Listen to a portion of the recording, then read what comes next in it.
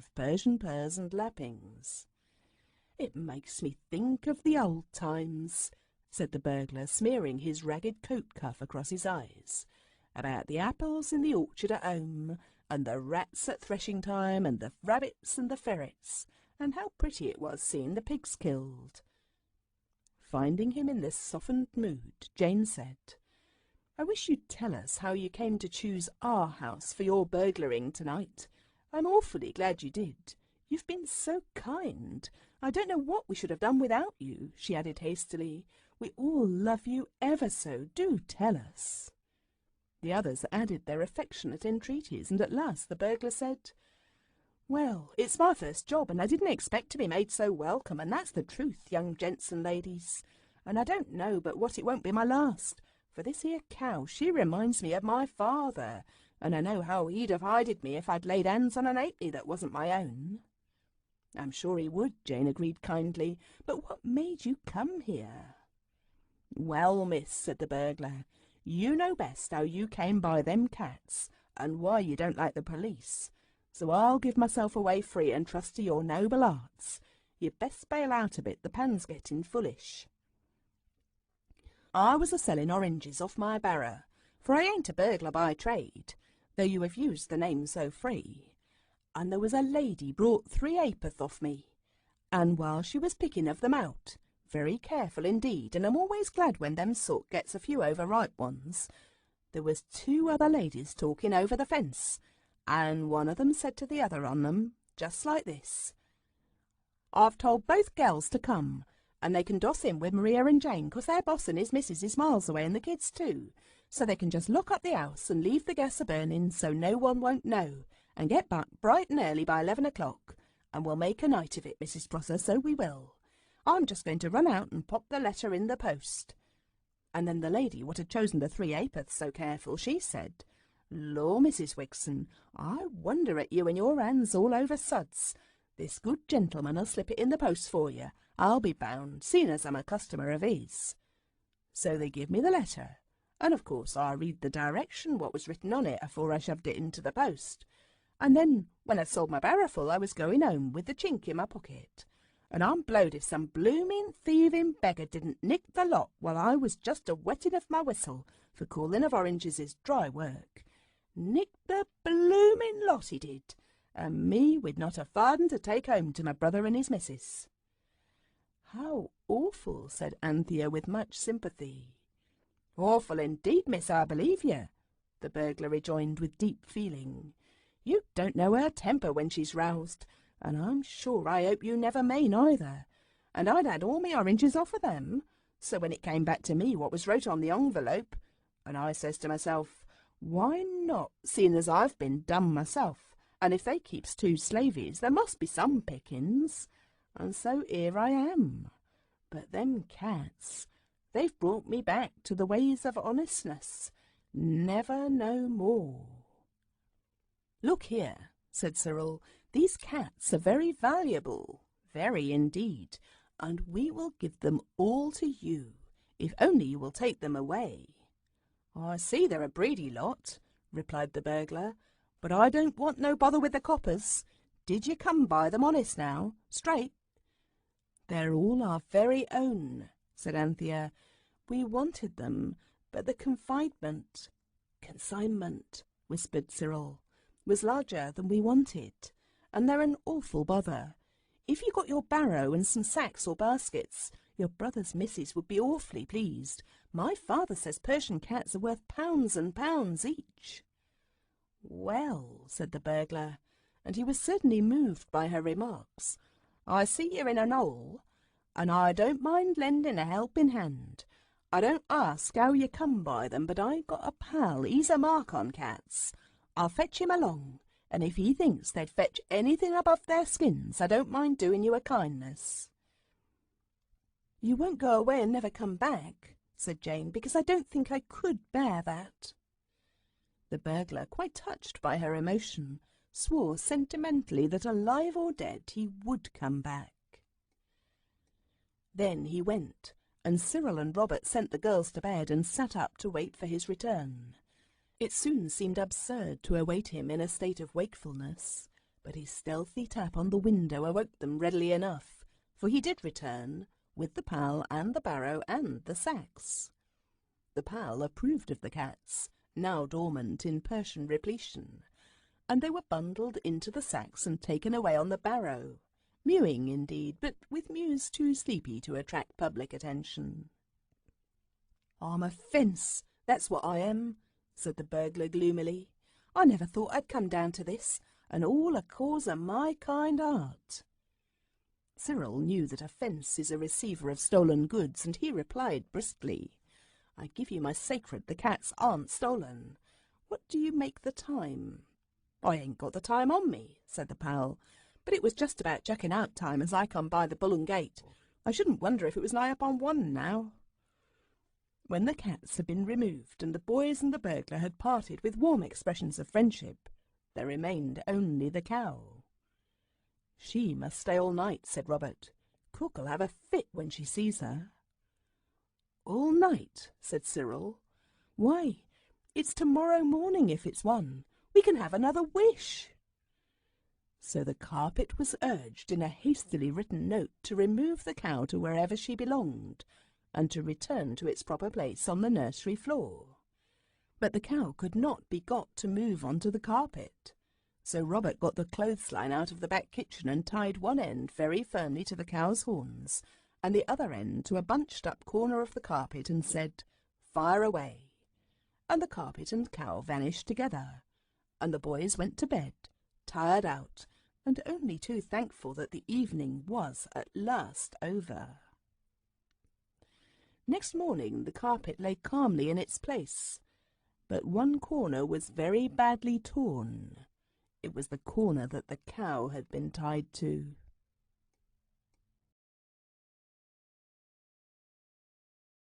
Chapter 9. The Burglar's Bride. The morning after the adventure of the Persian cats, the muskrats, the common cow, and the uncommon burglar, all the children slept till it was 10 o'clock, and then it was only Cyril who woke, but he attended to the others, so that by 10:30 everyone was ready to help to get breakfast. It was shivery cold, and there was but little in the house that was really worth eating. Robert had arranged a thoughtful little surprise for the absent servants. He had made a neat and delightful booby-trap over the kitchen door, and as soon as they heard the front door click open and knew the servants had come back, all 4 children hid in the cupboard under the stairs and listened with delight to the entrance, the tumble, the splash, the scuffle, and the remarks of the servants. They heard the cook say it was a judgment on them for leaving the place to itself. She seemed to think that a booby-trap was a kind of plant that was quite likely to grow all by itself in a dwelling that was left shut up. But the housemaid, more acute, judged that someone must have been in the house, a view confirmed by the sight of the breakfast things on the nursery table. The cupboard under the stairs was very tight and paraffiny, however, and a silent struggle for a place on top ended in the door bursting open and discharging Jane, who rolled like a football to the feet of the servants. "Now," said Cyril firmly, when the cook's hysterics had become quieter and the housemaid had had time to say what she thought of them, "don't you begin jawing us. We aren't going to stand it. We know too much. You'll please make an extra special treacle-roly for dinner, and we'll have a tinned tongue." "I dare say," said the housemaid, indignant, still in her outdoor things with her hat very much on one side. "Don't you come a-threatening me, Master Cyril, because I won't stand it, so I tell you. You tell your ma about us being out. Much I care. She'll be sorry for me when she hears about my dear great-aunt by marriage, as brought me up from a child and was a mother to me. She sent for me, she did. She wasn't expected to last the night from the spasms going to her legs, and cook was that kind and careful she couldn't let me go alone. So—" "Don't," said Anthea in real distress. "You know where liars go to, Eliza. At least, if you don't—" "Liars, indeed," said Eliza. "I won't demean myself talking to you." "How's Mrs. Wigson?" said Robert. "And did you keep it up last night?" The mouth of the housemaid fell open. "Did you doss with Maria or Emily?" asked Cyril. "How did Mrs. Prosser enjoy herself?" asked Jane. "Forbear," said Cyril. "They've had enough. Whether we tell or not depends on your later life," he went on, addressing the servants. "If you are decent to us, we'll be decent to you. You'd better make that treacle, Rowley, and if I were you, Eliza, I'd do a little housework and cleaning just for a change." The servants gave in once and for all. "There's nothing like firmness," Cyril went on, when the breakfast things were cleared away and the children were alone in the nursery. "People are always talking of difficulties with servants. It's quite simple when you know the way. We can do what we like now and they won't peach. I think we've broken their proud spirit. Let's go somewhere by carpet."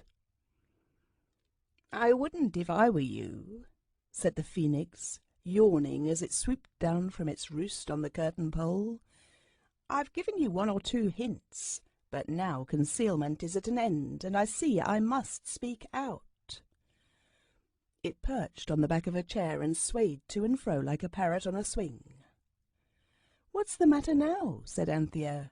She was not quite so gentle as usual, because she was still weary from the excitement of last night's cats. "I'm tired of things happening. I shan't go anywhere on the carpet. I'm going to darn my stockings." "Darn?"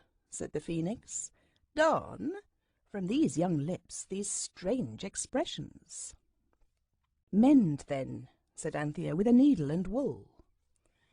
The phoenix opened and shut its wings thoughtfully. "Your stockings," it said, "are much less important than they now appear to you. But the carpet, look at the bare worn patches, look at the great rent at yonder corner. The carpet has been your faithful friend, your willing servant. How have you requited its devoted service?" "Dear Phoenix," Anthea urged, "don't talk in that horrid lecturing tone. You'll make me feel as if I've done something wrong. And really, it is a wishing carpet, and we haven't done anything else to it, only wishes." "Only wishes?" repeated the phoenix, ruffling its neck feathers angrily. "And what sort of wishes? Wishing people to be in a good temper, for instance? What carpet did you ever hear of that had such a wish asked of it? But this noble fabric on which you trample so recklessly." Everyone removed its boots from the carpet and stood on the linoleum. "This carpet never flinched. It did what you asked, but the wear and tear must have been awful. And then last night, I don't blame you about the cats and the rats, for those were its own choice. But what carpet could stand a heavy cow hanging on to it at one corner?" "I should think the cats and rats were worse," said Robert. "Look at all their claws." "Yes," said the bird, 11,940 of them. I dare say you noticed. I should be surprised if these had not left their mark." "Good gracious," said Jane, sitting down suddenly on the floor and patting the edge of the carpet softly. "Do you mean it's wearing out?" "Its life with you has not been a luxurious one," said the phoenix. "French mud twice, sand of sunny shores twice, soaking in southern seas once, India once, goodness knows where in Persia once, muskrat land once, and once wherever the cow came from. Hold your carpet up to the light, and with cautious tenderness, if you please." With cautious tenderness the boys held the carpet up to the light. The girls looked, and a shiver of regret ran through them as they saw how those 11,940 claws had run through the carpet. It was full of little holes. There were some large ones, and more than one thin place. At one corner a strip of it was torn and hung forlornly. "We must mend it," said Anthea.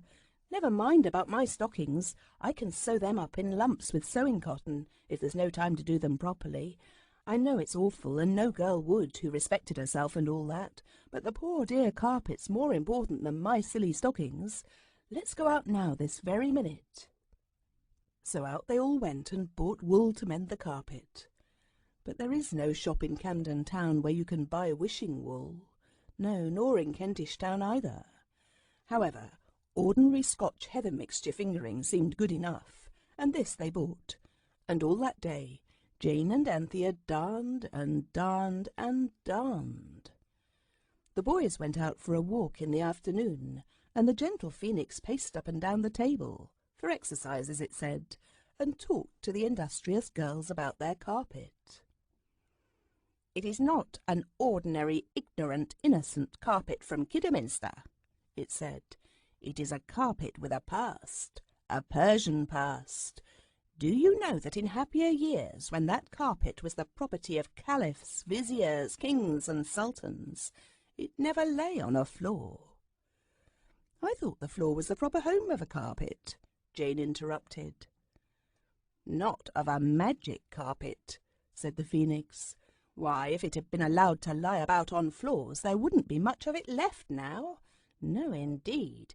It has lived in chests of cedar wood, inlaid with pearl and ivory, wrapped in priceless tissues of cloth of gold, embroidered with gems of fabulous value. It has reposed in the sandalwood caskets of princesses, and in the rose-attar-scented treasure-houses of kings. Never, never had anyone degraded it by walking on it, except in the way of business, when wishes were required, and then they always took their shoes off. And you—" "Oh, don't," said Jane, very near tears. "You know you'd never have been hatched at all if it hadn't been for Mother wanting a carpet for us to walk on." "You needn't have walked so much or so hard," said the bird. "But come, dry that crystal tear, and I will relate to you the story of Princess Zuleika, the Prince of Asia, and the magic carpet." "Relate away," said Anthea. Please do." "The Princess Zuleika, fairest of royal ladies," began the bird, "had in her cradle been the subject of several enchantments. Her grandmother had been in her day—" But what in her day Zuleika's grandmother had been was destined never to be revealed, for Cyril and Robert suddenly burst into the room, and on each brow were traces of deep emotion. On Cyril's pale brow stood beads of agitation and perspiration, and on the scarlet brow of Robert was a large black smear. "What ails you both?" asked the Phoenix, and it added tartly that storytelling was quite impossible if people would come interrupting like that. "Oh, do shut up for any sake," said Cyril, sinking into a chair. Robert smoothed the ruffled golden feathers, adding kindly, "Squirrel doesn't mean to be a beast. It's only that the most awful thing has happened, and stories don't seem to matter so much. Don't be cross. You won't be when you've heard what's happened." "Well, what has happened?" said the bird, still rather crossly, and Anthea and Jane paused with long needles poised in air, and long needlefuls of Scotch heather mixture fingering wool dropping from them. "The most awful thing you can possibly think of," said Cyril. "That nice chap, our own burglar. The police have got him on suspicion of stolen cats. That's what his brother's missus told me." "Oh, begin at the beginning," cried Anthea impatiently. "Well then, we went out and down by where the undertaker's is with the china flowers in the window, you know. There was a crowd, and of course we went to have a squint, and it was two bobbies and our burglar between them, and he was being dragged along, and he said, 'I'll tell you, them cats was give me. I got 'em in exchange for me milking a cow in a basement parlour up Camden Town way.' And the people laughed, beasts. Then one of the policemen said that perhaps he could give the name and address of the cow, and he said no, he couldn't, but he could take them there if they'd only leave go of his coat collar and give him a chance to get his breath. And the policeman said he could tell all that to the magistrate in the morning. He didn't see us, and so we came away." "Oh, Cyril, how could you?" said Anthea. "Don't be a pudding-head," Cyril advised. A fat lot of good it would have done if we'd let him see us. No one would have believed a word we said. They'd have thought we were kidding. We did better than let him see us. We asked a boy where he lived, and he told us. And we went there, and it's a little greengrocer's shop. And we bought some Brazil nuts. Here they are." The girls waved away the Brazil nuts with loathing and contempt.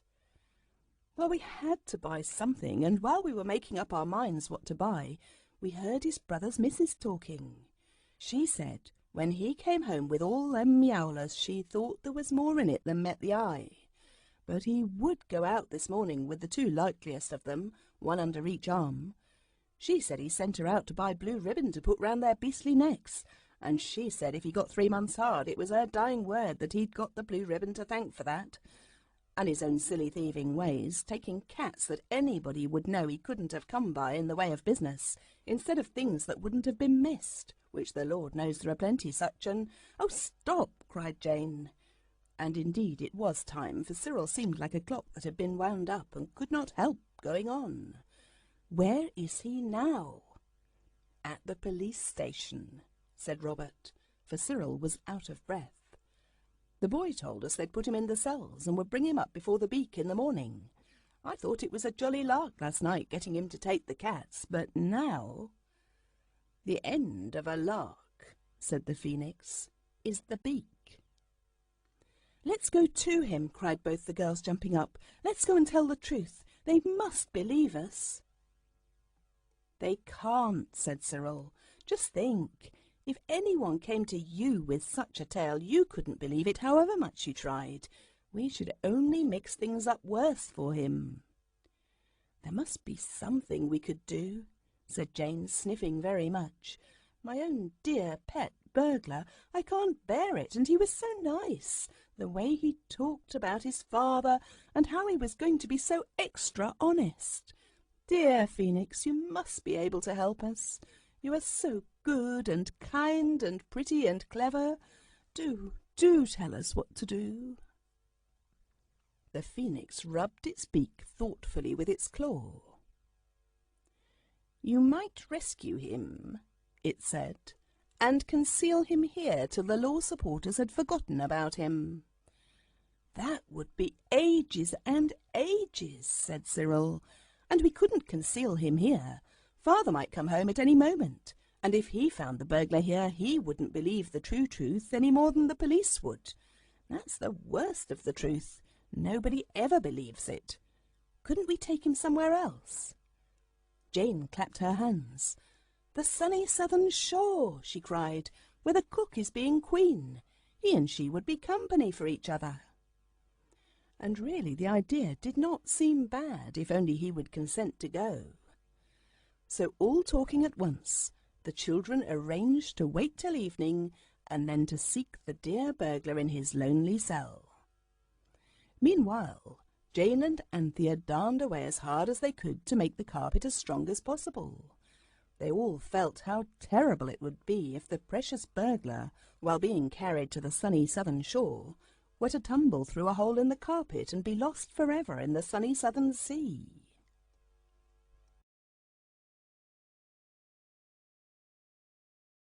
The servants were tired after Mrs. Wigson's party, so everyone went to bed early, and when the Phoenix reported that both servants were snoring in a heartfelt and candid manner, the children got up.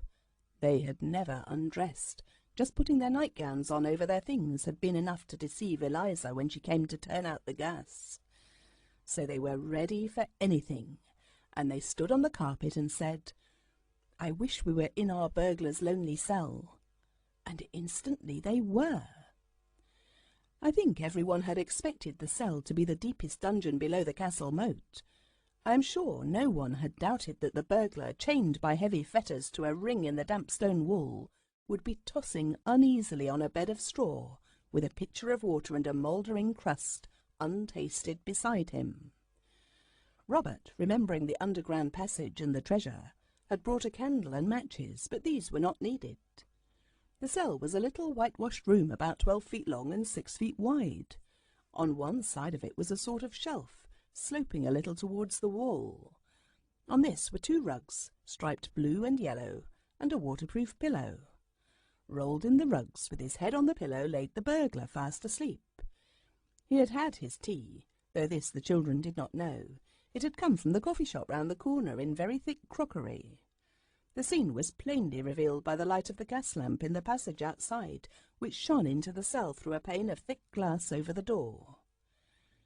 "I shall gag him," said Cyril, "and Robert will hold him down. Anthea and Jane and the Phoenix can whisper soft nothings to him while he gradually awakes."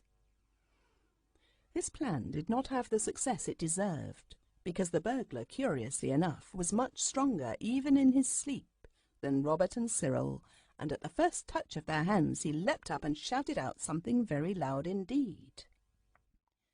Instantly steps were heard outside.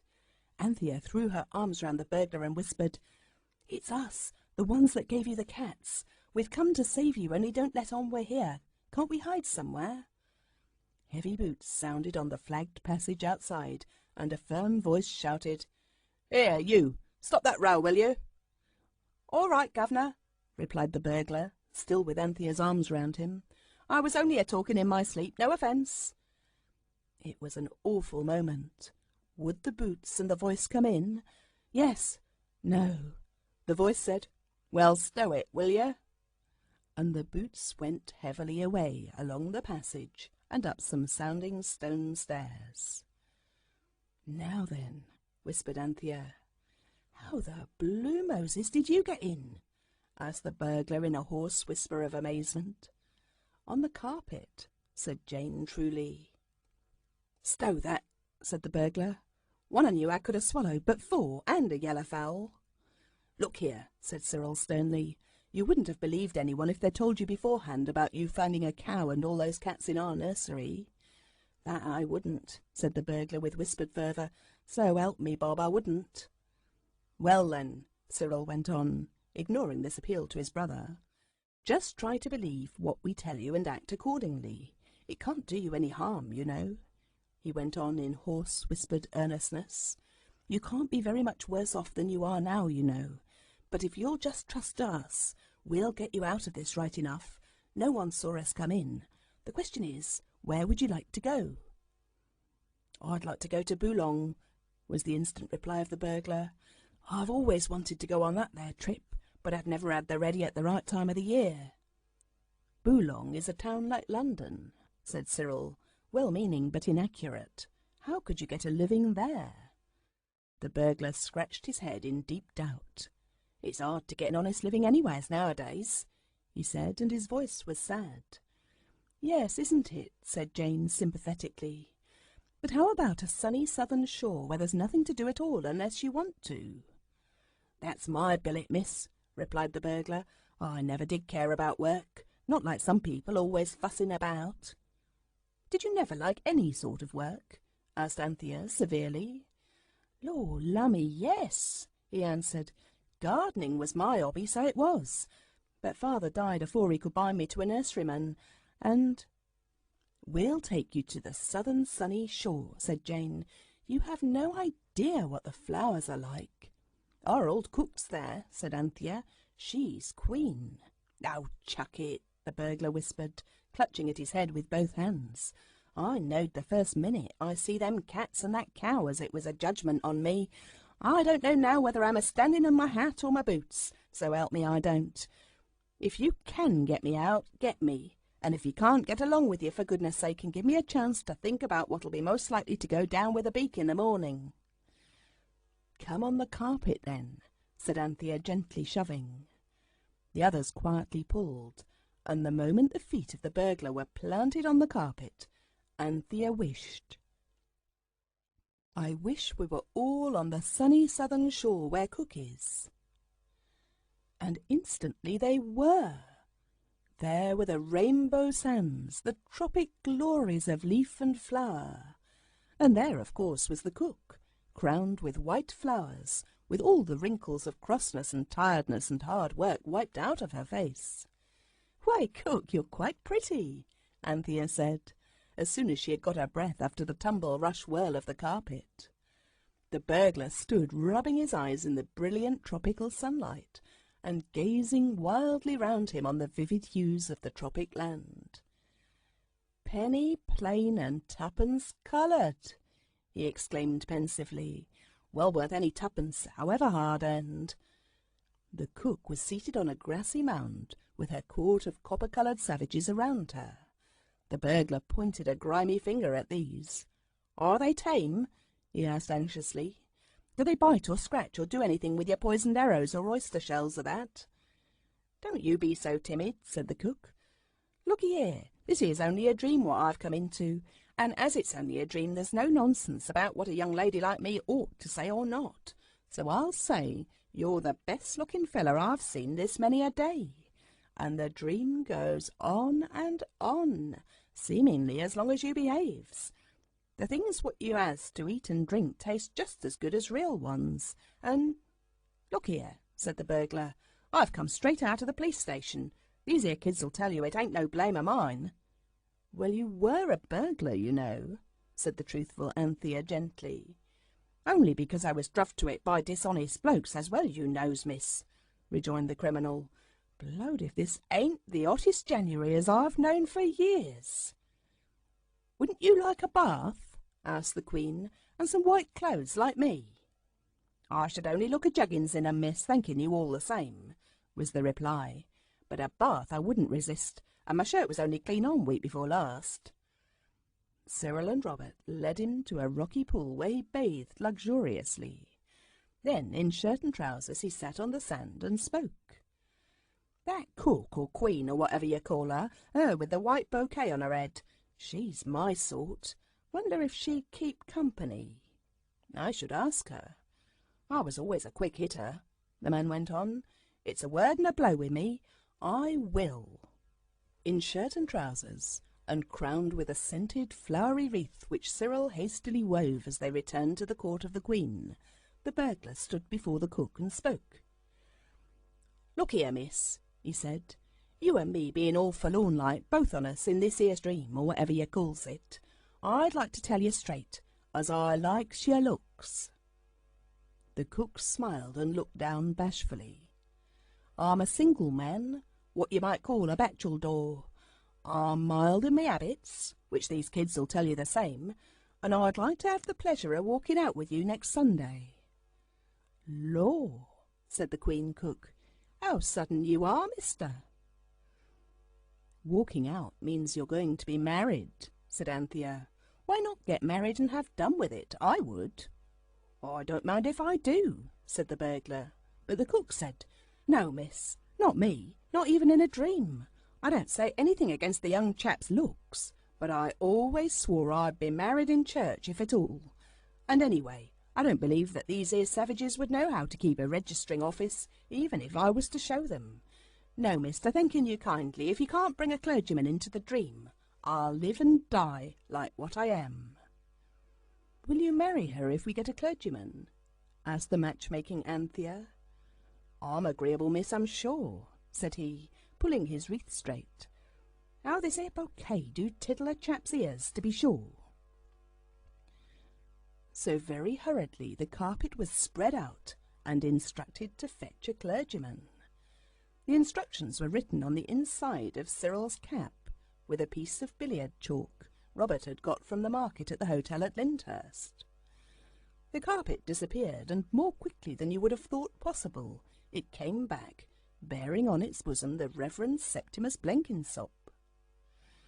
The Reverend Septimus was rather a nice young man, but very much mazed and muddled, because when he saw a strange carpet laid out at his feet, in his own study, he naturally walked on it to examine it more closely, and he happened to stand on one of the thin places that Jane and Anthea had darned, so that he was half on the wishing carpet and half on plain Scotch heather mixture fingering, which has no magic properties at all.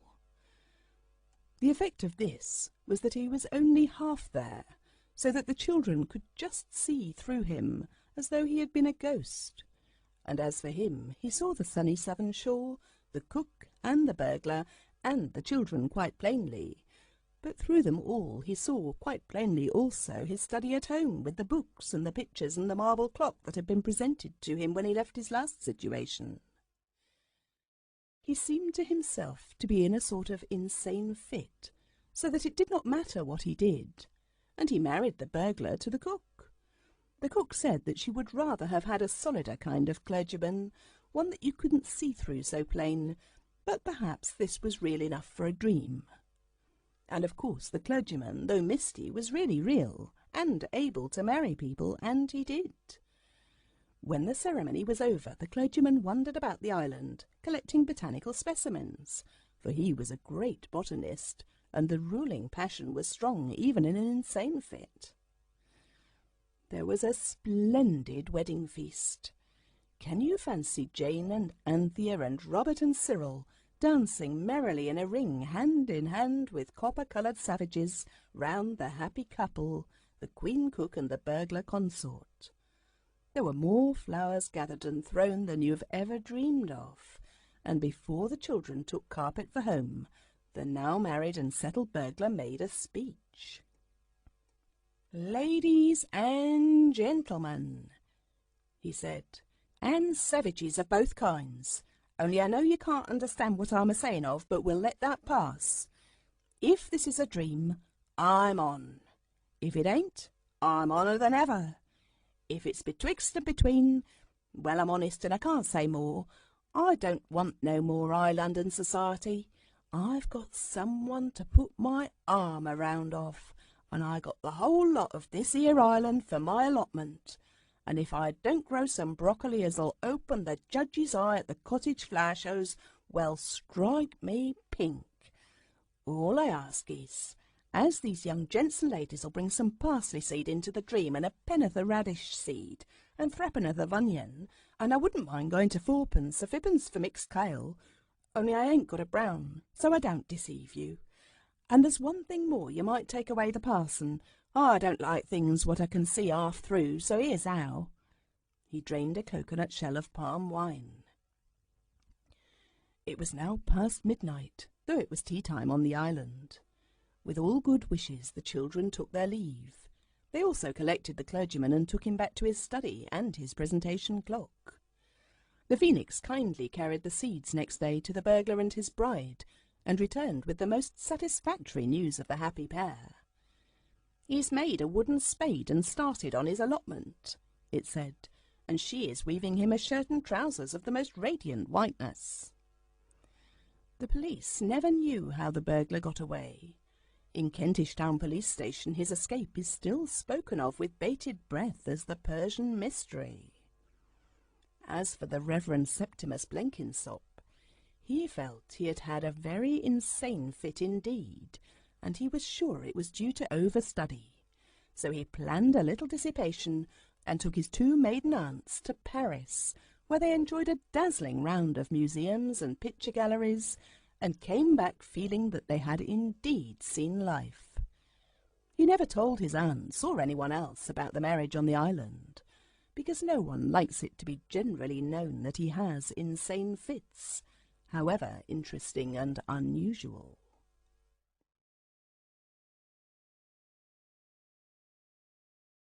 Chapter 10. The Hole in the Carpet. Hooray, hooray, hooray, Mother comes home today, Mother comes home today, hooray, hooray, hooray. Jane sang this song directly after breakfast, and the phoenix shed crystal tears of affectionate sympathy. "How beautiful," it said, "is filial devotion." "She won't be home till past bedtime, though," said Robert. "We might have one more carpet day."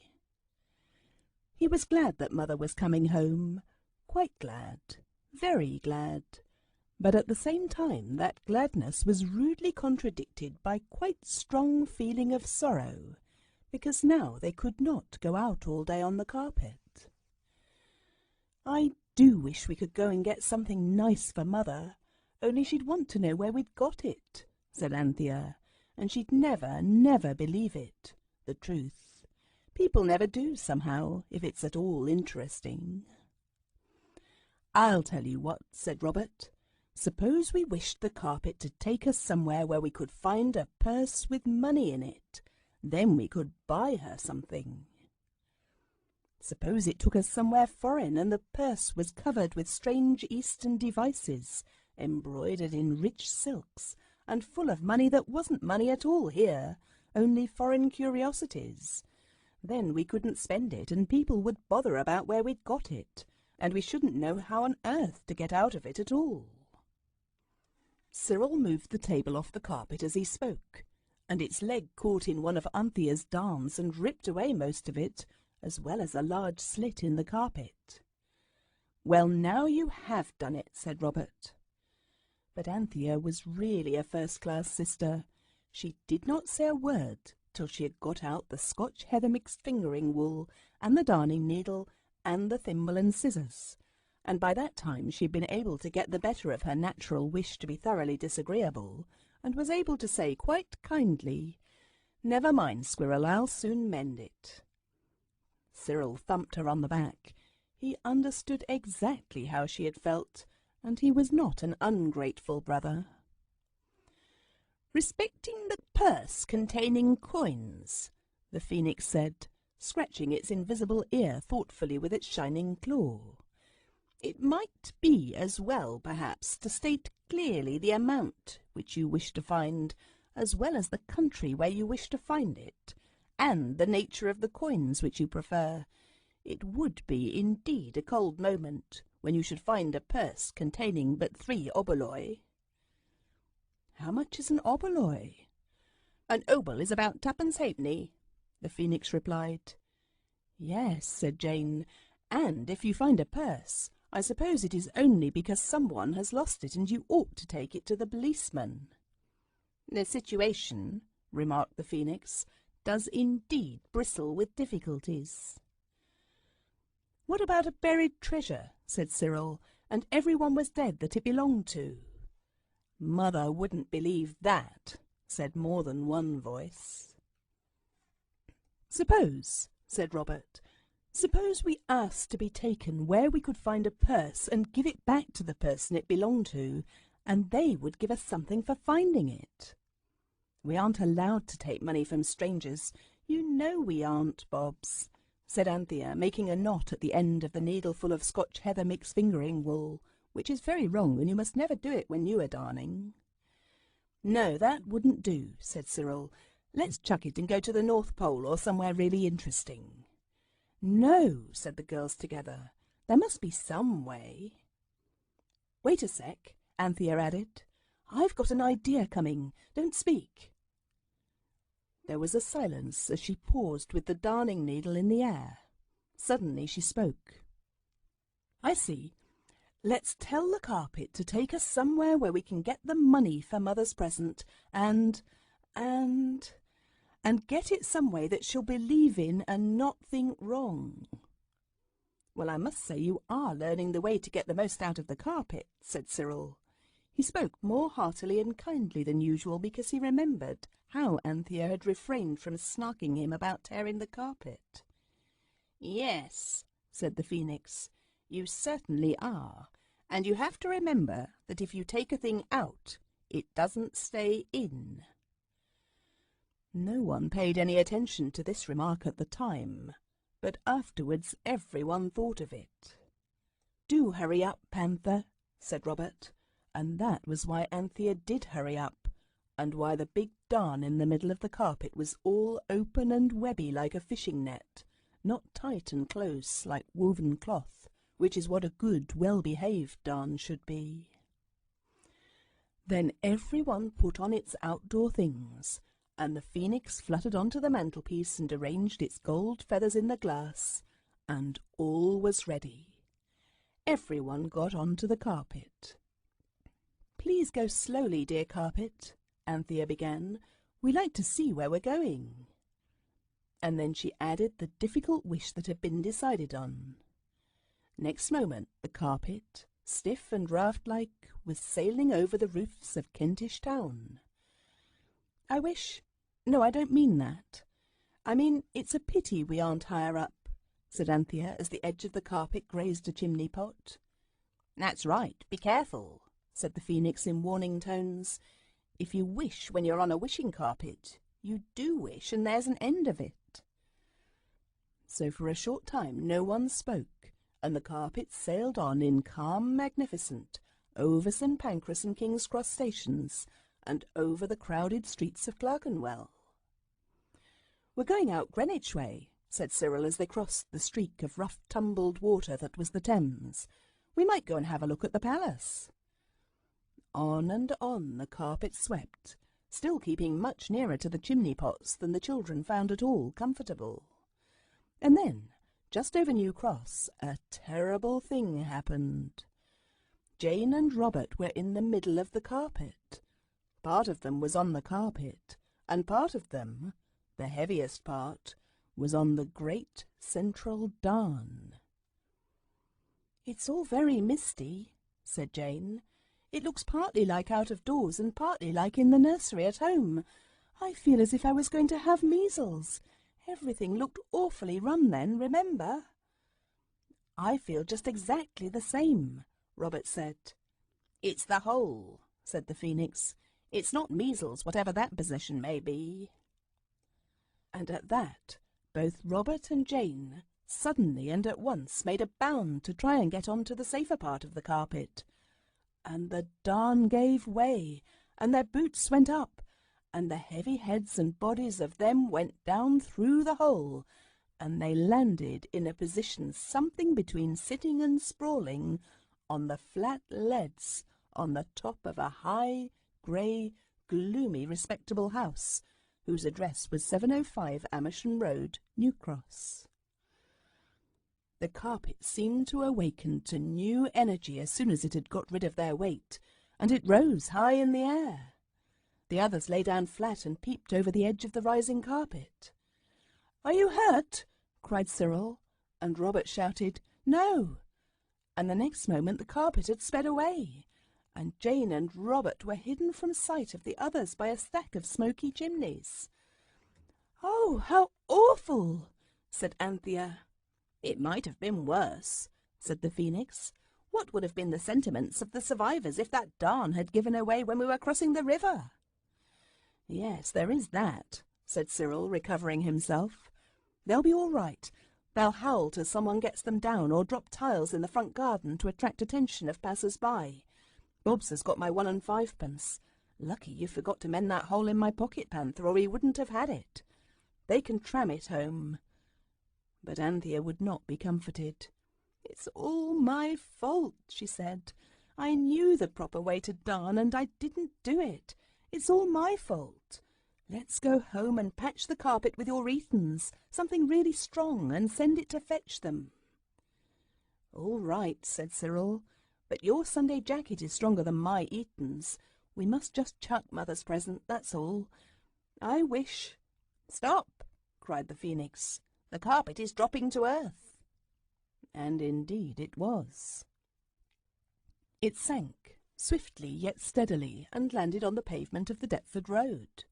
It tipped a little as it landed, so that Cyril and Anthea naturally walked off it, and in an instant it had rolled itself up and hidden behind a gate-post.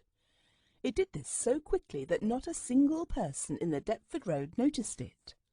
The Phoenix rustled its way into the breast of Cyril's coat, and almost at the same moment a well-known voice remarked, "Well, I never! What on earth are you doing here?" They were face to face with their pet uncle, their Uncle Reginald. "We did think of going to Greenwich Palace and talking about Nelson," said Cyril, telling as much of the truth as he thought his uncle could believe. "And where are the others?" asked Uncle Reginald. "I don't exactly know," Cyril replied, this time quite truthfully. "Well," said Uncle Reginald, "I must fly. I've a case in the county court. That's the worst of being a beastly solicitor. One can't take the chances of life when one gets them. If only I could come with you to the Painted Hall and give you lunch at the Ship afterwards. But alas, it may not be." The uncle felt in his pocket. "I mustn't enjoy myself," he said, "but there's no reason why you shouldn't. Here, divide this by 4, and the product ought to give you some desired result. Take care of yourselves. Adieu." And waving a cheery farewell with his neat umbrella, the good and high-hatted uncle passed away, leaving Cyril and Anthea to exchange eloquent glances over the shining golden sovereign that lay in Cyril's hand. "Well," said Anthea. "Well," said Cyril. "Well," said the Phoenix. "Good old carpet," said Cyril joyously. "It was clever of it, so adequate and yet so simple," said the Phoenix with calm approval. "Oh, come on home and let's mend the carpet. I am a beast. I've forgotten the others for just a minute," said the conscience-stricken Anthea. They unrolled the carpet quickly and slyly. They did not want to attract public attention, and the moment their feet were on the carpet, Anthea wished to be at home, and instantly they were. The kindness of their excellent uncle had made it unnecessary for them to go to such extremes as Cyril's Etons or Anthea's Sunday jacket for the patching of the carpet. Anthea set to work at once to draw the edges of the broken darn together, and Cyril hastily went out and bought a large piece of the marble-patterned American oilcloth which careful housewives use to cover dresses and kitchen tables. It was the strongest thing he could think of. Then they set to work to line the carpet throughout with the oilcloth. The nursery felt very odd and empty without the others, and Cyril did not feel so sure as he had done about their being able to tram it home. So he tried to help Anthea, which was very good of him, but not much use to her. The Phoenix watched them for a time, but it was plainly growing more and more restless.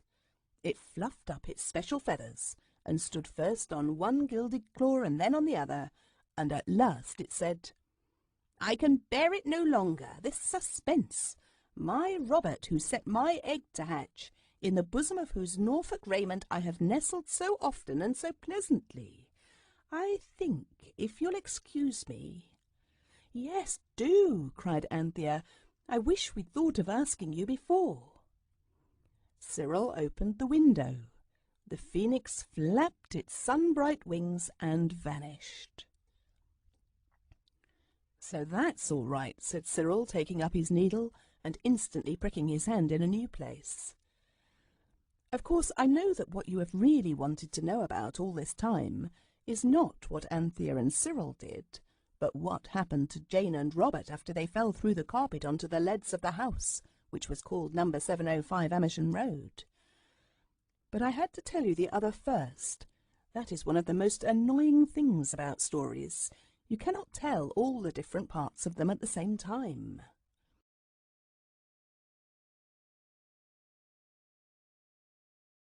Robert's first remark when he found himself seated on the damp, cold, sooty leads was, "Here's a go."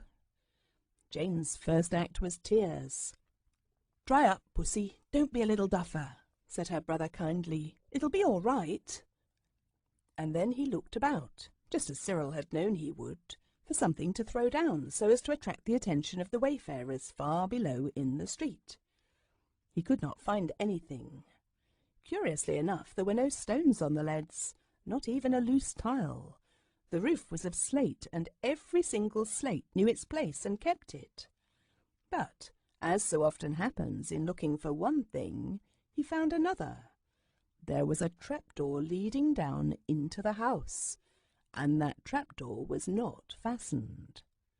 "Stop snivelling and come here, Jane," he cried encouragingly. "Lend a hand to heave this up. If we can get into the house, we might sneak down without meeting anyone with luck. Come on." They heaved up the door till it stood straight up, and as they bent to look into the hole below, the door fell back with a hollow clang on the leads behind, and with its noise was mingled a blood-curdling scream from underneath. "Discovered!" hissed Robert. "Oh, my cat's alive!" They were indeed discovered. They found themselves looking down into an attic, which was also a lumber room. It had boxes and broken chairs, old fenders and picture frames, and rag-bags hanging from nails. In the middle of the floor was a box, open, half full of clothes. Other clothes lay on the floor in neat piles. In the middle of the piles of clothes sat a lady, very fat indeed, with her feet sticking out straight in front of her. And it was she who had screamed, and who, in fact, was still screaming. "Don't!" cried Jane. "Please don't! We won't hurt you." "Where are the rest of your gang?" asked the lady, stopping short in the middle of a scream. "The others have gone on the wishing carpet," said Jane truthfully. "The wishing carpet?" said the lady. "Yes," said Jane, before Robert could say, "You shut up. You must have read about it. The phoenix is with them." Then the lady got up, and picking her way carefully between the piles of clothes, she got to the door and through it. She shut it behind her, and the two children could hear her calling, "Septimus! Septimus!" in a loud yet frightened way. "Now," said Robert quickly, "I'll drop first." He hung by his hands and dropped through the trapdoor. "Now you, hang by your hands and I'll catch you.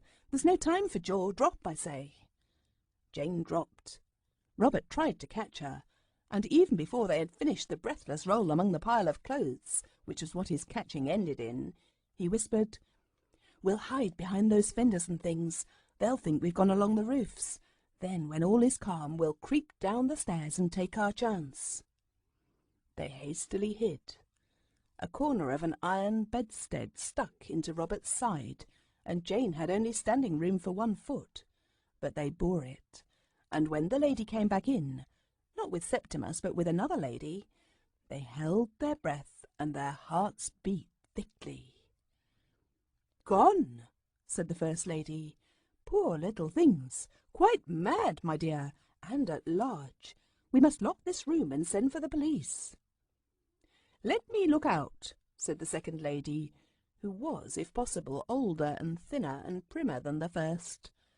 So the two ladies dragged a box under the trapdoor and put another box on the top of it, and then they both climbed up very carefully and put out their two trim, tidy heads out of the trapdoor to look for the mad children.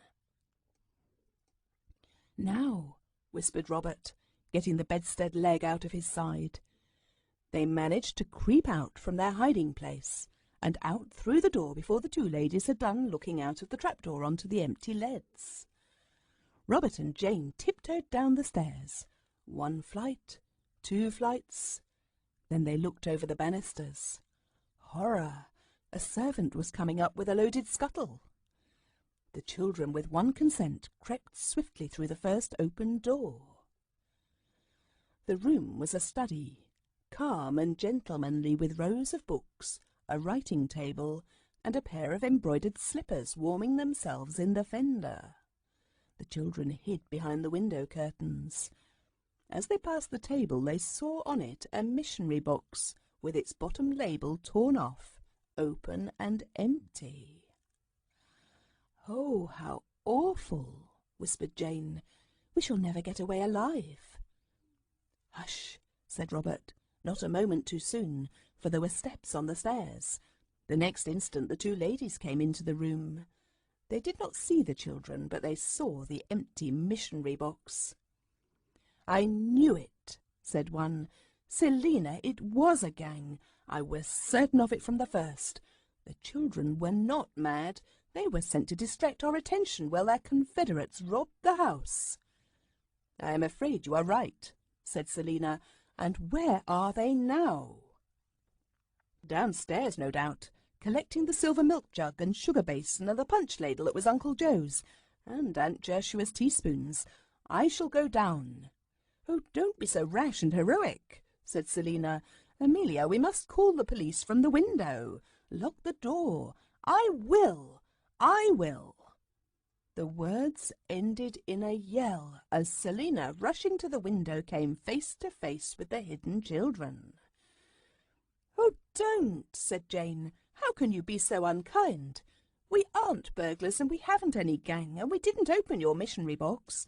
We opened our own once, but we didn't have to use the money, so our consciences made us put it back. And don't! Oh, I wish you wouldn't." Miss Selina had seized Jane, and Miss Amelia captured Robert. The children found themselves held fast by strong, slim hands, pink at the wrists and white at the knuckles. We've got you at any rate, said Miss Amelia. Selina, your captive is smaller than mine. You open the window at once and call murder as loud as you can. Selina obeyed, but when she had opened the window, instead of calling murder, she called Septimus, because at that very moment she saw her nephew coming in at the gate. In another minute he had let himself in with his latchkey and had mounted the stairs. As he came into the room, Jane and Robert each uttered a shriek of joy, so loud and so sudden that the ladies leapt with surprise and nearly let them go. "It's our own clergyman!" cried Jane. "Don't you remember us?" asked Robert. "You married our burglar for us, don't you remember?" "I knew it was a gang," said Amelia. "Septimus, these abandoned children are members of a desperate burgling gang who are robbing the house. They have already forced the missionary box and purloined its contents." The Reverend Septimus passed his hand wearily over his brow. "I feel a little faint," he said, running upstairs so quickly. "We never touched the beastly box," said Robert. "Then your confederates did," said Miss Selina. "No, no," said the curate hastily. "I opened the box myself. This morning I found I had not enough small change for the Mothers' Independent, Unity, Measles and Croup insurance payments. I suppose this is not a dream, is it?" "Dream? No, indeed. Search the house. I insist upon it." The curate, still pale and trembling, searched the house, which of course was blamelessly free of burglars. When he came back, he sank wearily into his chair. "Aren't you going to let us go?" asked Robert with furious indignation, for there is something in being held by a strong lady that sets the blood of a boy boiling in his veins with anger and despair. "We've never done anything to you. It's all the carpet. It dropped us on the leads. We couldn't help it. You know how it carried you over to the island, and you had to marry the burglar to the cook." "Oh, my head," said the curate. "Never mind your head just now," said Robert. "Try to be honest and honourable and do your duty in that state of life." "This is a judgment on me for something, I suppose," said the Reverend Septimus wearily, "but I really cannot at the moment remember what." "Send for the police," said Miss Selina. "Send for a doctor," said the curate. "Do you think they are mad, then?" said Miss Amelia. "I think I am," said the curate. Jane had been crying ever since her capture. Now she said, "You aren't now, but perhaps you will be and it would serve you jolly well right, too." "Aunt Selina," said the curate, "and Aunt Amelia, believe me, this is only an insane dream. You will realize it soon. It has happened to me before. But do not let us be unjust, even in a dream. Do not hold the children. They have done no harm. As I said before, it was I who opened the box." The strong, bony hands unwillingly loosened their grasp. Robert shook himself and stood in sulky resentment. But Jane ran to the curate and embraced him so suddenly that he had not time to defend himself. "You're a dear," she said. "It is like a dream just at first, but you get used to it. Now do let us go. There's a good, kind, honourable clergyman." "I don't know," said the Reverend Septimus. "It's a difficult problem. It is such a very unusual dream. Perhaps it's only a sort of other life, quite real enough for you to be mad in. And if you're mad, there might be a dream asylum where you'd be kindly treated, and in time restored, cured, to your sorrowing relatives. It is very hard to see your duty plainly, even in ordinary life, and these dream circumstances are so complicated." "If it's a dream," said Robert, "you will wake up directly, and then you'd be sorry if you'd sent us into a dream asylum, because you might never get the same dream again and let us out, and so we might stay there forever. And then what about our sorrowing relatives who aren't in the dreams at all?" But all the curate could now say was, "Oh, my head!" and Jane and Robert felt quite ill with helplessness and hopelessness. A really conscientious curate is a very difficult thing to manage. And then, just as the hopelessness and helplessness were getting to be almost more than they could bear, the two children suddenly felt that extraordinary shrinking feeling that you always have when you are just going to vanish. And the next moment they had vanished, and the Reverend Septimus was left alone with his aunts. "I knew it was a dream," he cried wildly. "I've had something like it before. Did you dream it too, Aunt Selina? And you, Aunt Amelia? I dreamt that you did, you know." Aunt Selina looked at him and then at Aunt Amelia. Then she said boldly, "What do you mean? We haven't been dreaming anything. You must have dropped off in your chair." The curate heaved a sigh of relief. "Oh, if it's only I," he said. "If we'd all dreamed it, I could never have believed it. Never." Afterwards Aunt Selina said to the other aunt, "Yes, I know it was an untruth, and I shall doubtless be punished for it in due course. But I could see the poor dear fellow's brain giving way before my very eyes. He couldn't have stood the strain of 3 dreams. It was odd, wasn't it? All 3 of us dreaming the same thing at the same moment. We must never tell dear Seppi. But I shall send an account of it to the Psychical Society with stars instead of names, you know." And she did, and you can read all about it in one of the Society's fat blue books. And of course you understand what had happened. The intelligent Phoenix had simply gone straight off to the Psammead, and had wished Robert and Jane at home. And of course they were at home at once. Cyril and Anthea had not half finished mending the carpet. When the joyful emotions of reunion had calmed down a little, they all went out and spent what was left of Uncle Reginald's sovereign in presents for Mother. They bought her a pink silk handkerchief, a pair of blue and white vases, a bottle of scent, a packet of Christmas candles, and a cake of soap shaped and coloured like a tomato, and one that was so like an orange that almost anyone you had given it to would have tried to peel it, if they liked oranges, of course. Also they bought a cake with icing on, and the rest of the money they spent on flowers to put in the vases. When they had arranged all the things on a table with the candles stuck up on a plate ready to light the moment Mother's cab was heard, they washed themselves thoroughly and put on tidier clothes. Then Robert said, "Good old Psammead," and the others said so too. "But really, it's just as much good old Phoenix," said Robert. "Suppose it hadn't thought of getting the wish." "Ah," said the Phoenix, "it is perhaps fortunate for you that I am such a competent bird." "There's Mother's cab!" cried Anthea, and the Phoenix hid, and they lighted the candles, and next moment Mother was home again. She liked her presents very much, and found their story of Uncle Reginald and the sovereign easy and even pleasant to believe. "Good old carpet," were Cyril's last sleepy words. "What there is of it," said the Phoenix from the cornice pole.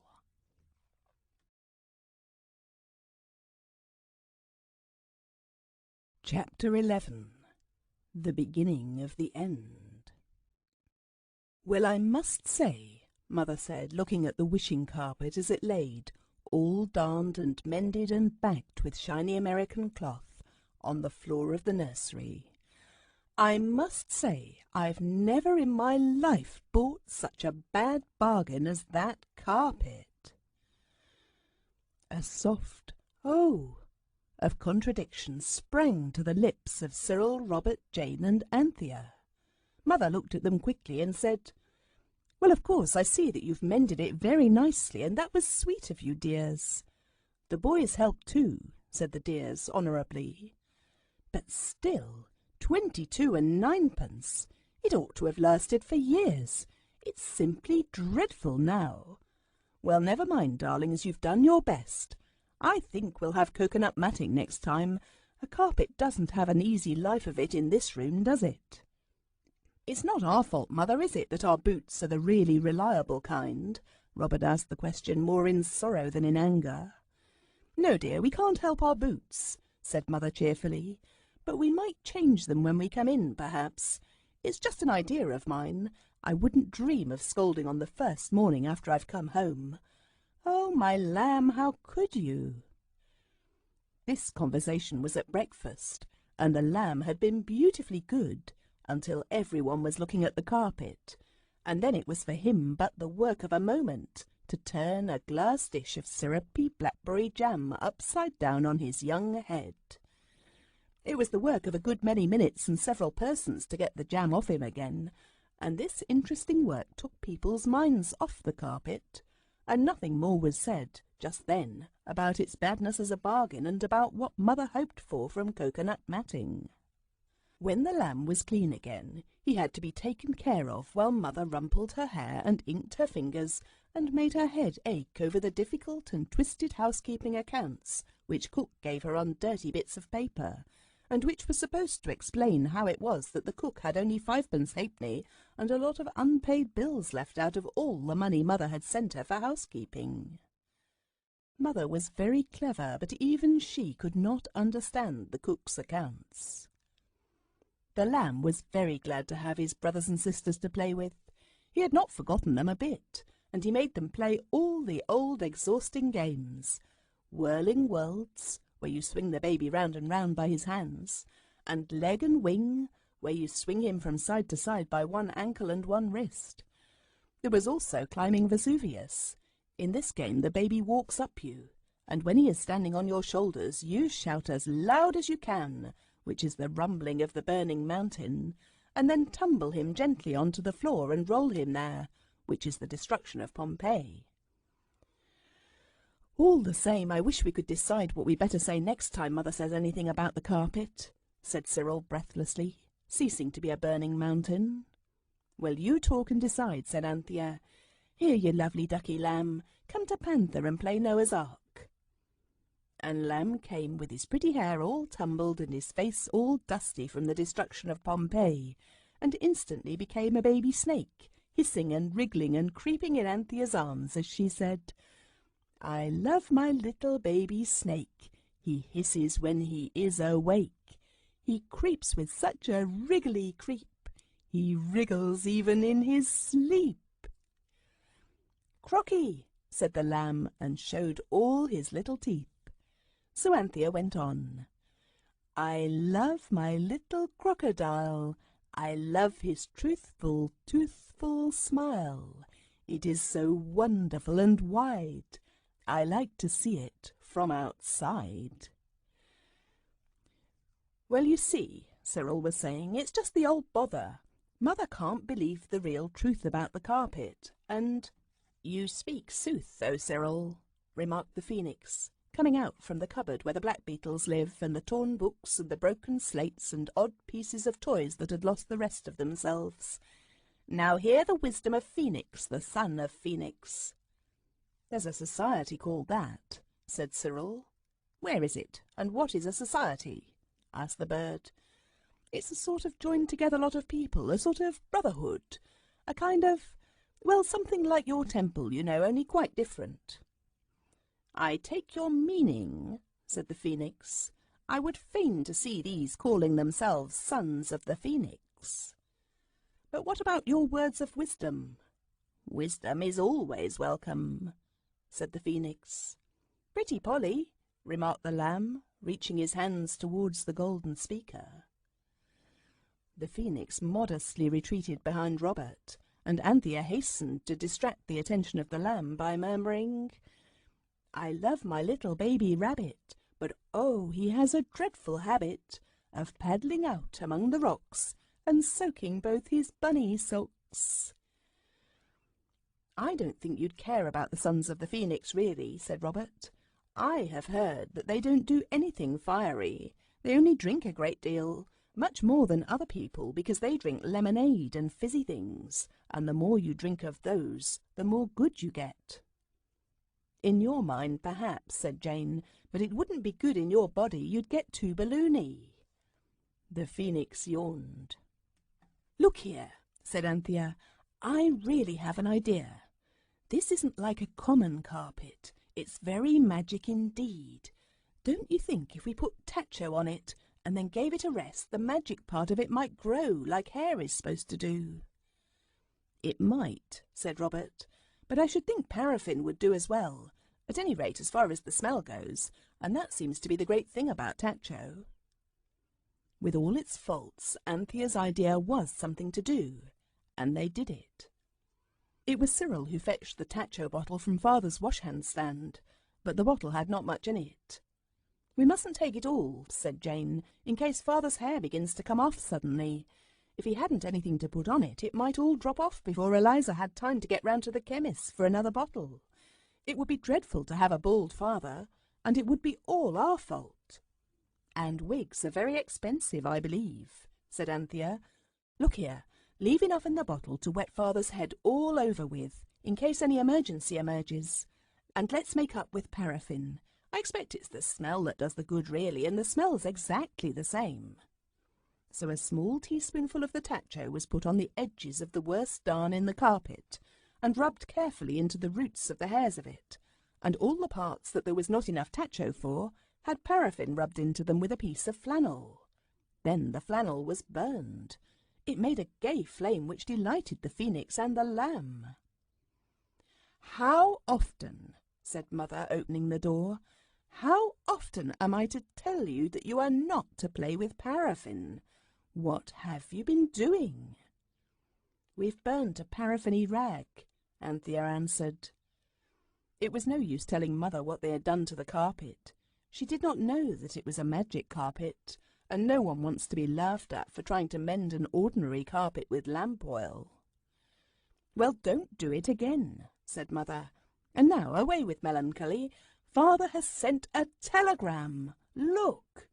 She held it out, and the children, holding it by its yielding corners, read, "Box for kiddies at Garrick, stalls for us, Haymarket, meet Charing Cross 6:30. "That means," said Mother, "that you're going to see the water babies all by your happy selves, and Father and I will take you and fetch you. Give me the lamb, dear, and you and Jane put clean lace in your red evening frocks, and I shouldn't wonder if you found they wanted ironing. This paraffin smell is ghastly. Run and get out your frocks." The frocks did want ironing, wanted it rather badly as it happened, for being of tomato-coloured Liberty silk, they had been found very useful for tableaux vivants, when a red dress was required for Cardinal Richelieu. They were very nice tableaux, these, and I wish I could tell you about them, but one cannot tell everything in a story.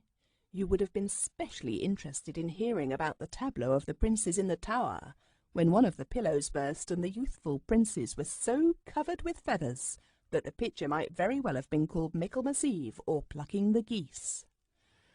Ironing the dresses and sewing the lace in occupied some time, and no one was dull because there was the theatre to look forward to, and also the possible growth of hairs on the carpet, for which everyone kept looking anxiously. By 4 o'clock, Jane was almost sure that several hairs were beginning to grow. The phoenix perched on the fender, and its conversation, as usual, was entertaining and instructive, like school prizes are said to be, but it seemed a little absent-minded and even a little sad. "Don't you feel well, Phoenix dear?" asked Anthea, stooping to take an iron off the fire. "I am not sick," replied the golden bird with a gloomy shake of its head, "but I am getting old." "Why, you've been hardly hatched any time at all."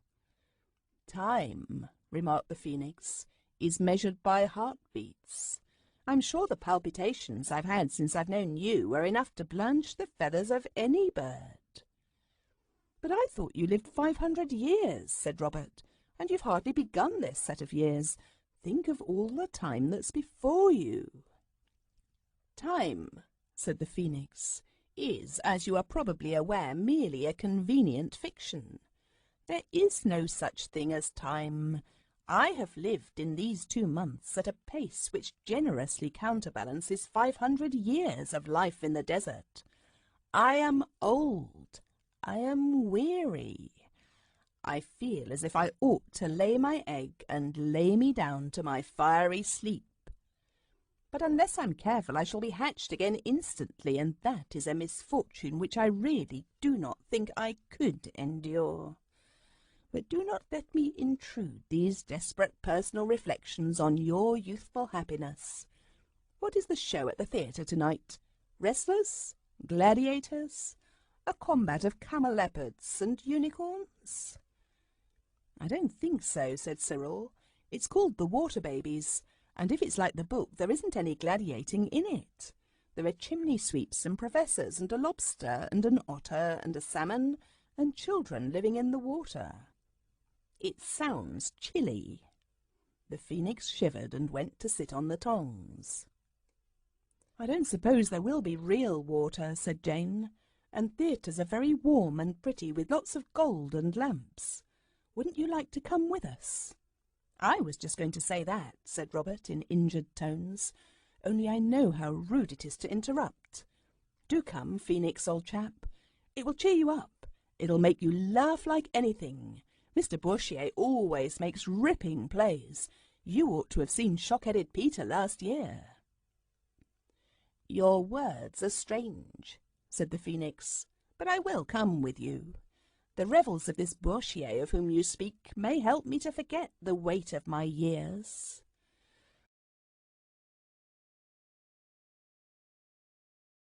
So that evening the Phoenix snugged inside the waistcoat of Robert's Eaton's, a very tight fit it seemed both to Robert and to the Phoenix, and was taken to the play. Robert had to pretend to be cold at the glittering many-mirrored restaurant where they ate dinner, with father in evening dress and a very shiny white shirt front, and mother looking lovely in her grey evening dress that changes into pink and green when she moves. Robert pretended that he was too cold to take off his greatcoat, and so sat sweltering through what would otherwise have been a most thrilling meal.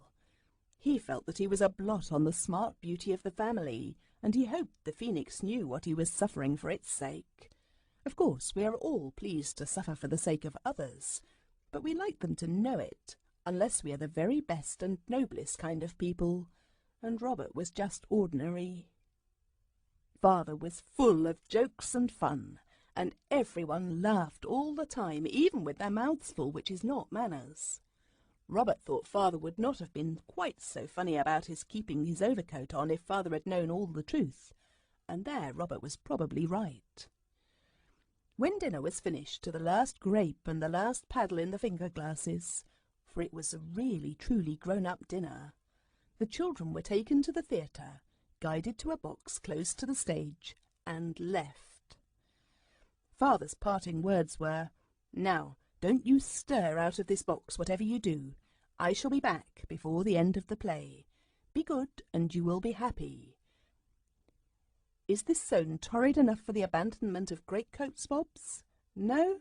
Well, then, I should say you were sickening for something. Mumps or measles or thrush or teething. Goodbye. He went, and Robert was at last able to remove his coat, mop his perspiring brow, and release the crushed and dishevelled Phoenix. Robert had to arrange his damp hair at the looking-glass at the back of the box, and the Phoenix had to preen its disordered feathers for some time before either of them was fit to be seen. They were very, very early. When the lights went up fully, the Phoenix, balancing itself on the gilded back of a chair, swayed in ecstasy. "How fair a scene is this!" it murmured. "How far fairer than my temple! Or have I guessed aright? Have you brought me hither to lift up my heart with emotions of joyous surprise? Tell me, my Robert, is it not that this is my true temple, and the other was but a humble shrine frequented by outcasts?" "I don't know about outcasts," said Robert, "but you can call this your temple if you like. Hush, the music is beginning. I am not going to tell you about the play. As I said before, one can't tell everything, and no doubt you saw the Water Babies yourselves. If you did not, it was a shame, or rather a pity. What I must tell you is that, though Cyril and Jane and Robert and Anthea enjoyed it as much as any children possibly could, the pleasure of the phoenix was far, far greater than theirs. "This is indeed my temple," it said again and again. "What radiant rites, and all to do honour to me." The songs in the play it took to be hymns in its honour. The choruses were choric songs in its praise. The electric lights, it said, were magic torches, lighted for its sake, and it was so charmed with the footlights that the children could hardly persuade it to sit still. But when the limelight was shown, it could contain its approval no longer. It flapped its golden wings and cried in a voice that could be heard all over the theatre, "Well done, my servants! Ye have my favour and my countenance." Little Tom on the stage stopped short in what he was saying. A deep breath was drawn by hundreds of lungs. Every eye in the house turned to the box where the luckless children cringed, and most people hissed or said "shh" or "turn them out." Then the play went on, and an attendant presently came to the box and spoke wrathfully. "It wasn't us, indeed it wasn't," said Anthea earnestly. "It was the bird." The man said, "Well, then, they must keep their bird very quiet. Disturbing everyone like this," he said. "It won't do it again," said Robert, glancing imploringly at the golden bird. "I'm sure it won't." "You have my leave to depart," said the phoenix gently. "Well, he is a beauty and no mistake," said the attendant. "Only I'd cover him up during the acts. It upsets the performance." And he went. "Don't speak again, there's a dear," said Anthea. "You wouldn't like to interfere with your own temple, would you?" So now the phoenix was quiet, but it kept whispering to the children. It wanted to know why there was no altar, no fire, no incense, and became so excited and fretful and tiresome that 4 at least of the party of 5 wished deeply that it had been left at home. What happened next was entirely the fault of the phoenix. It was not in the least the fault of the theatre people, and no one could ever understand afterwards how it did happen. No one, that is, except the guilty bird itself and the 4 children. The phoenix was balancing itself on the gilt back of the chair, swaying backwards and forwards and up and down, as you may see your own domestic parrot do. I mean the grey one with the red tail. All eyes were on the stage, where the lobster was delighting the audience with that gem of a song, "If you can't walk straight, walk sideways," when the phoenix murmured warmly, "No altar, no fire, no incense." And then, before any of the children could even begin to think of stopping it, it spread its bright wings and swept round the theatre, brushing its gleaming feathers against delicate hangings and gilded woodwork. It seemed to have made but one circular wing sweep, such as you may see a gull make over grey water on a stormy day. Next moment it was perched again on the chair back, and all round the theatre where it had passed, little sparks shone like tinsel seeds, and then little smoke wreaths curled up like growing plants. Little flames opened like flower buds. People whispered. Then people shrieked, "Fire! Fire!" The curtain went down. The lights went up. "Fire!" cried everyone, and made for the doors. "A magnificent idea," said the phoenix complacently. "An enormous altar. Fire supplied free of charge. Doesn't the incense smell delicious?" The only smell was the stifling smell of smoke, of burning silk or scorching varnish. The little flames had opened now into great flame flowers. The people in the theatre were shouting and pressing towards the doors. "Oh, how could you?" cried Jane. "Let's get out." "Father said stay here," said Anthea, very pale and trying to speak in her ordinary voice. "He didn't mean stay and be roasted," said Robert. "No boys on burning decks for me, thank you." "Not much," said Cyril, and he opened the door of the box. But a fierce waft of smoke and hot air made him shut it again. It was not possible to get out that way. They looked over the front of the box. Could they climb down? It would be possible, certainly, but would they be much better off? "Look at the people," moaned Anthea. "We couldn't get through." And indeed, the crowd round the doors looked as thick as flies in the jam-making season. "I wish we'd never seen the phoenix," cried Jane.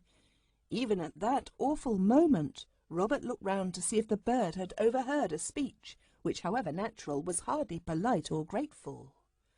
The phoenix was gone. "Look here," said Cyril. "I've read about fires in papers. I'm sure it's all right. Let's wait here, as Father said." "We can't do anything else," said Anthea bitterly.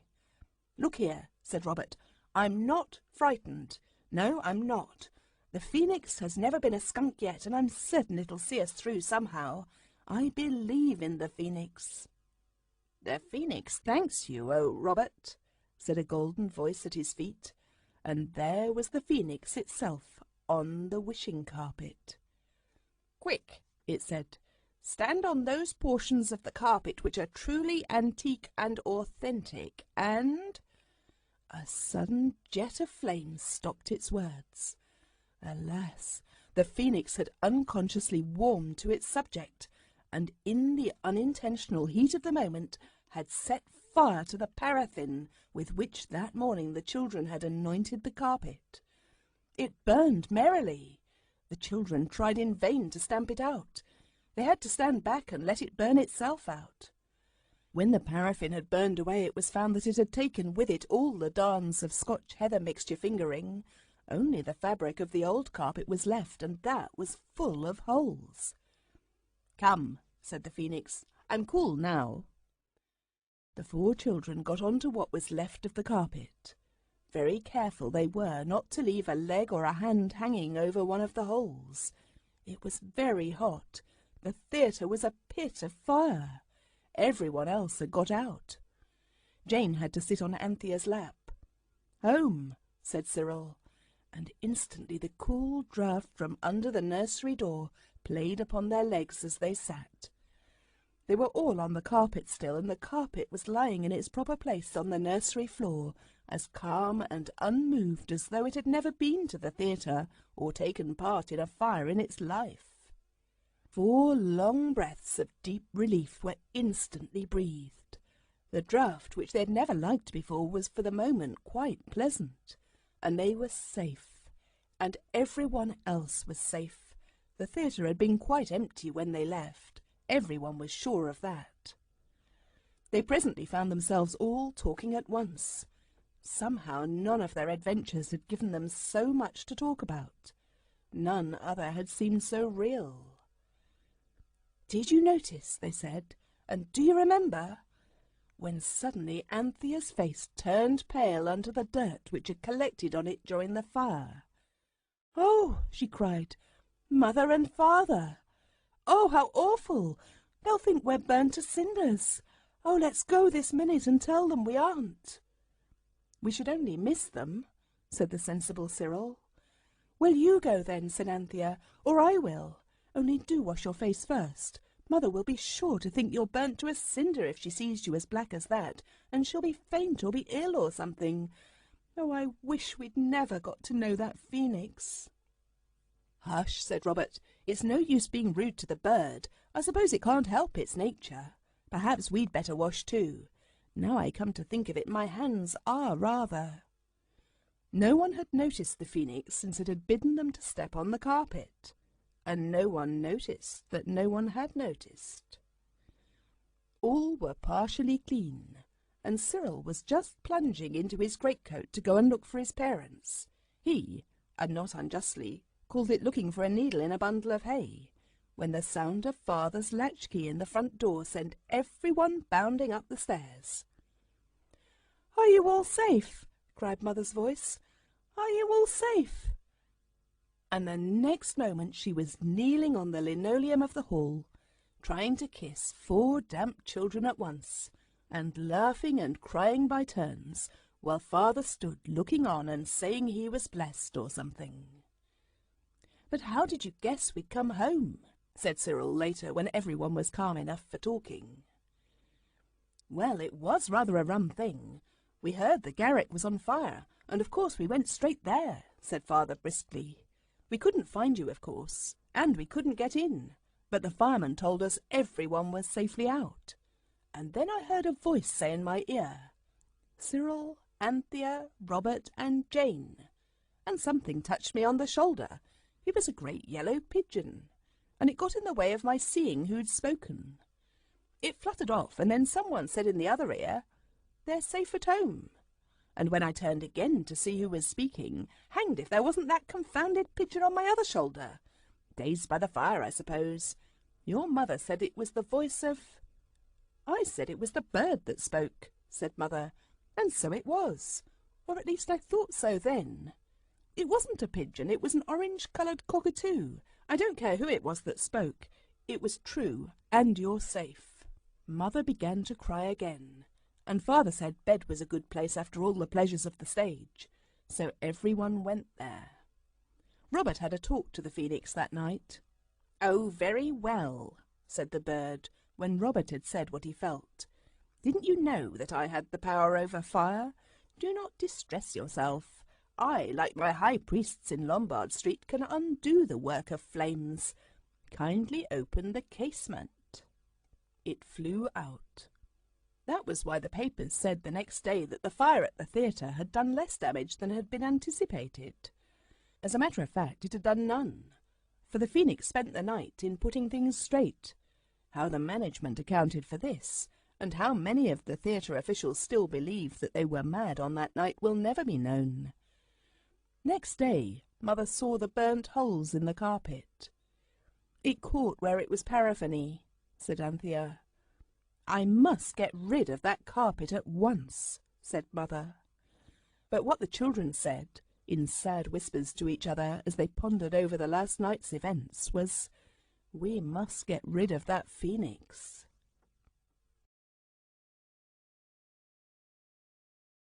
Chapter 12. The End of the End. Egg, toast, tea, milk, teacup and saucer, egg spoon, knife, butter. "That's all, I think," remarked Anthea as she put the last touches to Mother's breakfast tray and went very carefully up the stairs, feeling for every step with her toes and holding on to the tray with all her fingers. She crept into Mother's room and set the tray on a chair. Then she pulled one of the blinds up very softly. "Is your head better, Mummy dear?" she asked in the soft little voice that she kept expressly for Mother's headaches. "I've brought your brekkie, and I've put the little cloth with the clover leaves on it, the one I made you." "That's very nice," said Mother sleepily. Anthea knew exactly what to do for mothers with headaches who had breakfast in bed. She fetched warm water and put just enough eau de cologne in it, and bathed Mother's face and hands with the sweet-scented water. Then Mother was able to think about breakfast. "But what's the matter with my girl?" she asked when her eyes got used to the light. "Oh, I'm so sorry you're ill," Anthea said. "It's that horrible fire and you being so frightened. Father said so, and we all feel as if it was our faults. I can't explain, but—" "It wasn't your fault a bit, you darling goosey," Mother said. "How could it be?" "That's just what I can't tell you," said Anthea. "I haven't got a futile brain like you and Father to think of ways of explaining everything." Mother laughed. "My futile brain? Or did you mean fertile? Anyway, it feels very stiff and sore this morning, but I shall be quite all right by and by. And don't be a silly little pet girl. The fire wasn't your faults. No, I don't want the egg, dear. I'll go to sleep again, I think. Don't you worry, and tell cook not to bother me about meals. You can order what you like for lunch." Anthea closed the door very mousily and instantly went downstairs and ordered what she liked for lunch. She ordered a pair of turkeys, a large plum pudding, cheesecakes and almonds and raisins. Cook told her to go along do, and she might as well not have ordered anything, for when lunch came it was just hashed mutton and semolina pudding, and cook had forgotten the sippets for the mutton hash, and the semolina pudding was burnt. When Anthea rejoined the others, she found them all plunged in the gloom where she was herself, for everyone knew that the days of the carpet were now numbered. Indeed, so worn was it, that you could almost have numbered its threads.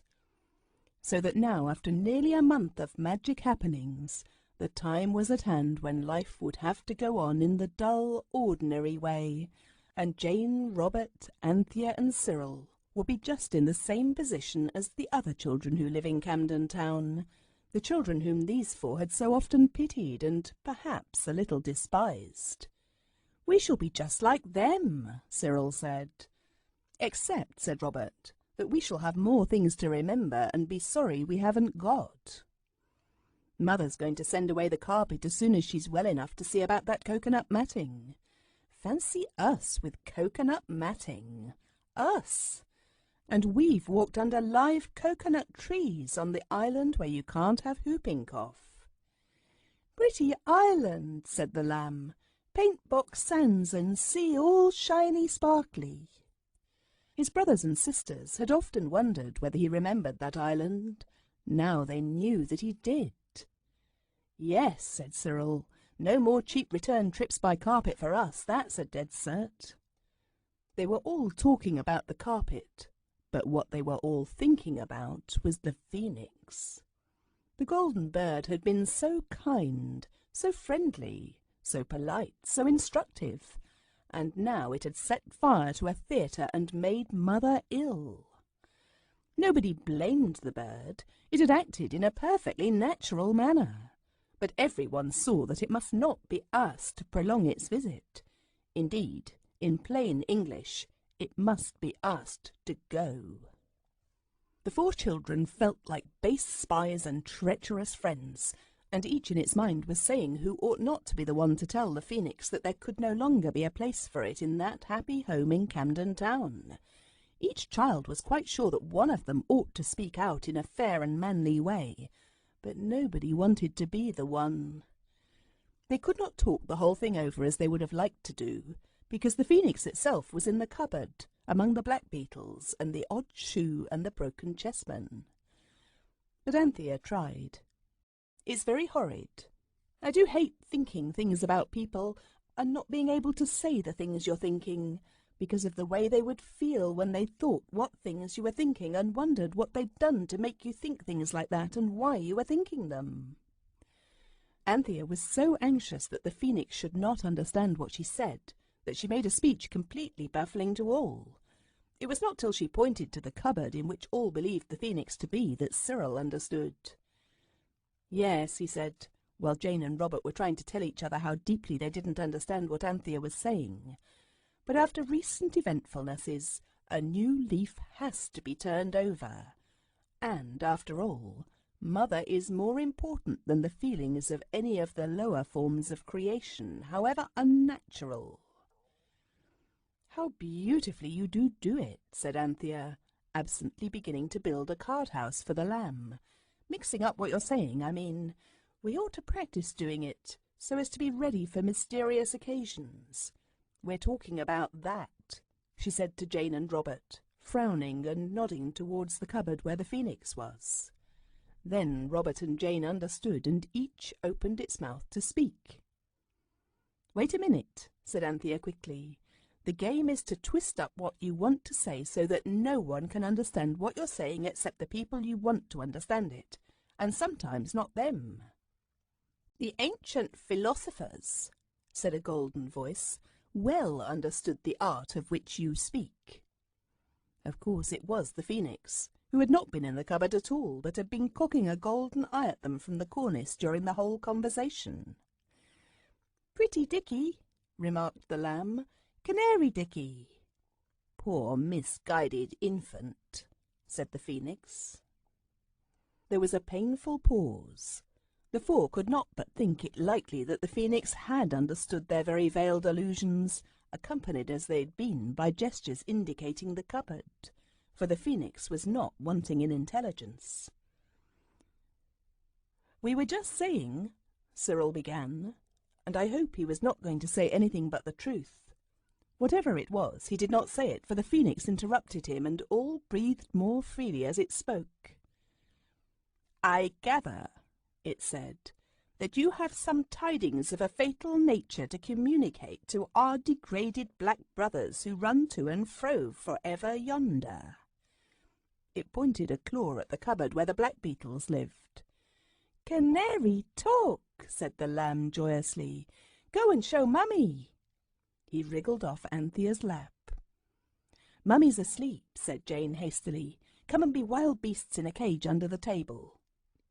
But the lamb caught his feet and hands and even his head so often and so deeply in the holes of the carpet that the cage, or table, had to be moved onto the linoleum, and the carpet lay bare to sight with all its horrid holes. "Ah," said the bird, "it isn't long for this world." "No," said Robert, "everything comes to an end. It's awful." "Sometimes the end is peace," remarked the phoenix. "I imagine that unless it comes soon, the end of your carpet will be pieces." "Yes," said Cyril, respectfully kicking what was left of the carpet. The movement of its bright colours caught the eye of the lamb, who went down on all fours instantly and began to pull at the red and blue threads. "Aggedy-daggedy-gaggedy," murmured the lamb. "Daggedy-ag-ag-ag." And before anyone could have winked, even if they'd wanted to, and it would not have been of the slightest use, the middle of the floor showed bare, an island of boards surrounded by a sea of linoleum. The magic carpet was gone, and so was the lamb. There was a horrible silence. The lamb, the baby all alone, had been wafted away on that untrustworthy carpet so full of holes and magic, and no one could know where he was, and no one could follow him because there was no carpet to follow on. Jane burst into tears, but Anthea, though pale and frantic, was dry-eyed. "It must be a dream," she said.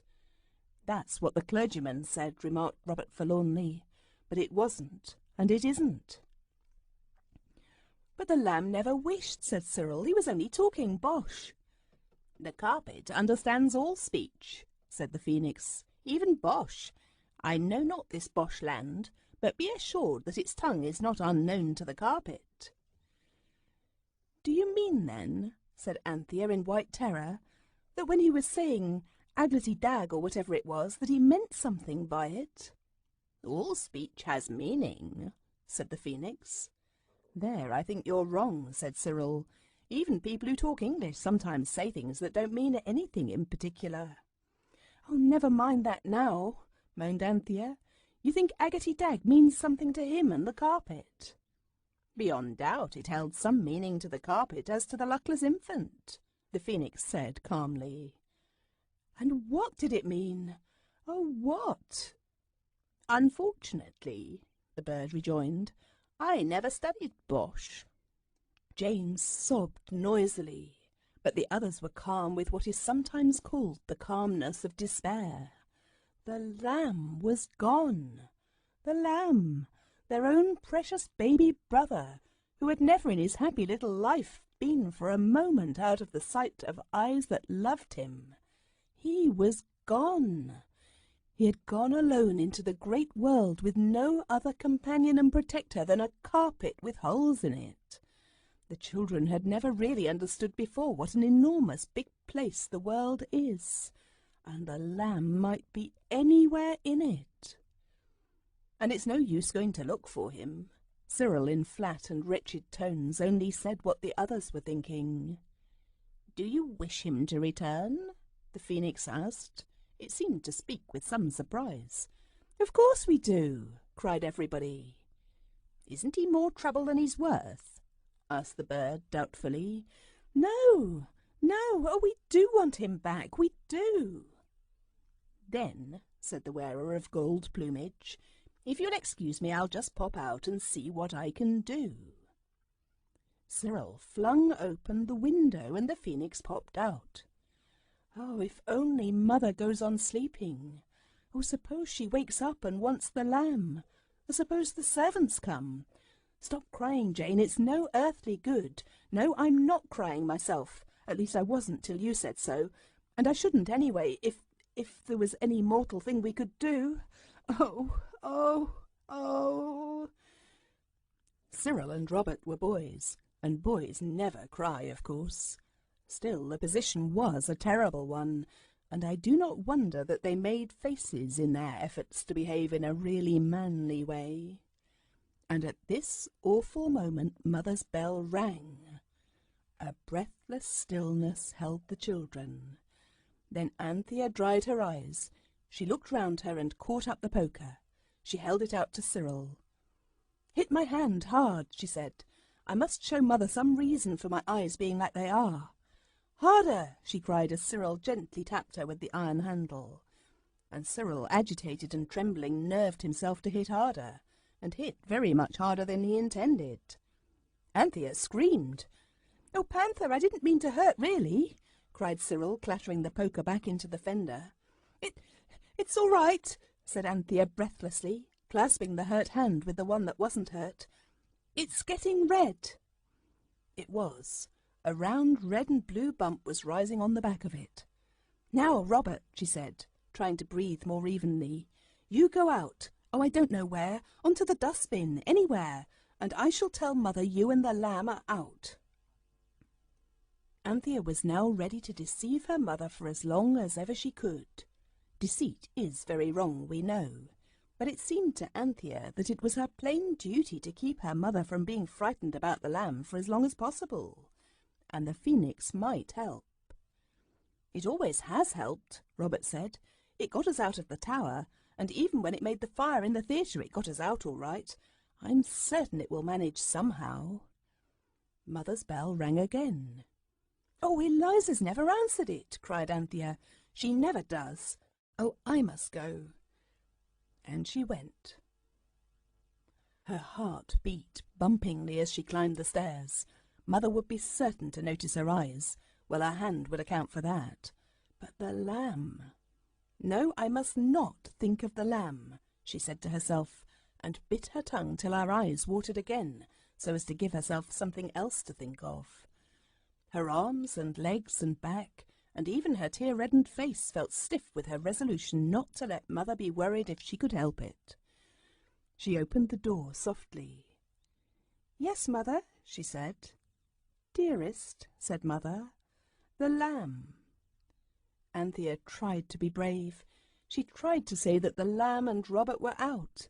Perhaps she tried too hard. Anyway, when she opened her mouth, no words came, so she stood with it open. It seemed easier to keep from crying with one's mouth in that unusual position. "The lamb," Mother went on. "He was very good at first, but he's pulled the toilet cover off the dressing table with all the brushes and pots and things, and now he's so quiet I'm sure he's in some dreadful mischief, and I can't see him from here, and if I'd got out of bed to see, I'm sure I should have fainted." "Do you mean he's here?" said Anthea.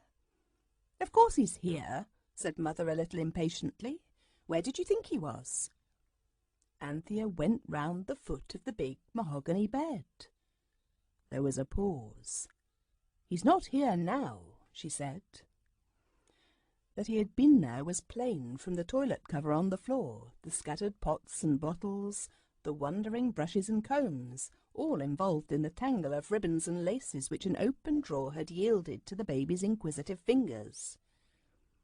"He must have crept out then," said Mother. "Do keep him with you, there's a darling. If I don't get some sleep I shall be a wreck when Father comes home." Anthea closed the door softly. Then she tore downstairs and burst into the nursery crying. "He must have wished he was with Mother. He's been there all the time.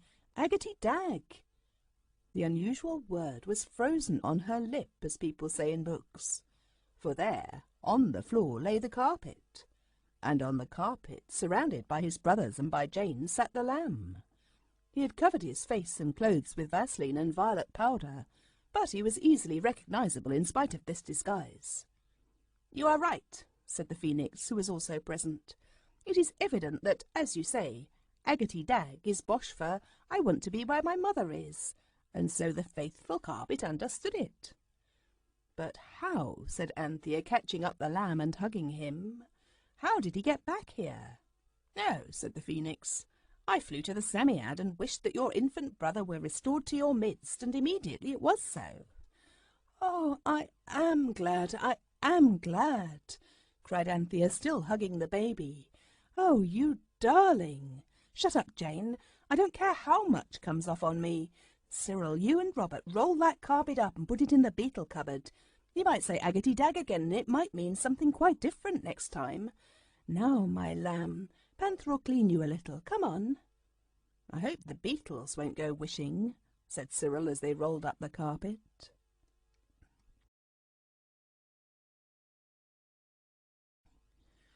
Two days later, Mother was well enough to go out, and that evening the coconut matting came home. The children had talked and talked and thought, but they had not found any polite way of telling the Phoenix that they did not want it to stay any longer. The days had been days spent by the children in embarrassment, and by the Phoenix in sleep. And now the matting was laid down, the Phoenix awoke and fluttered down onto it. It shook its crested head. "I like not this carpet," it said. "It is harsh and unyielding, and it hurts my golden feet." "We've jolly well got to get used to its hurting our golden feet," said Cyril. "This, then," said the bird, "supersedes the wishing carpet." "Yes," said Robert, "if you mean that it's instead of it." "And the magic web?" inquired the Phoenix with sudden eagerness. "It's the rag and bottle man's day tomorrow," said Anthea in a low voice. "He will take it away." The Phoenix fluttered up to its favourite perch on the chair back. "Hear me," it cried, "O youthful children of men, and restrain your tears of misery and despair, for what must be, and I would not remember you thousands of years hence as base ingrates and crawling worms compact of low selfishness." "I should hope not, indeed," said Cyril. "Weep not," the bird went on. "I really do beg that you won't weep. I will not seek to break the news to you gently. Let the blow fall at once. The time has come when I must leave you." All four children breathed forth a long sigh of relief. "We needn't have bothered so about how to break the news to it," whispered Cyril. "Ah, sigh not so," said the bird gently. "All meetings end in partings. I must leave you. I have sought to prepare you for this. Oh, do not give way." "Must you really go so soon?" murmured Anthea. It was what she had often heard her mother say to calling ladies in the afternoon. "I must, really. Thank you so much, dear," replied the bird, just as though it had been one of the ladies. "I am weary," it went on. "I desire to rest. After all the happenings of this last moon, I do desire really to rest. And all I ask of you is one last boon." "Any little thing we can do," said Robert. Now that it had really come to parting with the Phoenix, whose favourite he had always been, Robert did feel almost as miserable as the Phoenix thought they all did. "I ask but the relic designed for the rag and bottle man. Give me what is left of the carpet and let me go." "Dare we?" asked Anthea. "Would Mother mind?" "I have dared greatly for your sakes," remarked the bird. "Well, then, we will," said Robert. The Phoenix fluffed its feathers joyously. "Nor shall you regret it, children of golden hearts," it said. "Quick, spread the carpet and leave me alone. But first pile high the fire. Then, while I am immersed in the sacred preliminary rites, do ye prepare sweet-smelling woods and spices for the last act of parting." The children spread out what was left of the carpet, and after all, though this was just what they would have wished to have happened, all hearts were sad. Then they put half a scuttle of coal on the fire and went out, closing the door on the phoenix, left at last alone with the carpet. "One of us must keep watch," said Robert excitedly, as soon as they were all out of the room, "and the others can go and buy sweet woods and spices. Get the very best that money can buy, and plenty of them. Don't let stand to a threepence or so. I want it to have a jolly good send-off. It's the only thing that'll make us feel less horrid inside." It was felt that Robert, as the pet of the phoenix, ought to have had the last melancholy pleasure of choosing the materials for its funeral pyre. "I'll keep watch if you like," said Cyril. "I don't mind, and besides it's raining hard and my boots let in the water. You might call and see if my other ones are really reliable again yet." So they left Cyril standing like a Roman sentinel outside the door, inside which the phoenix was getting ready for the great change, and they all went out to buy the precious things for the last sad rites. "Robert is right," Anthea said. "This is no time for being careful about our money. Let's go to the stationer's first and buy a whole packet of lead pencils. They're cheaper if you buy them by the packet." This was a thing that they had always wanted to do, but it needed the great excitement of a funeral pyre and a parting from a beloved phoenix to screw them up to the extravagance.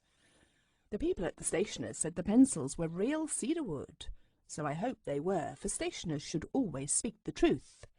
At any rate, they cost 1 and 4p. Also, they spent 7p 3 farthings on a little sandalwood box inlaid with ivory. "Because," said Anthea, "I know sandalwood smells sweet, and when it's burned it smells very sweet indeed." "Ivory doesn't smell at all," said Robert, "but I expect when you burn it, it smells most awful vile, like bones." At the grocer's they bought all the spices they could remember the names of: shell like mace, cloves like blunt nails, peppercorns, the long and the round kind, ginger, the dry sort, of course, and the beautiful bloom-covered shells of fragrant cinnamon. Allspice, too, and caraway seeds that smelt most deadly when the time came for burning them.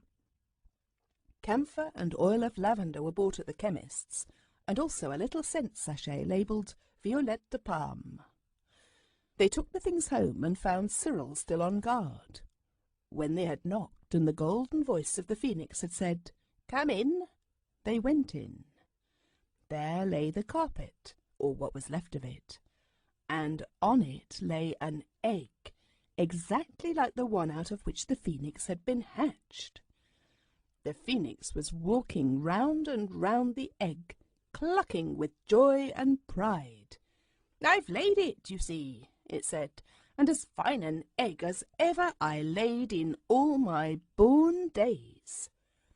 Everyone said yes, it was indeed a beauty.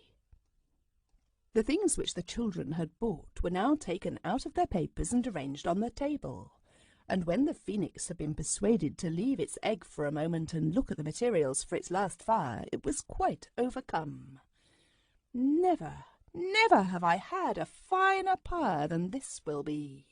You shall not regret it," it said, wiping away a golden tear. "Right quickly, go and tell the Psammead to fulfil the last wish of the phoenix, and return instantly." But Robert wished to be polite, and he wrote, "Please go and ask the Psammead to be so kind as to fulfil the phoenix's last wish, and come straight back, if you please." The paper was pinned to the carpet, which vanished, and returned in the flash of an eye.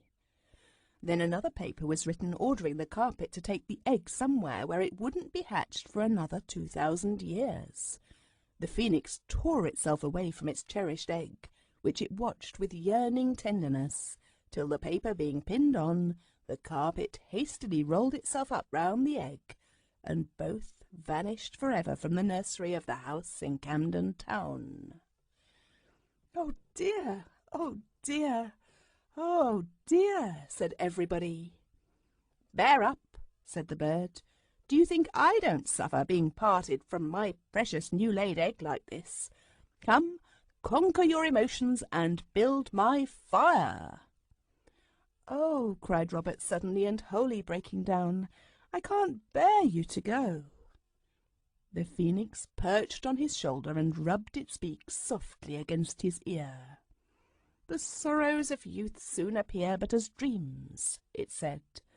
"Farewell, Robert of my heart. I have loved you well." The fire had burned to a red glow. One by one the spices and sweet woods were laid on it. Some smelt nice, and some, the caraway seeds and the violette de palme sachet among them, smelt worse than you would think possible.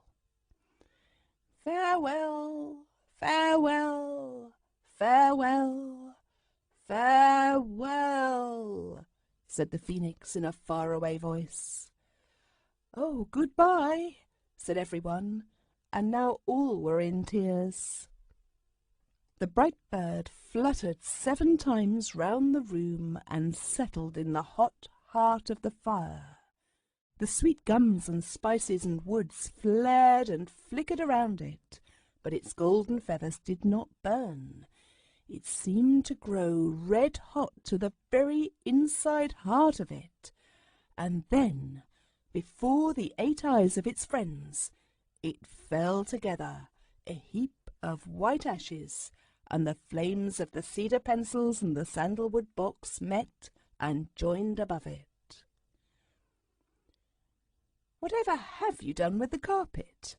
asked Mother the next day. "We gave it to someone who wanted it very much. The name began with a P," said Jane. The others instantly hushed her. "Oh, well, it wasn't worth 2pence, said Mother. "The person who began with P said we shouldn't lose by it," Jane went on before she could be stopped. "I dare say," said Mother, laughing. But that very next day a box came, addressed to all the children by all their names. Eliza never could remember the name of the carrier who brought it.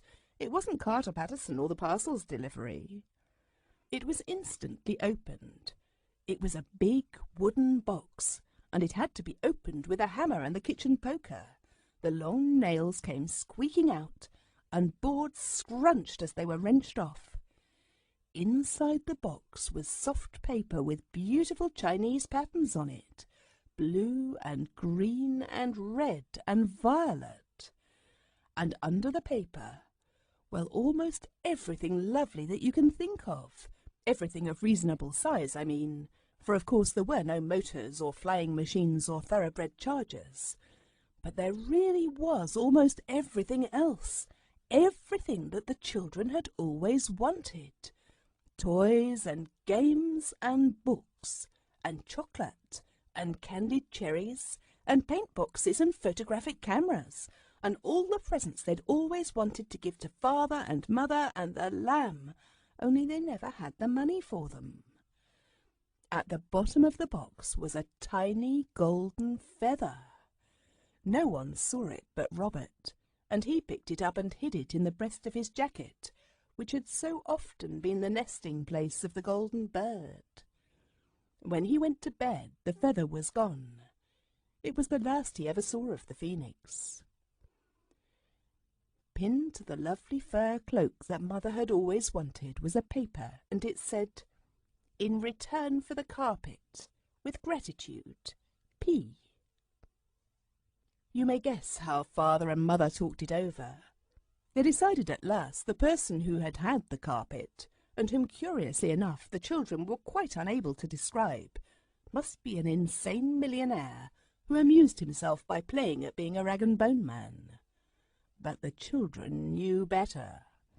They knew that this was the fulfillment, by the powerful Psammead, of the last wish of the phoenix, and that this glorious and delightful box full of treasures was really the very, very, very end of the phoenix and the carpet.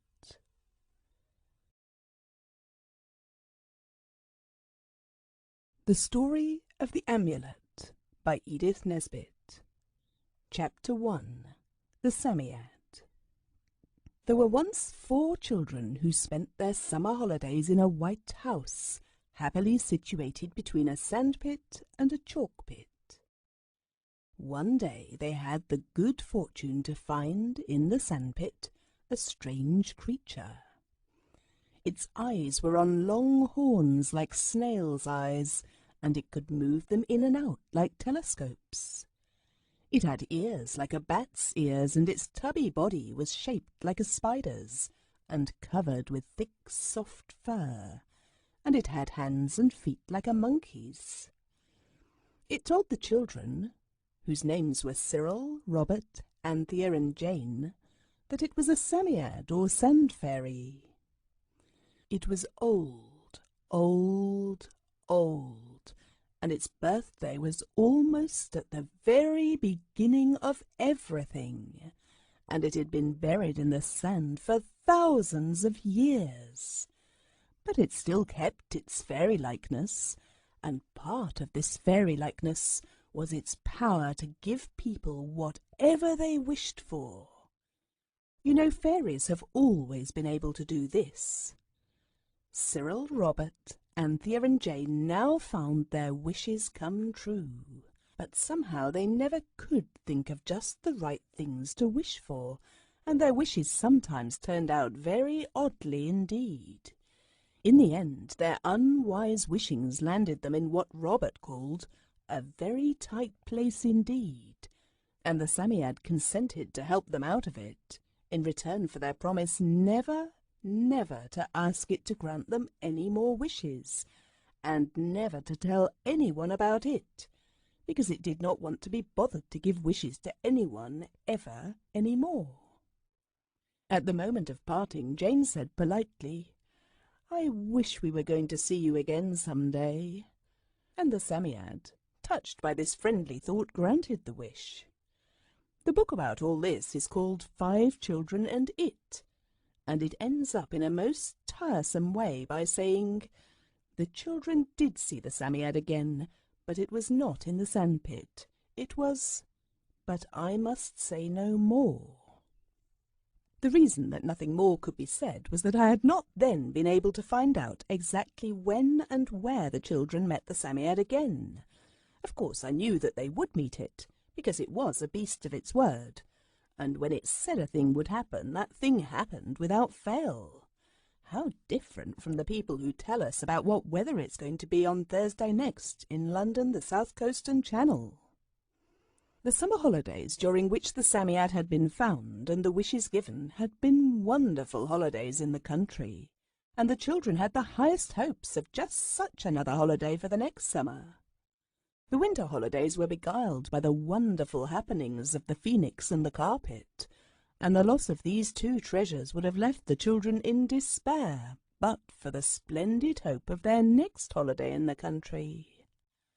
The world, they felt, and indeed had some reason to feel, was full of wonderful things, and they were really the sort of people that wonderful things happen to.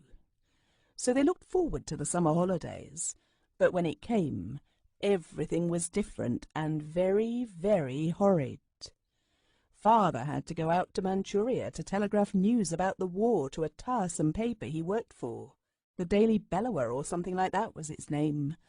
And Mother, poor dear Mother, was away in Madeira because she had been very ill.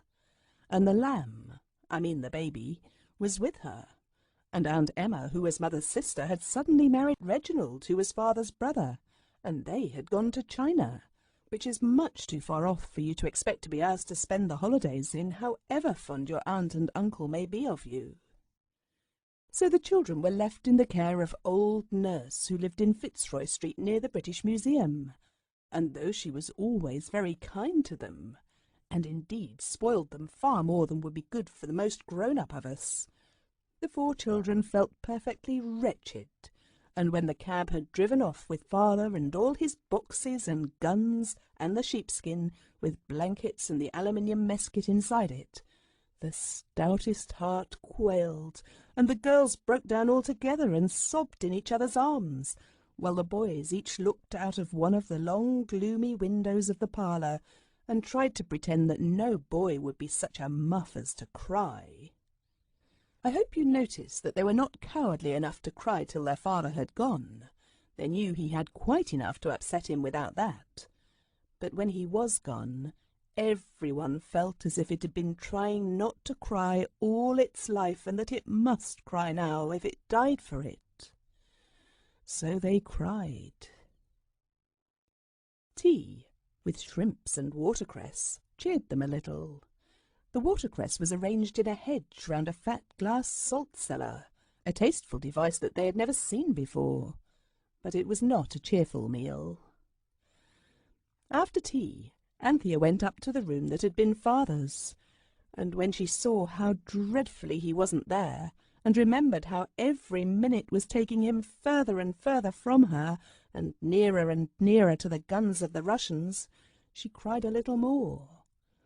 Then she thought of Mother, ill and alone, and perhaps at that very moment wanting a little girl to put eau de cologne on her head and make her sudden cups of tea, and she cried more than ever. And then she remembered what Mother had said the night before she went away about Anthea being the eldest girl, and about trying to make the others happy, and things like that. So she stopped crying and thought instead. And when she had thought as long as she could bear, she washed her face and combed her hair, and went down to the others, trying her best to look as though crying were an exercise she had never even heard of. She found the parlour in deepest gloom, hardly relieved at all by the efforts of Robert, who, to make the time pass, was pulling Jane's hair, not hard, but just enough to tease. "Look here," said Anthea, "let's have a palaver." This word dated from the awful day when Cyril had carelessly wished that there were Red Indians in England, and there had been. The word brought back memories of last summer holidays, and everyone groaned. They thought of the White House with the beautiful tangled garden, late roses, asters, marigold, sweet mignonette, and feathery asparagus, of the wilderness which someone had once meant to make into an orchard, but which was now, as Father said, 5 acres of thistles haunted by the ghosts of baby cherry trees. They thought of the view across the valley where the lime kilns looked like Aladdin's palaces in the sunshine, and they thought of their own sandpit with its fringe of yellowy grasses and pale, stringy-stalked wild flowers, and the little holes in the cliff that were the little San Martin's little front doors, and they thought of the free, fresh air, smelling of thyme and sweetbriar, and the scent of the wood smoke from the cottages in the lane. And they looked round old Nurse's stuffy parlour, and Jane said, "Oh, how different it all is." It was. Old Nurse had been in the habit of letting lodgings till Father gave her the children to take care of, and her rooms were furnished for letting. Now, it is a very odd thing that no one ever seems to furnish a room for letting in a bit the same way as one would furnish it for living in. This room had heavy, dark, red stuff curtains, the colour that blood would not make a stain on, with coarse lace curtains inside. The carpet was yellow and violet, with bits of grey and brown oilcloth in odd places. The fireplace had shavings and tinsel in it. There was a very varnished mahogany chiffonnier or sideboard, with a lock that wouldn't act. There were hard chairs, far too many of them, with crochet antimacassars slipping off their seats, all of which sloped the wrong way. The table wore a cloth of a cruel green colour with a yellow chain-stitch pattern round it. Over the fireplace was a looking-glass that made you look much uglier than you really were, however plain you might be to begin with. Then there was a mantelboard with a maroon plush and wool fringe that did not match the plush. A dreary clock like a black marble tomb. It was silent as the grave, too, for it had long since forgotten how to tick. And there were painted glass vases that never had any flowers in, and a painted tambourine that no one ever played, and painted brackets with nothing on them, and maple-framed engravings of the Queen, the Houses of Parliament, the plains of heaven, and of a blunt-nosed woodman's flat return. There were 2 books, last December's Bradshaw and an odd volume of Plumridge's Commentary on Thessalonians. There were... But I cannot dwell longer on this painful picture. It was indeed, as Jane said, very different. "Let's have a palaver," said Anthea again. "What about?" said Cyril, yawning. "There's nothing to have anything about," said Robert, kicking the leg of the table miserably. "I don't want to play," said Jane, and her tone was grumpy. Anthea tried very hard not to be cross. She succeeded. "Look here," she said. "Don't think I want to be preachy or a beast in any way, but I want to, what Father calls, define the situation. Do you agree?" "Fire away," said Cyril without enthusiasm. "Well then, we all know the reason we're staying here is because Nurse couldn't leave her house on account of the poor learned gentleman on the top floor, and there was no one else Father could entrust to take care of us, and you know it's taken a lot of money, Mother's going to Madeira, to be made well." Jane sniffed miserably. "Yes, I know," said Anthea in a hurry, "but don't let's think about how horrid it all is. I mean, we can't go to things that cost a lot, but we must do something. And I know there are heaps of things you can see in London without paying for them, and I thought we'd go and see them. We're all quite old now, and we haven't got the lamb." Jane sniffed harder than before. "I mean, no one can say no because of him, dear pet. And I thought we must get Nurse to see quite how old we are and let us go out by ourselves, or else we should never have any sort of a time at all. And I vote we see everything there is, and let's begin by asking Nurse to give us some bits of bread, and we'll go to St. James's Park. There are ducks there, I know. We can feed them. Only we must make Nurse let us go by ourselves." "Hurrah for liberty," said Robert, "but she won't." "Yes, she will," said Jane unexpectedly. "I thought about that this morning, and I asked Father, and he said yes. And what's more, he told old Nurse we might, only he said we must always say where we wanted to go, and if it was right she would let us." "Three cheers for thoughtful Jane," cried Cyril, now roused at last from his yawning despair. "I say, let's go now." So they went. Old Nurse only begging them to be careful of crossings and to ask a policeman to assist in the more difficult cases. But they were used to crossings, for they had lived in Camden Town and knew the Kentish Town Road, where trams rush up and down like mad at all hours of the day and night, and seem as though, if anything, they would rather run you over than not. They had promised to be home by dark, but it was July, so dark would be very late indeed and long past bedtime. They started to walk to St. James's Park, and all their pockets were stuffed with bits of bread and the crusts of toast to feed the ducks with. They started, I repeat, but they never got there. Between Fitzroy Street and St. James's Park there are a great many streets, and if you go the right way you will pass a great many shops that you cannot possibly help stopping to look at. The children stopped to look at several with gold lace and beads and pictures and jewellery and dresses and hats and oysters and lobsters in their windows, and their sorrow did not seem nearly so impossible to bear as it had done in the best parlour at number 300 Fitzroy Street. Presently, by some wonderful chance turn of Robert's, who had been voted captain because the girls thought it would be good for him, and indeed he thought so himself, and of course Cyril couldn't vote against him because it would have looked like a mean jealousy. They came into one of those interesting criss-crossy streets that held the most interesting shops of all, the shops where live things were sold. There was one shop window entirely filled with cages and all sorts of beautiful birds in them. The children were delighted, till they remembered how they had once wished for wings themselves, and had had them, and then they felt how desperately unhappy anything with wings must be if it is shut up in a cage and not allowed to fly. "It must be fairly beastly to be a bird in a cage," said Cyril. "Come on." They went on, and Cyril tried to think out a scheme for making his fortune as a gold digger at Klondike, and then buying all the caged birds in the world and setting them free. Then they came to a shop that sold cats, but the cats were in cages, and the children could not help wishing someone would buy all the cats and put them on hearthrugs, which are the proper places for cats. And there was a dog shop, and that was not a happy thing to look at either, because all the dogs were chained or caged, and all the dogs big and little, looked at the 4 children with sad, wistful eyes and wagged beseeching tails as if they were trying to say, "Buy me, buy me, buy me, and let me go for a walk with you. Oh, do buy me, and buy my poor brothers too. Do, do, do." They almost said, "Do, do, do," plain to the ear as they whined. All but one big Irish terrier, and he growled when Jane patted him.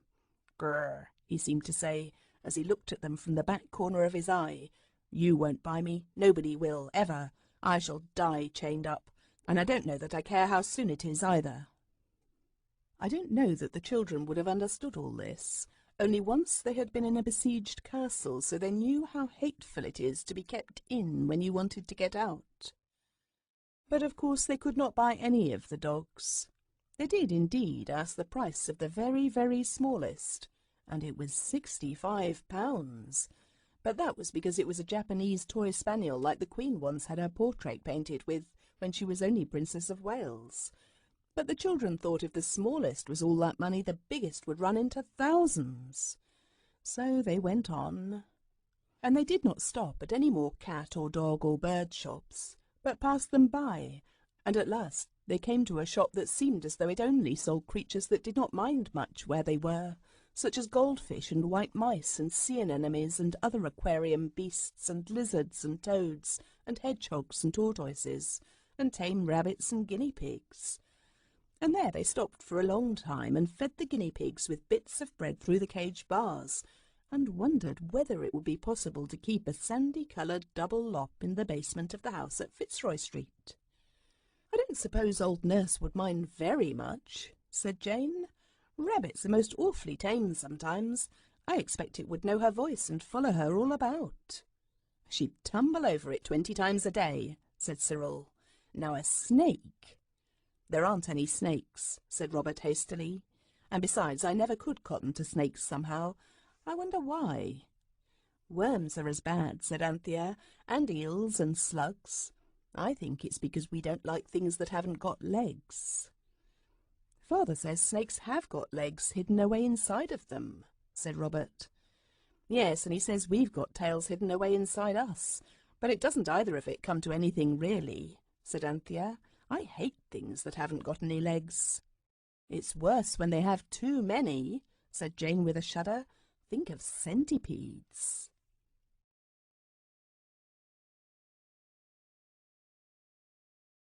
They stood there on the pavement, a cause of some inconvenience to the passers-by, and thus beguiled the time with conversation.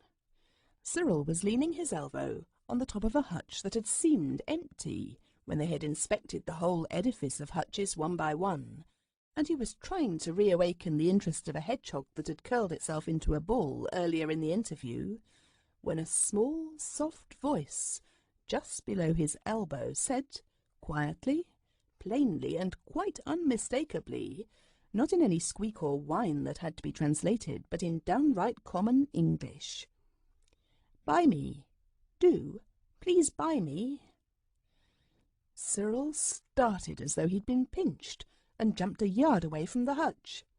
"Come back! Oh, come back!" said the voice, rather louder but still softly. "Stoop down and pretend to be tying up your bootlace. I see it's undone as usual." Cyril mechanically obeyed. He knelt on one knee on the dry, hot, dusty pavement, peered into the darkness of the hutch, and found himself face to face with the Psammead. It seemed much thinner than when he had last seen it. It was dusty and dirty, and its fur was untidy and ragged. It had hunched itself up in a miserable lump, and its long snail's eyes were drawn in quite tight, so that they hardly showed at all. "Listen," said the Psammead in a voice that sounded as though it would begin to cry in a minute. "I don't think the creature who keeps this shop will ask a very high price for me. I've bitten him more than once, and I've made myself look as common as I can. He's never had a glance from my beautiful, beautiful eyes. Tell the others I'm here, but tell them to look at some of those low common beasts while I'm talking to you. The creature inside mustn't think you care much about me, or he'll put a price upon me far, far beyond your means. I remember in the dear old days last summer you never had much money. Oh, I never thought I should be so glad to see you. I never did." It sniffed and shot out its long snail's eyes expressly to drop a tear well away from its fur. "Tell the others I'm here, and then I'll tell you exactly what to do about buying me." Cyril tied his bootlace into a hard knot, stood up, and addressed the others in firm tones. "Look here," he said, "I'm not kidding, and I appeal to your honour." An appeal which in this family was never made in vain. "Don't look at that hutch. Look at the white rat. Now, you are not to look at that hutch, whatever I say." He stood in front of it to prevent mistakes. "Now, get yourselves ready for a great surprise. In that hutch there's an old friend of ours. Don't look. Yes, it's the Psammead, the good old Psammead. It wants us to buy it. It says you're not to look at it. Look at the white rat and count your money. On your honour, don't look." The others responded nobly. They looked at the white rat till they quite stared him out of countenance, so that he went and sat up on his hind legs in a far corner and hid his eyes with his front paws and pretended he was washing his face. Cyril stooped again, busying himself with the other bootlace, and listened for the Psammead's further instructions. "Go in," said the Psammead, "and ask the price of lots of other things. Then say, 'What do you want for that monkey that's lost its tail, the mangy old thing in the third hutch from the end?' Oh, don't mind my feelings. Call me a mangy monkey. I've tried hard enough to look like one.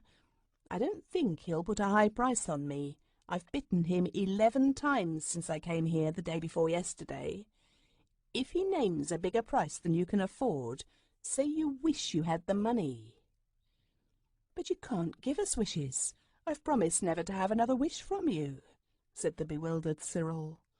"Don't be a silly little idiot," said the Sand Fairy in trembling but affectionate tones, "but find out how much money you've got between you and do exactly what I tell you." Cyril, pointing a stiff and unmeaning finger at the white rat, so as to pretend that its charms alone employed his tongue, explained matters to the others, while the Psammead hunched itself and bunched itself, and did its very best to make itself look uninteresting. Then the 4 children filed into the shop. "How much do you want for that white rat?" asked Cyril. 8p, was the answer. "And the guinea pigs?" 18p to 5 bob, according to the breed. "And the lizards?" 9p each. "And toads?" 4p. "Now look here," said the greasy owner of all this caged life with sudden ferocity, which made the whole party back hurriedly onto the wainscoting of hutches with which the shop was lined. "Looky here, I ain't a-going to have you coming in here and turning the whole place out a window and prizing every animal in the stock just for your larks, so don't think it. If you're a buyer, be a buyer, but I never had a customer yet as wanted to buy mice and lizards and toads and guineas all at once, so out you goes." "Oh, wait a minute," said the wretched Cyril, feeling how foolishly yet well-meaningly he'd carried out the Psammead's instructions. "Just tell me one thing. What do you want for the mangy old monkey in the third hutch from the end?" The shopman only saw in this a new insult. "Mangy young monkey yourself," said he. "Get along with your blooming cheek. Out you goes." "Oh, don't be so cross," said Jane, losing her head altogether. "Don't you see he really does want to know that?" "Oh, does he indeed?" sneered the merchant. Then he scratched his ear suspiciously, for he was a sharp businessman, and he knew the ring of truth when he heard it. His hand was bandaged, and 3 minutes before he would have been glad to sell the mangy old monkey for 10 shillings. Now, "Oh, he does he?" he said. "Then £2.10's my price. He's not got his fella, that monkey ain't, nor yet his match, not this side of the equator where he comes from. and the only one ever seen in London. Ought to be in the zoo. £2.10 down on the nail or out you goes." The children looked at each other. 23 shillings and 5 pence was all they had in the world, and it would have been merely 3 and 5 pence but for the sovereign which father had given to them between them at parting. "We've only got 23 shillings and 5 pence, said Cyril, rattling the money in his pocket. 23 farthings and somebody's own cheek, said the dealer, for he did not believe that Cyril had so much money. There was a miserable pause. Then Anthea remembered and said, "Oh, I wish I had £2.10. "So do I, miss, I'm sure," said the man with bitter politeness. "I wish you had, I'm sure." Anthea's hand was on the counter. Something seemed to slide under it. She lifted it. There lay 5 bright half-sovereigns. "Why, I have got it after all," she said. "Here's the money. Now let's have the monkey, I mean." The dealer looked hard at the money, but he made haste to put it in his pocket. "I only hope you came by it honest," he said, shrugging his shoulders. He scratched his ear again. "Well," he said, "I suppose I must let you have it, but it's worth treble the money, so it is." He slowly led the way out to the hutch, opened the door gingerly, and made a sudden fierce grab at the Psammead, which the Psammead acknowledged in one last long lingering bite. "Here, take the brute," said the shopman, squeezing the Psammead so tight that he nearly choked it. "It's bit me to the marrow, it has." The man's eyes opened as Anthea held out her arms. "Don't blame me if it tears your face off its bones," he said, and the Psammead made a leap from his dirty horny hands, and Anthea caught it in hers, which were not very clean, certainly, but at any rate was soft and pink, and held it kindly and closely. "But you can't take it home like that," Cyril said. "We shall have a crowd after us." And indeed, 2 errand boys and a policeman had already collected. "I can't give you nothing, only a paper bag, like what we put the tortoises in," said the man grudgingly. So the whole party went into the shop, and the shopman's eyes nearly came out of his head when, having given Anthea the largest paper bag he could find, he saw her hold it open and the Psammead carefully creep in. "Well," he said, "if that there don't beat cockfighting. But perhaps you've met the brute before." "Yes," said Cyril affably. "He's an old friend of ours." "If I'd have known that," the man rejoined, "you shouldn't have had him under twice the money. However," he added as the children disappeared, "I ain't done so bad, seeing as I only gave 5 bob for the beast. But then there's the bites to take into account." The children, trembling in agitation and excitement, carried home the Psammead trembling in its paper bag. When they got it home, Anthea nursed it and stroked it, and would have cried over it if she hadn't remembered how it hated to be wet. When it recovered enough to speak, it said, "Get me sand, silver sand from the oil and colour shop, and get me plenty." They got the sand, and they put it and the Psammead in the round bath together, and it rubbed itself and rolled itself and shook itself and scraped itself and scratched itself and preened itself till it felt clean and comfy, and then it scrabbled a hasty hole in the sand and went to sleep in it. The children hid the bath under the girl's bed and had supper. Old Nurse had got them a lovely supper of bread and butter and fried onions. She was full of kind and delicate thoughts. When Anthea woke the next morning, the Psammead was snuggling down between her shoulder and Jane's. "You have saved my life," it said. "I know that man would have thrown cold water on me sooner or later, and then I should have died. I saw him wash out a guinea pig's hutch yesterday morning. I'm still frightfully sleepy. I think I'll go back to sand for another nap. Wake the boys and this dormouse of a Jane, and when you've had your breakfasts, we'll have a talk." "Don't you want any breakfast?" asked Anthea. "I dare say I shall pick of it presently," it said, "but sand is all I care about. It's meat and drink to me, and coals and fire and wife and children." With these words it clambered down by the bedclothes and scrambled back into the bath, where they heard it stretching itself out of sight. "Well," said Anthea, "anyhow our holidays won't be dull now we've found the Psammead again." "No," said Jane, beginning to pull on her stockings. "We shan't be dull, but it'll only be like having a pet dog now. It can't give us wishes." "Oh, don't be so discontented," said Anthea. "If it can't do anything else, it can tell us about megatheriums and things."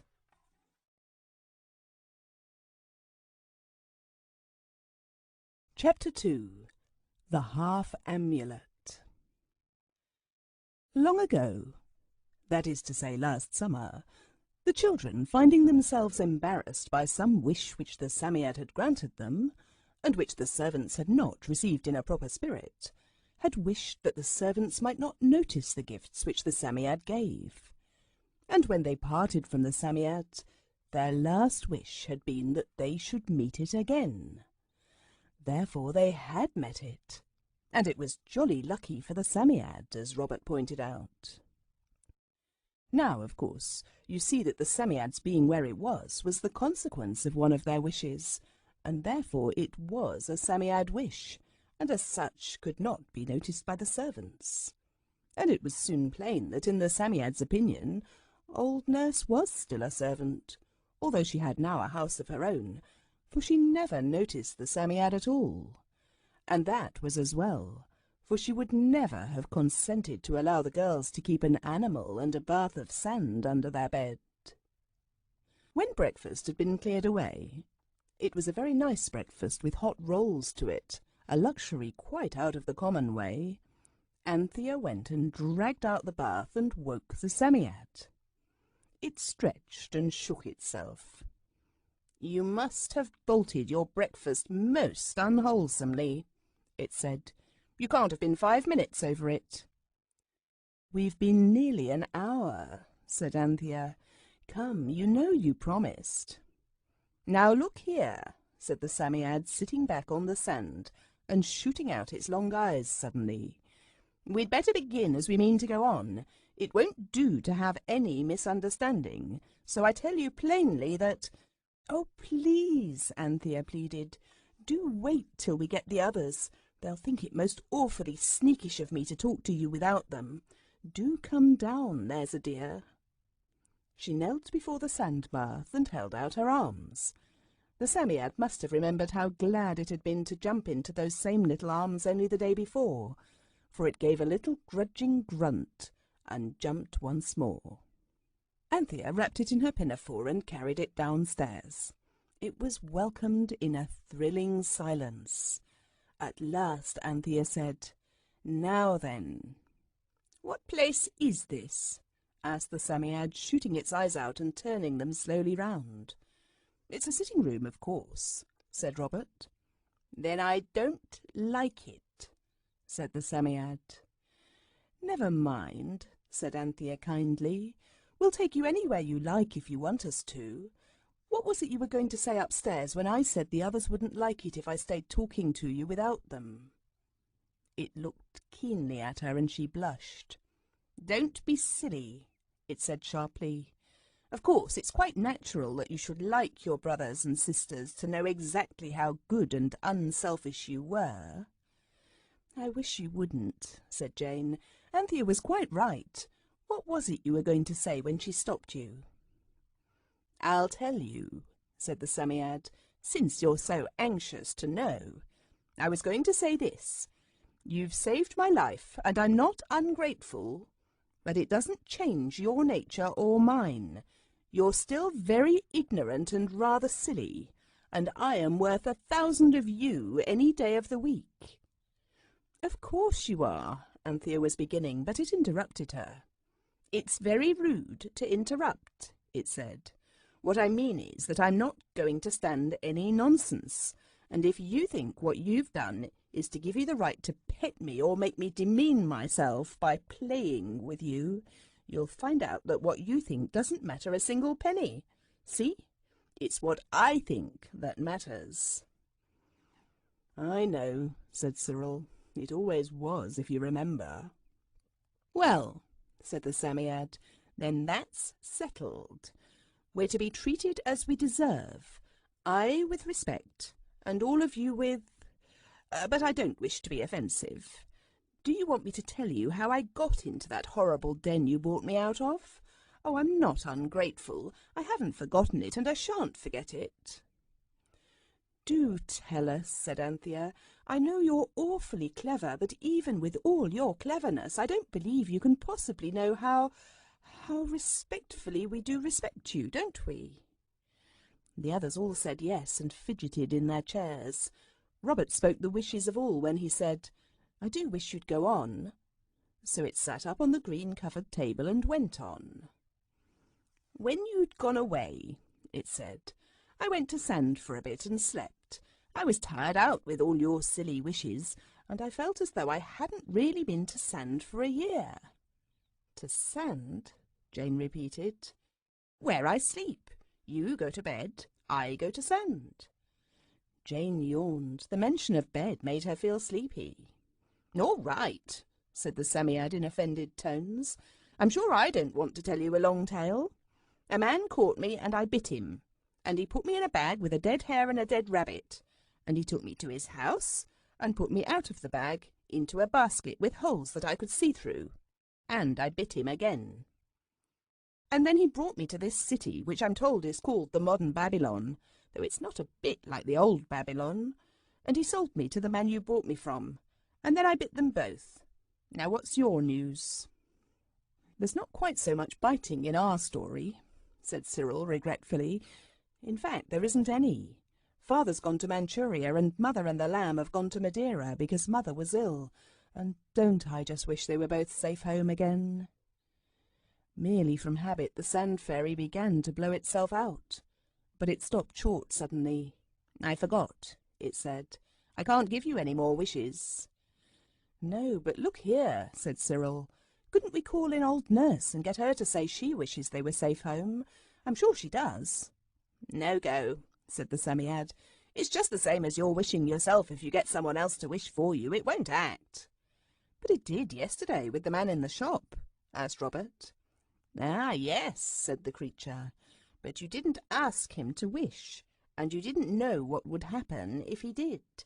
That can't be done again. It's played out. Then you can't help us at all, said Jane. Oh, I did think you could do something. I've been thinking about it ever since we saved your life yesterday. I thought you'd be certain to be able to fetch back Father, even if you couldn't manage Mother. And Jane began to cry. Now don't, said the Psammead hastily. You know how it always upsets me if you cry. I can't feel safe for a moment. Look here, you must have some new kind of charm. That's easier said than done. Not a bit of it, said the creature. There's one of the strongest charms in the world, not a stone's throw from where you bought me yesterday.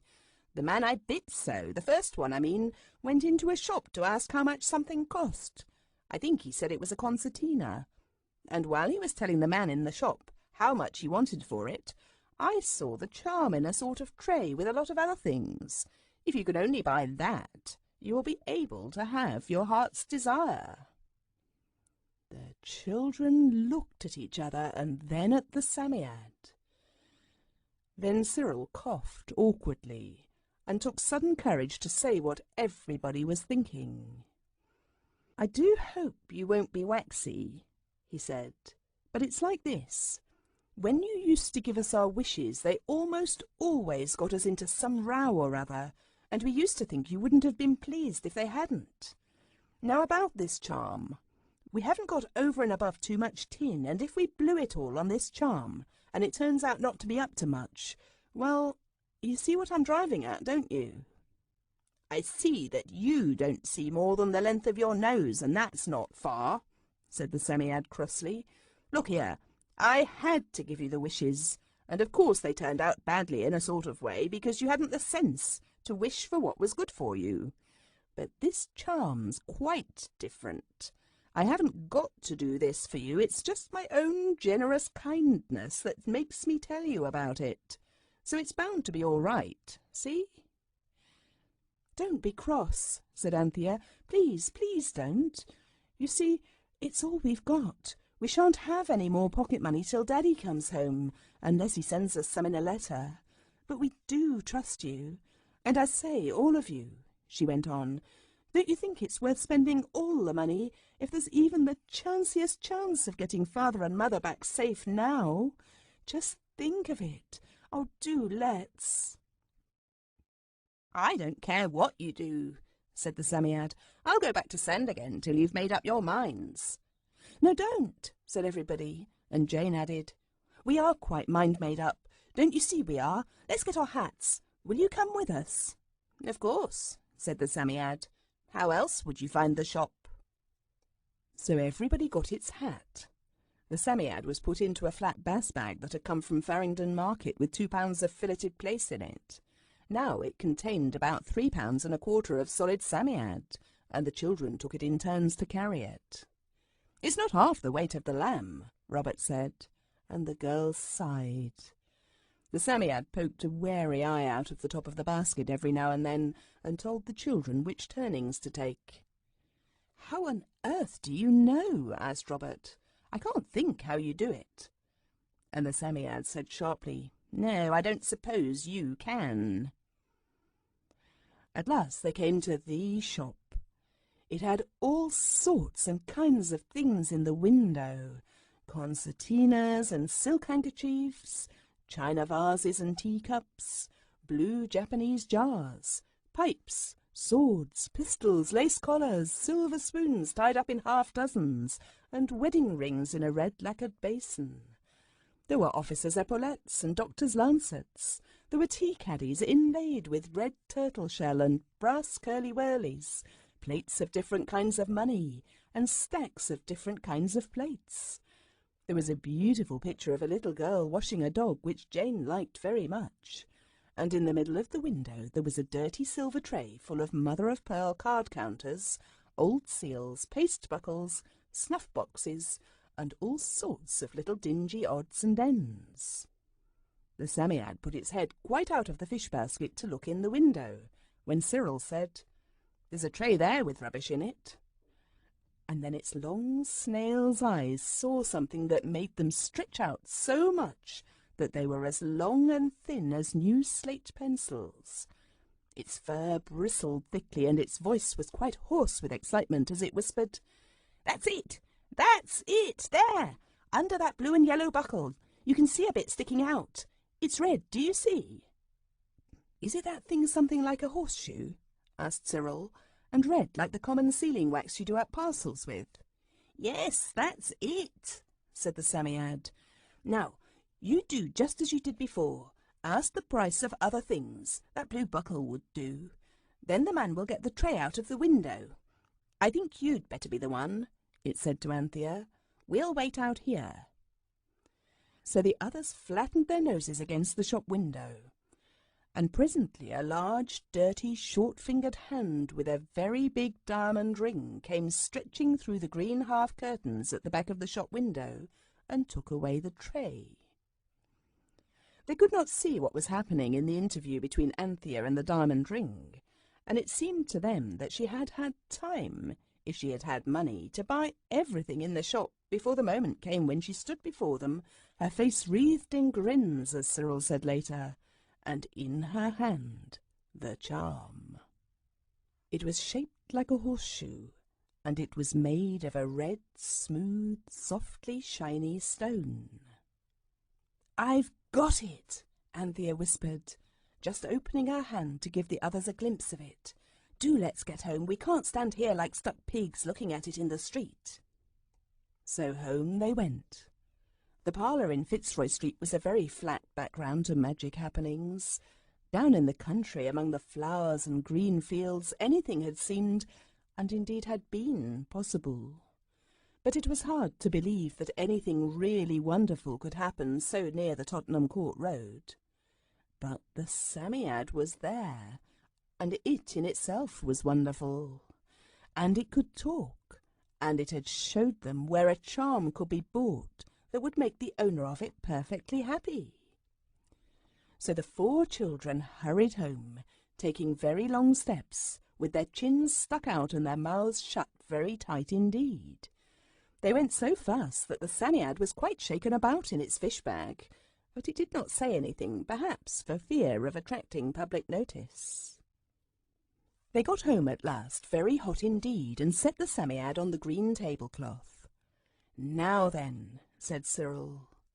But the Psammead had to have a plate of sand fetched for it was quite faint. When it had refreshed itself a little, it said, "Now then, let me see the charm." And Anthea laid it on the green table cover.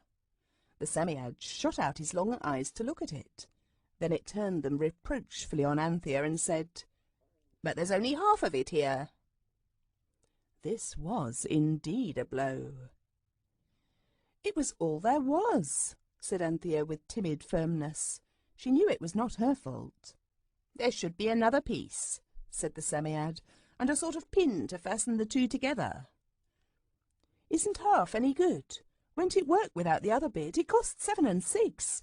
Oh, bother, bother, bother." "Don't be silly little idiots," said everybody and the Psammead all together. Then there was a wretched silence. Cyril broke it. "What shall we do?"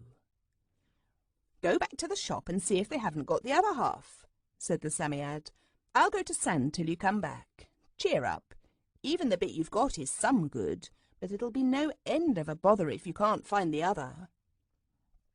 So Cyril went to the shop, and the Psammead to sand, and the other three went to dinner, which was now ready, and old Nurse was very cross that Cyril was not ready too. The three were watching at the windows when Cyril returned, and even before he was near enough for them to see his face, there was something about the slouch of his shoulders and the set of his knickerbockers and the way he dragged his boots along that showed but too plainly that his errand had been in vain. "Well?" they all said, hoping against hope on the front doorstep. "No go," Cyril answered. "The man said the thing was perfect. He said it was a Roman lady's locket, and people shouldn't buy curios if they didn't know anything about Archie something or other, and that he never went back on a bargain because it wasn't business, and he expected his customers to act the same. He was simply nasty. That's what he was, and I want my dinner." It was plain that Cyril was not pleased. The unlikeliness of anything really interesting happening in that parlour lay like a weight of lead on everyone's spirits. Cyril had his dinner, and just as he was swallowing the last mouthful of apple pudding, there was a scratch at the door. Anthea opened it, and in walked the Psammead. "Well," it said when it had heard the news, "things might be worse, only you won't be surprised if you have a few adventures before you get the other half. You want to get it, of course." "Rather," was the general reply, "and we don't mind adventures." "No," said the Psammead. "I seem to remember that about you. Well, sit down and listen with all your ears. 8, are there? Right, I'm glad you know arithmetic. Now pay attention, because I don't intend to tell you everything twice over." As the children settled themselves on the floor, it was far more comfortable than the chairs, as well as more polite to the Psammead, who was stroking its whiskers on the hearthrug. A sudden cold pain caught at Anthea's heart. Father, mother, the darling lamb, all far away. Then a warm, comfortable feeling flowed through her. The Psammead was here, and at least half a charm, and there were to be adventures. If you don't know what a cold pain is, I'm glad for your sakes, and I hope you never may. "Now," said the Psammead cheerily, "you are not particularly nice, nor particularly clever, and you're not at all good-looking. Still, you've saved my life. Oh, when I think of that man and his pail of water. So I'll tell you all I know. At least, of course, I can't do that, because I know far too much. But I'll tell you all I know about this red thing." "Do, said everyone. "Well, then," said the Psammead, "this thing is half of an amulet that can do all sorts of things. It can make the corn grow, and the waters flow, and the trees bear fruit, and the little new beautiful babies come. Not that babies are beautiful, of course," it broke off to say, "but their mothers think they are, and as long as you think a thing's true, it is, as far as you're concerned." Robert yawned. The Psammead went on. The complete amulet can keep off all the things that make people unhappy: jealousy, bad temper, pride, disagreeableness, greediness, selfishness, laziness. Evil spirits, people called them when the amulet was made. Don't you think it would be nice to have it? Very, said the children, quite without enthusiasm. And it can give you strength and courage. That's better, said Cyril. And virtue? I suppose it's nice to have that, said Jane, but not with much interest. And it can give you your heart's desire. Now you're talking, said Robert. Of course I am, retorted the Psammead tartly, so there's no need for you to. Heart's desire is good enough for me, said Cyril. Yes, but, Anthea ventured, all that's what the whole charm can do.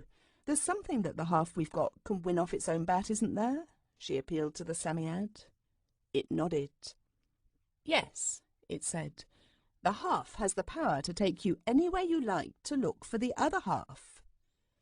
This seemed a brilliant prospect till Robert asked, Does it know where to look? The Psammead shook its head and answered, I don't think it's likely. Do you? No. Then, said Robert, we may as well look for a needle in a bottle of hay. Yes, it is a bottle and not a bundle. Father said so. Not at all, said the Psammead briskly. You think you know everything, but you are quite mistaken. The first thing is to get the thing to talk. Can it? Jane questioned. Jane's question did not mean she thought it couldn't, for in spite of the parlour furniture, the feeling of magic was growing deeper and thicker and seemed to fill the room like a dream of a scented fog.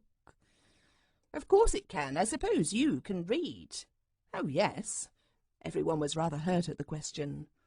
Well, then, all you've got to do is read the name that's written on the part of the charm that you've got, and as soon as you say the name out loud, the thing will have the power to do, well, several things. There was a silence. The red charm was passed from hand to hand.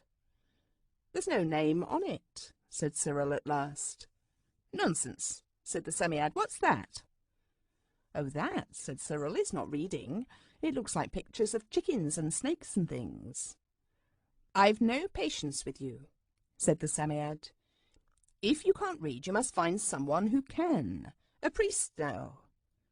We don't know any priests, said Anthea. We know a clergyman. He's called a priest in the prayer book, you know, but he only knows Greek and Latin and Hebrew, and it isn't any of those, I know. The Psammead stamped a furry foot angrily. I wish I'd never seen you, it said. You aren't any more good than so many stone images. Not so much, if I'm to tell the truth. Is there no wise man in your Babylon who can pronounce the names of the great ones? There's a poor learned gentleman upstairs, said Anthea. We might try him. He has a lot of stone images in his room, and iron-looking ones too. We peeped in once when he was out. Old Nurse says he doesn't eat enough to keep a canary alive. He spends it all on stones and things. Try him, said the Psammead. Only be careful. If he knows a greater name than this and uses it against you, your charm will be of no use. Bind him first with the chains of honour and upright dealing, and then ask his aid. Oh, yes, you'd better all go. You can put me to sand as you go upstairs. I must have a few minutes' peace and quietness. So the 4 children hastily washed their hands and brushed their hair. This was Anthea's idea, and went up to knock at the door of the poor learned gentleman, and to bind him with the chains of honour and upright dealing.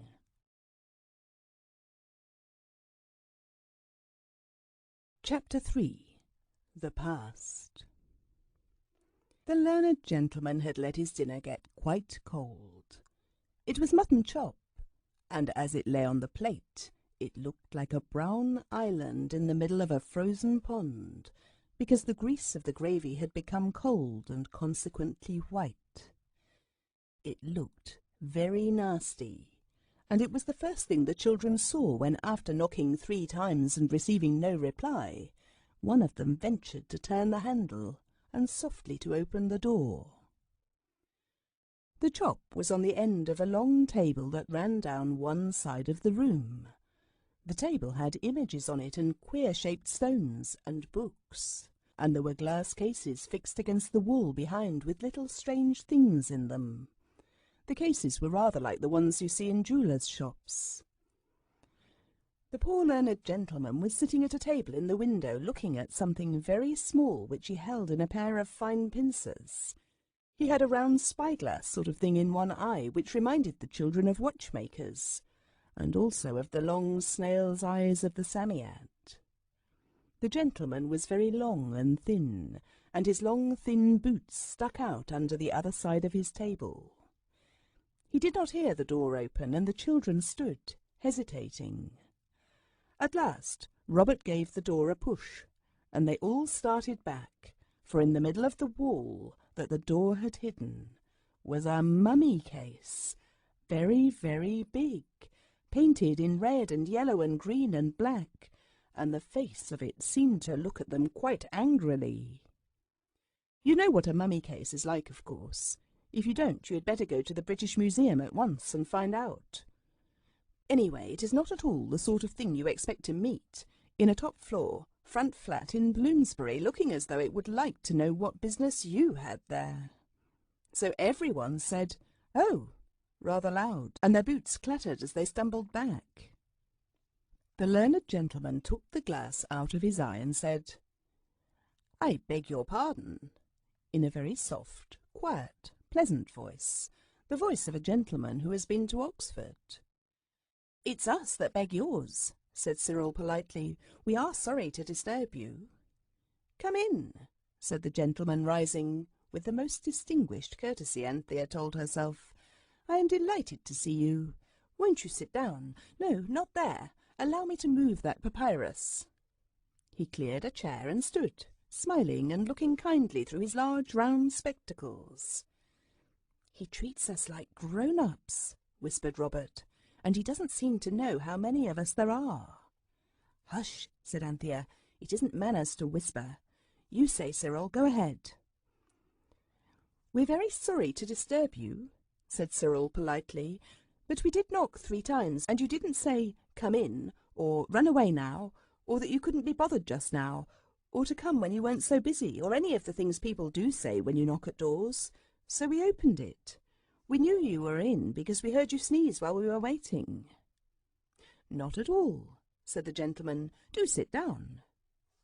"He has found out that there are 4 of us," said Robert as the gentleman cleared 3 more chairs. He put the things off them carefully on the floor. The first chair had things like bricks that tiny, tiny birds' feet have walked over when the bricks were soft, only the marks were in regular lines. The second chair had round things on it, like very large, fat, long, pale beads, and the last chair had a pile of dusty papers on it. The children sat down.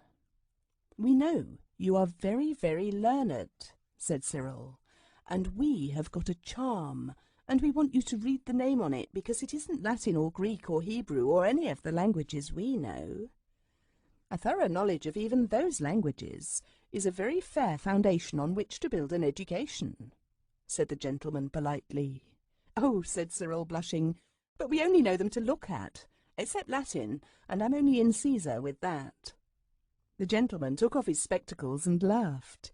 His laugh sounded rusty, Cyril thought, as though it wasn't often used. "Of course," he said. "I'm sure I beg your pardon. I think I must have been in a dream. You are the children who live downstairs, are you not? Yes, I have seen you as I've passed in and out. And you have found something that you think to be an antiquity, and you've brought it to show me. That was very kind. I should like to inspect it." "I'm afraid we didn't think about your liking to inspect it," said the truthful Anthea. "It was just for us, because we wanted to know the name on it." "Oh, yes, and I say," Robert interjected, "you won't think it rude of us if we ask you first, before we show it, to be bound in the, what do you call it, "In the bonds of honour and upright dealing," said Anthea. "I'm afraid I don't quite follow you," said the gentleman, with gentle nervousness. "Well, it's this way," said Cyril. "We've got part of a charm, and the someone told us it would work, though it's only half of one, but it won't work unless we can say the name that's on it. But of course, if you've got another name that can lick ours, our charm will be a no-go. So we want you to give us your word of honour as a gentleman, though I'm sure now I've seen you that it's not necessary, but still I've promised to ask you, so we must. Will you please give us your honourable word not to say any name stronger than the name on our charm?" The gentleman had put on his spectacles again and was looking at Cyril through them. He now said, "Bless me," more than once, adding, "Who told you all this?" "I can't tell you," said Cyril. "I'm very sorry, but I can't." Some faint memory of a far-off childhood must have come to the learned gentleman just then, for he smiled. "I see," he said. "It is some sort of game that you're engaged in. Of course, yes. Well, I will certainly promise. Yet I wonder how you heard of the names of power." "We can't tell you that either," said Cyril, and Anthea said, "Here is our charm," and held it out. With politeness but without interest the gentleman took it. But after the first glance all his body suddenly stiffened as a pointer's does when it sees a partridge. "Excuse me," he said in quite a changed voice, and carried the charm to the window. He looked at it. He turned it over. He fixed his spyglass in his eye and looked again. No one said anything. Only Robert made a shuffling noise with his feet till Anthea nudged him to shut up. At last the learned gentleman drew a long breath. "Where did you find this?" he asked. "We didn't find it. We bought it at a shop. Jacob Absalom, his name is, not far from Charing Cross," said Cyril. "We gave 7 and 6pence for it," added Jane. "It's not for sale, I suppose. You do not wish to part with it?"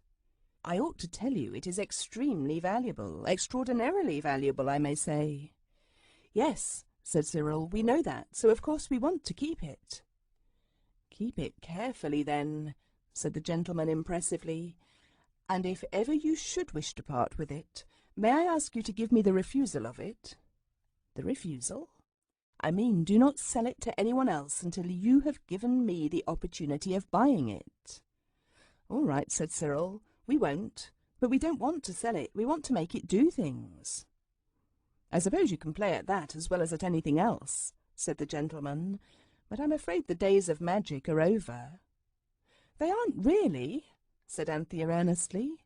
"You'd see they aren't if I could tell you about our last summer holidays, only I mustn't. Thank you very much. And can you read the name?" "Yes, I can read it." "Will you tell it us?"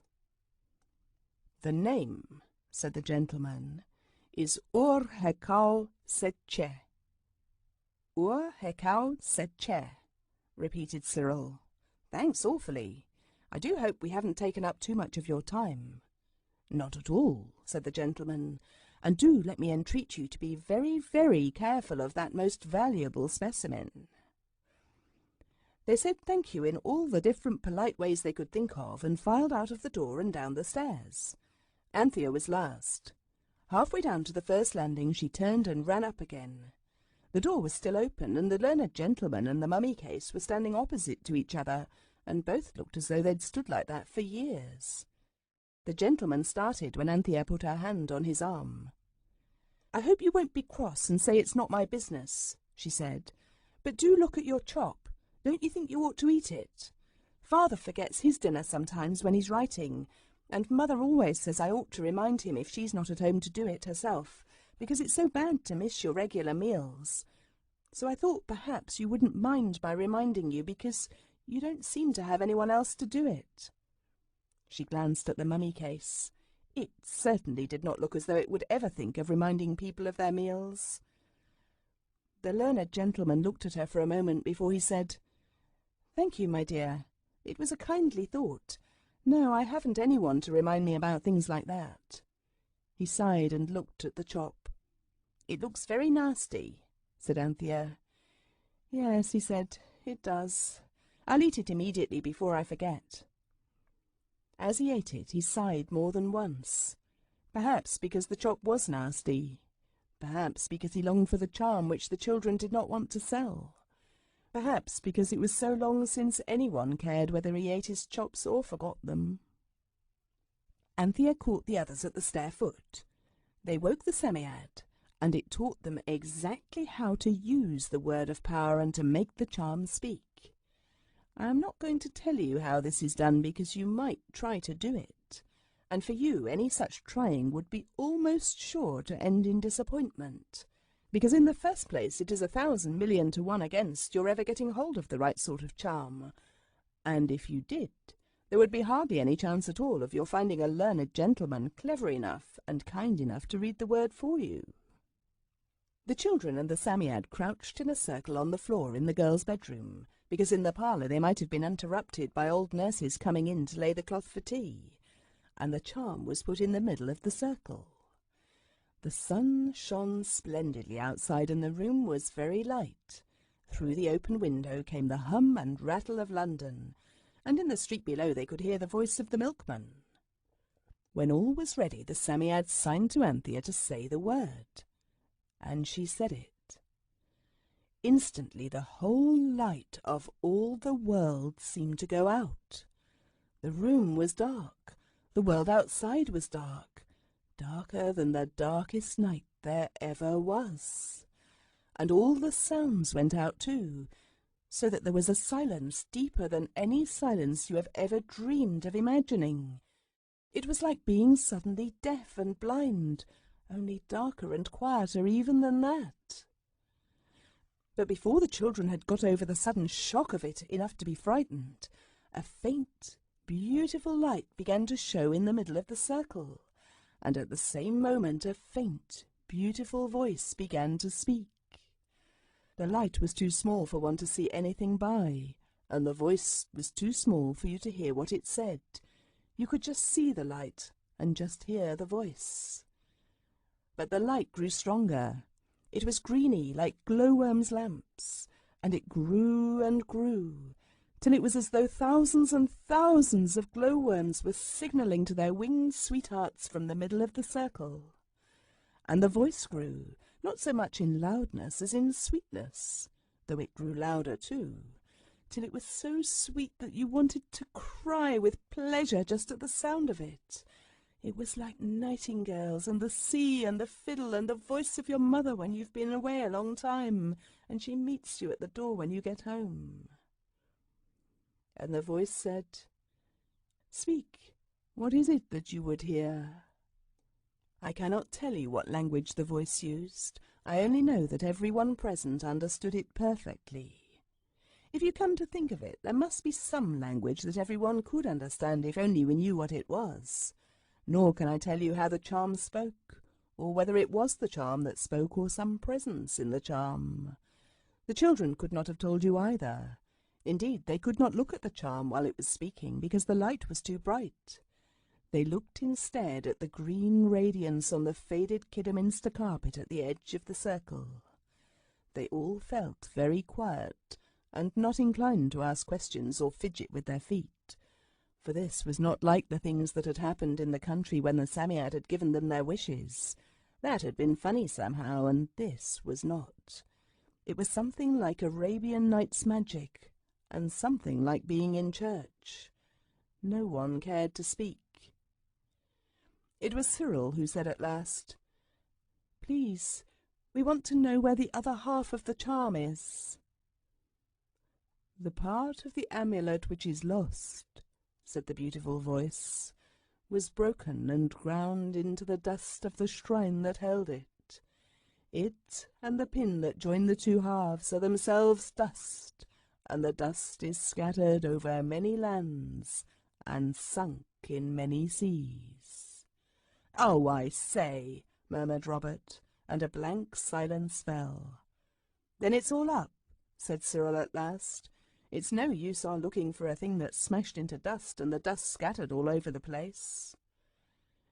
"If you would find it," said the voice, "you must seek it where it still is, perfect as ever." "I don't understand," said Cyril.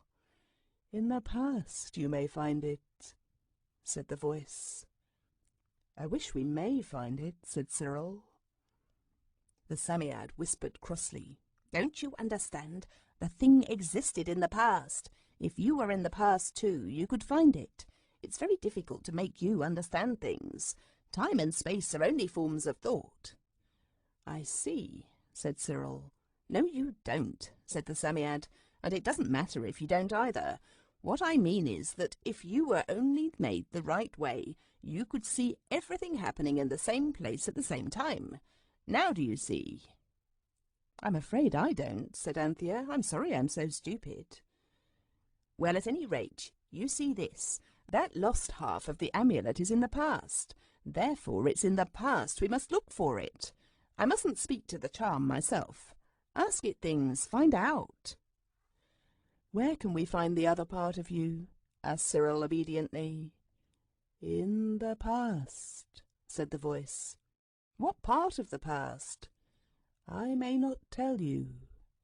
If you will choose a time, I will take you to the place that then held it. You yourselves must find it." "When did you see it last?" asked Anthea. "I mean, when was it taken away from you?" The beautiful voice answered, "That was thousands of years ago. The amulet was perfect then and lay in a shrine, the last of many shrines, and I worked wonders. Then came strange men with strange weapons and destroyed my shrine, and the amulet they bore away with many captives. But of these, one, my priest, knew the word of power and spoke it for me, so that the amulet became invisible, and thus returned to my shrine. But the shrine was broken down, and ere any magic could rebuild it, one spoke a word before which my power bowed down and was still. And the amulet lay there, still perfect, but enslaved. Then one coming with stones to rebuild the shrine dropped a hewn stone on the amulet as it lay, and one half was sundered from the other. I had no power to seek for that which was lost, and there being none to speak the word of power, I could not rejoin it. So the amulet lay in the dust of the desert many 1,000 years, and at last came a small man, a conqueror with an army, and after him a crowd of men who sought to seem wise, and one of these found half the amulet and brought it to this land. But none could read the name, so I lay still. And this man, dying and his son after him, the amulet was sold by those who came after to a merchant, and from him you bought it, and it is here. And now, the name of power having been spoken, I also am here." This is what the voice said. I think it must have meant Napoleon by the small man, the conqueror, because I know I have been told that he took an army to Egypt, and that afterwards a lot of wise people went grubbing in the sand and fished up all sorts of wonderful things, older than you would think possible. And of these I believe this charm to have been one, and the most wonderful one of all. Everyone listened, and everyone tried to think. It is not easy to do this clearly when you have been listening to the kind of talk I have told you about. At last Robert said, "Can you take us into the past, to the shrine where you and the other thing were together? If you could take us there, we might find the other part still there after all these thousands of years." "Still there, silly," said Cyril. "Don't you see? If we go back into the past, it won't be thousands of years ago. It will be now for us, won't it?" He appealed to the Psammead, who said, "You're not so far off the idea as you usually are." "Well," said Anthea, "will you take us back to when there was a shrine and you were safe in it, all of you?" "Yes," said the voice. "You must hold me up and speak the word of power, and one by one, beginning with the firstborn, you shall pass through me into the past. But let the last that passes be the one that holds me, and let him not lose his hold, lest you lose me and so remain in the past forever." "That's a nasty idea," said Robert. "When you desire to return," the beautiful voice went on, "hold me up towards the east, and speak the word. Then passing through me you shall return to this time, and I shall be the present to you." "But how—" A bell rang loudly. "Oh, crikey!" exclaimed Robert. "That's tea. Will you please make it proper daylight again so that we can go down? And thank you so much for all your kindness." "We've enjoyed ourselves very much indeed, thank you," added Anthea politely. The beautiful light faded slowly. The great darkness and silence came, and these suddenly changed to the dazzlement of day and the great soft rustling sound of London that is like some vast beast turning over in its sleep. The children rubbed their eyes. The Psammead ran quickly to its sandy bath, and the others went down to tea. And until the cups were actually filled, tea seemed less real than the beautiful voice and the greeny light. After tea, Anthea persuaded the others to allow her to hang the charm round her neck with a piece of string. "It would be so awful if it got lost," she said. "It might get lost anywhere, you know, and it would be rather beastly for us to have to stay in the past forever and ever, wouldn't it?" Chapter 4 8,000 Years Ago. Next morning, Anthea got old Nurse to allow her to take up the poor learned gentleman's breakfast. He did not recognize her at first, but when he did, he was vaguely pleased to see her. "You see, I'm wearing the charm round my neck," she said. "I'm taking care of it, like you told us to." "That's right," said he. "Did you have a good game last night?" "You will eat your breakfast before it's cold, won't you?" said Anthea. "Yes, we had a splendid time. The charm made it all dark, and then greeny light, and then it spoke. Oh, I wish you could have heard it. It was such a darling voice, and it told us the other half of it was lost in the past, so of course we shall have to look for it there." The learned gentleman rubbed his hair with both hands and looked anxiously at Anthea. "I suppose it's natural, youthful imagination and so forth," he said. "Yet someone must have— Who told you that some part of the charm was missing?" "I can't tell you," she said. "I know it seems most awfully rude, especially after being so kind about telling us the name of power and all that, but really I'm not allowed to tell anybody anything about the person who told me. You won't forget your breakfast, will you?"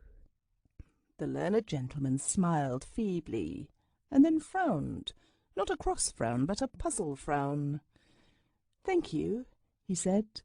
"I shall always be pleased if you'll look in, any time you're passing, you know. At least—" "I will," she said. "Goodbye. I'll always tell you anything I may tell." He had not had many adventures with children in them, and he wondered whether all children were like these. He spent quite 5 minutes in wondering, before he settled down to the 52nd chapter of his great book on the secret rites of the priest of Amen-Ra.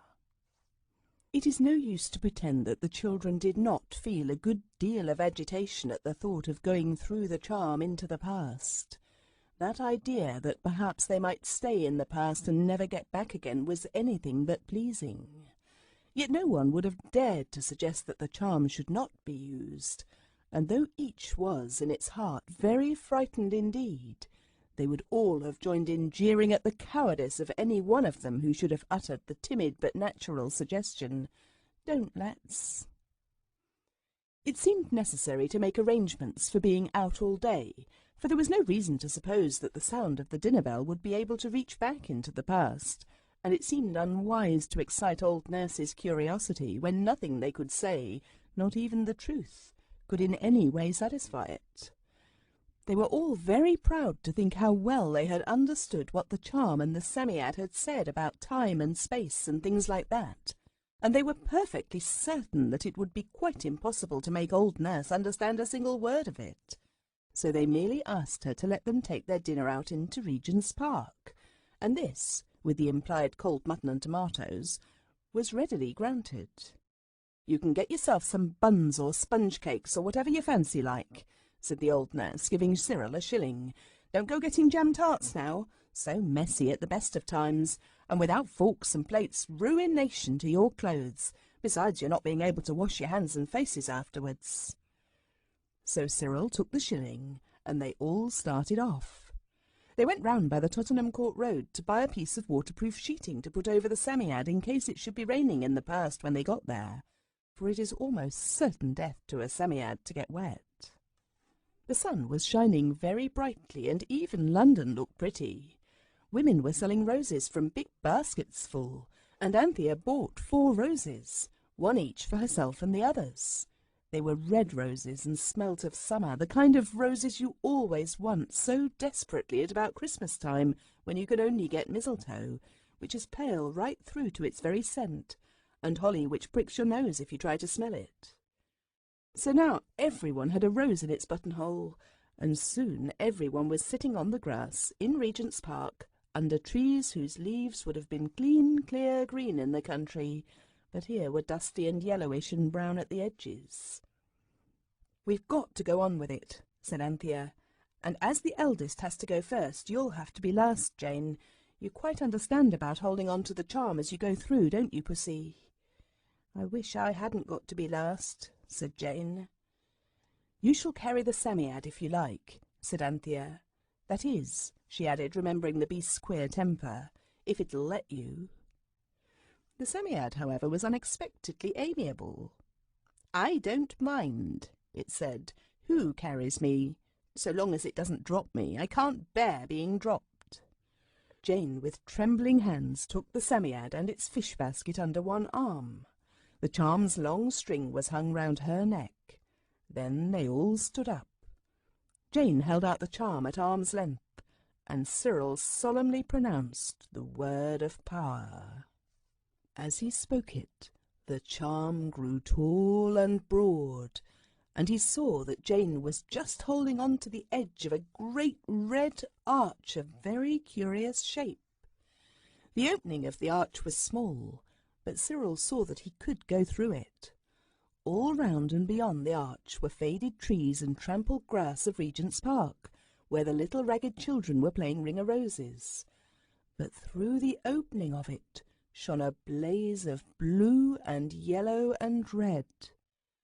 Cyril drew a long breath and stiffened his legs so that the others should not see that his knees were trembling and almost knocking together. "Here goes," he said, and stepping up through the arch, disappeared. Then followed Anthea. Robert, coming next, held fast, at Anthea's suggestion, to the sleeve of Jane, who was thus dragged safely through the arch, and as soon as they were on the other side of the arch, there was no more arch at all, and no more Regent's Park either, only the charm in Jane's hand, and it was its proper size again. They were now in a light so bright that they winked and blinked and rubbed their eyes. During this dazzling interval, Anthea felt for the charm and pushed it inside Jane's frock so that it might be quite safe. When their eyes got used to the new wonderful light, the children looked around them. The sky was very, very blue, and it sparkled and glittered and dazzled like the sea at home when the sun shines on it. They were standing on a little clearing in a thick, low forest. There were trees and shrubs and a close, thorny, tangly undergrowth. In front of them stretched a bank of strange black mud. Then came the browny, yellowy, shining ribbon of a river. Then more dry, caked mud and more greeny, browny jungle. The only things that told that human people had been there were the clearing, a path that led to it, and an odd arrangement of cut reeds in the river. They looked at each other. "Well," said Robert, "this is a change of air." It was. The air was hotter than they could have imagined, even in London in August. "I wish I knew where we were," said Cyril. "Here's a river now. I wonder whether it's the Amazon or the Tiber or what." "It's the Nile," said the Psammead, looking out of the fish bag. "Then this is Egypt," said Robert, who had once taken a geography prize. "I don't see any crocodiles," Cyril objected. His prize had been for natural history. The Psammead reached out a hairy arm from its basket and pointed to a heap of mud at the edge of the water. "What do you call that?" it said, and as it spoke, the heap of mud slid into the river just as a slab of damp mixed mortar will slip from a bricklayer's trowel.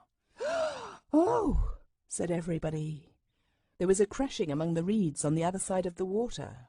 "And there's a river horse," said the Psammead, as a great beast like an enormous slaty blue slug showed itself against the black bank on the far side of the stream.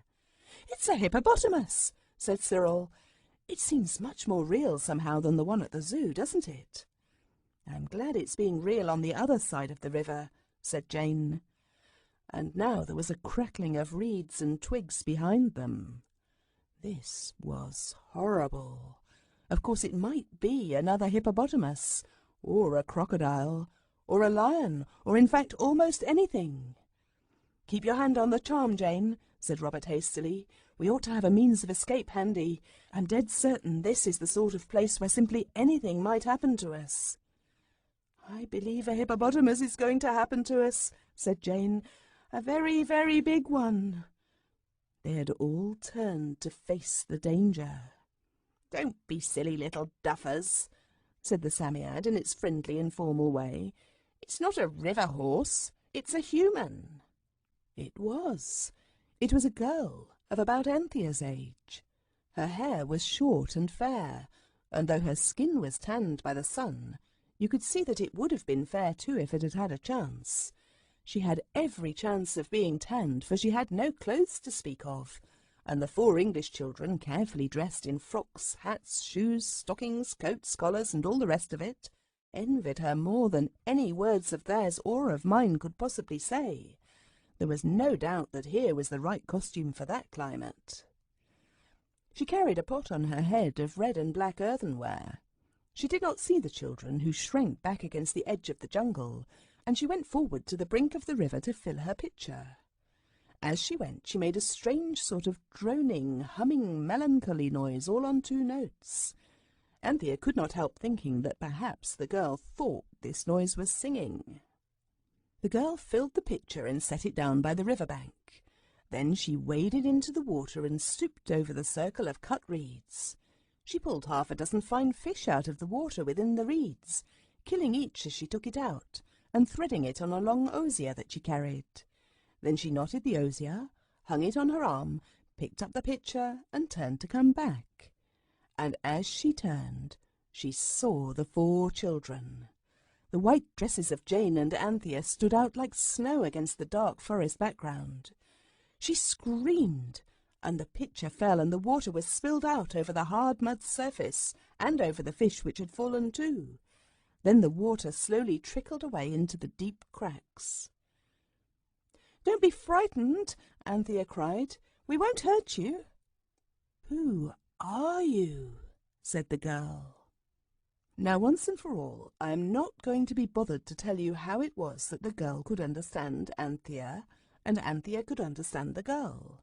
You, at any rate, would not understand me if I tried to explain it, any more than you can understand about time and space being only forms of thought. You may think what you like. Perhaps the children had found out the universal language which everyone can understand, and which wise men so far have not found. You will have noticed long ago that they were singularly lucky children, and they may have had this piece of luck as well as others. Or it may have been that— but why pursue the question further? The fact remains that in all of their adventures the muddle-headed inventions which we call foreign languages never bothered them in the least. They could always understand and be understood. If you can explain this, please do. I dare say I could understand your explanation, though you could never understand mine. So when the girl said, "Who are you?" everyone understood at once, and Anthea replied, "We are children just like you. Don't be frightened. Won't you show us where you live?" Jane put her face right into the Psammead's basket and burrowed her mouth into its fur to whisper, "Is it safe? Won't they eat us? Are they cannibals?" The Psammead shrugged its fur. "Don't make your voice buzz like that. It tickles my ears," it said rather crossly. "You can always get back to Regent's Park in time if you keep fast hold of the charm," it said. The strange girl was trembling with fright. Anthea had a bangle on her arm. It was a 7-penny halfpenny trumpery thing that pretended to be silver. It had a glass heart of turquoise blue hanging from it, and it was the gift of the maid-of-all-work at the Fitzroy Street house. "Here," said Anthea, "this is for you. This is to show we will not hurt you, and if you take it I shall know that you won't hurt us." The girl held out her hand. Anthea slid the bangle over it, and the girl's face lighted up with the joy of possession. "Come," she said, looking lovingly at the bangle. "It is peace between your house and mine." She picked up her fish and pitcher and led the way up the narrow path by which she had come, and the others followed. "This is something like," said Cyril, trying to be brave. "Yes," said Robert, also assuming a boldness he was far from feeling. "This really and truly is an adventure. Its being in the past makes it quite different from the phoenix and carpet happenings." The belt of thick-growing acacia trees and shrubs, mostly prickly and unpleasant-looking, seemed about half a mile across. The path was narrow and the wood dark. At last, ahead, daylight shone through the boughs and leaves. The whole party suddenly came out of the wood's shadow into the glare of the sunlight that shone on a great stretch of yellow sand, dotted with heaps of grey rocks, where spiky cactus plants showed gaudy crimson and pink flowers among their shabby sand-peppered leaves. Away to the right was something that looked like a grey-brown hedge, and from beyond it blue smoke went up to the bluer sky, and over all the sun shone till you could hardly bear your clothes. "That is where I live," said the girl, pointing. "I won't go," whispered Jane into the basket, "unless you say it's all right." The Psammead ought to have been touched by this proof of confidence. Perhaps, however, it looked upon it as a proof of doubt, for it merely snarled, "If you don't go now, I'll never help you again." "Oh," whispered Anthea, "dear Jane, don't. Think of father and mother and all of us getting our heart's desire. And we can go back any minute. Come on." "Besides," said Cyril in a low voice, "the Psammead must know there's no danger or it wouldn't go. It's not so over and above brave itself. Come on." This Jane at last consented to do. As they got nearer to the brownie fence, they saw that it was a great hedge about 8 feet high, made of piled-up thorn bushes. "What's that for?" asked Cyril. "To keep out foes and wild beasts," said the girl. "I should think it ought to, too," said he. "Why, some of the thorns are as long as my foot." There was an opening in the hedge, and they followed the girl through it. A little way further on was another hedge, not so high, also of dry thorn bushes, very prickly and spiteful-looking, and within this was a sort of village of huts. There were no gardens and no roads, just huts built of wood and twigs and clay, and roofed with great palm leaves dumped down anywhere. The doors of these houses were very low, like the doors of dog kennels. The ground between them was not paths or streets, but just yellow sand trampled very hard and smooth. In the middle of the village there was a hedge that enclosed what seemed to be a piece of ground about as big as their own garden in Camden Town. No sooner were the children well within the inner thorn hedge than dozens of men and women and children came crowding round from behind and inside the huts. The girl stood protectingly in front of the 4 children and said, "They are wonder children from beyond the desert. They bring marvellous gifts, and I have said that it is peace between us and them." She held out her arm with the Lowther Arcade bangle on it. The children from London, where nothing now surprises anyone, had never before seen so many people look so astonished. They crowded round the children, touching their clothes, their shoes, the buttons on the boys' jackets and the coral of the girls' necklaces. "Do say something," whispered Anthea. "We come," said Cyril, with some dim remembrance of a dreadful day when he'd had to wait in an outer office while his father interviewed a solicitor and there'd been nothing to read but the Daily Telegraph. "We come from the world where the sun never sets, and peace with honour is what we want. We are the great Anglo-Saxon or conquering race. Not that we want to conquer you," he added hastily. "We only want to look at your houses and at all you've got here, and then we shall return to our own place and tell of all that we have seen, so that your name may be famed." Cyril's speech didn't keep the crowd from pressing round and looking as eagerly as ever at the clothing of the children. Anthea had an idea that these people had never seen woven stuff before, and she saw how wonderful and strange it must seem to people who had never had any clothes but the skins of beasts. The sewing, too, of modern clothes seemed to astonish them very much. They must have been able to sew themselves, by the way, for men who seemed to be the chiefs wore knickerbockers of goatskin or deerskin, fastened round the waist with twisted strips of hide, and the women wore long, skimpy skirts of animal skins. The people were not very tall. Their hair was fair, and men and women both had it short. Their eyes were blue, and that seemed odd in Egypt. Most of them were tattooed, like sailors, only more roughly. "What is this? What is this?" they kept asking, touching the children's clothes curiously. Anthea hastily took off Jane's frilly lace collar and handed it to the woman who seemed most friendly. "Take this," she said, "and look at it, and leave us alone. We want to talk among ourselves." She spoke in the tone of authority which she had always found successful when she had not time to coax her baby brother to do as he was told. The tone was just as successful now. The children were left together and the crowd retreated. It paused a dozen yards away to look at the lace collar and to go on talking as hard as it could. The children will never know what those people said, though they knew well enough that they, the four strangers, were the subject of the talk. They tried to comfort themselves by remembering the girl's promise of friendliness, but of course the thought of the charm was more comfortable than anything else. They sat down on the sand in the shadow of the hedge-rounded place in the middle of the village, and now for the first time they were able to look about them, and to see something more than a crowd of eager, curious faces.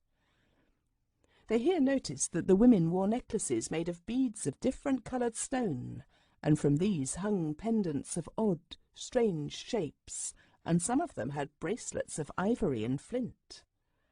"I say," said Robert, "what a lot we could teach them if we stayed here."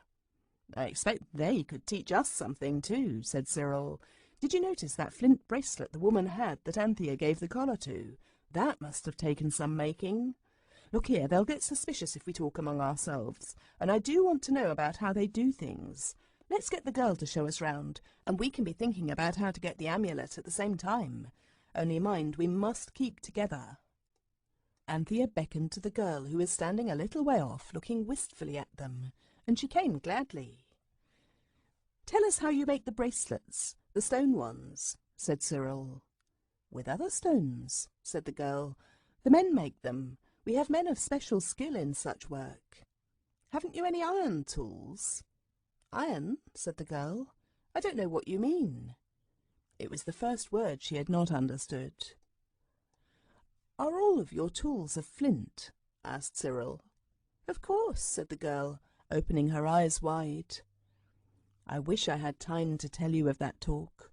The English children wanted to hear all about this new place, but they also wanted to tell of their own country. It was like when you come back from your holidays and want to hear and to tell everything at the same time. As the talk went on, there were more and more words that the girl could not understand, and the children soon gave up the attempt to explain to her what their own country was like, when they began to see how very few of the things they had always thought they could not do without were really not at all necessary to life. The girl showed them how the huts were made. Indeed, as one of them was being made that very day, she took them to look at it. The way of building was very different from ours. The men stuck long pieces of wood into a piece of ground the size of the hut they wanted to make. These were about 8 inches apart. Then they put in another row about 8 inches away from the first, and then a third row still farther out.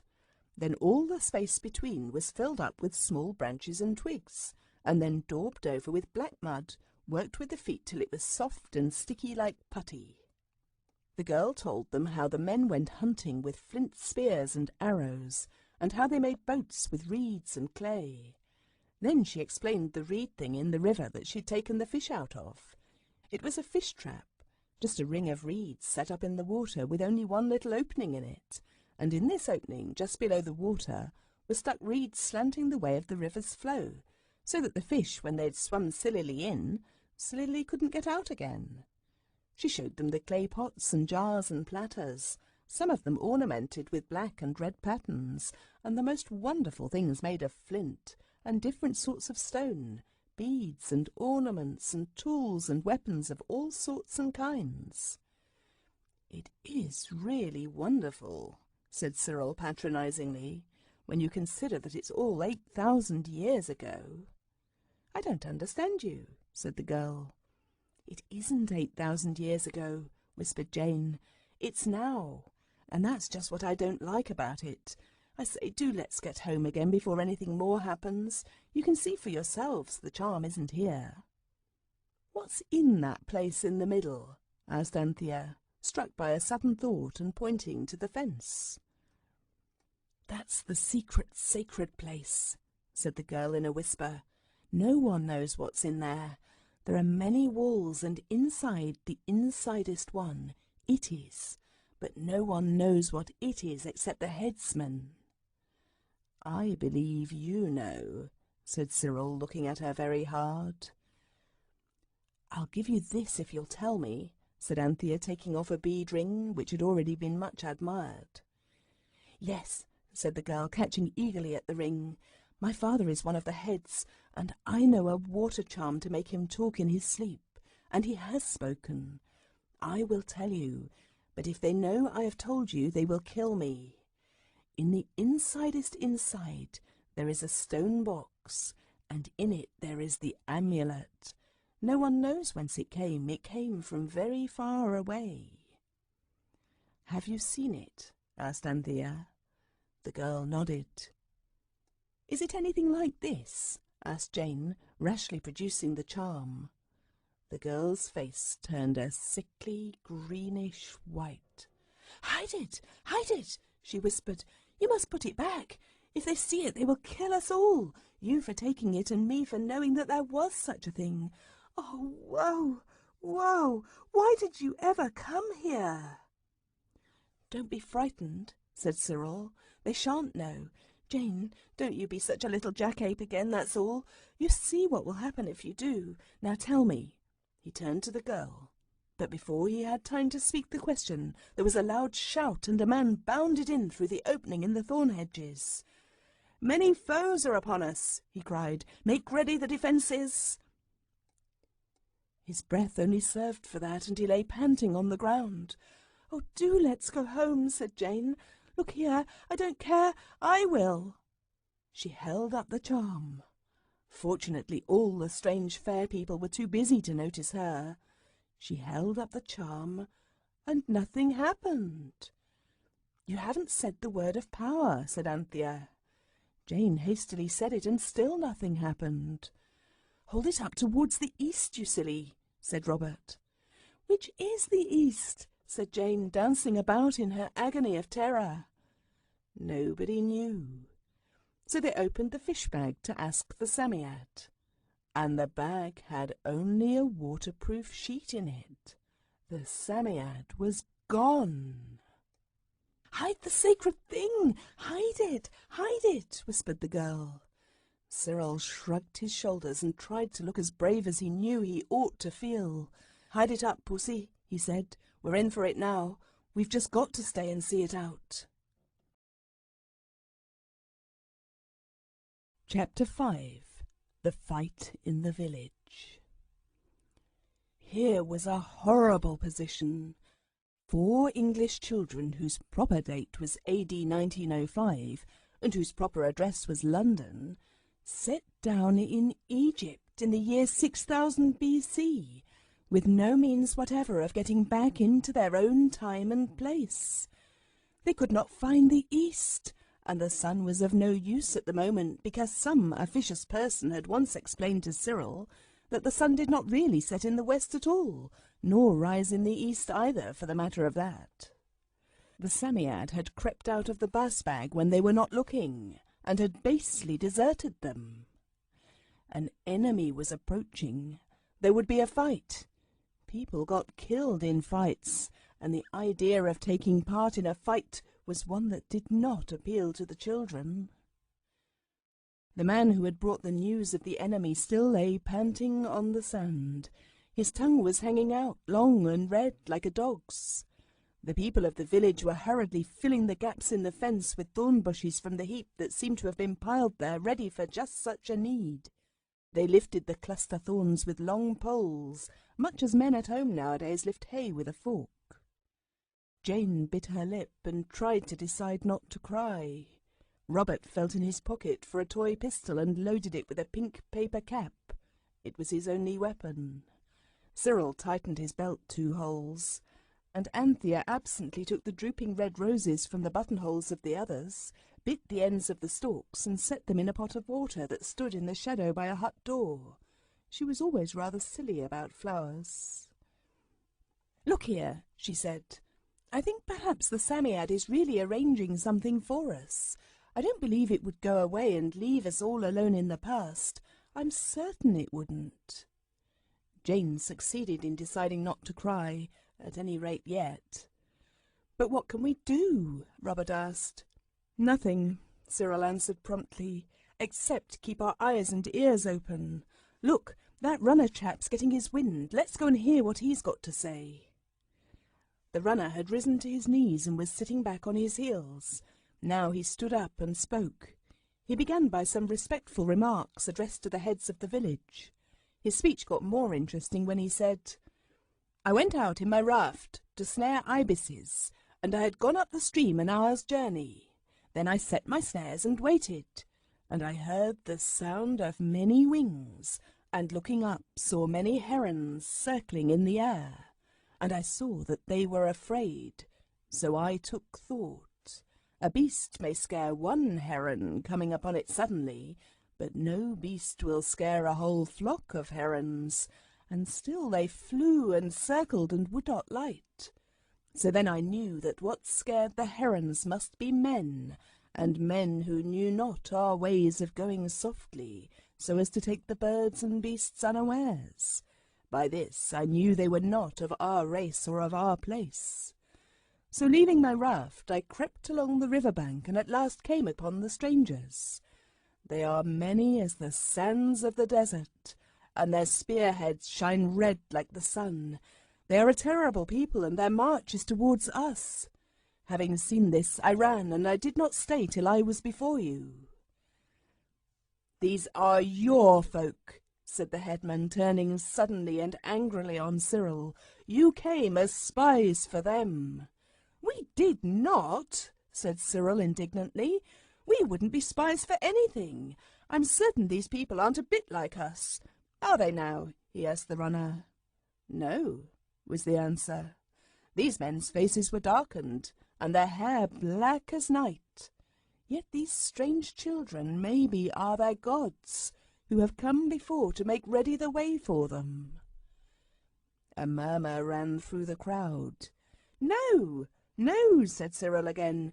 "We're on your side. We will help you to guard your sacred things." The headman seemed impressed by the fact that Cyril knew that there were sacred things to be guarded. He stood a moment gazing at the children. Then he said, "It is well. And now let all make offering that we may be strong in battle."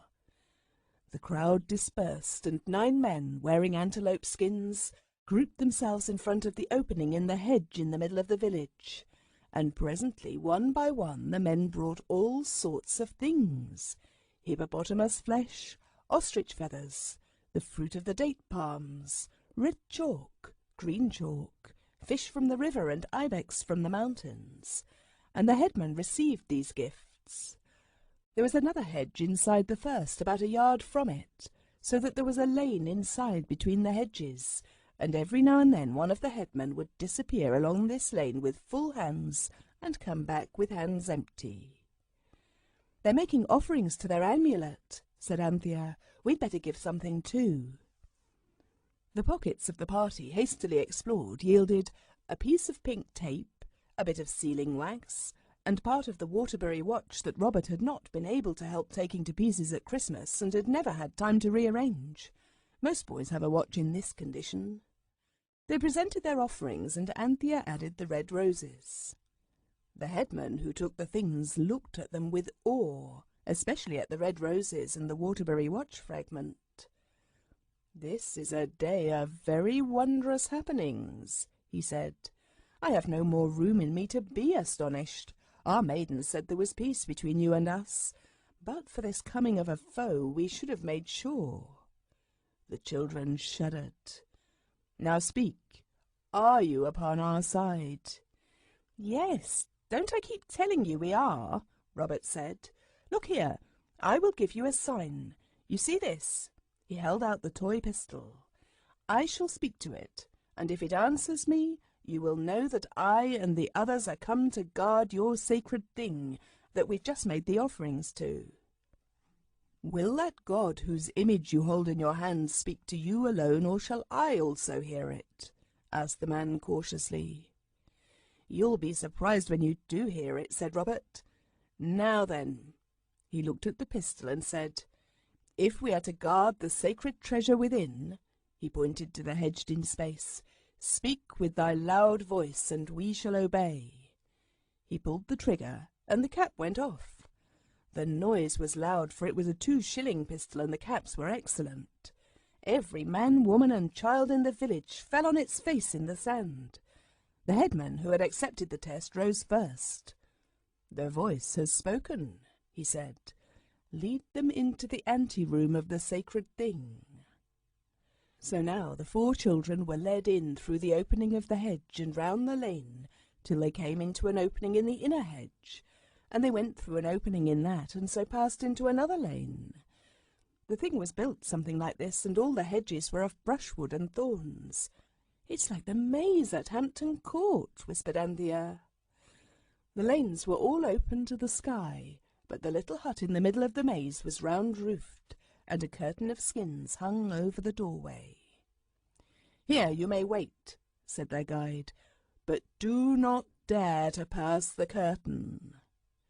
He himself passed it and disappeared. "But look here," whispered Cyril. "Some of us ought to be outside in case the Psammead turns up." "Don't let's get separated from each other, whatever we do," said Anthea. "It's quite bad enough to be separated from the Psammead. We can't do anything while that man is in there. Let us all go out into the village again. We can come back later now we know the way in. That man'll have to fight like the rest, most likely, if it comes to fighting. If we find the Psammead, we'll go straight home. It must be getting late, and I don't much like this mazy place." They went out and told the headman that they would protect the treasure when the fighting began. And now they looked about them, and were able to see exactly how a first-class worker in flint, flakes and notches an arrowhead or the edge of an axe, an advantage which no other person now alive has ever enjoyed. The boys found the weapons most interesting. The arrowheads were not on arrows such as you shoot from a bow, but on javelins for throwing from the hand. The chief weapon was a stone fastened to a rather short stick, something like the things gentlemen used to carry about and called life-preservers in the days of the garrotters. Then there were long things like spears or lances with flint knives, horribly sharp, and flint battle-axes. Everyone in the village was so busy that the place was like an ant-heap when you have walked into it by accident. The women were busy, and even the children. Quite suddenly all the air seemed to glow and grow red. It was like the sudden opening of a furnace door, such as you may see at Woolwich Arsenal, if you ever have the luck to be taken there. And then almost as suddenly it was as though the furnace doors had been shut, for the sun had set, and it was night. The sun had that abrupt way of setting in Egypt 8,000 years ago, and I believe it has never been able to break itself out of the habit, and sets in exactly the same manner to the present day. The girl brought the skins of wild deer and led the children to a heap of dry sedge. "My father says they will not attack yet. Sleep," she said, and it really seemed a good idea. You may think that in the midst of all these dangers the children would not have been able to sleep.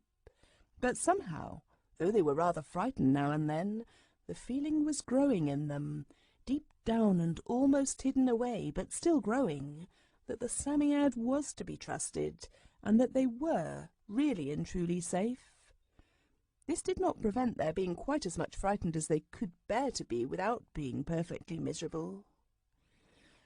"I suppose we'd better go to sleep," said Robert. "I don't know what on earth poor old nurse will do without us all night. Set the police on our tracks, I expect. I only wish they could find us. A dozen policemen would be rather welcome just now. But it's no use getting into a stew over it," he added soothingly. "Good night." And they all fell asleep. They were awakened by long, loud, terrible sounds that seemed to come from everywhere at once. Horrible, threatening shouts and shrieks and howls that sounded, as Cyril said later, like the voices of men thirsting for their enemy's blood. "It is the voice of the strange men," said the girl, coming to them, trembling through the dark. "They have attacked the walls, and the thorns have driven them back. My father says they will not try again till daylight, but they are shouting to frighten us, as though we were savages, dwellers in the swamps," she cried indignantly. All night the terrible noise went on, but when the sun rose as abruptly as he had set, the sounds suddenly ceased. The children had hardly time to be glad of this before a shower of javelins came hurtling over the great thorn hedge, and everyone sheltered behind the huts. But next moment another shower of weapons came from the opposite side, and the crowd rushed to other shelter. Cyril pulled out a javelin that had stuck in the roof of the hut beside him. Its head was of brightly burnished copper. Then the sound of shouting arose again, and the crackle of dried thorns. The enemy was breaking down the hedge. All the villagers swarmed to the point whence the crackling and the shouting came. They hurled stones over the hedge and short arrows with flint heads. The children had never before seen men with the fighting light in their eyes. It was very strange and terrible, and gave you a queer, thick feeling in your throat. It was quite different from the pictures of fights in the illustrated papers at home. It seemed that the shower of stones had driven back the besiegers. The besieged drew breath. But at that moment the shouting and the crackling arose on the opposite side of the village, and the crowd hastened to defend that point, and so the fight swayed to and fro across the village, for the besieged had not the sense to divide their forces as their enemies had done. Cyril noticed that every now and then certain of the fighting men would enter the maze and come out with brighter faces, a braver aspect, and a more upright carriage. "I believe they go and touch the amulet," he said. "You know the Psammead said it could make people brave." They crept through the maze, and watching it they saw that Cyril was right. A headman was standing in front of the skin curtain, and as the warriors came before them, he murmured a word they could not hear, and touched their foreheads with something that they could not see, and this something he held in his hands, and through his fingers they saw the gleam of a red stone that they knew. The fight raged across the thorn hedge outside. Suddenly there was a loud and bitter cry. "They're in! They're in! The hedge is down!" The headman disappeared behind the deerskin curtain. "He's gone to hide it," said Anthea. "Oh, Psammead, dear, how could you leave us?"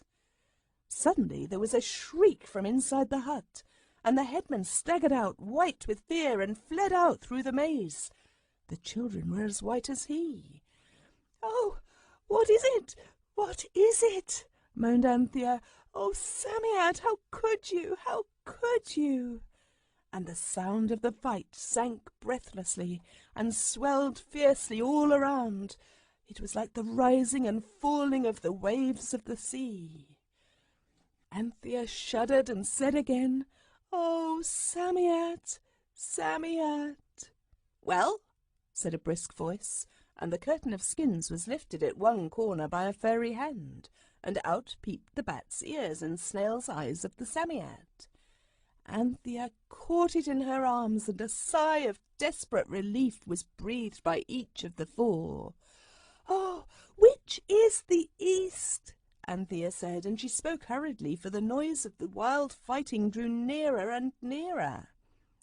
"Don't choke me," said the Psammead. "Come inside." The inside of the hut was pitch dark.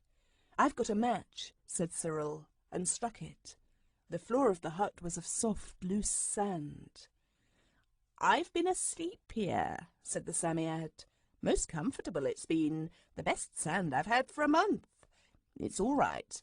Everything's all right. I knew your only chance would be while the fight was going on. That man won't come back. I bit him, and he thinks I'm an evil spirit.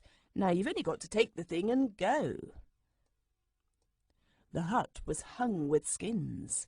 Heaped in the middle were the offerings that had been given the night before. Anthea's roses fading on the top of the heap. At one side of the hut stood a large square stone block, and on it an oblong box of earthenware with strange figures of men and beasts on it. "Is the thing in there?" asked Cyril as the Psammead pointed a skinny finger at it. "You must judge of that," said the Psammead. "The man was just going to bury the box in the sand when I jumped out at him and bit him." "Light another match, Robert," said Anthea. "Now then, quick, which is the east?" "Why, where the sun rises, of course." "But someone told us—" "Oh, they'll tell you anything," said the Psammead impatiently, getting into its bass bag and wrapping itself in its waterproof sheet. "But we can't see the sun in here, and it isn't rising anyhow," said Jane. "How you do waste time," the Psammead said. "Why, the east's where the shrine is, of course. There!" It pointed to the great stone. And still the shouting and the clash of stone on metal sounded nearer and nearer. The children could hear that the headmen had surrounded the hut to protect their treasure as long as might be from the enemy, but none dare to come in after the Psammead's sudden fierce biting of the headman. "Now, Jane," said Cyril very quickly, "I'll take the amulet. You stand ready to hold up the charm, and be sure you don't let it go as you come through." He made a step forward, but at that instant a great crackling overhead ended in a blaze of sunlight. The roof had been broken in at one side, and great slabs of it were being lifted off by 2 spears. As the children trembled and winked in the new light, large dark hands tore down the wall, and a dark face with a blobby fat nose looked over the gap. Even in that awful moment, Anthea had time to think that it was very like the face of Mr. Jacob Absalom, who had sold them the charm in the shop near Charing Cross. "Here is their amulet," cried a harsh, strange voice. "It is this that makes them strong to fight and brave to die. And what else have we here, gods or demons?" He glared fiercely at the children, and the whites of his eyes were very white indeed. He had a wet red copper knife in his teeth. There was not a moment to lose. "Jane! Jane! Quick!" cried everyone passionately. Jane, with trembling hands, held up the charm towards the east, and Cyril spoke the word of power. The amulet grew to a great arch. Out beyond it was the glaring Egyptian sky, the broken wall, the cruel, dark, big-nosed face with the red, wet knife in its gleaming teeth. Within the arch was the dull, faint, greeny brown of London grass and trees. "Hold tight, Jane!" Cyril cried, and he dashed through the arch, dragging Anthea and the Psammead after him. Robert followed, clutching Jane, and in the ears of each as they passed through the arch of the charm, the sound and fury of battle died out suddenly and utterly, and they heard only the low, dull, discontented hum of vast London, and the peeking and patting of the sparrows on the gravel, and the voices of the ragged baby children playing ring-a-roses on the yellow trampled grass. And the charm was a little charm again in Jane's hand, and there was the basket with their dinner, and the bath buns lying just where they had left it. "My hat!" said Cyril, drawing a long breath. "That was something like an adventure." "It was rather like one, certainly," said the Psammead. They all lay still, breathing in the safe, quiet air of Regent's Park. "We'd better go home at once," said Anthea presently. "Old Nurse will be most frightfully anxious. The sun looks about the same as it did when we started yesterday. We've been away 24 hours. "The buns are quite soft still," said Cyril, feeling one. "I suppose the dew kept them fresh." They were not hungry, curiously enough. They picked up the dinner basket and the Psammead basket and went straight home. Old Nurse met them with amazement. "Well, if I ever did," she said. "What's gone wrong? You've soon tired of your picnic." The children took this to be bitter irony, which means saying the exact opposite of what you mean in order to make yourself disagreeable. As when you happen to have a dirty face and someone says, "How nice and clean you look." "We're very sorry," began Anthea, but Old Nurse said, "Oh, bless me, child, I don't care. Please yourselves and you'll please me. Come in and get your dinners comfortable. I've got a potato on a boiling." When she had gone to attend to the potatoes, the children looked at each other. Could it be that Old Nurse had so changed that she no longer cared that they should have been away from home for 24 hours, all night in fact, without any explanation whatever? But the Psammead put its head out of its basket and said, "What's the matter? Don't you understand? You come back through the charm arch at the same time as you go through it. This isn't tomorrow." "Is it still yesterday?" asked Jane. "No, it's today, the same as it's always been. It wouldn't do to go mixing up the present and the past, cutting bits out of one to fit into the other." "And all that adventure took no time at all?" "You can call it that if you like," said the Psammead. "It took none of the modern time, anyhow." That evening, Anthea carried up a steak for the learned gentleman's dinner. She persuaded Beatrice, the maid-of-all-work who had given her the bangle with the blue stone, to let her do it, and she stayed and talked to him by special invitation while he ate the dinner. She told him the whole adventure, beginning with, "This afternoon we found ourselves on the bank of the River Nile," and ending up with, "And then we remembered how to get back, and there we were in Regent's Park, and it hadn't taken any time at all." She did not tell anything about the charm or the Psammead because that was forbidden, but the story was quite wonderful enough even as it was to entrance the learned gentleman. "You are a most unusual little girl," he said. "Who tells you all these things?" "No one," said Anthea. "They just happen." "Make-believe," he said slowly, as one who recalls and pronounces a long-forgotten word. He sat long after she had left him. At last he roused himself with a start. "I really must take a holiday," he said. "My nerves must be all out of order. I actually have a perfectly distinct impression that the little girl from the rooms below came in and gave me a coherent and graphic picture of life as I conceive it to have been in pre-dynastic Egypt. Strange what tricks the mind will play.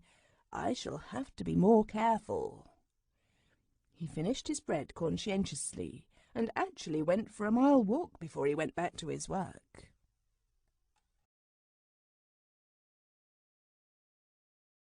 Chapter 6. The Way to Babylon. "How many miles to Babylon? 70. Can I get there by candlelight? Yes, and back again." Jane was singing to her doll, rocking it to and fro in the house which she had made for herself and it. The roof of the house was the dining table, and the walls were tablecloths and antimacassars hanging all round, and kept in their places by books laid on their top ends at the table edge. The others were tasting the fearful joys of domestic tobogganing. You know how it's done, with the largest and best tea-tray and the surface of the stair-carpet. It is best to do it on the days when the stair-rods are being cleaned and the carpet is only held by the nails at the top. Of course, it is one of the 5 or 6 thoroughly tip-top games that grown-up people are so unjust to, and Old Nurse, though a brick in many respects, was quite enough of a standard grown-up to put her foot down on the tobogganing long before any of the performers had had half enough of it. The tea-tray was taken away, and the baffled party entered the sitting-room in exactly the mood not to be pleased if they could help it. So Cyril said, "What a beastly mess!" and Robert added, "Do shut up, Jane." Even Anthea, who was almost always kind, advised Jane to try another song. "I'm sick to death of that," said she. It was a wet day, so none of the plans for seeing all the sights of London that can be seen for nothing could be carried out. Everyone had been thinking all the morning about the wonderful adventures of the day before, when Jane had held up the charm and it had turned into an arch, through which they had walked straight out of the present time and the Regent's Park into the land of Egypt 8,000 years ago. The memory of yesterday's happenings was still extremely fresh and frightening, so that everyone hoped that no one would suggest another excursion into the past, for it seemed to all that yesterday's adventures were quite enough to last for at least a week. Yet each felt a little anxious that the others should not think it was afraid, and presently Cyril, who really was not a coward, began to see that it would not be at all nice if he should have to think himself one. So he said, "I say, about that charm. Jane, come out. We ought to talk about it anyhow." "Oh, if that's all," said Robert.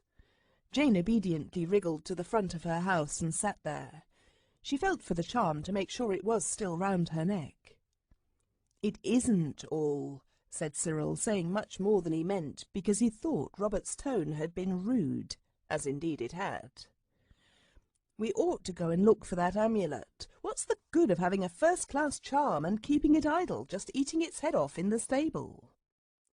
"I'm game for anything, of course," said Robert, but he added with a fine air of chivalry, "Only I don't think the girls are keen today, somehow." "Oh, yes, I am," said Anthea hurriedly. "If you think I'm afraid, I'm not." "I am, though," said Jane heavily. "I didn't like it, and I won't go there again. Not for anything, I won't."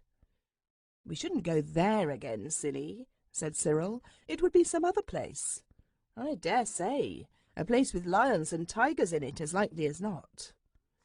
Seeing Jane so frightened made the others feel quite brave. They said they were certain they ought to go.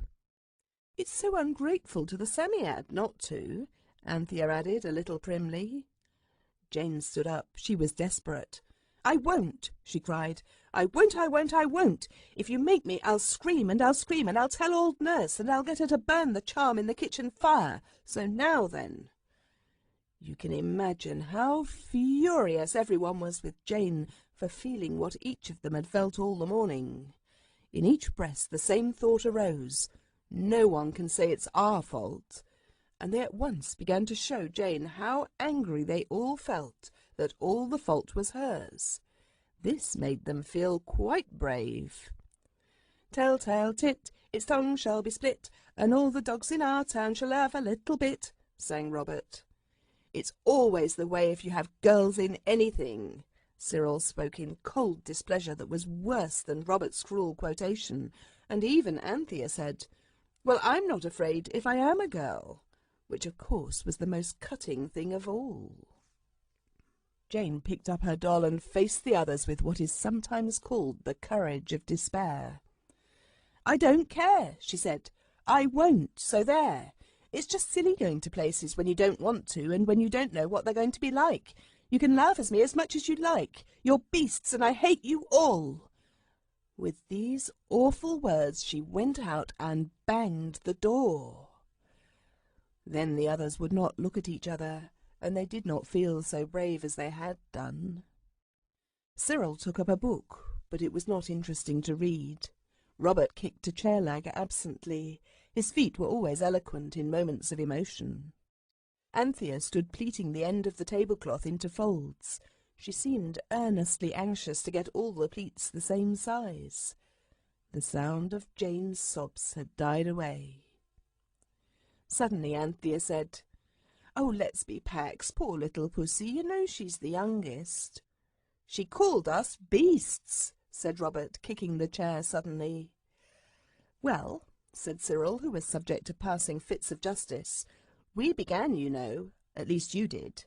Cyril's justice was always uncompromising. "I'm not going to say I'm sorry if you mean that," said Robert, and the chair leg cracked to the kick he gave it as he said it. "Oh, do let's," said Anthea. "We're 3-1, and Mother does so hate it if we row. Come on, I'll say I'm sorry first, though I didn't say anything, hardly." "All right, let's get it over," said Cyril, opening the door. "Hi, you, pussy." Far up the stairs a voice could be singing brokenly, but still defiantly. "How many miles to Babylon? 70. Can I get there by candlelight? Yes, and back again."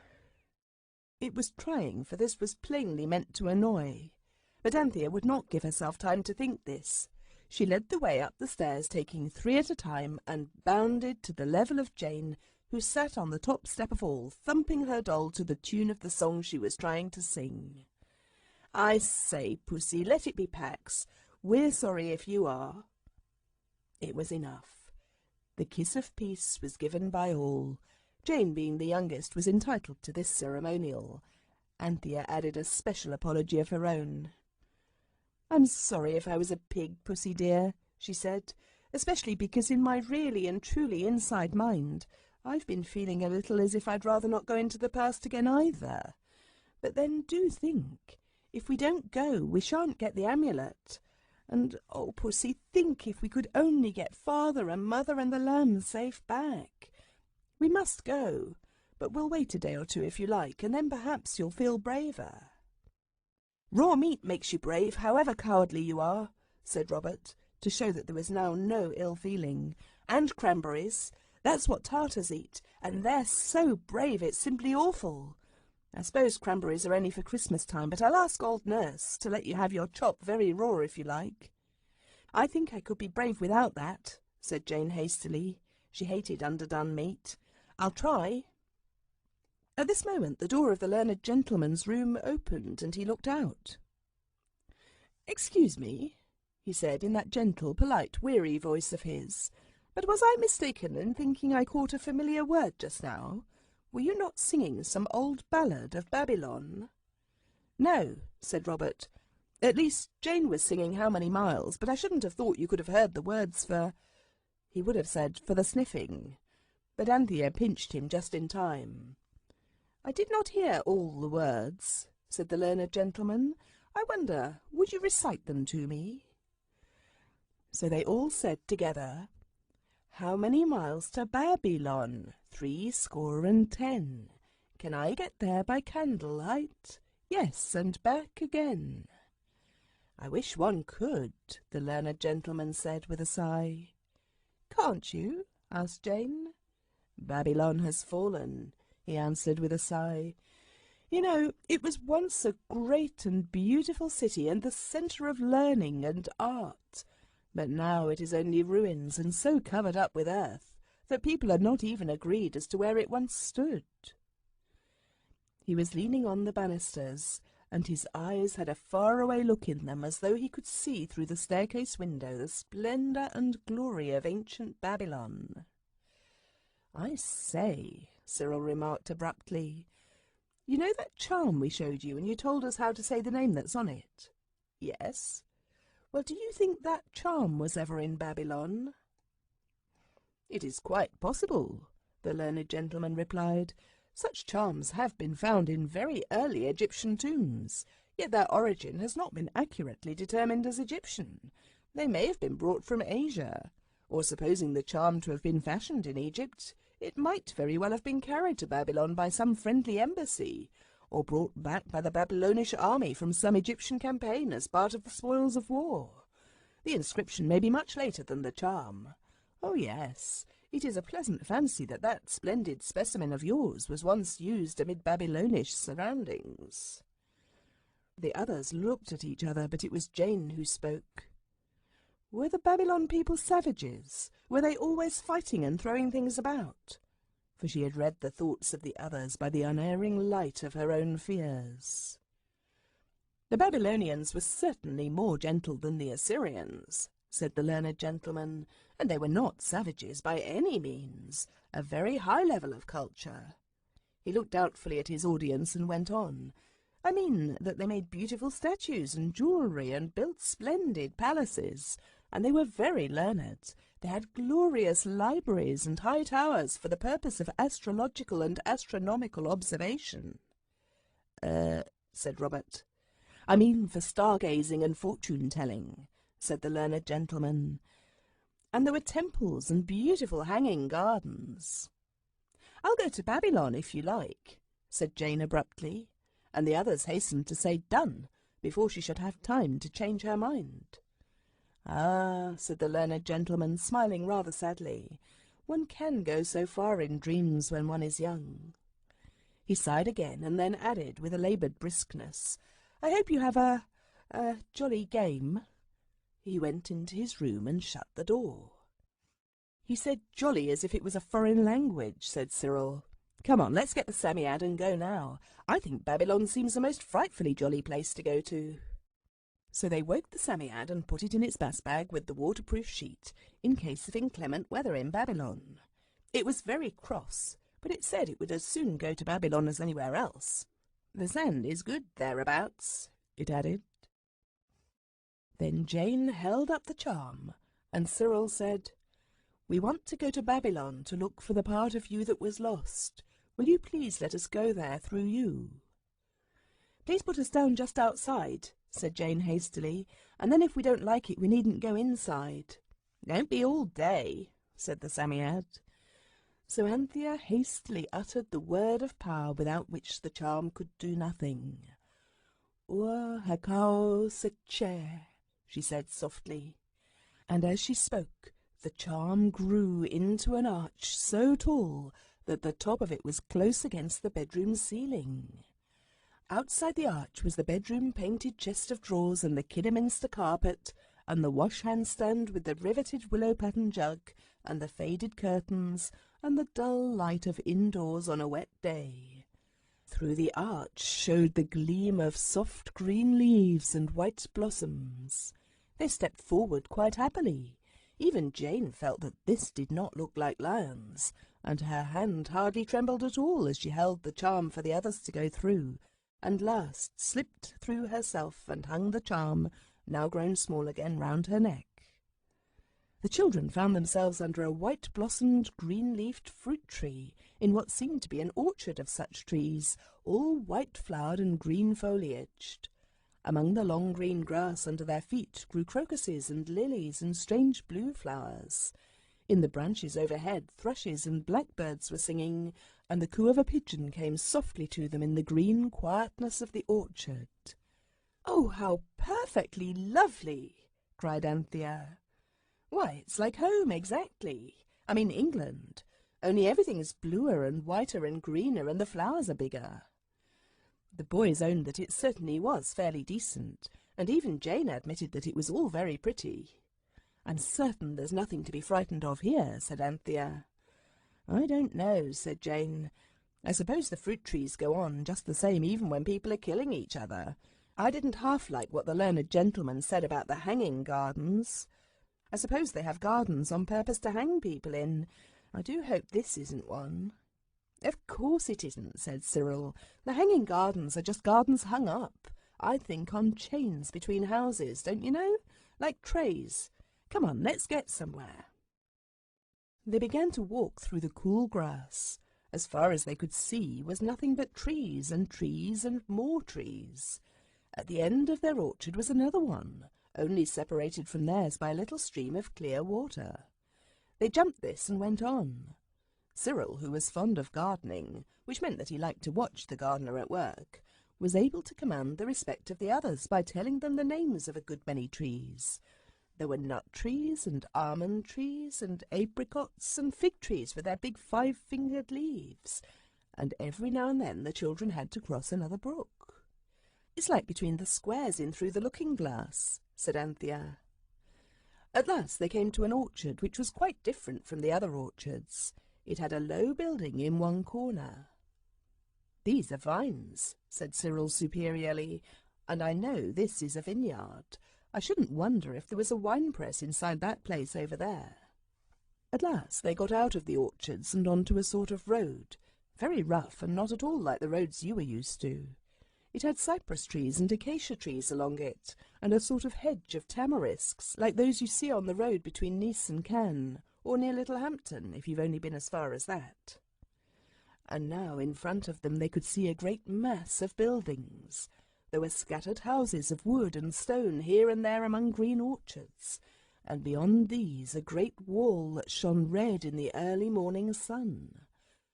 The wall was enormously high, more than half the height of St. Paul's, and in the wall were set enormous gates that shone like gold as the rising sun beat on them.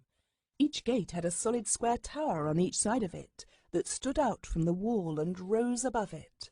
Beyond the wall were more towers and houses, gleaming with gold and bright colours. Away to the left ran a steel-blue swirl of a great river, and the children could see through a gap in the trees that the river flowed out from the town under a great arch in the wall. "Those feathery things along by the water are palms," said Cyril instructively. "Oh, yes, you know everything," Robert replied. "What's all that grey-green stuff you see away over there, where it's all flat and sandy?" "All right," said Cyril loftily. "I don't want to tell you anything. I only thought you'd like to know a palm tree when you saw it again." "Look!" cried Anthea.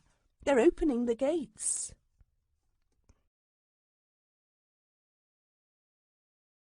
And indeed, the great gates swung back with a brazen clang, and instantly a little crowd of a dozen or more people came out and along the road towards them. The children with one accord crouched behind the tamarisk hedge. "I don't like the sound of those gates," said Jane. "Fancy being inside when they're shut. You'd never get out." "You've got an arch of your own to go out by." The Psammead put its head out of the basket to remind her. "Don't behave so like a girl. If I were you, I should just march right into the town and ask to see the king." There was something at once simple and grand about this idea, and it pleased everyone. So when the work-people had passed, they were work-people, the children felt sure, because they were dressed so plainly. Just one long blue shirt thing, of blue or yellow. The 4 children marched boldly up to the brazen gate between the towers. The arch above the gate was quite a tunnel, the walls were so thick. "Courage," said Cyril. "Step out. It's no use trying to sneak past. Be bold." Robert answered this appeal by unexpectedly bursting into the British Grenadiers, and to its quick step they approached the gates of Babylon. "Some talk of Alexander, and some of Hercules, of Hector and Lysander, and such great names as these. But of all the gallant heroes—" This brought them to the threshold of the gate. 2 men in bright armour suddenly barred their way with crossed spears. "Who goes there?" they said. I think I must have explained to you before how it was that the children were always able to understand the language of any place they might happen to be in, and to be themselves understood. If not, I have no time to explain it now. "We come from very far," said Cyril mechanically, "from the empire where the sun never sets, and we want to see your king." "If it's quite convenient," amended Anthea. "The king, may he live forever," said the gatekeeper, "is gone to fetch home his 14th wife. Where on earth have you come from not to know that?" "The Queen, then," said Anthea hurriedly, and not taking any notice of the question as to where they had come from.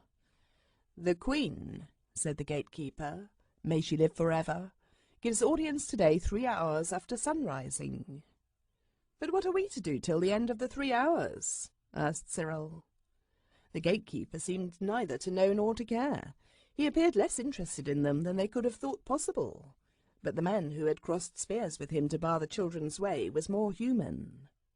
"Let them go in and look about them," he said. "I'll wager my best sword they've never seen anything to come near our little village." He said it in the tone people use when they call the Atlantic Ocean the herring pond. The gatekeeper hesitated. "They're only children, after all," said the other, who had children of his own. "Let me off for a few minutes, Captain, and I'll take them to my place and see if my good woman can't fit them up in something a little less outlandish than their present rig. Then they can have a look round without being mobbed. May I go?" "Oh, yes, if you like," said the captain, "but don't be all day." The man led them through the dark arch into the town, and it was very different from London. For one thing, everything in London seems to be patched up out of odds and ends, but these houses seem to have been built by people who liked the same sort of things. Not that they were all alike, for though all were squarish, they were of different sizes, and decorated in all sorts of different ways. some with paintings in bright colours, some with black and silver designs. There were terraces and gardens and balconies and open spaces with trees. Their guide took them to a little house in a back street where a kind-faced woman sat spinning at the door of a very dark room. "Here," he said, "just lend these children a mantle each so that they can go about and see the place till the Queen's audience begins.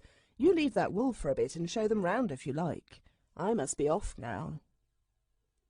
The woman did as she was told, and the 4 children, wrapped in fringed mantles, went with her all about the town. And oh, I wish I had time to tell you all they saw. It was all so wonderfully different from anything you have ever seen. For one thing, all the houses were dazzlingly bright, and many of them covered with pictures. Some had great creatures carved in stone at each side of the door. Then the people. There were no black frock coats and tall hats, no dingy coats and skirts of good, useful, ugly stuffs warranted to wear. Everyone's clothes were bright and beautiful, with blue and scarlet and green and gold. The market was brighter than you would think anything could be. There were stalls for everything you could possibly want, and for a great many things that if you wanted here and now, want would be your master. There were pineapples and peaches in heaps, and stalls of crockery and glass things, beautiful shapes and glorious colours. There were stalls for necklaces and clasps and bracelets and brooches, for woven stuffs and furs and embroidered linen. The children had never seen half so many beautiful things together, even at Liberty's. It seemed no time at all before the woman said, "It's nearly time now. We ought to be getting on towards the palace. It's as well to be early." So they went to the palace, and when they got there it was more splendid than anything they had seen yet, for it was glowing with colours, and with gold and silver and black and white, like some magnificent embroidery.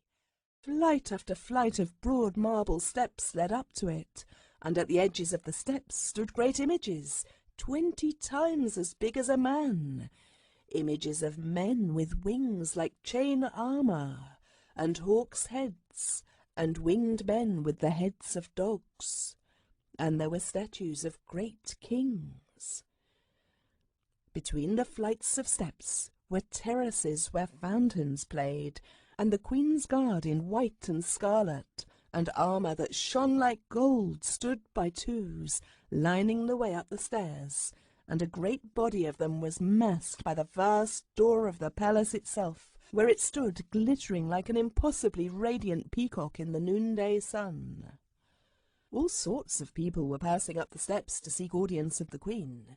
Ladies in richly embroidered dresses with fringy flounces, poor folks in plain and simple clothes, dandies with beards oiled and curled. And Cyril, Robert, Anthea and Jane went with the crowd.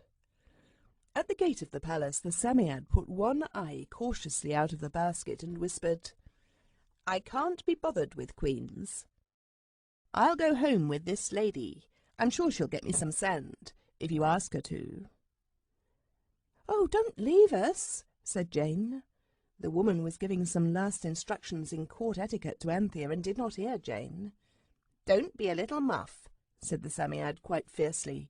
"It's not a bit of good your having a charm. You never use it. If you want me, you've only got to say the name of power and ask the charm to bring me to you." "I'd rather go with you," said Jane, and it was the most surprising thing she'd ever said in her life. Everyone opened its mouth without thinking of manners, and Anthea, who was peeping into the Psammead's basket, saw that its mouth opened wider than anybody's. "You needn't gawp like that," Jane went on. "I'm not going to be bothered with queens any more than it is, and I know wherever it is it'll take jolly good care that it's safe." "She's right there," said everyone, for they had observed that the Psammead had a way of knowing which side its bread was buttered. She turned to the woman and said, "You'll take me home with you, won't you, and let me play with your little girls till the others have done with the Queen?" "Surely I will, little heart," said the woman. And then Anthea hurriedly stroked the Psammead and embraced Jane, who took the woman's hand and trotted contentedly away with the Psammead's bag under the other arm. The others stood looking after her till she, the woman, and the basket were lost in the many-coloured crowd. Then Anthea turned once more to the palace's magnificent doorway and said, "Let's ask the porter to take care of our Babylonian overcoats." So they took off the garments that the woman had lent them and stood amid the jostling petitioners of the Queen in their own English frocks and coats and hats and boots. "We want to see the Queen," said Cyril. "We come from the far empire where the sun never sets." A murmur of surprise and a thrill of excitement ran through the crowd. The door porter spoke to a black man. He spoke to someone else. There was a whispering, waiting pause. Then a big man with a cleanly shaven face beckoned them from the top of a flight of red marble steps. They went up, the boots of Robert clattering more than usual because he was so nervous. A door swung open, a curtain was drawn back. A double line of bowing forms in gorgeous raiment formed a lane that led to the steps of the throne, and as the children advanced hurriedly there came from the throne a voice, very sweet and kind. "3 children from the land where the sun never sets. Let them draw hither without fear." In another minute they were kneeling at the throne's foot, saying, "O Queen, live forever," exactly as the woman had taught them, and a splendid dream lady, all gold and silver and jewels and snowy drift of veils, was raising Anthea and saying, "Don't be frightened, I really am so glad you came. The land where the sun never sets. I'm delighted to see you. I was getting quite too dreadfully bored for anything." And behind Anthea the kneeling Cyril whispered into the ears of the respectful Robert, "Bobs, don't say anything to Panther, it's no use upsetting her, but we didn't ask for Jane's address, and the Psammead's with her." "Well," whispered Robert, "the charm can bring us to them at any moment, it said so." "Oh, yes," whispered Cyril in miserable derision, "we're all right, of course, so we are. Oh, yes, if we'd only got the charm." Then Robert saw, and he murmured, "Crikey," at the foot of the throne of Babylon, while Cyril hoarsely whispered the plain English fact. "Jane's got the charm round her neck, you silly cuckoo." "Crikey," Robert repeated in heartbroken undertones.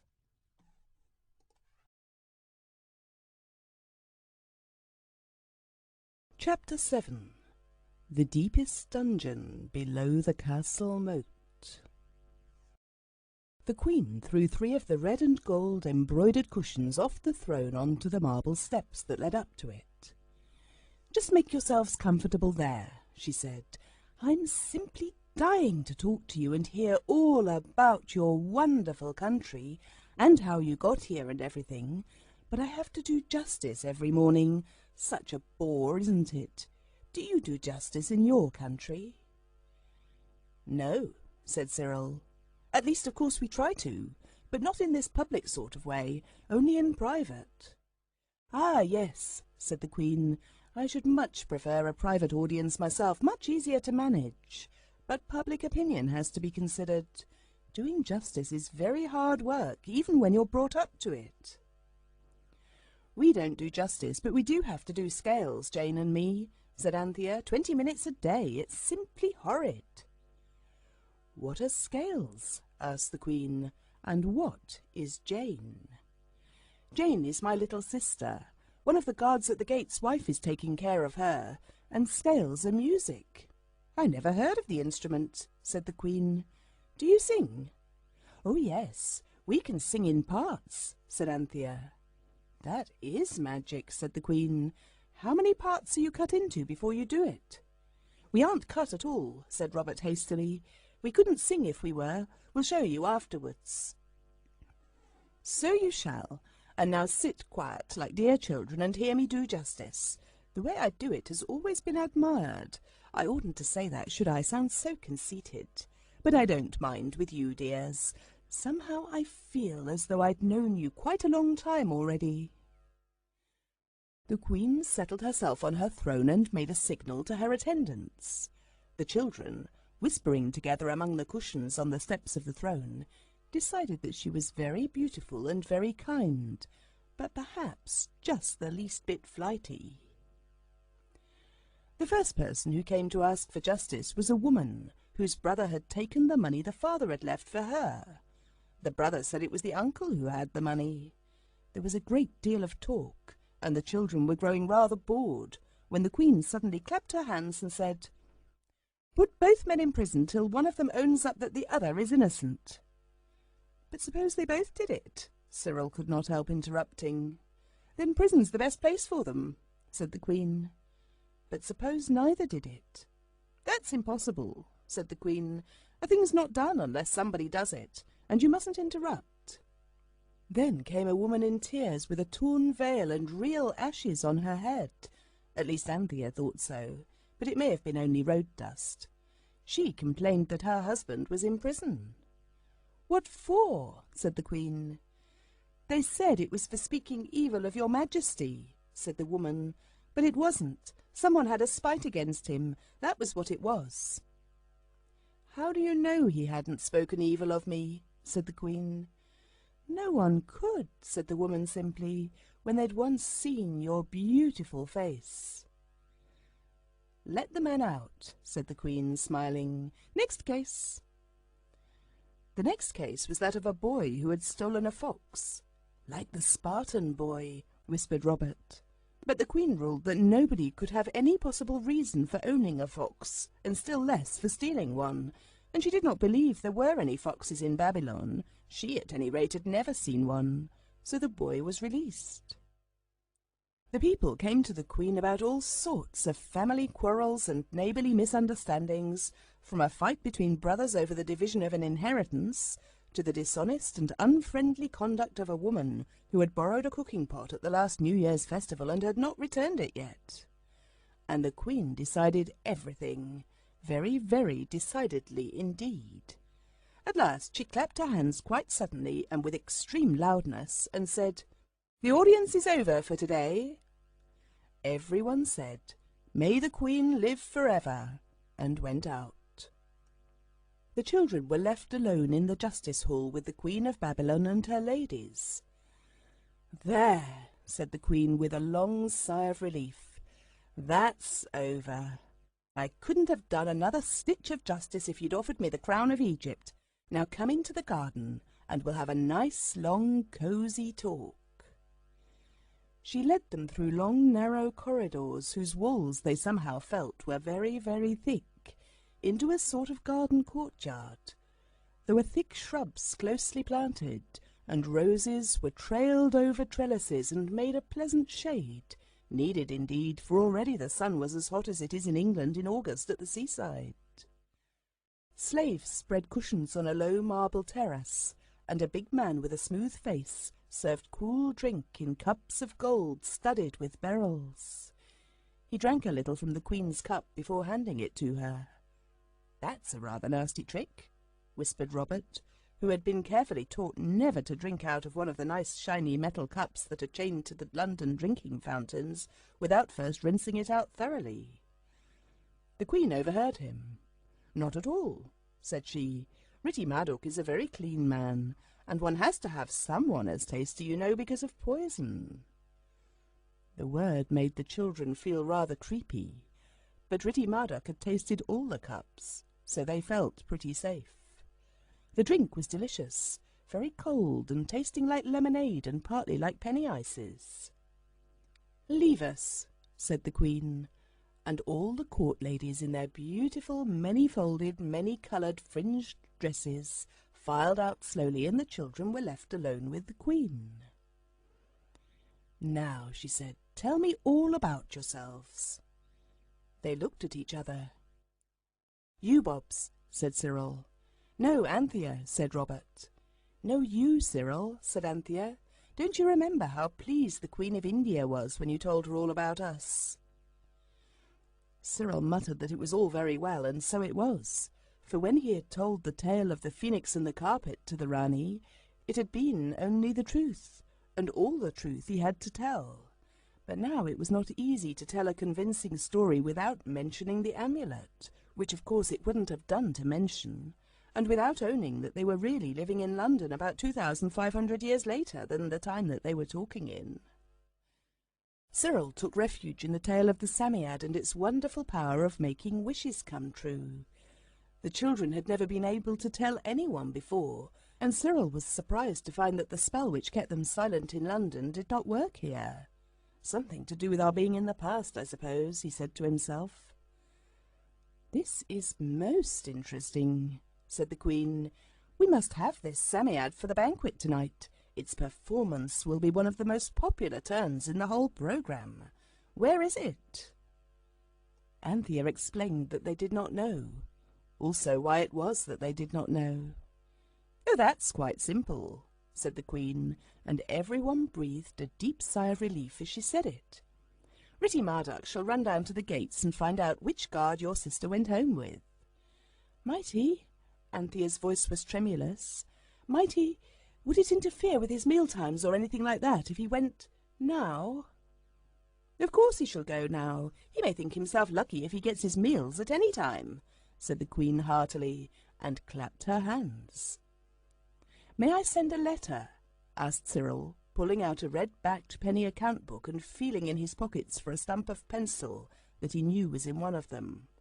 "By all means, I'll call my scribe." "Oh, I can scribe right enough, thanks," said Cyril, finding the pencil and licking its point. He even had to bite the wood a little, for it was very blunt. "Oh, you clever, clever boy," said the Queen. "Do let me watch you do it." Cyril wrote on a leaf of the book.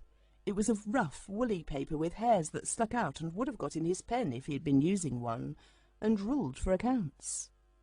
"Hide it most carefully before you come here," he wrote, "and don't mention it, and destroy this letter. Everything is going A1. The Queen is a fair treat. There's nothing to be afraid of."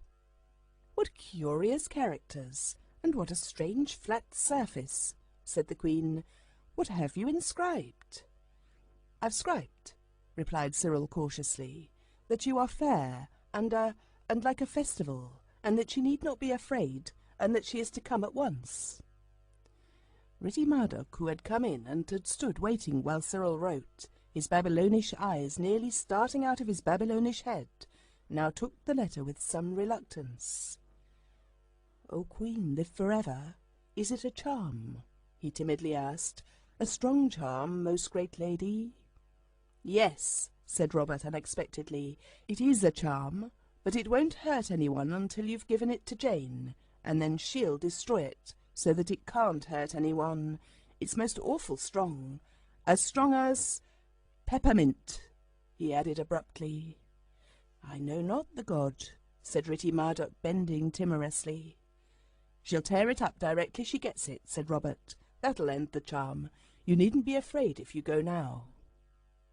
Ritty Mardoc went, seeming only partly satisfied, and then the Queen began to admire the penny account book and the bit of pencil in so marked and significant a way that Cyril felt he could not do less than press them upon her as a gift. She ruffled the leaves delightedly. "What a wonderful substance," she said. "And with this style you make charms. Make a charm for me, do you know?" Her voice sank to a whisper. "The names of the great ones of your own far country." "Rather," said Cyril, and hastily wrote down the names of Alfred the Great, Shakespeare, Nelson, Gordon, Lord Beaconsfield, Mr. Rudyard Kipling, and Mr. Sherlock Holmes, while the Queen watched him with unbated breath, as Anthea said afterwards. She took the book and hid it reverently among the bright folds of her gown. "You shall teach me later to say the great names," she said, "and the names of their ministers. Perhaps the great Nisroch is one of them." "I don't think so," said Cyril. "Mr. Campbell Bannerman's Prime Minister, and Mr. Burns a minister, and so is the Archbishop of Canterbury, I think, but I'm not sure. And Dr. Parker was one, I know, and—" "No more," said the Queen, putting her hands to her ears. "My head's going round with all those great names. You shall teach me later, because, of course, you'll make us a nice long visit now you've come, won't you? Now tell me, But no, I am quite tired out with your being so clever. Besides, I'm sure you'd like me to tell you something, wouldn't you?" "Yes," said Anthea. "I want to know how it is that the king has gone." "Excuse me, but you should say, 'The king, may he live forever,'" said the Queen gently. "I beg your pardon," Anthea hastened to say. "The king, may he live forever, has gone to fetch home his 14th wife. I don't think even Bluebeard had as many as that. And besides, he hasn't killed you at any rate." The Queen looked bewildered. "She means," explained Robert, "that English kings only have one wife. At least Henry VIII had 7 or 8, but not all at once." "In our country," said the Queen scornfully, "a king would not reign a day who had only one wife. No one would respect him, and quite right too." "Then are all the other 13 alive?" asked Anthea. "Of course they are, poor mean-spirited things. I don't associate with them, of course. I am the Queen. They're only the wives." "I see," said Anthea, gasping. "But oh, my dears," the Queen went on, "such a to-do as there's been about this last wife, you never did. It really was too funny. We wanted an Egyptian princess. The king, may he live forever, has got a wife from most of the important nations, and he had set his heart on an Egyptian one to complete his collection. Well, of course, to begin with, we sent a handsome present of gold. The Egyptian king sent back some horses, quite a few. He's fearfully stingy.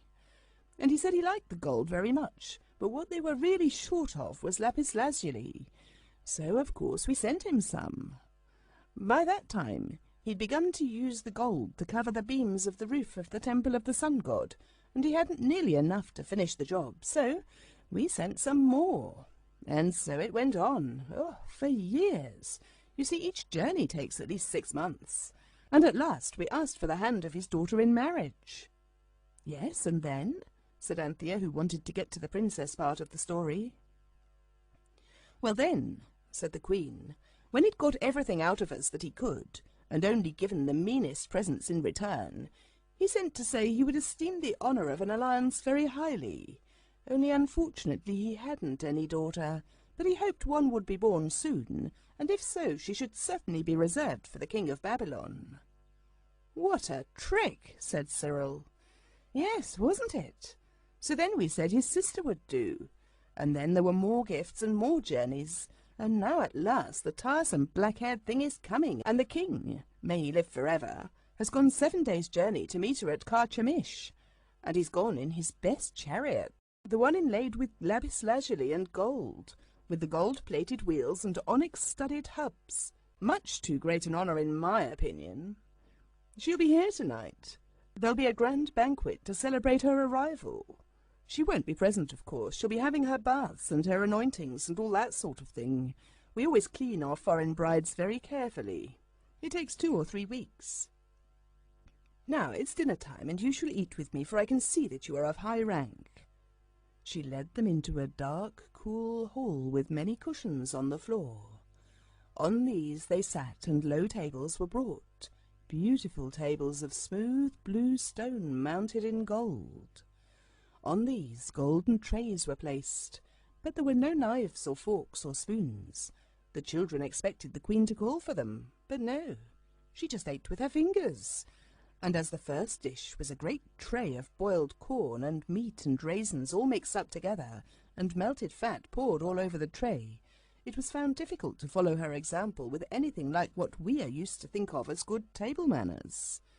There were stewed quinces afterwards, and dates in syrup, and thick yellowy cream.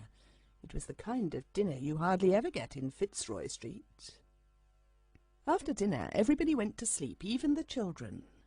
The Queen awoke with a start. "Good gracious!" she cried. "What a time we've slept! I must rush off and dress for the banquet. I shan't have much more than time." "Hasn't Ritty Marduk got back with our sister in the Psammead yet?" Anthea asked. "I quite forgot to ask. I'm sorry," said the Queen. "And of course they wouldn't announce her unless I told them to, except during justice hours. I expect she's waiting outside. I'll see." Ritty Marduk came in a moment later. "I regret," he said, that I have been unable to find your sister. The beast she bears with her in a basket has bitten the child of the guard, and your sister and the beast set out to come to you. The police say they have a clue. No doubt we shall have news of her in a few weeks." He bowed and withdrew. The horror of this threefold loss, Jane, the Psammead, and the amulet, gave the children something to talk about while the Queen was dressing. I shall not report their conversation. It was very gloomy. Everyone repeated himself several times, and the discussion ended in each of them blaming the other two for having let Jane go. You know the sort of talk it was, don't you? At last Cyril said, "After all, she's with the Psammead, so she's all right. The Psammead is jolly careful of itself too, and it isn't as if we were in any danger. Let's try to buck up and enjoy the banquet."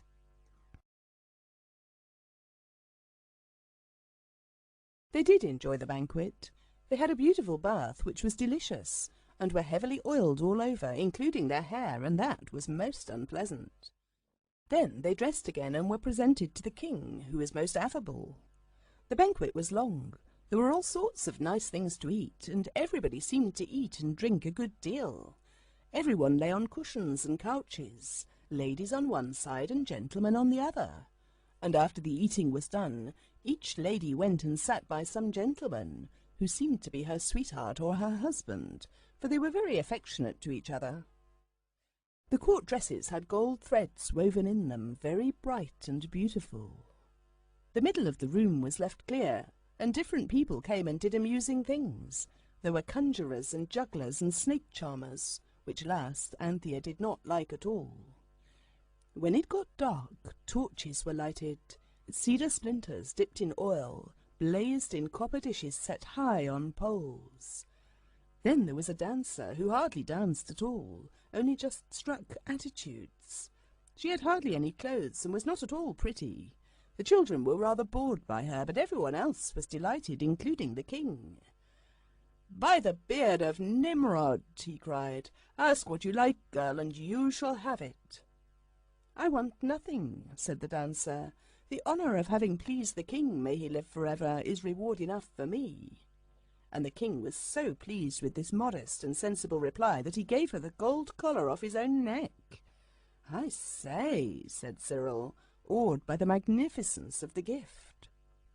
"It's all right," whispered the Queen. "It's not his best collar by any means. We always keep a stock of cheap jewellery for these occasions. And now, you promised to sing us something. Would you like my minstrels to accompany you?" "No, thank you," said Anthea quickly. The minstrels had been playing off and on all the time, and their music reminded Anthea of the band she and the others had once had on the 5th of November, with penny horns, a tin whistle, a tea tray, the tongs, a policeman's rattle, and a toy drum. They had enjoyed this band very much at the time, but it was quite different when someone else was making the same kind of music. Anthea understood now that Father had not been really heartless and unreasonable when he had told them to stop that infuriating din. "What shall we sing?" Cyril was asking. "Sweet and Low," suggested Anthea. "Too soft. I vote Who Will O'er the Downs. Now then, 1, 2, 3. Oh, who will o'er the downs so free? Oh, who will with me ride? Oh, who will up and follow me to win a blooming bride? Her father he has locked the door, her mother keeps the key, but neither bolt nor bar shall keep my own true love from me." Jane the alto was missing, and Robert, unlike the mother of the lady in the song, never could keep the key. But the song, even so, was sufficiently unlike anything any of them had ever heard to rouse the Babylonian court to the wildest enthusiasm. "More! More!" cried the king. "By my beard, this savage music is a new thing. Sing again." So they sang. "I saw her bower at twilight grey, 'twas guarded safe and sure. I saw her bower at break of day, 'twas guarded then no more. The varlets they were all asleep, and there was none to see the greeting fair that passed there between my love and me." Shouts of applause greeted the end of the verse, and the king would not be satisfied till they had sung all their part songs. They knew only 3, twice over, and ended up with Men of Harlech in unison. Then the king stood up in his royal robes with his high narrow crown on his head and shouted, "By the beak of Nisroch, ask what you will, strangers from the land where the sun never sets." "We ought to say it's enough honour like the dancer did," whispered Anthea. "No, let's ask for it," said Robert. "No, no, I'm sure the others manners," said Anthea. But Robert, who was excited by the music and the flaring torches and the applause and the opportunity, spoke up before the others could stop him. "Give us half of the amulet that has on it the name Or Hekal Setsheh," he said, adding as an afterthought, "O King, live forever." As he spoke the great name, those in the pillared hall fell on their faces and lay still, all but the queen, who crouched amid her cushions with her head in her hands, and the king, who stood upright, perfectly still like the statue of a king in stone. It was only for a moment, though, then his great voice thundered out, "Guard, seize them!" Instantly, from nowhere as it seemed, sprang 8 soldiers in bright armour inlaid with gold, and tunics of red and white. Very splendid they were, and very alarming. "Impious and sacrilegious wretches!" shouted the king. "To the dungeons with them! We will find a way tomorrow to make them speak, for without doubt they can tell us where to find the lost half of it." A wall of scarlet and white and steel and gold closed up round the children, and hurried them away among the many pillars of the great hall. As they went, they heard the voices of the courtiers loud in horror. "You've done it this time," said Cyril with extreme bitterness. "Oh, it will come right, it must. It always does," said Anthea desperately. They could not see where they were going because the guards surrounded them so closely, but the ground under their feet, smooth marble at first, grew rougher like stone, and then it was loose earth and sand, and they felt the night air. Then there was more stone and steps down. "It's my belief we really are going to the deepest dungeon below the castle moat this time," said Cyril. And they were. At least, it was not below a moat, but below the river Euphrates, which was just as bad, if not worse. In a most unpleasant place it was, dark, very, very damp, and with an odd musty smell, rather like the shells of oysters. There was a torch, that is to say, a copper basket on a high stick with oiled wood burning in it. By its light, the children saw that the walls were green, and that trickles of water ran down them and dripped from the roof. There were things on the floor that looked like newts, and in the dark corners creepy shiny things moved, sluggishly, uneasily, horribly. Robert's heart sank right into those really reliable boots of his. Anthea and Cyril each had a private struggle with that inside disagreeableness which is part of all of us, and which is sometimes called the old Adam, and both were victors. Neither of them said to Robert, and both tried hard not even to think it, "This is your doing." Anthea had the additional temptation to add, "I told you so," and she resisted it successfully. "Sacrilege and impious cheek," said the captain of the guard to the jailer, "to be kept during the king's pleasure. I expect he means to get some pleasure out of them tomorrow. He'll tickle them up." "Poor little kids," said the jailer. "Oh, yes," said the captain. "I've got kids of my own too, but it doesn't do to let domestic sentiment interfere with one's public duties. Good night." The soldiers tramped heavily off in their white and red and steel and gold.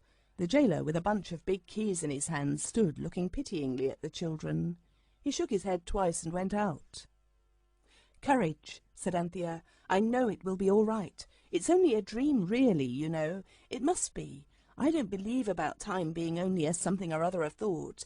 It is a dream, and we're bound to wake up all right and safe." "Humph," said Cyril bitterly, and Robert suddenly said, "It's all my doing. If it really is all up, do please not keep it down on me about it and tell father. Oh, I forgot." What he had forgotten was that his father was 3,000 miles and 5,000 or more years away from him. "All right, Bobs, old man," said Cyril, and Anthea got hold of Robert's hand and squeezed it. Then the jailer came back with a platter of hard, flat cakes made of coarse grain, very different from the cream and juicy date feasts of the palace, also a pitcher of water. "There," he said. "Oh, thank you so very much. You are kind," said Anthea feverishly. "Go to sleep," said the jailer, pointing to a heap of straw in the corner. "Tomorrow comes soon enough." "Oh, dear Mr. Jailer," said Anthea, "whatever will they do to us tomorrow?" "They'll try to make you tell things," said the jailer grimly. "And my advice is, if you've nothing to tell, make up something. Then perhaps they'll sell you to the northern nations. Regular savages they are. Good night." "Good night," said 3 trembling voices, which their owners strove in vain to render firm. Then he went out, and the 3 were left alone in the damp, dim vault. "I know the light won't last long," said Cyril, looking at the flickering brazier. "Is it any good, do you think, calling on the name when we haven't got the charm?" suggested Anthea. "I shouldn't think so, but we might try." So they tried, but the blank silence of the damp dungeon remained unchanged. "What was the name the Queen said?" asked Cyril suddenly. "Nisbeth, Nesbit, something, you know, the slave of the great names." "Wait a sec," said Robert, "though I don't know why you want it. Nusrock, Nisrock, that's it." Then Anthea pulled herself together. All her muscles tightened, and the muscles of her mind and soul, if you can call them that, tightened too. "Ur hekau seche," she cried in a fervent voice. "O Nisroch, servant of the great ones, come and help us." There was a waiting silence. Then a cold blue light awoke in the corner where the straw was, and in the light they saw coming towards them a strange and terrible figure. I won't try to describe it, because the drawing shows it exactly as it was, and exactly as the old Babylonians carved it on their stones, so that you can see it in our own British Museum at this day. I will just say that it had an eagle's wings and an eagle's head, and the body of a man. It came towards them, strong and unspeakably horrible. "Oh, go away!" cried Anthea, but Cyril cried, "No, stay!" The creature hesitated, and then bowed low before them on the damp floor of the dungeon. "Speak," it said, in a harsh, grating voice like the large, rusty keys being turned in locks. "The servant of the great ones is your servant. What is your need that you call on the name of Nisroch?" "We want to go home," said Robert. "No, no," cried Anthea, "we want to be where Jane is." Nisroch raised his great arm and pointed at the wall of the dungeon, and as he pointed, the wall disappeared, and instead of the damp, green, rocky surface, there shone and glowed a room with rich hangings of red silk, embroidered with golden water lilies, with cushioned couches and great mirrors of polished steel, and in it was the Queen, and before her on a red pillow sat the Psammead, its fur hunched up in an irritated, discontented way. On a blue-covered couch lay Jane, fast asleep. "Walk forward without fear," said Nisroch.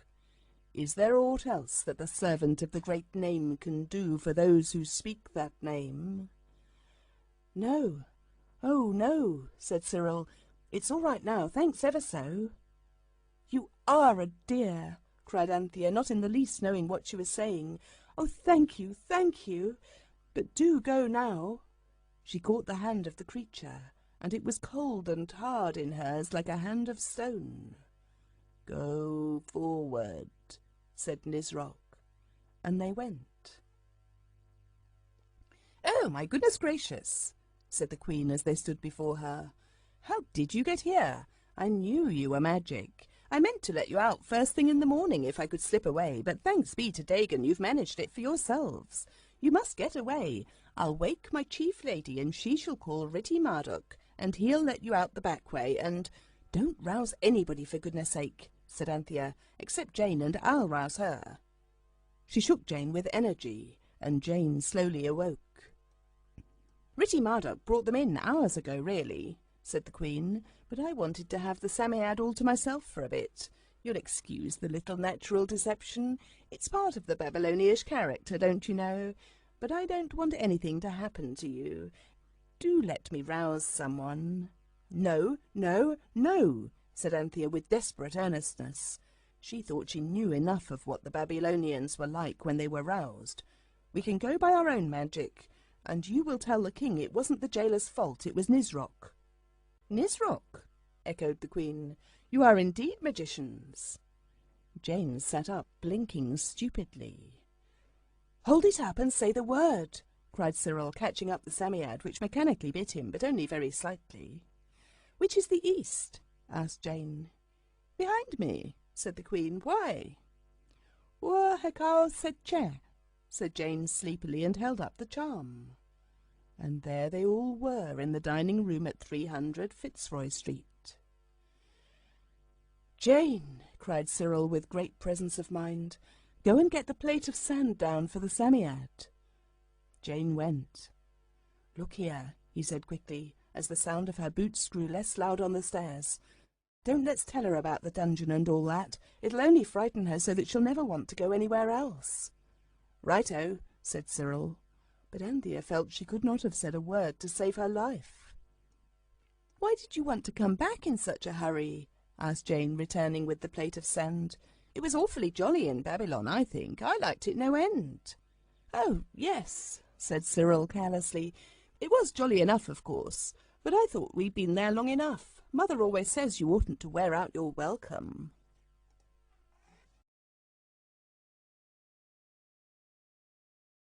Chapter 8. The Queen in London. "Now, tell us what happened to you," said Cyril to Jane, when he and the others had told her all about the Queen's talk, and the banquet, and the variety entertainment, carefully stopping short before the beginning of the dungeon part of the story. "It wasn't much good going," said Jane, "if you didn't even try to get the amulet." "We found out it was no go," said Cyril. "It's not to be got in Babylon. It was lost before that. We'll go to some other jolly friendly place where everyone is kind and pleasant, and look for it there. Now tell us about your part." "Oh," said Jane, "the Queen's man with the smooth face. What was his name?" "Ritty Marduk," said Cyril. "Yes," said Jane, "Ritty Marduk. He came for me just after the Psammead had bitten the guard of the gate's wife's little boy, and he took me to the palace, and we had supper with the new little queen from Egypt. She is a dear, not much older than you. She told me heaps about Egypt, and we played ball after supper. And then the Babylon queen sent for me. I like her too. And she talked to the Psammead, and I went to sleep. And then you woke me up. That's all." The Psammead, roused from its sound sleep, told the same story. "But," it added, "what possessed you to tell that queen that I could give wishes? I sometimes think you were born without even the most rudimentary imitation of brains." The children did not know the meaning of rudimentary, but it sounded a rude, insulting word. "I don't see that we did any harm," said Cyril sulkily. "Oh, no," said the Psammead with withering irony. "Not at all. Of course not. Quite the contrary. Exactly so. Only she happened to wish that she might soon find herself in your country. And soon may mean any moment." "Then it's your fault," said Robert, "because you might just as well have made soon mean some moment next year, or next century." "That's where you, as so often happens, make the mistake," rejoined the Sand Fairy. "I couldn't mean anything but what she meant by soon. It wasn't my wish. and what she meant was the next time the king happens to go out lion hunting. So she'll have a whole day, and perhaps two, to do as she wishes with. She doesn't know about time only being a mode of thought. "Well," said Cyril with a sigh of resignation, "we must do what we can to give her a good time. She was jolly decent to us. I say, suppose we were to go to St. James's Park after dinner and feed those ducks that we never did feed.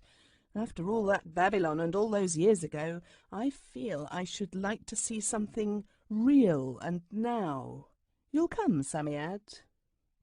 "Where's my priceless woven basket of sacred rushes?" asked the Psammead morosely. "I can't go out with nothing on, and I won't, what's more." And then everybody remembered with pain that the bass bag had, in the hurry of departure from Babylon, not been remembered. "But it's not so extra precious," said Robert hastily. "You can get them given to you for nothing if you buy fish in Farringdon Market." "Oh," said the Psammead very crossly indeed. "So you presume on my sublime indifference to the things of this disgusting modern world to fob me off with a travelling equipage that costs you nothing. Very well, I shall go to sand. Please don't wake me." And it went then and there to sand, which, as you know, means to bed. The boys went to St. James's Park to feed the ducks, but they went alone. Anthea and Jane sat sewing all the afternoon. They cut off half a yard from each of their best green Liberty sashes.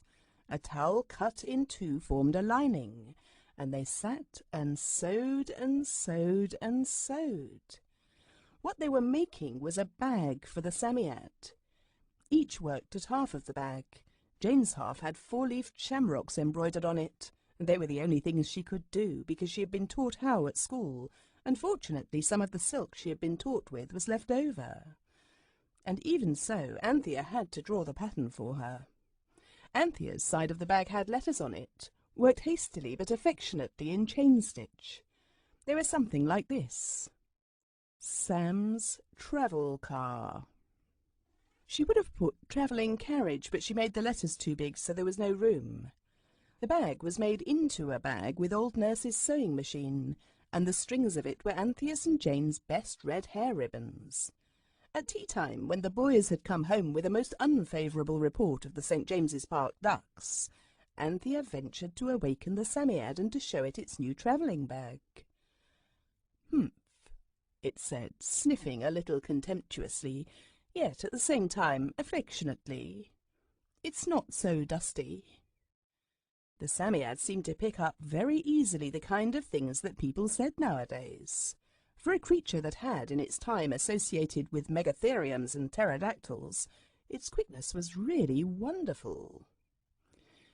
"It's more worthy of me," it said, "than the kind of bag that's given away with a pound of plaice. When do you propose to take me out in it?"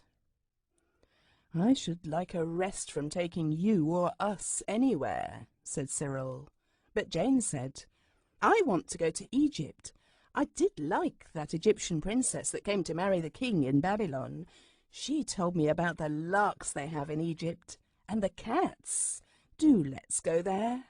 And I told her what the bird things on the amulet were like, and she said it was Egyptian writing. The others exchanged looks of silent rejoicing at the thought of their cleverness in having concealed from Jane the terrors they had suffered in the dungeon below the Euphrates. "Egypt's so nice, too," Jane went on, "because of Dr. Brewer's scripture in history. I would like to go there when Joseph was dreaming those curious dreams, or when Moses was doing wonderful things with snakes and sticks." "I don't care about snakes," said Anthea, shuddering. "Well, we needn't be in at that part, but Babylon was lovely. We had cream and sweet sticky stuff, and I expect Egypt's the same." There was a good deal of discussion, but it all ended in everybody's agreeing to Jane's idea, and next morning, directly after breakfast, which was kippers and very nice, the Psammead was invited to get into his travelling carriage. The moment after it had done so, with stiff, furry reluctance like that of a cat when you want to nurse it, and its ideas are not the same as yours. Old Nurse came in. "Well, chickies," she said, "are you feeling very dull?" "Oh, no, Nurse dear," said Anthea. "We're having a lovely time. We're just going off to see some old ancient relics." "Ah," said the old nurse. "The Royal Academy, I suppose. Don't go wasting your money too reckless, that's all." She cleared away the kipper bones and the tea things, and when she had swept up the crumbs and removed the cloth, the amulet was held up and the order given, just as duchesses and other people give it to their coachmen. "To Egypt, please," said Anthea when Cyril had uttered the wonderful name of power. "When Moses was there," added Jane. And there, in the dingy Fitzroy Street dining-room, the amulet grew big, and it was an arch, and through it they saw a blue, blue sky and a running river. "No, stop," said Cyril, and pulled down Jane's hand with the amulet in it. "What silly cuckoos we all are," he said. "Of course we can't go. We don't leave home for a single minute now, for fear that minute should be the minute." "What minute be what minute?" asked Jane impatiently, trying to get her hand away from Cyril. "The minute when the Queen of Babylon comes," said Cyril. And then everyone saw it. For some days life flowed in a very slow, dusty, uneventful stream. The children could never go out all at once, because they never knew when the King of Babylon would go out lion hunting and leave his queen free to pay them that surprise visit, to which she was, without doubt, eagerly looking forward. So they took it in turns, 2 and 2, to go out and to stay in. The stay-at-homes would have been much duller than they were but for the new interest taken in them by the learned gentleman. He called Anthea in one day to show her a beautiful necklace of purple and gold beads. "I saw one like that," she said, in the British Museum, perhaps." "I like to call the place where I saw it Babylon," said Anthea, cautiously. "A pretty fancy," said the learned gentleman, "and quite correct, too, because as a matter of fact these beads did come from Babylon." The other 3 were all out that day. The boys had been going to the zoo, and Jane had said so plaintively, "I'm sure I am fonder of the rhinoceroses than either of you are," that Anthea had told her to run along then. And she had run, catching the boys before that part of the road where Fitzroy Street suddenly becomes Fitzroy Square. "I think Babylon is most frightfully interesting," said Anthea.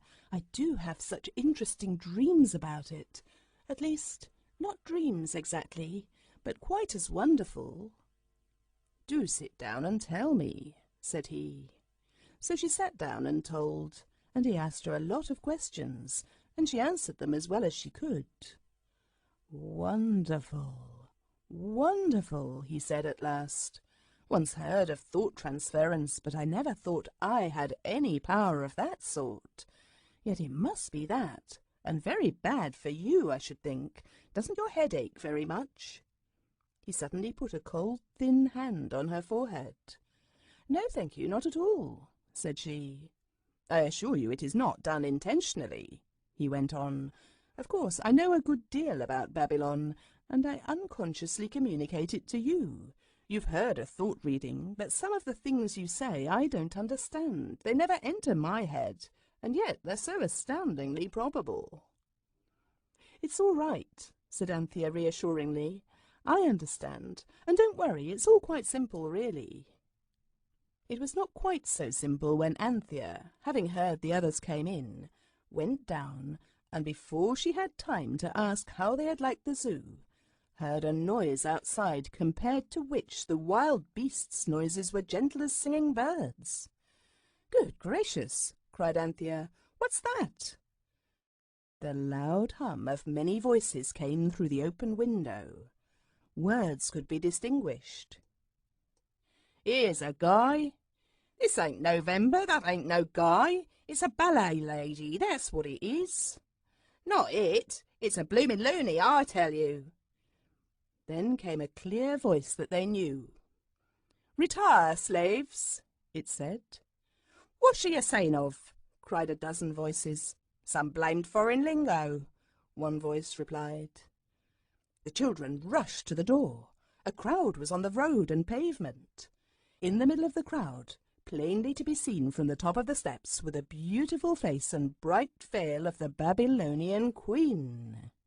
"Jiminy!" cried Robert, and ran down the steps. "Here she is!" "Here!" he cried. "Look out! Let the lady pass! She's a friend of ours coming to see us." "Nice friend for a respectable house," snorted a fat woman with marrows on a handcart. All the same, the crowd made way a little. The Queen met Robert on the pavement, and Cyril joined them, the Psammead bag still on his arm. "Here," he whispered. "Here's the Psammead. You can get wishes." "I wish you'd come in a different dress if you had to come," said Robert, "but it's no use my wishing anything." "No," said the Queen. "I wish I was dressed—" "No, I don't. I wish they were dressed properly. Then they wouldn't be so silly." The Psammead blew itself out till the bag was a very tight fit for it, and suddenly every man, woman, and child in that crowd felt that it had not enough clothes on, for of course the Queen's idea of proper dress was the dress that had been proper for the working classes 3,000 years ago in Babylon, and there was not much of it. "Locky me," said the marrow-selling woman. "Whatever could have took me to come out in this figure?" And she wheeled her cart away very quickly indeed. "Someone's made a pretty guy of you, talker guys," said a man who sold bootlaces. "Well, don't you talk," said the man next to him. "Look at your own silly legs, and where's your boots?" "I never come out like this, I take my sacred," said the bootlace seller. "I wasn't quite myself last night alone, but not to dress up like a circus." The crowd was all talking at once and getting rather angry, but no one seemed to think of blaming the Queen. Anthea bounded down the steps and pulled her up, and the others followed, and the door was shut. "Blowed if I can make it out," they heard. "I'm off home, I am." And the crowd, coming slowly to the same mind, dispersed, followed by another crowd of persons who were not dressed in what the Queen thought was the proper way. "We shall have the police here directly," said Anthea in the tones of despair. "Oh, why did you come dressed like that?" The Queen leaned against the arm of the horsehair sofa. "How else can a queen dress, I should like to know?" she questioned. "Our Queen wears things like other people," said Cyril. "Well, I don't, and I must say," she remarked in an injured tone, "that you don't seem very glad to see me now that I have come. But perhaps it's the surprise that makes you behave like this. Yet you ought to be used to surprises. The way you vanished! I shall never forget it. The best magic I've ever seen. How did you do it?" "Oh, never mind about that now," said Robert. "You see, you've gone and upset all those people, and I expect they'll fetch the police, and we don't want to see you collared and put in prison." "You can't put queens in prison," she said loftily. "Oh, can't you?" said Cyril. "We cut off a king's head here once." "In this miserable room? How frightfully interesting." "No, no, not in this room. In history." "Oh, in that," said the Queen disparagingly. "I thought you'd done it with your own hands." The girls shuddered. "What a hideous city yours is," the Queen went on pleasantly. "And what horrid, ignorant people. Do you know, they actually can't understand a single word I say." "Can you understand them?" asked Jane. "Of course not. They speak some vulgar northern dialect. I can understand you quite well." I really am not going to explain again how it was that the children could understand other languages than their own so thoroughly, and talk them too, so that it felt and sounded to them just as though they were talking English. "Well," said Cyril bluntly, "now you've seen just how horrid it is, don't you think you might as well go home again?" "Why, I've seen simply nothing yet," said the Queen, arranging her starry veil. "I wished to be at your door, and I was. Now I must go and see your King and Queen." "Nobody's allowed to," said Anthea in haste. But look here, we'll take you and show you anything you'd like to see, anything you can see, she added kindly, because she remembered how nice the Queen had been to them in Babylon, even if she had been a little deceitful in the matter of Jane and the Psammead.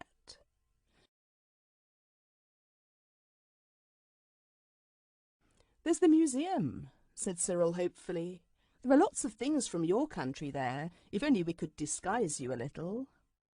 "I know," said Anthea suddenly. "Mother's old theatre cloak, and there are lots of her old hats in the big box." The blue silk lace-trimmed cloak did indeed hide some of the Queen's startling splendours, but the hat fitted very badly. It had pink roses in it, and there was something about the coat, or the hat, or the Queen, that made her look somehow not very respectable. "Oh, never mind," said Anthea when Cyril whispered this. "The thing is to get her out before the nurse has finished her 40 winks. I should think she's got to about the 39th wink by now." "Come on then," said Robert. "You know how dangerous it is. Let's make haste into the museum. If any of those people you made guys of do fetch the police, they won't think of looking for you there." The blue silk coat and the pink rosed hat attracted almost as much attention as the royal costume had done, and the children were uncommonly glad to get out of the noisy streets into the grey quiet of the museum. "Parcels and umbrellas to be left here," said a man at the counter. The party had no umbrellas, and the only parcel was the bag containing the Psammead which the Queen had insisted should be brought.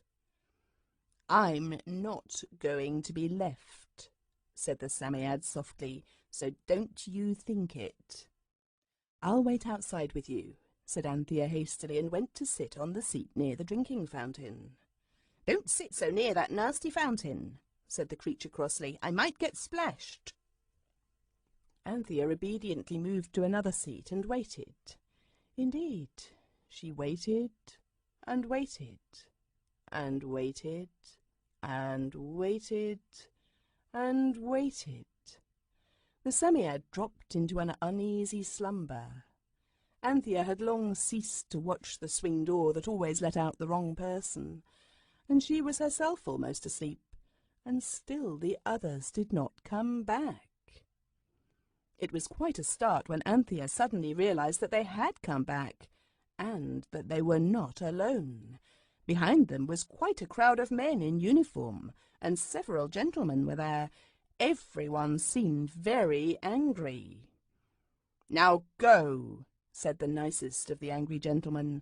"Take the poor demented thing home and tell your parents she ought to be properly looked after." "If you can't get her to go, we must send for the police," said the nastiest gentleman.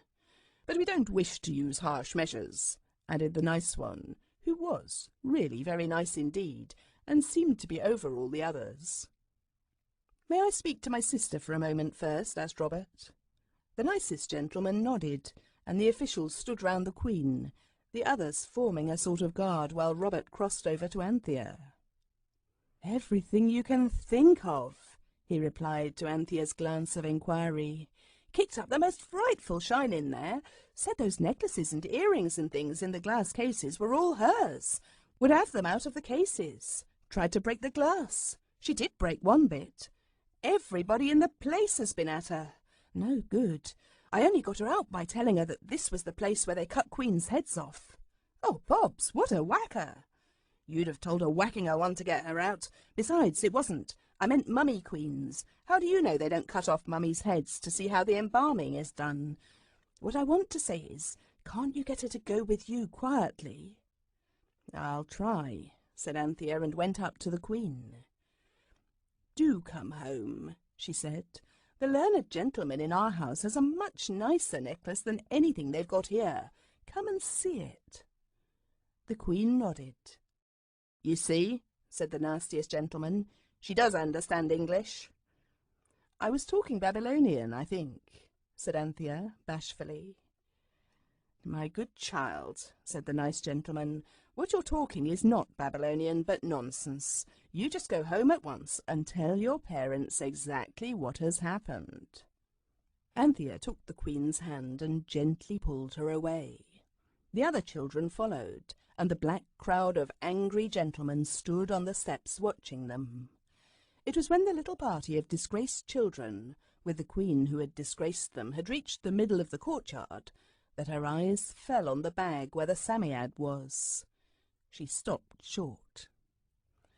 "I wish," she said very loud and clear, "that all those Babylonian things would come out to me here, slowly, so that those dogs and slaves can see the working of the great Queen's magic."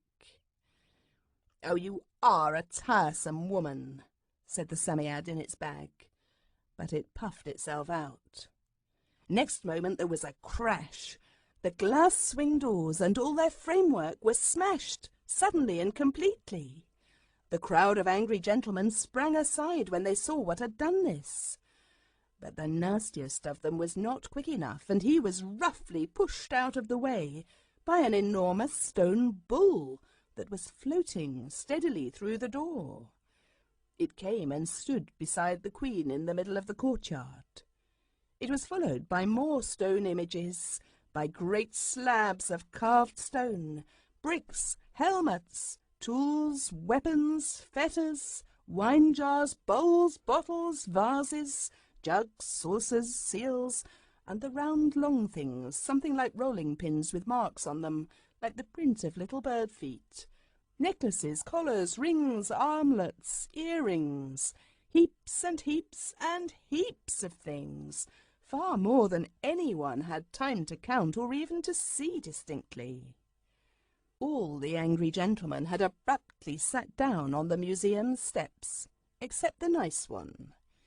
He stood with his hands in his pockets, just as though he was quite used to seeing great stone bulls and all sorts of small Babylonish objects float out into the museum yard. But he sent a man to close the big iron gates. A journalist who was just leaving the museum spoke to Robert as he passed. "Theosophy, I suppose," he said. "Is she Mrs. Besant?" "Yes," said Robert recklessly. The journalist passed through the gates just before they were shut. He rushed off to Fleet Street, and his paper got out a new edition within half an hour. "Mrs. Besant and Theosophy. Impertinent miracle at the British Museum." People saw it in fat black letters on the boards carried by the sellers of newspapers. Some few people who had nothing better to do went off down to the museum on the tops of omnibuses. But by the time they had got there was nothing to be seen. For the Babylonian Queen had suddenly seen the closed gates, had felt the threat of them, and had said, "I wish we were in your house." And of course, instantly they were. The Psammead was furious. "Look here," it said, "they'll come after you, and they'll find me. There'll be a national cage built for me at Westminster, and I shall have to work at politics. Why wouldn't you leave the things in their places?" "What a temper you have, haven't you?" said the Queen serenely. "I wish all the things were back in their places. Will that do for you?" The Psammead swelled and shrank and spoke very angrily. "I can't refuse to give your wishes," it said, "but I can bite. And I will if this goes on. Now then." "Oh, don't," whispered Anthea close to its bristling ear. "It's dreadful for us, too. Don't you desert us. Perhaps she'll wish herself at home again soon." "Not she," said the Psammead a little less crossly. "Take me to see your city," said the Queen. The children looked at each other. If we had some money, we could take her about in a cab. People wouldn't notice her so much then. But we haven't. "Sell this," said the Queen, taking a ring from her finger. "They'd only think we'd stolen it," said Cyril bitterly, "and put us in prison." "All roads lead to prison with you, it seems," said the Queen. "The learned gentleman," said Anthea, and ran up to him with the ring in her hand. "Look here," she said. "Will you buy this for £1?" "Oh," he said in tones of joy and amazement, and took the ring into his hand. "It's my very own," said Anthea. "It was given to me to sell." "I'll lend you £1," said the learned gentleman, "with pleasure, and I'll take care of the ring for you. Who did you say gave it to you?" "We call her," said Anthea carefully, "the Queen of Babylon." "Is it a game?" he asked hopefully. "It'll be a pretty game if I don't get the money to pay for cabs for her," said Anthea. "I sometimes think," he said slowly, "that I am becoming insane. Or that I am, but I'm not, and you're not, and she's not." "Does she say that she's the Queen of Babylon?" he uneasily asked. "Yes," said Anthea recklessly. "This thought transference is more far-reaching than I imagined," he said. "I suppose I have unconsciously influenced her, too. I never thought my Babylonish studies would bear fruit like this. Horrible! There are more things in heaven and earth." "Yes," said Anthea, "heaps more, and the £1 is the thing I want more than anything on earth." He ran his fingers through his thin hair. "This thought transference," he said. "It's undoubtedly a Babylonian ring, or it seems so to me. But perhaps I have hypnotized myself. I will see a doctor the moment I have corrected the last proofs of my book." "Yes, do," said Anthea, "and thank you so very much." She took the sovereign and ran down to the others. And now, from the window of a four-wheeled cab, the Queen of Babylon beheld the wonders of London. Buckingham Palace she thought uninteresting. Westminster Abbey and the Houses of Parliament little better. But she liked the Tower and the river, and the ships filled her with wonder and delight. "But how badly you keep your slaves! How wretched and poor and neglected they seem," she said as the cab rattled along the Mile End Row. "They aren't slaves, they're working people," said Jane. "Of course they're working, that's what slaves are. Don't you tell me. Do you suppose I don't know a slave's face when I see it? Why don't their masters see that they're better fed and better clothed? Tell me in 3 words. No one answered. The wage system of modern England is a little difficult to explain in 3 words, even if you understand it, which the children didn't. "You'll have a revolt of your slaves if you're not careful," said the Queen. "Oh, no," said Cyril. "You see, they have votes. That makes them safe not to revolt. It makes all the difference. Father told me so." "What is this vote?" asked the Queen. "Is it a charm? What do they do with it?" "I don't know," said the harassed Cyril. "It's just a vote, that's all. They don't do anything particular with it." "I see," said the Queen. "A sort of plaything. Well, I wish all these slaves may have in their hands this moment their fill of their favourite meat and drink." Instantly all the people in the Mile End Road, and in all the other streets where poor people live, found their hands full of things to eat and drink. From the cab window could be seen persons carrying every kind of food, and bottles and cans as well. Roast meat, fowls, red lobsters, great yellowy crabs, fried fish, boiled pork, beefsteak puddings, baked onions, mutton pies. Most of the young people had oranges and sweets and cake. It made an enormous change in the look of the Mile End Road, brightened it up, so to speak, and brightened up more than you can possibly imagine the faces of the people. "Makes a difference, doesn't it?" said the Queen. "That's the best wish you've had yet," said Jane with cordial approval. Just by the bank the cabman stopped. "I ain't a-going to drive you no further," he said. "Out you gets." They got out rather unwillingly. "I wants my tea," he said, and they saw that on the box of the cab was a mound of cabbage with pork chops and apple sauce, a duck, and a spotted currant pudding. Also a large can. "You pay me my fare," he said threateningly, and looked down at the mound, muttering again about his tea.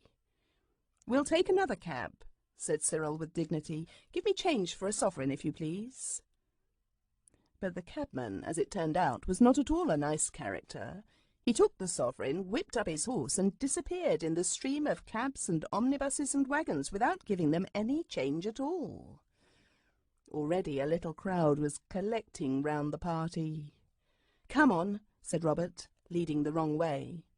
The crowd round them thickened. They were in a narrow street where many gentlemen in black coats and without hats were standing about on the pavement talking very loudly.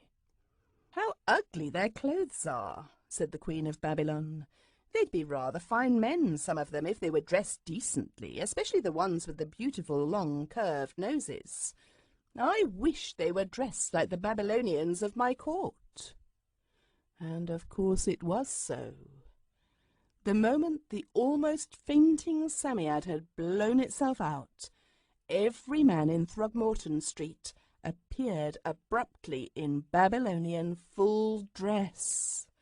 All were carefully powdered, their hair and beards were scented and curled, their garments richly embroidered. They wore rings and armlets, flat gold collars and swords, and impossible-looking headdresses. A stupefied silence fell on them. "I say," a youth who had always been fair-haired broke that silence. "It's only fancy, of course. Something wrong with my eyes. But you chaps do look so rum." "Rum?" said his friend. "Look at you in a sash. My hat! And your hair's gone all black and you've got a beard.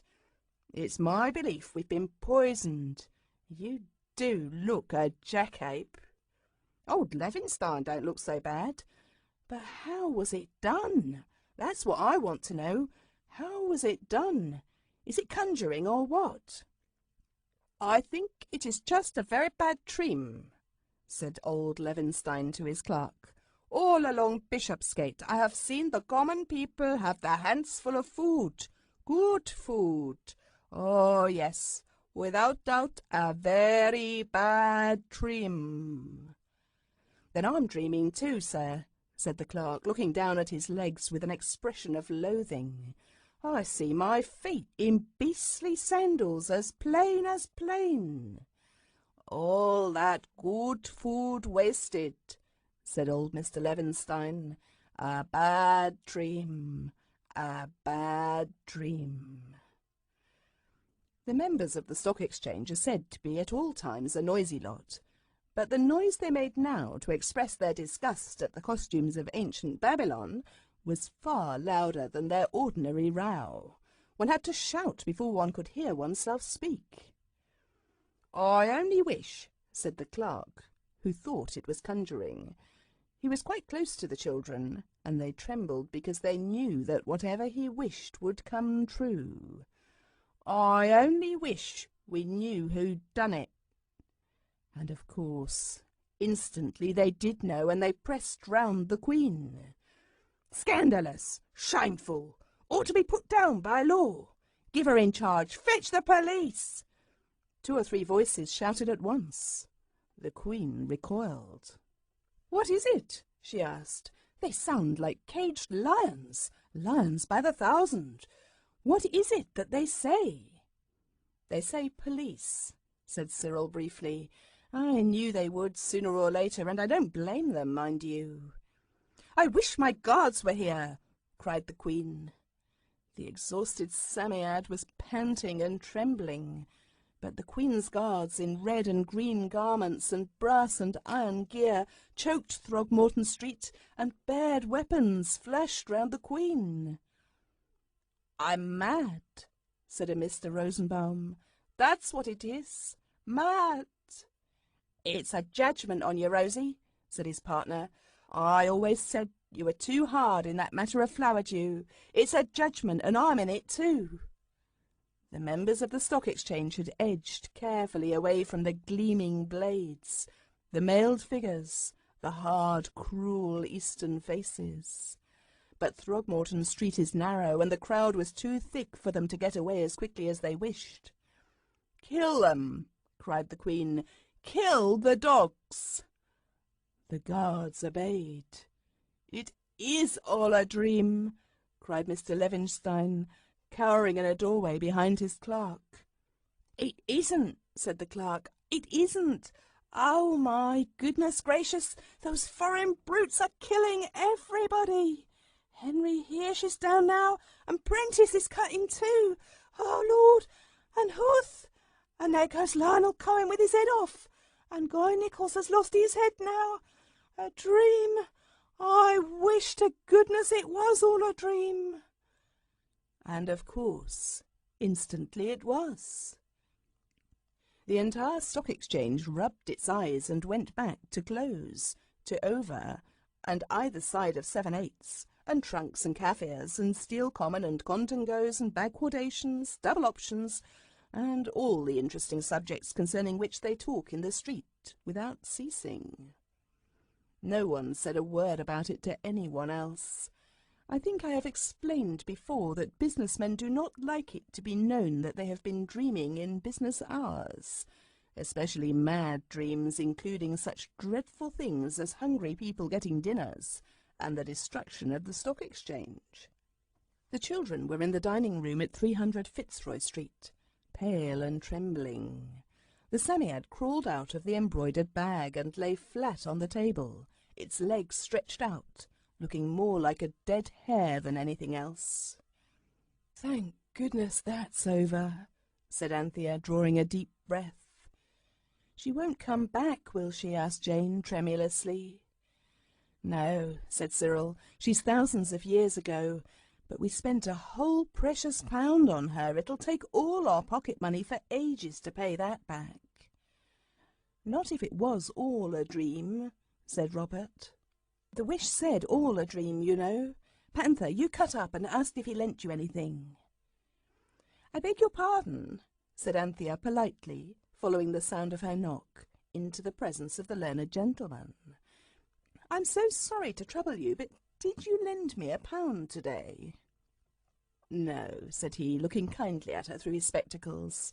"But it's extraordinary that you should ask me, for I dozed for a few moments this afternoon, a thing I rarely do, and I dreamed quite distinctly that you brought me a ring that you said belonged to the Queen of Babylon, and that I lent you a sovereign, and that you left one of the Queen's rings here. The ring was a magnificent specimen." He sighed. "I wish it hadn't been a dream," he said, smiling. He was really learning to smile quite nicely. Anthea could not be too thankful that the Psammead was not there to grant his wish.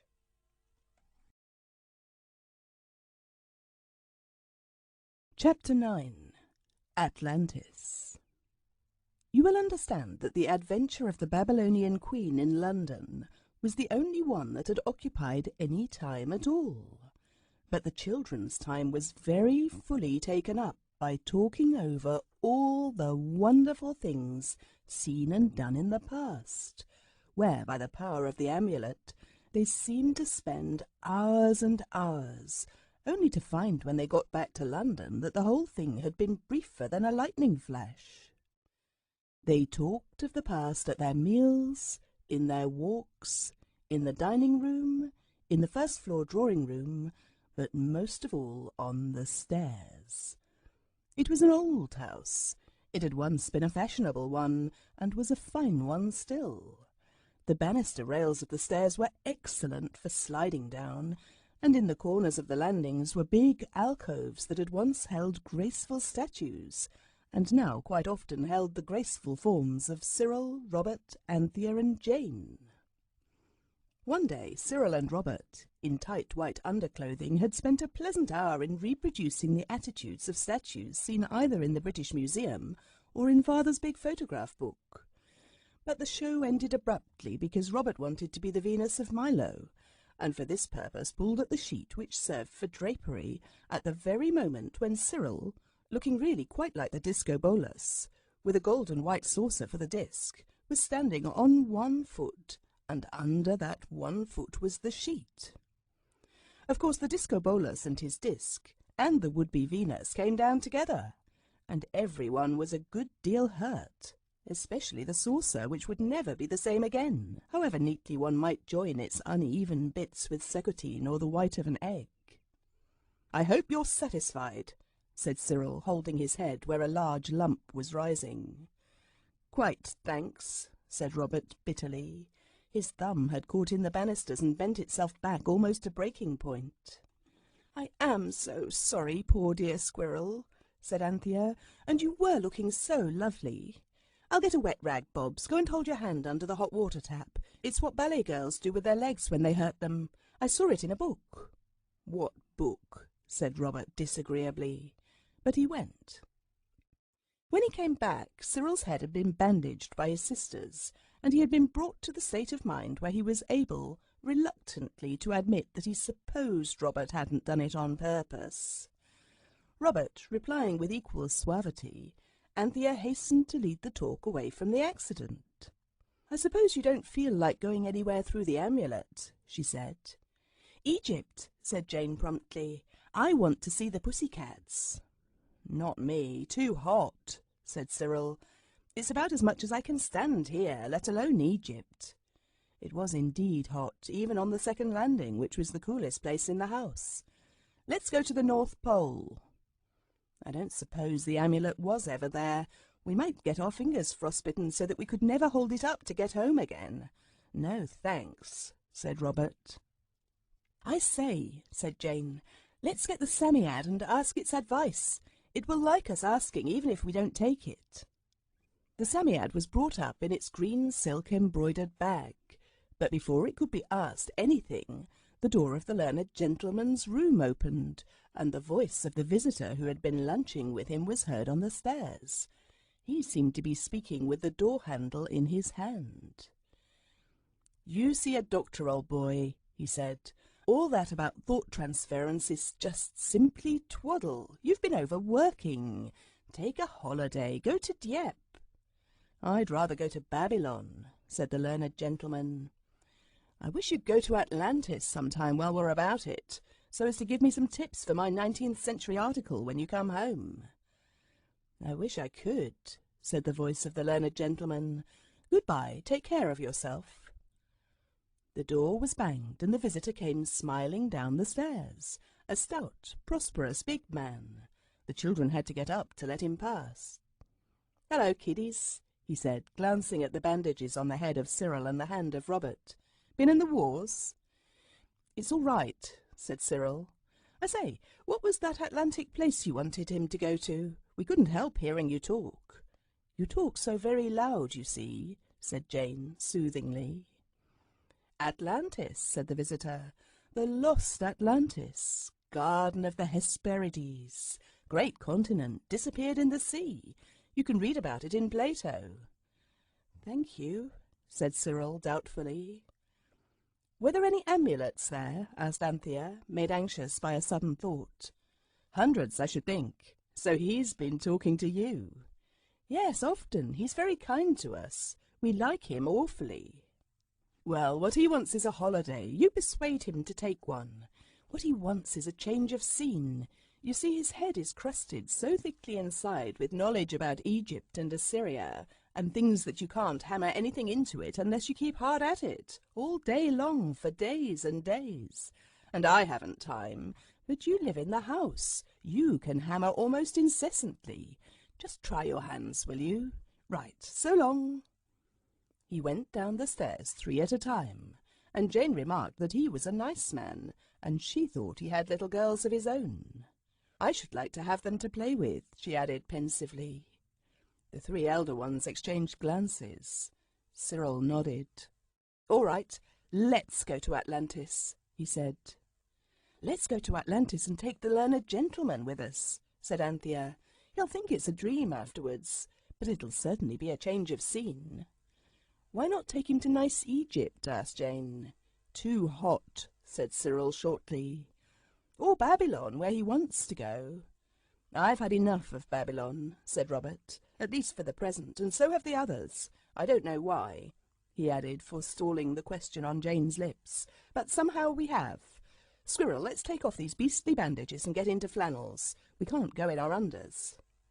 He wished to go to Atlantis, so he's got to go sometime, and he might as well go with us, said Anthea. This was how it was that the learned gentleman, Permitting himself a few moments of relaxation in his chair after the fatigue of listening to opinions about Atlantis and many other things with which he did not at all agree, opened his eyes to find his 4 young friends standing in front of him in a row. "Will you come," said Anthea, "to Atlantis with us?" "To know that you are dreaming shows that the dream is nearly at an end," he told himself. "Or perhaps it's only a game like how many miles to Babylon." So he said aloud, "Thank you very much, but I only have a quarter of an hour to spare." "It doesn't take any time," said Cyril. "Time is only a mode of thought, you know, and you've got to go sometime, so why not with us?" "Very well," said the learned gentleman, now quite certain that he was dreaming.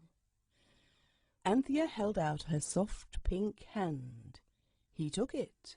She pulled him gently to his feet. Jane held up the amulet.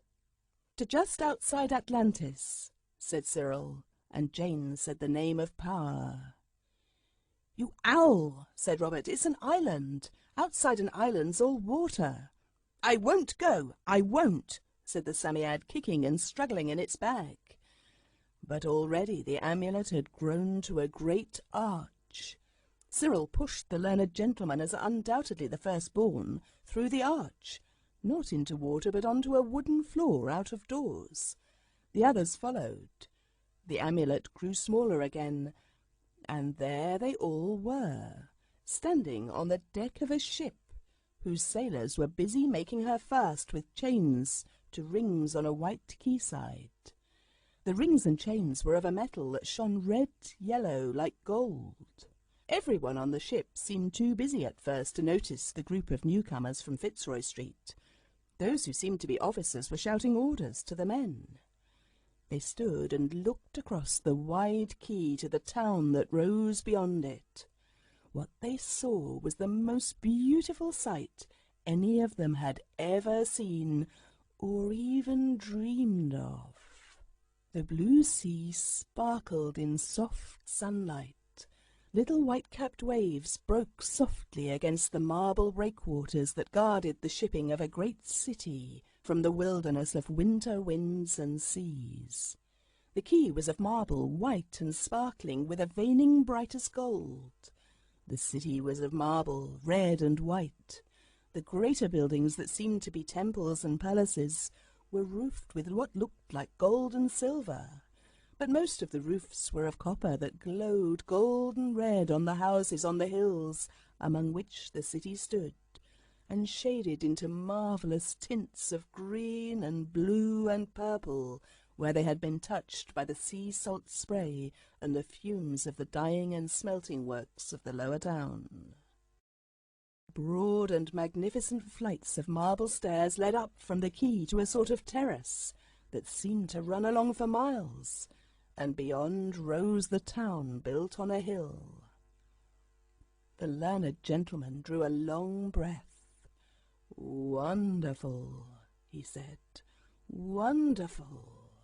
"I say, what's your name?" said Robert. "He means," said Anthea with gentle politeness, "that we never can remember your name. I know it's Mr. de something." "When I was your age I was called Jimmy," he said timidly. "Would you mind? I should feel more at home in a dream like this if anything that made me seem more like one of you." "Thank you, Jimmy," said Anthea with an effort. It seemed such a cheek to be saying Jimmy to a grown-up man. "Jimmy, dear," she added, with no effort at all. Jimmy smiled and looked pleased. But now the ship was made fast, and the captain had time to notice other things. He came towards them, and he was dressed in the best of all possible dresses for the seafaring life. "What are you doing here?" he asked rather fiercely. "Do you come to bless or to curse?" "To bless, of course," said Cyril. "I'm sorry if it annoys you, but we're here by magic. We come from the land of the sun rising," he went on explanatorily. "I see," said the captain. No one had expected that he would. "I didn't notice at first, but of course I hope you're a good omen. It's needed. And this," he pointed to the learned gentleman, "your slave, I presume." "Not at all," said Anthea. "He's a very great man, a sage, don't they call it? And we want to see all your beautiful city and your temples and things, and then we shall go back, and he will tell his friend, and his friend will write a book about it." "What," asked the captain, fingering a rope, "is a book?" "A record, something written, or," she added hastily, remembering the Babylonian writing, "or engraved." Some sudden impulse of confidence made Jane pluck the amulet from the neck of her frock. "Like this," she said. The captain looked at it curiously, but the other three were relieved to notice, without any of that overwhelming interest which the mere name of it had roused in Egypt and Babylon. "The stone is of our country," he said, "and that which is engraved on it, it is like our writing, but I cannot read it. What is the name of your sage?" Jimmy," said Anthea hesitatingly. The captain repeated, Jimmy. "Will you land?" he added, "and shall I lead you to the king's?" "Look here," said Robert, "does your king hate strangers?" "Our kings are 10, said the captain, "and the royal line, unbroken from Poseidon, the father of us all, has the noble tradition to do honour to strangers if they come in peace." "Then lead on, please," said Robert, "though I should like to see all over your beautiful ship and sail about in her." "That shall be later," said the captain. "Just now we're afraid of a storm. Do you notice that odd rumbling?" "That's nothing, master," said an old sailor who stood near. "It's the pilchards coming in, that's all." "Too loud," said the captain. There was rather an anxious pause. Then the captain stepped on to the quay, and the others followed him. "Do talk to him, Jimmy," said Anthea as they went on. "You can find out all sorts of things for your friend's book." "Please excuse me," he said earnestly. "If I talk I shall wake up, and besides I can't understand what he says." No one else could think of anything to say, so that it was in complete silence that they followed the captain up the marble steps and through the streets of the town. There were streets and shops and houses and markets. "It's just like Babylon," whispered Jane, "only everything's perfectly different." "It's a great comfort the 10 kings have been properly brought up to be kind to strangers," Anthea whispered to Cyril. "Yes," he said, "no deepest dungeons here." There were no horses or chariots in the street, but there were handcarts and low trolleys running on thick log wheels, and porters carrying packets on their heads, and a good many of the people were riding on what looked like elephants, only the great beasts were hairy, and they had not that mild expression we are accustomed to meet on the faces of the elephants at the zoo. "Mammoths," murmured the learned gentleman, and stumbled over a loose stone. The people in the streets kept crowding round them as they went along, but the captain always dispersed the crowd before it grew uncomfortably thick, by saying, "Children of the sun god and their high priest, come to bless the city." And then the people would draw back with a low murmur that sounded like a suppressed cheer. Many of the buildings were covered with gold, but the gold on the bigger buildings was of a different colour, and they had sorts of steeples of burnished silver rising above them. "Are all these houses real gold?" asked Jane. "The temples are covered with gold, of course," answered the captain, "but the houses are only orichalcum. It's not quite so expensive."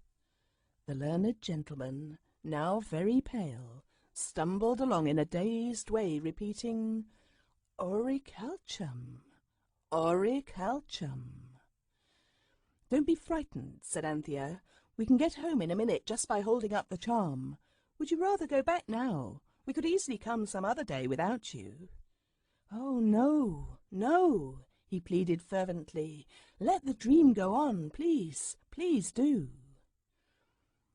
"The high Jimmy is perhaps weary with his magic journey," said the captain, noticing the blundering walk of the learned gentleman, "and we are yet very far from the great temple where today the kings make sacrifice." He stopped at a gate of the great enclosure. It seemed to be a sort of park, for trees showed high above its brazen wall. The party waited, and almost at once the captain came back with one of the hairy elephants and begged them to mount.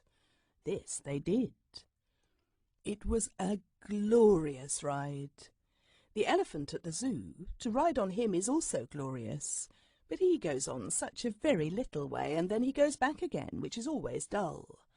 But this great hairy beast went on and on and on, along streets and through squares and gardens.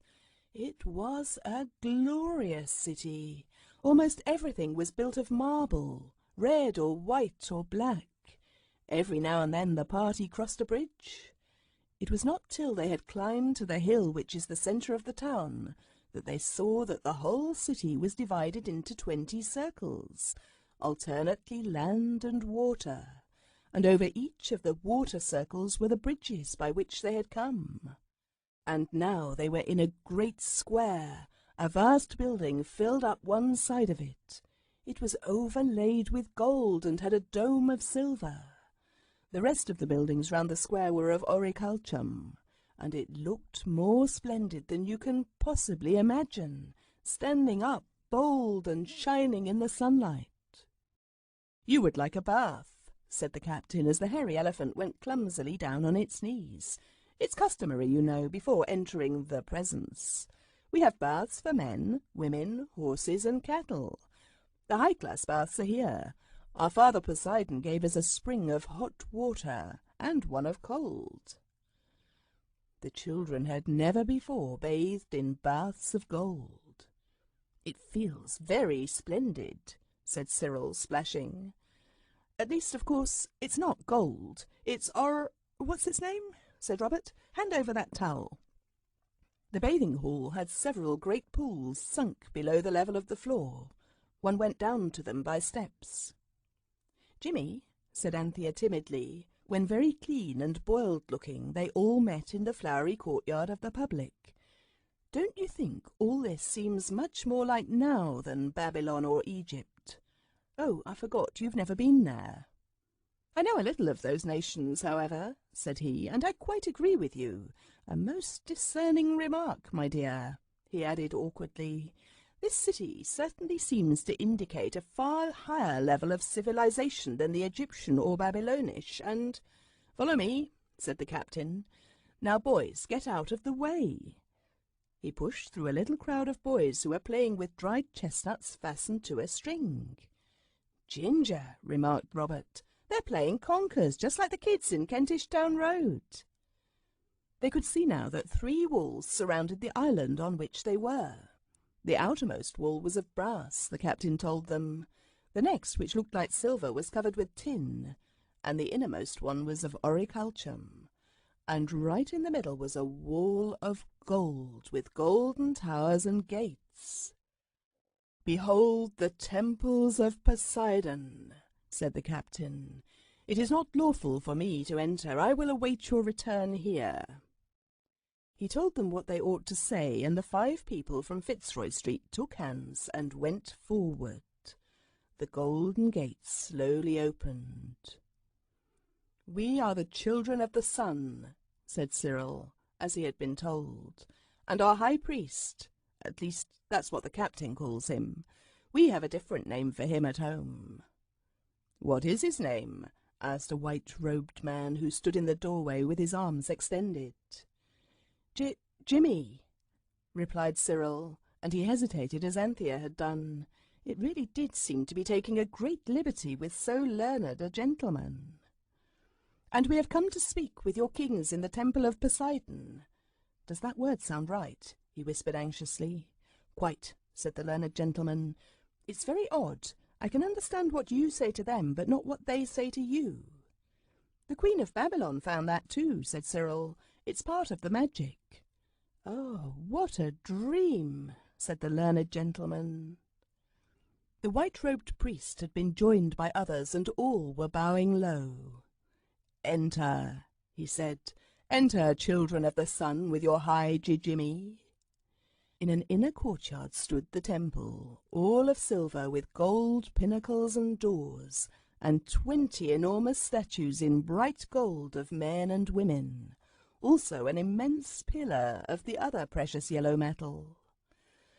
They went through the doors, and the priest led them up a stair into a gallery from which they could look down onto the glorious place. "The 10 kings are even now choosing the bull it is not lawful for me to behold," said the priest, and fell face downward on the floor outside the gallery. The children looked down. The roof was of ivory adorned with the 3 precious metals, and the walls were lined with the favourite orichalcum. At the far end of the temple was a statue group, the like of which no one living has ever seen. It was of gold, and the head of the chief figure reached to the roof.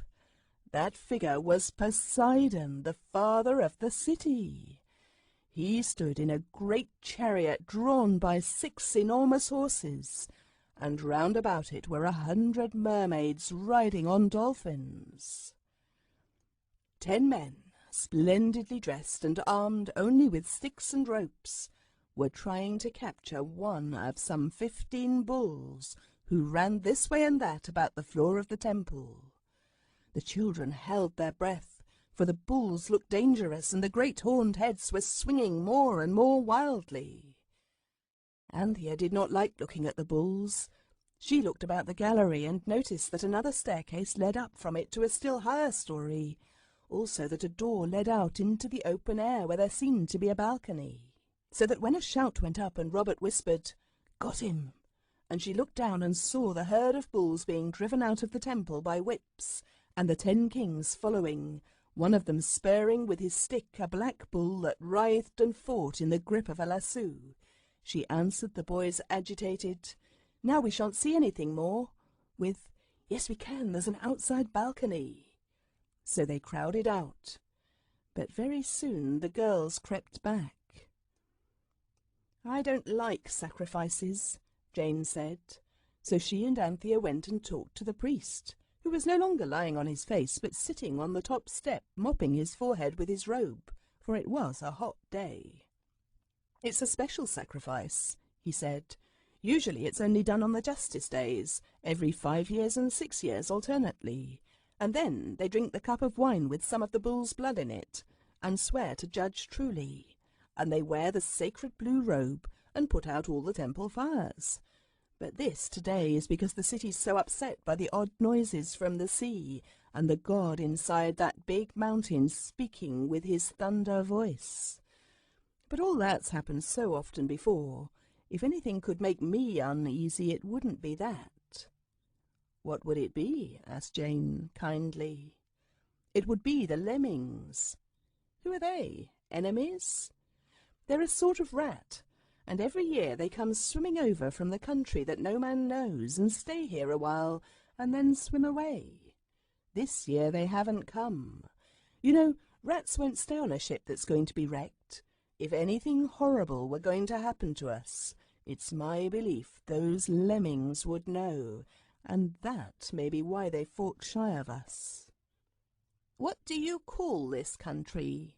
asked the Psammead, suddenly putting its head out of its bag. "Atlantis," said the priest. "Then I advise you to get on to the highest ground you can find. I remember hearing something about a flood here. Look here, you." It turned to Anthea. "Let's get home. The prospect's too wet for my whiskers." The girls obediently went to find their brothers, who were leaning on the balcony railings. "Where's the learned gentleman?" asked Anthea. "There he is, below," said the priest, who had come with them. "Your High Jimmy is with the kings." The 10 kings were no longer alone. The learned gentleman, no one had noticed how he got there, stood with them on the steps of an altar, on which lay the dead body of the black bull. All the rest of the courtyard was thick with people, seemingly of all classes, and all were shouting, "The sea! The sea!" "Be calm," said the most kingly of the kings, he who had lassoed the bull. "Our town is strong against the thunders of the sea and of the sky." "I want to go home," whined the Psammead. "We can't go without him," said Anthea firmly. "Jimmy," she called, "Jimmy," and waved to him. He heard her and began to come towards her through the crowd. They could see from the balcony the sea captain edging his way out from among the people, and his face was dead white like paper. "To the hills!" he cried in a loud and terrible voice, and above his voice came another voice, louder and more terrible, the voice of the sea. The girls looked seaward. Across the smooth distance of the sea, something huge and black rolled towards the town.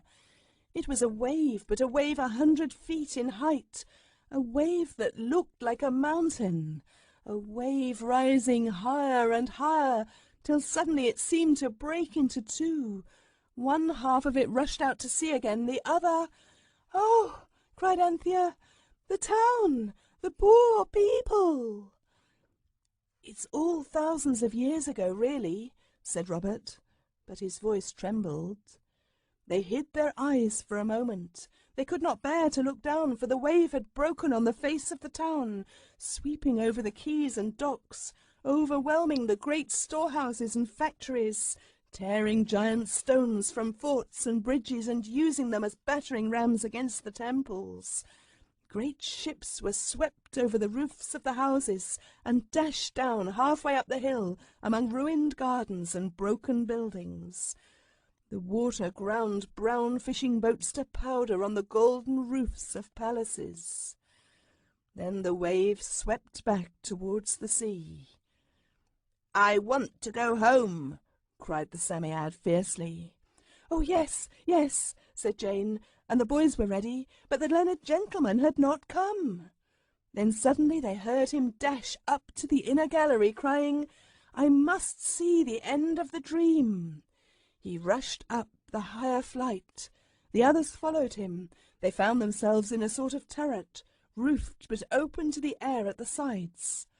The learned gentleman was leaning on the parapet, and as they rejoined him, the vast wave rushed back on the town. This time it rose higher, destroyed more. "Come home!" cried the Psammead.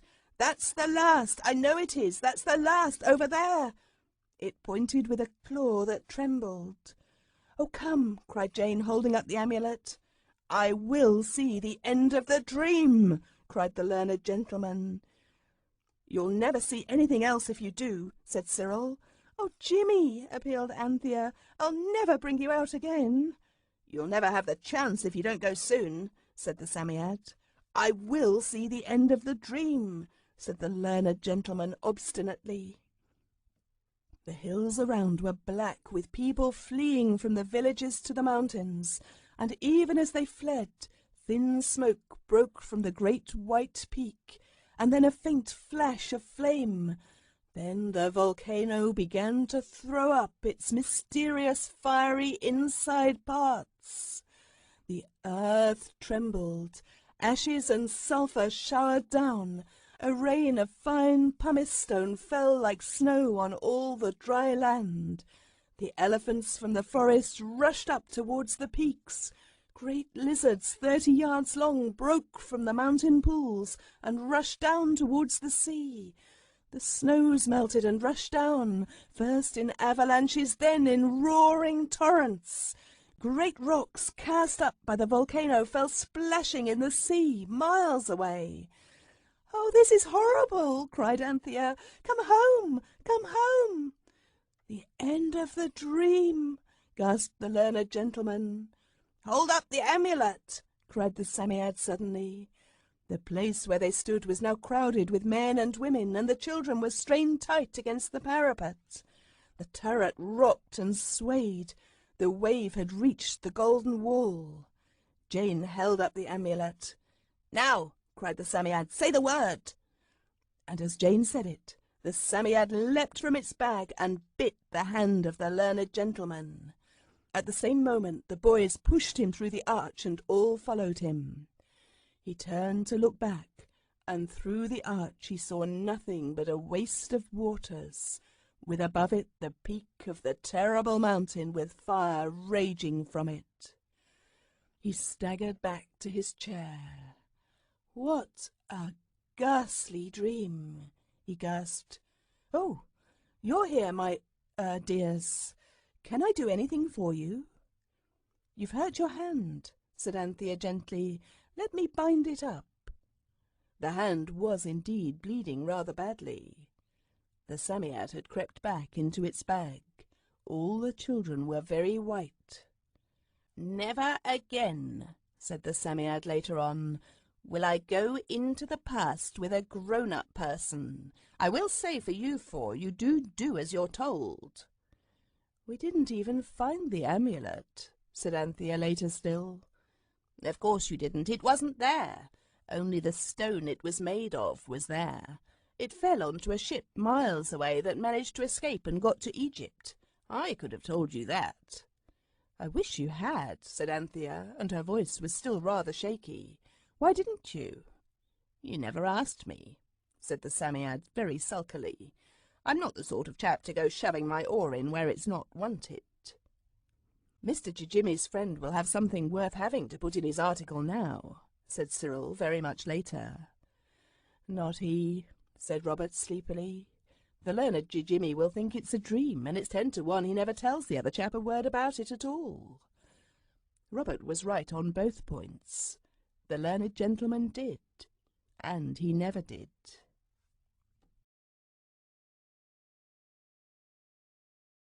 Chapter 10. The Little Black Girl and Julius Caesar. A great city swept away by the sea. A beautiful country devastated by an active volcano. These are not the sort of things you see every day of the week, and when you do see them, no matter how many other wonders you may have seen in your time, such sights are rather apt to take your breath away. Atlantis had certainly this effect on the breaths of Cyril, Robert, Anthea, and Jane. They remained in a breathless state for some days. The learned gentleman seemed as breathless as anyone. He spent a good deal of what little breath he had in telling Anthea about a wonderful dream he had had. "You would hardly believe," he said, "that anyone could have such a detailed vision." But Anthea could believe it, she said, quite easily. He had ceased to talk about thought transference. He had now seen too many wonders to believe that. In consequence of their breathless condition, none of the children suggested any new excursions through the amulet. Robert voiced the mood of the others when he said they were fed up with the amulet for a bit. They undoubtedly were. As for the Psammead, it went to sand and stayed there, worn out by the terror of the flood and the violent exercise it had had, to take in obedience to the inconsiderate wishes of the learned gentleman and the Babylonian queen. The children let it sleep. The danger of taking it among strange people who might at any moment utter undesirable wishes was becoming more and more plain. And there are pleasant things to be done in London without any aid from amulets or Psammeads. You can, for instance, visit the Tower of London, the Houses of Parliament, the National Gallery, the Zoological Gardens, the various parks, the museums at South Kensington, Madame Tussaud's exhibition of waxworks, or the Botanical Gardens at Kew. You can go to Kew by river steamer, and this is the way that the children would have gone if they had gone at all, only they never did, because it was when they were discussing the arrangements for the journey, and what they should take with them to eat, and how much of it, and what the whole thing would cost, that the adventure of the little black girl began to happen. The children were sitting on a seat in St. James's Park. They had been watching the pelican repulsing with careful dignity the advances of the seagulls, who were always so anxious to play games with it. The pelican thinks very properly that it hasn't the figure for games, so it spends most of its time pretending that that is not the reason why it won't play. The breathlessness caused by Atlantis was wearing off a little. Cyril, who always wanted to understand all about everything, was turning things over in his mind. "I'm not. I'm only thinking," he answered when Robert asked him what he was so grumpy about. I'll tell you when I've thought it all out." "If it's about the amulet, I don't want to hear it," said Jane. "Nobody asked you to," retorted Cyril mildly, "and I haven't finished my inside thinking about it yet. Let's go to Kew in the meantime." "I'd rather go in a steamer," said Robert, and the girls laughed. "That's right," said Cyril. "Be funny. I would." "Well, he was, rather," said Anthea. "I wouldn't think, Squirrel, if it hurts you so," said Robert kindly. "Oh, shut up," said Cyril, "or else talk about Kew." "I want to see the palms there," said Anthea hastily, "to see if they're anything like the ones on the island where we united the cook and the burglar by the Reverend Half-Curate." All disagreeableness was swept away in a pleasant tide of recollections, and "Do you remember?" they said. "Have you forgotten?" "My hat," remarked Cyril pensively as the flood of reminiscence ebbed a little. "We have had some times." "We have that," said Robert. "Don't let's have any more," said Jane anxiously. "That's what I was thinking about," Cyril replied. And just then they heard the little black girl sniff. She was quite close to them. She was not really a little black girl. She was shabby and not very clean, and she had been crying so much that you could hardly see through the narrow chink between her swollen lids how very blue her eyes were. It was her dress that was black, and it was too big and too long for her, and she wore a speckled black ribboned sailor hat that would have fitted a much bigger head than her little flaxen one, and she stood looking at the children and sniffing. "Oh dear," said Anthea, jumping up. "Whatever is the matter?" She put her hand on the little girl's arm. It was rudely shaken off. "You leave me be," said the little girl. "I ain't doing nothing to you." "But what is it?" Anthea asked. "Has someone been hurting you?" "What's that to you?" said the little girl fiercely. "You're all right." "Come away," said Robert, pulling at Anthea's sleeve. "She's a nasty, rude little kid." "Oh, no," said Anthea. "She's only dreadfully unhappy." "What is it?" she asked again. "Oh, you're all right," the child repeated. "You ain't a-going to the Union." "Can't we take you home?" said Anthea, and Jane added, "Where does your mother live?" "She don't live nowheres. She's dead. So now," said the little girl fiercely, in tones of miserable triumph. Then she opened her swollen eyes widely, stamped her foot in fury, and ran away. She ran no further than to the next bench, flung herself down there, and began to cry without even trying not to. Anthea quite at once went to the little girl and put her arms as tight as she could round the hunched-up black figure. "Oh, don't cry so, dear, don't," she whispered under the brim of the large sailor hat, now very crooked indeed. "Tell Anthea all about it. Anthea'll help you. There, dear, don't cry." The others stood at a distance. One or two passers-by stared curiously. The child was now only crying part of the time. The rest of the time she seemed to be talking to Anthea. Presently Anthea beckoned Cyril. "It's horrible," she said in a furious whisper. "Her father was a carpenter, and he was a steady man and never touched a drop, except on a Saturday, and he came up to London for work, and there wasn't any, and then he died. And her name is Imogen, and she's 9 come next November, and now her mother's dead, and she's to stay tonight with Mrs. Shrubsole, that's a landlady that's been kind, and tomorrow the relieving officer is coming for her, and she's going into the Union. That means the workhouse. It's too terrible. What can we do?" "Let's ask the learned gentleman," said Jane brightly.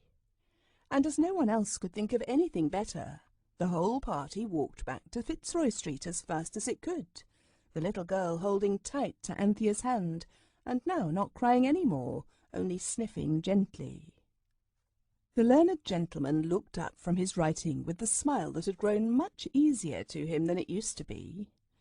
They were quite at home in his room now. It really seemed to welcome them. Even the mummy case appeared to smile as if, in its distant, superior, ancient Egyptian way, it were rather pleased to see them than not.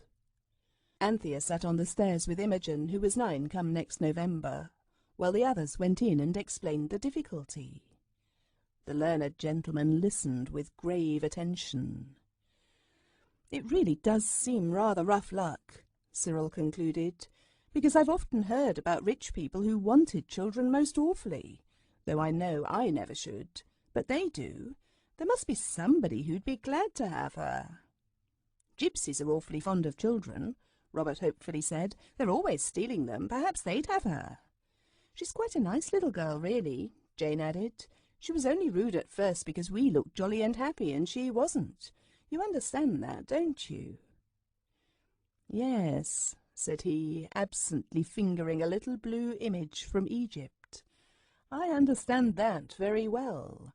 As you say, there must be some home where she would be welcome." He scowled thoughtfully at the little blue image. Anthea outside thought the explanation was taking a very long time. She was so busy trying to cheer and comfort the little black girl that she never noticed the Psammead, who, roused from sleep by her voice, had shaken itself free of sand and was coming crookedly up the stairs. It was close to her before she saw it. She picked it up and settled it on her lap. "What is it?" asked the black child. "Is it a cat or an organ monkey or what?" And then Anthea heard the learned gentleman say, "Yes, I wish we could find a home where they would be glad to have her." And instantly she felt the Psammead begin to blow itself out as it sat on her lap. She jumped up, lifting the Psammead in her skirt, and holding Imogen by the hand, rushed into the learned gentleman's room. "At least let's keep together," she cried. "All hold hands, quick." The circle was like that, formed for the mulberry bush or ring o' roses, and Anthea was only able to take part in it by holding in her teeth the hem of her frock, which thus supported formed a bag to hold the Psammead. "Is it a game?" asked the learned gentleman feebly. No one answered. There was a moment of suspense. Then came that curious, upside-down, inside-out sensation, which one almost always feels when transported from one place to another by magic. Also there was that dizzy dimness of sight which comes on these occasions. The mist cleared, the upside-down, inside-out sensation subsided, and there stood the 6 in a ring as before, only their 12 feet, instead of standing on the carpet of the learned gentleman's room, stood on green grass. Above them, instead of the dusky ceiling of the Fitzroy Street floor, was a pale blue sky. And where the walls had been and the painted mummy case were tall, dark green trees, oaks and ashes, and in between the trees and under them tangled bushes and creeping ivy. There were beech trees too, but there was nothing under them but their own dead red drifted leaves, and here and there a delicate green fern frond. And here they stood in a circle, still holding hands as though they were playing Ring-a-Roses or the Mulberry Bush. Just 6 people, hand in hand, in a wood. That sounds simple, but then you must remember that they did not know where the wood was, and what's more, they didn't know when the wood was. There was a curious sort of feeling that made the learned gentleman say, "Another dream, dear me," and made the children almost certain that they were in a time a very long while ago. As for little Imogen, she said, "Oh my," and kept her mouth very much open indeed. "Where are we?" Cyril asked the Psammead. "In Britain," said the Psammead. "But when?" asked Anthea anxiously. "About the year 55, before the time you reckon time from," said the Psammead crossly. "Is there anything else you want to know?" it added, sticking its head out of the bag formed by Anthea's blue linen frock, and turning its snail's eyes to right and left. "I've been here before. It's very little changed." "Yes, but why here?" asked Anthea. "Your inconsiderate friend," the Psammead replied, wished to find some home where they would be glad to have that unattractive and immature female human being whom you have picked up, gracious knows how. In Megatherium days, properly brought-up children didn't talk to shabby strangers in parks. Your thoughtless friend wanted a place where someone would be glad to have this undesirable stranger, and now here you are." "I see we are," said Anthea patiently, looking round on the tall gloom of the forest. "But why here? Why now?" "You don't suppose anyone would want a child like that in your times, in your towns?" said the Psammead in irritated tones. "You've got your country into such a mess that there's no room for half your children and no one to want them." "That's not our doing, you know," said Anthea gently. "And bringing me here without any waterproof or anything," said the Psammead still more crossly, "when everyone knows how damp and foggy ancient Britain was." "Here, take my coat," said Robert, taking it off. Anthea spread the coat on the ground, and putting the Psammead on it, folded it round so that only the eyes and furry ears showed. "There," she said comfortingly. "Now if it does begin to look like rain, I can cover you up in a minute. Now what are we to do?" The others, who had stopped holding hands, crowded round to hear the answer to this question. Imogen whispered in an awed tone, "Can't the organ monkey talk neither? I thought it was only parrots." "Do?" replied the Psammead. "I don't care what you do." And it drew head and ears into the tweed covering of Robert's coat. The others looked at each other. "It's only a dream," said the learned gentleman hopefully. "Something is sure to happen if we can prevent ourselves from waking up." And sure enough, something did. The brooding silence of the dark forest was broken by the laughter of children and the sound of voices. "Let's go and see," said Cyril. "It's only a dream," said the learned gentleman to Jane, who hung back. "If you don't go with the tide of a dream, if you resist, you'll wake up, you know." There was a sort of break in the undergrowth that was like a silly person's idea of a path. They went along this in Indian file, the learned gentleman leading. Quite soon they came to a large clearing in the forest.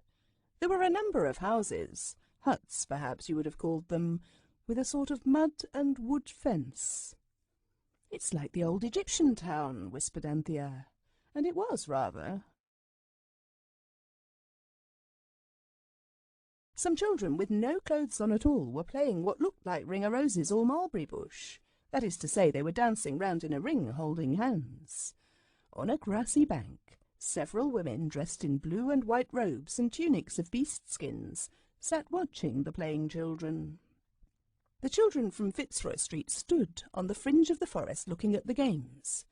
One woman with long, fair, braided hair sat a little apart from the others, and there was a look in her eyes as she followed the play of the children that made Anthea feel sad and sorry. None of those little girls is her own little girl, thought Anthea. The little black-clad London child pulled at Anthea's sleeve. "Look," she said, "that one there. She's precious like Mother, and Mother's hair was something lovely when she had time to comb it out. Mother would never have beat me if she'd lived here. I don't suppose there's ever a public nearer than Epping, do you, miss?" In her eagerness, the child had stepped out of the shelter of the forest. The sad-eyed woman saw her. She stood up, her thin face lighted up with a radiance like sunrise, her long, lean arms stretched towards the London child. "Imogen!" she cried. At least, the word was more like that than any other word. "Imogen!" There was a moment of great silence. The naked children paused in their play. The women on the bank stared anxiously. "Oh, it is Mother! It is!" cried Imogen from London and rushed across the cleared space. She and her mother clung together so closely, so strongly that they stood an instant like a statue carved in stone. Then the women crowded round. "It is my Imogen!" cried the woman. "Oh, it is, and she wasn't eaten by wolves. She's come back to me. Tell me, my darling, how did you escape? Where have you been? Who has fed and clothed you?" "Oh, I don't know nothing," said Imogen. "Poor child," whispered the women who crowded round. "The terror of the wolves has turned her brain." "But you know me," said the fair-haired woman, and Imogen, clinging with black-clothed arms to the bare neck, answered, "Oh, yes, mother, I know you right enough." "What is it? What do they say?" the learned gentleman asked anxiously. "You wished to come where someone wanted the child," said the Psammead. "The child says this is her mother." "And the mother? You can see," said the Psammead. "But is she really? Her child, I mean?" "Who knows," said the Psammead, "but each one fills the empty place in the other's heart. It is enough." "Oh," said the learned gentleman, "this is a good dream. I wish the child might stay in the dream." The Psammead blew itself out and granted the wish, so Imogen's future was assured. She had found someone to want her. "If only all the children that no one wants," began the learned gentleman, but the woman interrupted. She came towards them. "Welcome all," she cried. "I am the queen, and my child tells me that you have befriended her, and this I well believe, looking on your faces. Your garb is strange, but faces I can read. The child is bewitched, I see that well, but in this she speaks truth. Is it not so?" The children said it wasn't worth mentioning. "I wish you could have seen all the honours and kindnesses lavished on the children and the learned gentleman by those ancient Britons. You would have thought to see them that a child was something to make a fuss about, not a bit of rubbish to be hustled about the streets and hidden away in the workhouse. It wasn't as grand as the entertainment at Babylon, but somehow it was more satisfying. I think you children have some wonderful influence on me," said the learned gentleman. "I never dreamed such dreams before I knew you." It was when they were alone that night under the stars, where the Britons had spread a heap of dried fern for them to sleep on, that Cyril spoke. "Well," he said, "we've made it all right for Imogen and had a jolly good time. I vote we get home again before the fighting begins." "What fighting?" asked Jane sleepily. "Why, Julius Caesar, you little goat," replied her kind brother. "Don't you see that if this is the year 55, Julius Caesar may happen at any moment?" "I thought you liked Caesar," said Robert. "So I do, in the history, but that's different to being killed by his soldiers." "If we saw Caesar, we might persuade him not to," said Anthea. "You persuade Caesar?" Robert laughed. The learned gentleman, before anybody could stop him, said, "I only wish we could see Caesar sometime." And of course, in just the little time the Psammead took to blow itself out for wish-giving, the 5 or 6, counting the Psammead, found themselves in Caesar's camp, just outside Caesar's tent. And they saw Caesar. The Psammead must have taken advantage of the loose wording of the gentleman's wish, for it was not the same time of day as that on which the wish had been uttered among the dried ferns. It was sunset, and the great man sat on a chair outside his tent, gazing over the sea towards Britain. Everyone knew without being told that it was towards Britain. 2 golden eagles on the top of posts stood on each side of the tent, and on the flaps of the tent, which was very gorgeous to look at, were the letters S.P.Q.R. The great man turned unchanged on the newcomers the august glance that he had turned on the violet waters of the Channel. Though they had suddenly appeared out of nothing, Caesar never showed by the faintest movement of an eyelid, by the least tightening of that firm mouth, that they were not some long-expected embassy. He waved a calm hand towards the sentinels who sprang weapons in hand towards the newcomers. "Back," he said in a voice that thrilled like music. "Since when has Caesar feared children and students?"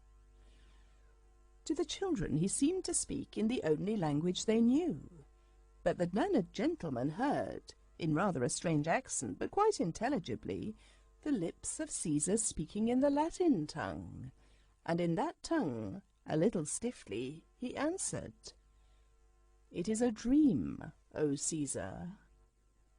"A dream?" repeated Caesar. "What is a dream?" "This," said the learned gentleman.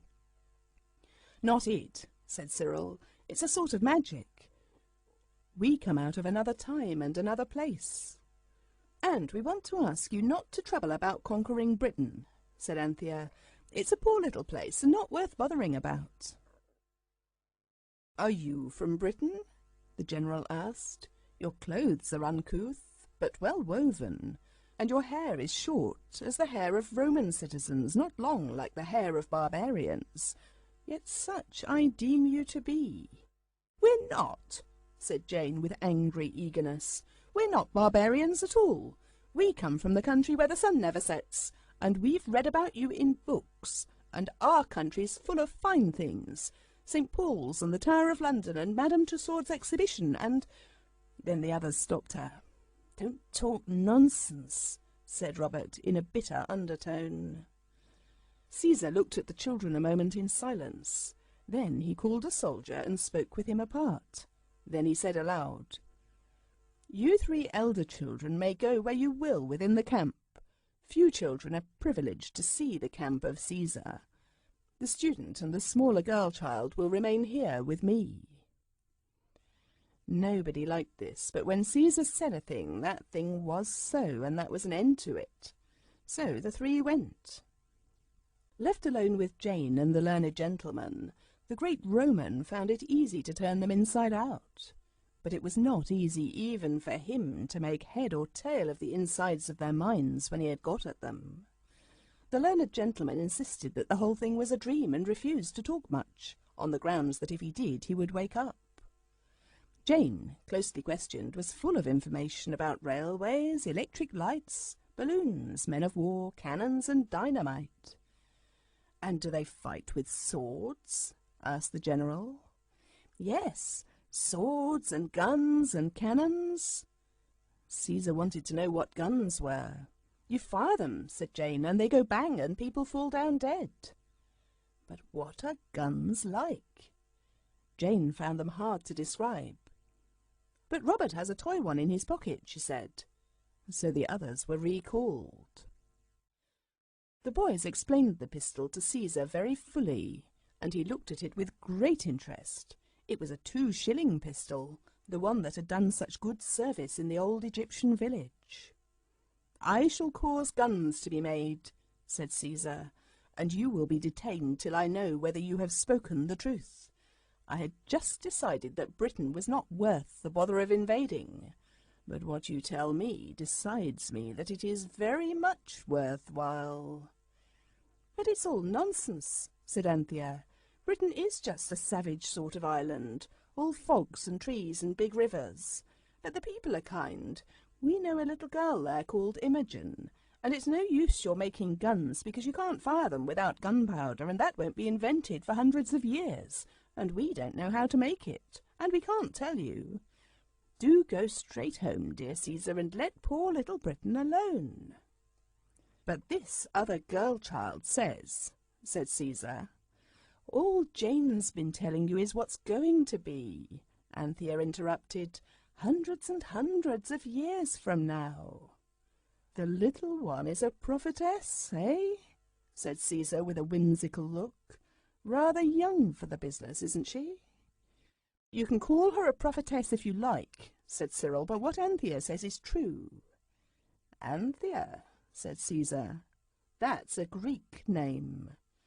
"Very likely," said Cyril worriedly. "I say, I do wish you'd give up this idea of conquering Britain. It's not worth while, it isn't."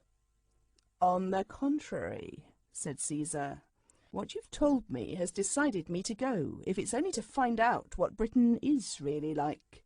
Guards, detain these children." "Quick," said Robert, "before the guards begin detaining. We had enough of that in Babylon." Jane held up the amulet away from the sunset and said the word. The learned gentleman was pushed through, and the others, more quickly than ever before, passed through the arch back into their own times and the quiet, dusty sitting-room of the learned gentleman. It is a curious fact that when Caesar was encamped on the coast of Gaul, somewhere near Boulogne it was, I believe, he was sitting before his tent in the glow of the sunset, looking out over the violet waters of the English Channel. Suddenly he started, rubbed his eyes, and called his secretary. The young man came quickly from within the tent. "Marcus," said Caesar, "I have dreamed a very wonderful dream. Some of it I forget, but I remember enough to decide what was not before determined. Tomorrow the ships that have been brought round from the Ligeris shall be provisioned. We shall sail for this three-cornered island. First we will take but 2 legions.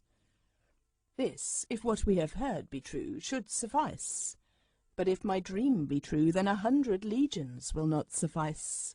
For the dream I dreamed was the most wonderful that ever tormented the brain even of Caesar. And Caesar has dreamed some strange things in his time." "And if you hadn't told Caesar all that about how things are now, he'd never have invaded Britain," said Robert to Jane as they sat down to tea. "Oh, nonsense," said Anthea, pouring out. "It was all settled hundreds of years ago." "I don't know," said Cyril. "Jam, please. This about time being only a thingamy of thought is all very confusing. If everything happens at the same time—" "It can't," said Anthea stoutly. "The present's the present and the past's the past." "Not always," said Cyril. "When we were in the past, the present was the future. Now then," he added triumphantly. And Anthea could not deny it. "I should have liked to see more of the camp," said Robert. "Yes, we didn't get much for our money, but Imogen is happy, that's one thing," said Anthea. "We left her happy in the past. I've often seen about people being happy in the past in poetry books. I see what it means now." "It's not a bad idea," said the Psammead sleepily, putting its head out of its bag and taking it in again suddenly, "being left in the past." Everyone remembered this afterwards when...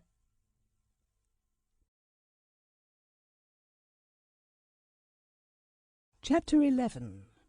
Before Pharaoh.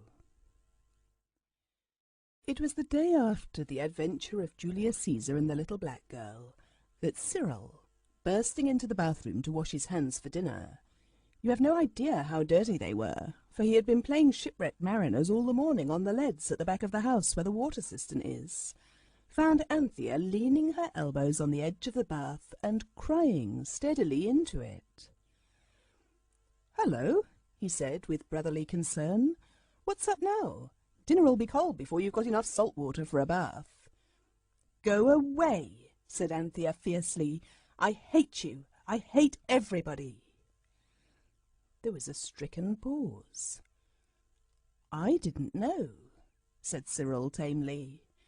"Nobody ever does know anything," sobbed Anthea. "I didn't know you were waxy. I thought you'd just hurt your fingers with the tap again like you did last week," Cyril carefully explained.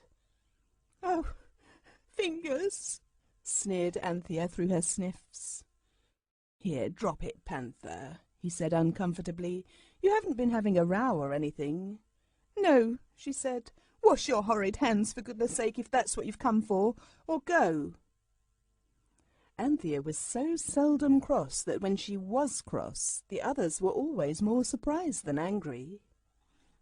Cyril edged along the side of the bath and stood beside her. He put his hand on her arm. "Dry up, do," he said, rather tenderly for him, and finding that though she did not at once take his advice, she did not seem to resent it, He put his arm awkwardly across her shoulders and rubbed his head against her ear. "There," he said, in the tone of one administering a priceless cure for all possible sorrows. "Now, what's up?" "Promise you won't laugh?" "I don't feel laughish myself," said Cyril dismally. "Well, then," said Anthea, leaning her ear against his head, "it's Mother." "What's the matter with Mother?" asked Cyril with apparent want of sympathy. "She was all right in her letter this morning." "Yes, but I want her so." "You're not the only one," said Cyril briefly, and the brevity of his tone admitted a good deal. "Oh, yes," said Anthea. "I know. We want her all the time. But I want her now most dreadfully, awfully much. I never wanted anything so much. That Imogen child, the way the ancient British Queen cuddled her up. And Imogen wasn't me, and the Queen was Mother. And then her letter this morning, and about the lamb liking the salt bathing. And she bathed him in this very bath the night before she went away. Oh, oh, oh." Cyril thumped her on the back. "Cheer up," he said. "You know my inside thinking that I was doing. Well, that was partly about Mother. We'll soon get her back. If you'll chuck it like a sensible kid and wash your face, I'll tell you about it. That's right, you let me get to the tap. Can't you stop crying? Shall I put the door key down your back?" "That's for noses," said Anthea, "and I'm not a kid any more than you are." But she laughed a little, and her mouth began to get back into its proper shape. You know what an odd shape your mouth gets into when you cry in earnest. "Look here," said Cyril, working the soap round and round between his hands in a thick slime of grey soapsuds. "I've been thinking. We've only just played with the amulet so far. We've got to work it now, work it for all it's worth. And it isn't only Mother either. There's Father out there all among the fighting. I don't howl about it, but I think. Oh, bother the soap." The grey-lined soap had squirted out under the pressure of his fingers and had hit Anthea's chin with as much force as though it had been shot from a catapult. "There now," she said regretfully. "Now I shall have to wash my face." "You'd have had to do that anyway," said Cyril with conviction. "Now, my idea's this. You know missionaries?" "Yes," said Anthea, who did not know a single one. "Well, they always take the savages beads and brandy and stays and hats and braces and really useful things, things the savages haven't got and never heard about. And the savages love them for their kind generousness, and give them pearls and shells and ivory and cassowaries. And that's the way—" "Wait a sec," said Anthea, splashing. "I can't hear what you're saying. Shells and things like that. The great thing is to get people to love you by being generous. And that's what we've got to do. Next time we go into the past, we'll regularly fit out the expedition. You remember how the Babylonian queen froze onto that pocketbook? Well, we'll take things like that and offer them in exchange for a sight of the amulet." "The sight of it's not much good." "No, silly, but don't you see? When we've seen it, we shall know where it is, and we can go and take it in the night when everybody is asleep." "It wouldn't be stealing, would it?" said Anthea thoughtfully, "because it will be such an awfully long time ago when we do it. Oh, there's that bell again." As soon as dinner was eaten, it was tinned salmon and lettuce and a jam tart, and the cloth cleared away, the idea was explained to the others, and the Psammead was aroused from sand and asked what it thought would be good merchandise with which to buy the affection of, say, the ancient Egyptians, and whether it thought the amulet was likely to be found in the court of Pharaoh. But it shook its head and shot out its snail's eyes hopelessly. "I'm not allowed to play in this game," it said. "Of course I could find out in a minute where the thing was, only I mayn't. But I may go so far as to own that your idea of taking things with you isn't a bad one, and I shouldn't show them all at once. Take small things and conceal them craftily about your persons." The advice seemed good. Soon the table was littered over with things which the children thought likely to interest the ancient Egyptians. Anthea brought dolls, puzzle blocks, a wooden tea service, a green leather case with nécessaire written on it in gold letters.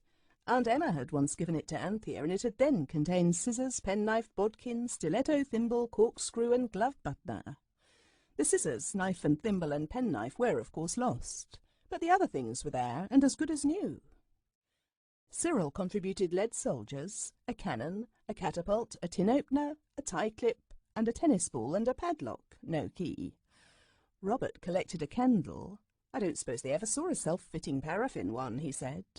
A penny Japanese pin tray, a rubber stamp with his father's name and address on it, and a piece of putty. Jane added a key ring, the brass handle of a poker, a pot that had held cold cream, a smoked pearl button off her winter coat, and a key, no lock.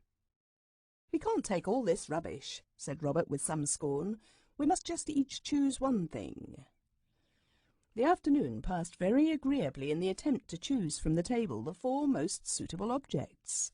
But the 4 children could not agree what was suitable, and at last Cyril said, "Look here, let's each be blindfolded and reach out, and the first thing you touch, you stick to." This was done. Cyril touched the padlock, Anthea got the nécessaire, Robert clutched the candle, and Jane picked up the tie clip. "It's not much," she said. "I don't believe ancient Egyptians wore ties." "Never mind," said Anthea. "I believe it's luckier not to really choose. In the stories it's always the thing the woodcutter's son picks up in the forest and almost throws away because he thinks it's no good, that turns out to be the magic thing in the end, or else somebody's lost it and he's rewarded with the hand of the king's daughter in marriage." "I don't want any hands in marriage, thank you," said Cyril firmly. "Nor yet me," said Robert. "It's always the end of the adventures when it comes to the marriage hands." "Are we ready?" said Anthea. "It is Egypt we're going to, isn't it? Nice Egypt," said Jane. "I won't go anywhere I don't know about, like that dreadful big wavy burning mountain city," she insisted. Then the Psammead was coaxed into its bag. "I say," said Cyril suddenly, "I'm rather sick of kings, and people notice you so in palaces. Besides, the amulet's sure to be in a temple. Let's just go among the common people and try and work ourselves up by degrees. We might get taken on as temple assistants." "Like beadles," said Anthea, "or vergers. They must have splendid chances of stealing the temple treasures." "Righto," was the general rejoinder. The charm was held up. It grew big once again, and once again the warm golden eastern light glowed softly beyond it. As the children stepped through it, loud and furious voices rang in their ears. They went suddenly from the quiet of Fitzroy Street dining room into a very angry eastern crowd, a crowd much too angry to notice them. They edged through it to the wall of a house and stood there. The crowd was of men, women, and children. They were all sorts of complexions, and pictures of them might have been coloured by any child with a shilling paint-box. But their faces were painted already. Black eyebrows and lashes, and some red lips. The women wore a sort of pinafore with shoulder straps, and loose things wound round their heads and shoulders. The men wore very little clothing, for they were the working people, and the Egyptian boys and girls wore nothing at all, unless you count the little ornaments hung on chains round their necks and waists. The children saw all this before they could hear anything distinctly. Everyone was shouting so. But a voice sounded above the other voices, and presently it was speaking in a silence. "Comrades and fellow workers," it said, and it was the voice of a tall, coppery-coloured man who had climbed into a chariot that had been stopped by the crowd. Its owner had bolted, muttering something about calling the guards, and now the man spoke from it. "Comrades and fellow workers, how long are we to endure the tyranny of our masters, who live in idleness and luxury on the fruit of our toil? They only give us a bare subsistence wage, and they live on the fat of the land. We labour all our lives to keep them in wanton luxury. Let us make an end of it." A roar of applause answered him. "How are you going to do it?" cried a voice. "You look out," cried another, "or you'll get yourself into trouble." "I've heard almost every single word of that," whispered Robert, "in Hyde Park last Sunday." "Let us strike for more bread and onions and beer and a longer midday rest," the speaker went on. "You are tired, you are hungry, you are thirsty. You are poor, your wives and children are pining for food. The barns of the rich are full to bursting with the corn we want, the corn our labour has grown. To the granaries! To the granaries!" cried half the crowd. But another voice shouted clear above the tumult. "To Pharaoh, to the king! Let's present a petition to the king. He will listen to the voice of the oppressed." For a moment the crowd swayed one way and another, first towards the granaries and then towards the palace. Then, with a rush like that of an imprisoned torrent suddenly set free, it surged along the street towards the palace, and the children were carried with it. Anthea found it difficult to keep the Psammead from being squeezed very uncomfortably. The crowd swept through the streets of dull-looking houses with very few windows, very high up, across the market where people were not buying but exchanging goods. In a momentary pause, Robert saw a basket of onions exchanged for a hair comb and 5 fish for a string of beads. The people in the market seemed better off than those in the crowd. They had finer clothes and more of them. They were the kind of people who nowadays would have lived at Brixton or Brockley. "What's the trouble now?" A languid, large-eyed lady in a crimped, half-transparent linen dress with her black hair very much braided and puffed out asked of a date-seller. "Oh, the working men, discontented as usual," the man answered. "Listen to them. Anyone would think it mattered whether they had a little more or less to eat. Dregs of society," said the date-seller. "Scum," said the lady. "And I've heard that before too," said Robert. At that moment the voice of the crowd changed from anger to doubt, from doubt to fear. There were other voices shouting. They shouted defiance and menace, and they came nearer very quickly. There was the rattle of wheels and the pounding of hoofs. A voice shouted, "Guards! The guards! The guards!" shouted another voice, and the crowd of workmen took up the cry, "The guards! Pharaoh's guards!" And swaying a little once more, the crowd hung for a moment as if it were balanced.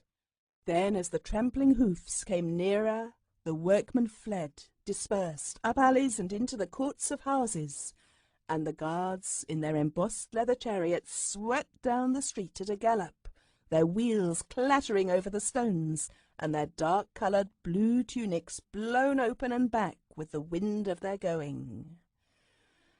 "So that riot's over," said the crimped linen-dressed lady. "That's a blessing. And did you notice the captain of the guard? What a very handsome man he was, to be sure." The 4 children had taken advantage of the moment's pause before the crowd turned to fly, to edge themselves and drag each other into an arched doorway. Now they each drew a long breath and looked at the others. "We're well out of that," said Cyril. "Yes," said Anthea, "but I do wish the poor men hadn't been driven back before they could get to the king. He might have done something for them." "Not if he was the one in the Bible, he wouldn't," said Jane. "He had a hard heart." "Ah, that was the Moses one," Anthea explained.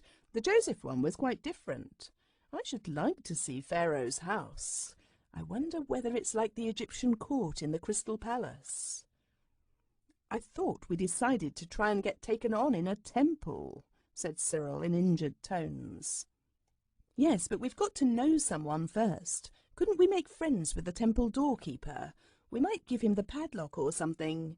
I wonder which are temples and which are palaces," Robert added, glancing across the marketplace to where an enormous gateway with a huge side building towered towards the sky. To the right and left of it were other buildings only a little less magnificent. "Do you wish to seek out the temple of Amun-Ra?" asked a soft voice behind them. "Or the temple of Mut? Or the temple of Khonsu?" They turned to find beside them a young man. He was shaved clean from head to foot, and on his feet were light papyrus sandals. He was clothed in a linen tunic of white, embroidered heavily in colours. He was gay with anklets, bracelets, and armlets of gold, richly inlaid. He wore a ring on his finger, and he had a short jacket of gold embroidery, something like the Zouave soldiers wear, and on his neck was a gold collar with many amulets hanging from it. But among the amulets the children could see none like theirs.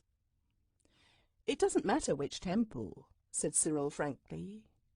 "Tell me your mission," said the young man. "I am a divine father of the temple of Amun-Ra, and perhaps I can help you." "Well," said Cyril, "we've come from the great empire on which the sun never sets." "I thought somehow that you'd come from some odd out-of-the-way spot," said the priest with courtesy. "And we've seen a good many palaces. We thought we should like to see a temple for a change," said Robert. The Psammead stirred uneasily in its embroidered bag. "Have you brought gifts to the temple?" asked the priest cautiously. "We have got some gifts," said Cyril with equal caution. "You see, there's magic mixed up in it, so we can't tell you everything, but we don't want to give our gifts for nothing." "Beware how you insult the god," said the priest sternly. "I also can do magic. I can make a waxen image of you, and I can say words which, as the wax image melts before the fire, will make you dwindle away and at last perish miserably." "Pooh," said Cyril stoutly, "that's nothing. I can make fire itself." "I should jolly well like to see you do it," said the priest unbelievingly. "Well, you shall," said Cyril. "Nothing easier. Just stand close round me." "Do you need no preparation, no fasting, no incantations?" The priest's tone was incredulous. "The incantation's quite short," said Cyril, taking the hint. "And as for fasting, that's not needed in my sort of magic. Union Jack, printing press, gunpowder, rule Britannia. Come fire at the end of this little stick." He had pulled a match from his pocket, and as he ended the incantation, which contained no words that it seemed likely the Egyptian had ever heard, he stooped in the little crowd of his relations and the priest, and struck the match on his boot. He stood up, shielding the flame with one hand. "See," he said with modest pride. "Here, take it in your hand." "No, thank you," said the priest, swiftly backing. "Can you do that again?" "Yes." "Then come with me to the great double house of Pharaoh. He loves good magic, and he will raise you to honor and glory. There's no need of secrets between initiates," he went on confidentially. "The fact is, I am out of favor at present, owing to a little matter of failure of prophecy. I told him a beautiful princess would be sent to him from Syria, and lo, a woman of 30 years old arrived. But she was a beautiful woman not so long ago. Time is only a mode of thought, you know." The children thrilled to the familiar words. "So you know that too, do you?" said Cyril. "It's part of the mystery of all magic, is it not?" said the priest. "Now, if I bring you to the Pharaoh, the little unpleasantness I spoke of will be forgotten, and I will ask Pharaoh, the great house, son of the sun and lord of the south and north, to decree that you shall lodge in the temple. Then you can have a good look round and teach me your magic, and I will teach you mine." This idea seemed good. At least it was better than any other which at that moment occurred to anybody, so they followed the priest through the city.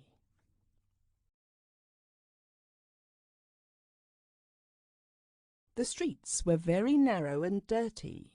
The best houses, the priest explained, were built within walls 20 to 25 feet high, and such windows as showed in the walls were very high up. The tops of palm trees showed above the walls. The poor people's houses were little square huts with a door and 2 windows and smoke coming out of a hole at the back. The poor Egyptians haven't improved so very much in their buildings since the first time we came to Egypt, whispered Cyril to Anthea. The huts were roofed with palm branches, and everywhere there were chickens and goats and little naked children kicking about in the yellow dust. On one roof was a goat who had climbed up and was eating the dry palm leaves with snorts and head-tossings of delight. Over every house door was some sort of figure or shape. Amulets, the priest explained, to keep off the evil eye. I don't think much of your nice Egypt, Robert whispered to Jane. It's simply not a patch on Babylon. Ah, you wait till you see the palace, Jane whispered back. The palace was indeed much more magnificent than anything they had yet seen that day, though it would have made but a poor show beside that of the Babylonian king. They came to it through a great square pillared doorway of sandstone that stood in a high brick wall. The shut doors were of massive cedar with bronzed hinges and were studded with bronze nails. At the side was a little door and a wicket gate, and through this the priest led the children. He seemed to know a word that made the sentries make way for him. Inside was a garden planted with hundreds of different kinds of trees and flowering shrubs, a lake full of fish, with blue lotus flowers at the margin, and ducks swimming around cheerfully and looking, as Jane said, quite modern. The guard chamber, the storehouses, the Queen's house, said the priest, pointing them out. They passed through open courtyards paved with flat stones, and the priest whispered to a guard at the great inner gate. "We are fortunate," he said to the children. "Pharaoh is even now in the court of honor. Now don't forget to be overcome with respect and admiration. It won't do any harm if you fall flat on your faces, and whatever you do, don't speak until you're spoken to." "There used to be that rule in our country," said Robert, "when my father was a little boy." At the outer end of the great hall, a crowd of people were arguing with and even shoving the guards, who seemed to make it a rule not to let anyone through unless they were bribed to do it. The children heard several promises of the utmost richness, and wondered whether they would ever be kept. All round the hall were pillars of painted wood. The roof was of cedar, gorgeously inlaid. About halfway up the hall was a wide, shallow step that went right across the hall, and then a little farther on, another, and then a steep flight of narrower steps, leading right up to the throne on which Pharaoh sat.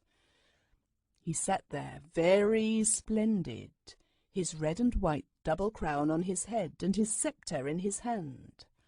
The throne had a canopy of wood and wooden pillars painted in bright colours. On a low, broad bench that ran all round the hall sat the friends, relatives, and courtiers of the king, leaning on richly covered cushions.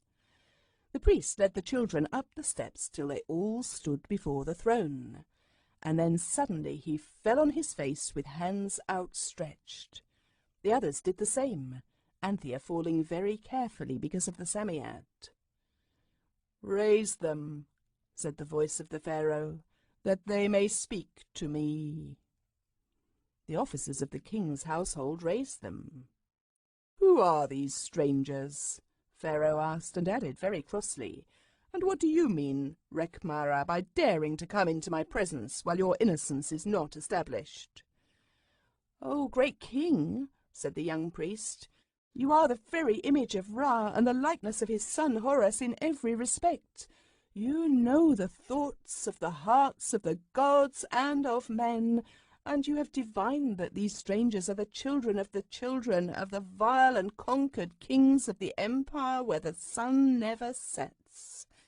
They know a magic not known to the Egyptians, and they come with gifts in their hands as a tribute to Pharaoh, in whose heart is the wisdom of the gods, and on his lips their truth."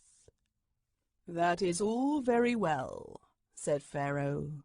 "But where are the gifts?"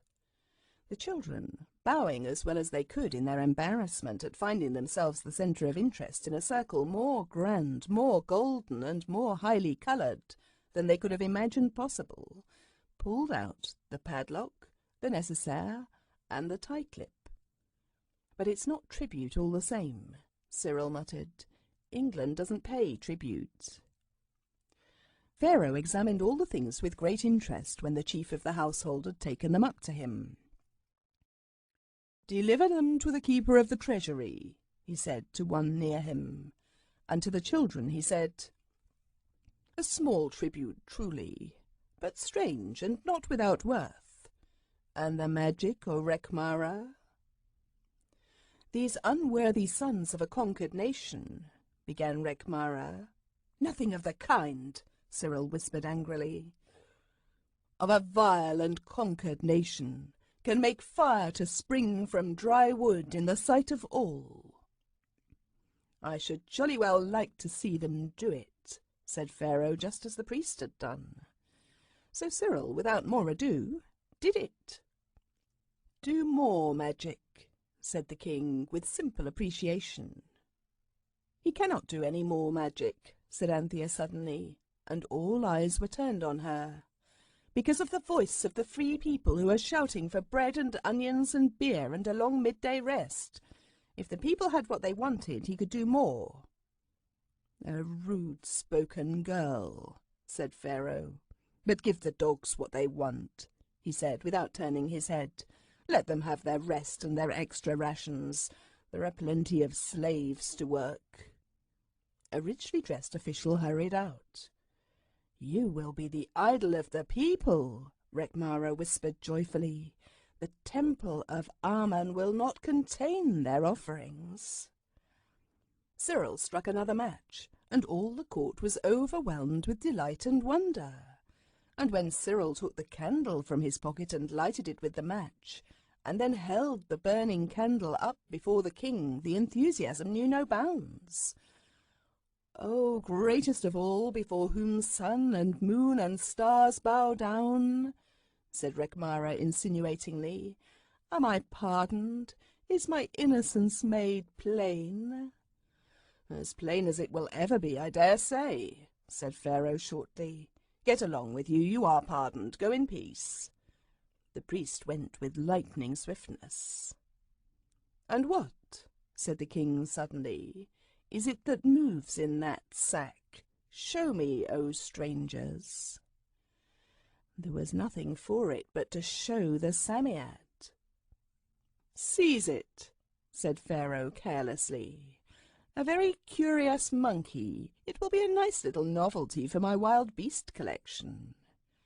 And instantly the entreaties of the children, availing as little as the bites of the Psammead, though both bites and entreaties were fervent, it was carried away before their eyes. "Oh, do be careful," cried Anthea. "At least keep it dry. Keep it in its sacred house." She held up the embroidered bag. "It's a magic creature," cried Robert. "It's simply priceless." "You've no right to take it away," cried Jane incautiously. "It's a shame, a barefaced robbery, that's what it is." There was an awful silence. Then Pharaoh spoke. "Take the sacred house of the beast from them," he said, "and imprison all. Tonight, after supper, it may be our pleasure to see more magic. Guard them well, and do not torture them yet." "Oh dear," sobbed Jane as they were led away. "I knew exactly what it would be. Oh, I wish you hadn't." "Shut up, silly," said Cyril. "You know you would come to Egypt. It was your own idea entirely. Shut up, it'll be all right." "I thought we should play ball with queens," sobbed Jane, "and have no end of larks, and now everything is going to be perfectly horrid." The room they were shut up in was a room and not a dungeon, as the elder ones had feared. That, as Anthea said, was one comfort. There were paintings on the wall that at any other time would have been most interesting, and a sort of low couch and chairs. When they were alone, Jane breathed a sigh of relief. "Now we can get home all right," she said. "And leave the Psammead," said Anthea reproachfully. "Wait a sec. I've got an idea," said Cyril. He pondered for a few moments. Then he began hammering on the heavy cedar door. It opened and a guard put in his head. "Stop that row," he said sternly. "Or, look here," Cyril interrupted. "It's very dull for you, isn't it? Just doing nothing but guard us. Wouldn't you like to see some magic? We're not too proud to do it for you. Wouldn't you like to see it?" "I don't mind if I do," said the guard. "Well then, you get us that monkey of ours that was taken away and we'll show you." "How do I know you're not making a game of me?" asked the soldier. "Shouldn't wonder if you only wanted to get the creature so as to set it on me. I dare say its teeth and claws are poisonous." "Well, look here," said Robert. "You see, we've got nothing with us. You just shut the door and open it again in 5 minutes, and we'll have got a magic flower in a pot for you." "If you can do that, you can do anything," said the soldier, and he went out and barred the door. Then, of course, they held up the amulet. They found the east by holding it up and turning slowly till the amulet began to grow big, walked home through it, and came back with a geranium in full scarlet flower from the staircase window of the Fitzroy Street house. "Well," said the soldier when he came in, "I really am. We can do much more wonderful things than that. Oh, ever so much," said Anthea persuasively, "if we only have our monkey. And here's 2pence for yourself." The soldier looked at the 2pence. "What's this?" he said. Robert explained how much simpler it was to pay money for things than to exchange them, as the people were doing in the market. Later on, the soldier gave the coins to his captain, who later still showed them to Pharaoh, who of course kept them, and was much struck with the idea. That was really how coins first came to be used in Egypt. You will not believe this, I dare say, but really, if you believe the rest of the story, I don't see why you shouldn't believe this as well. "I say," said Anthea, struck by a sudden thought, "I suppose it'll be all right about those workmen. The king won't go back on what he said about them just because he's angry with us." "Oh, no," said the soldier. "You see, he's rather afraid of magic. He'll keep to his word right enough." "Then that's all right," said Robert, and Anthea said softly and coaxingly, "Oh, and do get us the monkey, and then you'll see some lovely magic. Do, there's a nice, kind soldier." "I don't know where they've put your precious monkey, but if I can get another chap to take on my duty here, I'll see what I can do," he said grudgingly, and went out. "Do you mean," said Robert, "that we're going off without even trying for the other half of the amulet?" "I really think we'd better," said Anthea tremulously. "Of course the other half of the amulet's here somewhere, or our half wouldn't have brought us here. I do wish we could find it. It's a pity we don't know any real magic. Then we could find out. I do wonder where it is exactly." If they had only known it, something very like the other half of the amulet was very near them. It hung round the neck of someone, and that someone was watching them through a chink high up in the wall, specially devised for watching people who were imprisoned. But they did not know. There was nearly an hour of anxious waiting. They tried to take an interest in the picture on the wall, a picture of harpers playing very odd harps, and women dancing at a feast. They examined the painted plaster floor, and the chairs were of white painted wood with coloured stripes at intervals. But the time went slowly, and everyone had time to think of how Pharaoh had said, "Don't torture them yet." "If the worst comes to the worst," said Cyril, "we must just bunk and leave the Psammead. I believe it can take care of itself well enough. They won't kill it or hurt it when they find it can speak and give wishes. They'll build it a temple, I shouldn't wonder." "I couldn't bear to go without it," said Anthea. "And Pharaoh said after supper. That won't be just yet. And the soldier was curious. I'm sure we're all right for the present." All the same, the sounds of the door being unbarred seemed one of the prettiest sounds possible. Suppose he hasn't got the Psammead, whispered Jane. But that doubt was set at rest by the Psammead itself, for almost before the door was open it sprang through the chink of it into Anthea's arms, shivering and hunching up its fur. "Here's its fancy overcoat," said the soldier, holding out the bag, into which the Psammead immediately crept. "Now," said Cyril, "what would you like us to do? Anything you'd like us to get for you?" "Any little trick you like," said the soldier. "If you can get a strange flower blooming in an earthenware vase, you can get anything, I suppose," he said. "I just wish I'd got 2 men's loads of jewels from the king's treasury. That's what I've always wished for." At the word wish, the children knew that the Psammead would attend to that bit of magic. It did, and the floor was littered with a spreading heap of gold and precious stones. "Any other little trick?" asked Cyril loftily. "Shall we become invisible? Vanish?" "Yes, if you like," said the soldier, "but not through the door, you don't." He closed it carefully and set his broad Egyptian back against it. "No, no!" cried a voice high up among the tops of the tall wooden pillars that stood against the wall. There was a sound of someone moving above. The soldier was as much surprised as anybody. "That's magic, if you like," he said. Then Jane held up the amulet, uttering the word of power. At the sound of it and at the sight of the amulet growing into a great arch, the soldier fell flat on his face among the jewels with a cry of awe and terror. The children went through the arch with a quickness born of long practice, but Jane stayed in the middle of the arch and looked back. The others, standing on the dining-room carpet in Fitzroy Street, turned and saw her still in the arch. "Someone's holding her," cried Cyril. "We must go back." But they pulled at Jane's hands just to see if she would come, and of course she did come. Then, as usual, the arch was little again, and there they all were. "Oh, I do wish you hadn't," Jane said crossly. "It was so interesting. The priest had come in, and he was kicking the soldier, and telling him he'd done it now, and they must take the jewels and flee for their lives." "And did they?" "I don't know. You interfered," said Jane ungratefully. "I should have liked to see the last of it." As a matter of fact, none of them had seen the last of it, if by it Jane meant the adventure of the priest and the soldier.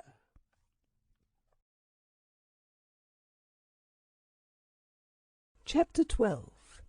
The Sorry Present and the Expelled Little Boy. "Look here," said Cyril, sitting on the dining table and swinging his legs. "I really have got it." "Got what?"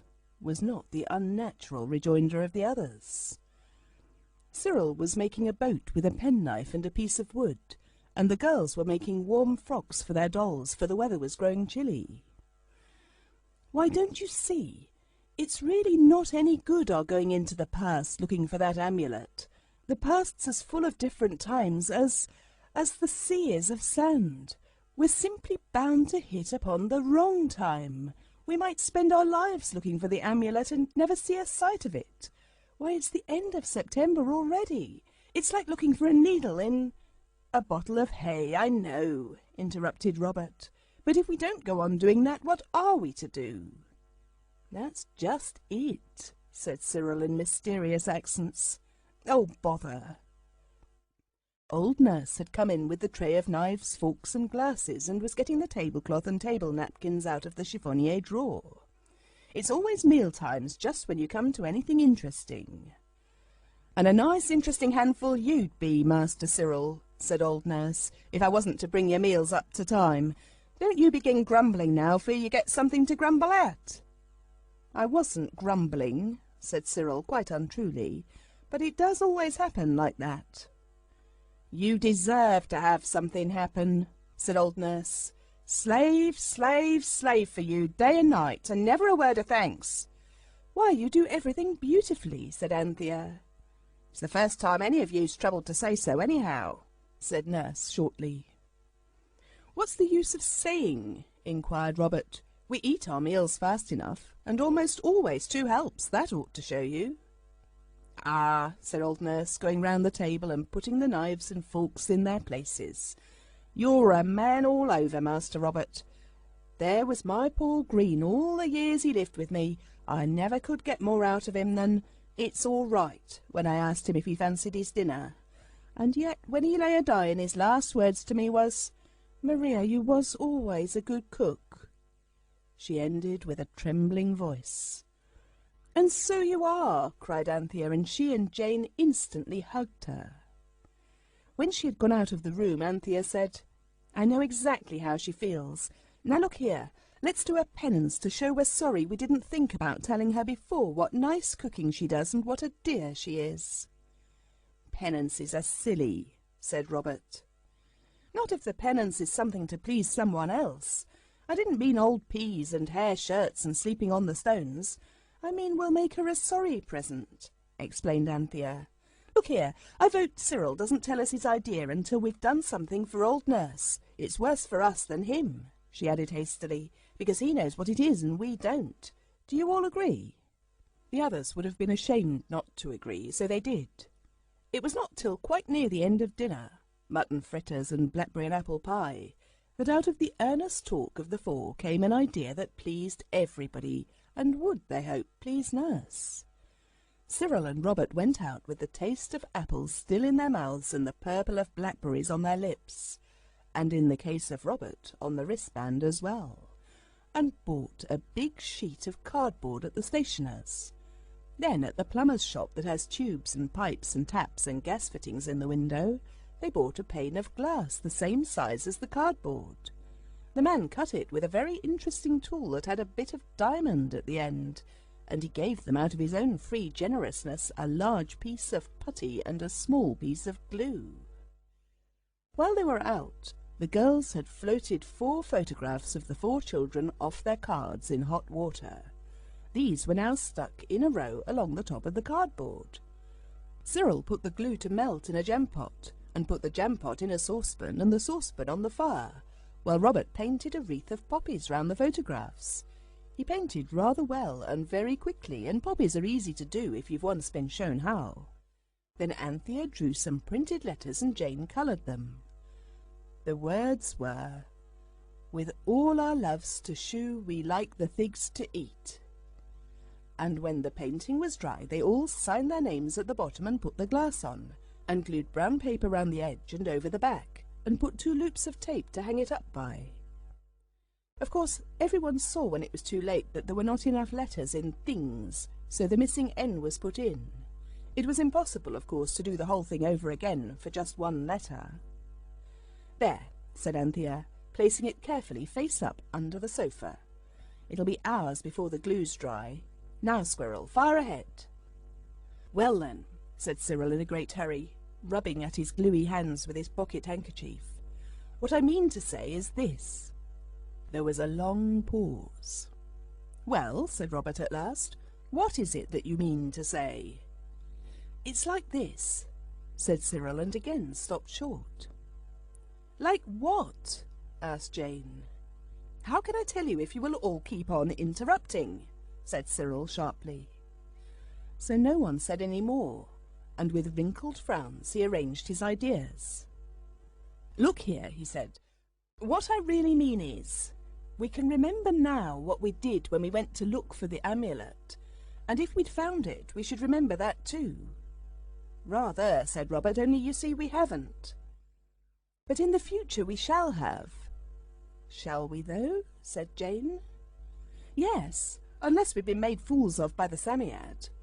So then where we want to go is where we shall remember about where we did find it." "I see," said Robert, but he didn't. "I don't," said Anthea, who did very nearly. "Say it again, Squirrel, and very slowly." "If," said Cyril, very slowly indeed, "we go into the future after we've found the amulet—" "But we've got to find it first," said Jane. "Hush," said Anthea. "There will be a future," said Cyril, driven to a greater clearness by the blank faces of the other 3. "There will be a time after we've found it. Let's go into that time and then we shall remember how we found it, and then we can go back and do the finding really." "I see," said Robert, and this time he did, and I hope you do. "Yes," said Anthea. "Oh, Squirrel, how clever of you!" "But will the amulet work both ways?" inquired Robert. "It ought to," said Cyril, "if time's only a thingamy of what's-its-name. Anyway, we might try." "Let's put on our best things, then," urged Jane. "You know what people say about progress and the world growing better and brighter. I expect people will be awfully smart in the future." "All right," said Anthea. "We should have to wash anyway. I'm all thick with glue." When everyone was clean and dressed, the charm was held up. "We want to go into the future and see the amulet after we've found it," said Cyril, and Jane said the word of power. They walked through the big arch of the charm, straight into the British Museum. They knew it at once, and there, right in front of them under a glass case, was the amulet, their own half of it as well as the other half they'd never been able to find, and the two were joined by a pin of red stone that formed a hinge. "Oh, glorious!" cried Robert. "Here it is." "Yes," said Cyril very gloomily. "Here it is, but we can't get it out." "No," said Robert, remembering how impossible the Queen of Babylon had found it to get anything out of the glass cases in the museum except by Psammead magic, and then she hadn't been able to take anything away with her. "No, but we remember where we got it, and we can—" "Oh, do we?" interrupted Cyril bitterly. "Do you remember where we got it?" "No," said Robert. "I don't exactly, now I come to think of it." Nor did any of the others. "But why can't we?" said Jane. "Oh, I don't know." Cyril's tone was impatient. "Some silly old enchanted rule, I suppose. I wish people would teach you magic at school like they do sums, or instead of. It would be some use having an amulet then." "I wonder how far we are in the future," said Anthea. "The museum looks just the same, only lighter and brighter somehow." "Let's go back and try the past again," said Robert. "Perhaps the museum people could tell us how we got it," said Anthea with sudden hope. There was no one in the room, but in the next gallery where the Assyrian things are, and still were, they found a kind stout man in a loose blue gown and stockinged legs. "Oh, they've got a new uniform. How pretty," said Jane. When they asked him their question, he showed them a label on the case. It said, "From the collection of—" A name followed, and it was the name of the learned gentleman, who among themselves, and to his face when he'd been with them at the other side of the amulet, they had called Jimmy. "That's not much good," said Cyril. "Thank you." "How is it you're not at school?" asked the kind man in blue. "Not expelled for long, I hope?" "We're not expelled at all," said Cyril rather warmly. "Well, I shouldn't do it again if I were you," said the man, and they could see he did not believe them. There is no company so little pleasing as that of people who do not believe you. "Thank you for showing us the label," said Cyril, and they came away. As they came through the doors of the museum, they blinked at the sudden glory of sunlight and blue sky. The houses opposite the museum were gone. Instead, there was a big garden with trees and flowers and smooth green lawns, and not a single notice to tell you not to walk on the grass, and not to destroy the trees and shrubs, and not to pick the flowers. There were comfortable seats all about, and arbours covered with roses, and long trellised walks, also rose-covered. Whispering, splashing fountains fell into full white marble basins. White statues gleamed among the leaves, and the pigeons that swept about among the branches or pecked on the smooth, soft gravel were not black and tumbled like the museum pigeons are now, but bright and clean and sleek as birds of new silver. A good many people were sitting on the seats, and on the grass babies were rolling and kicking and playing, with very little on indeed. Men as well as women seemed to be in charge of the babies and were playing with them. "It's like a lovely picture," said Anthea, and it was, for the people's clothes were of bright, soft colours, and all beautifully and very simply made. No one seemed to have any hats or bonnets, but there were a great many Japanese-looking sunshades, and among the trees were hung lamps of coloured glass.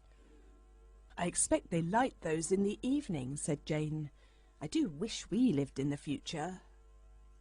They walked down the path, and as they went the people on the benches looked at the 4 children very curiously, but not rudely or unkindly. The children in their turn looked, I hope they did not stare, at the faces of these people in the beautiful soft clothes.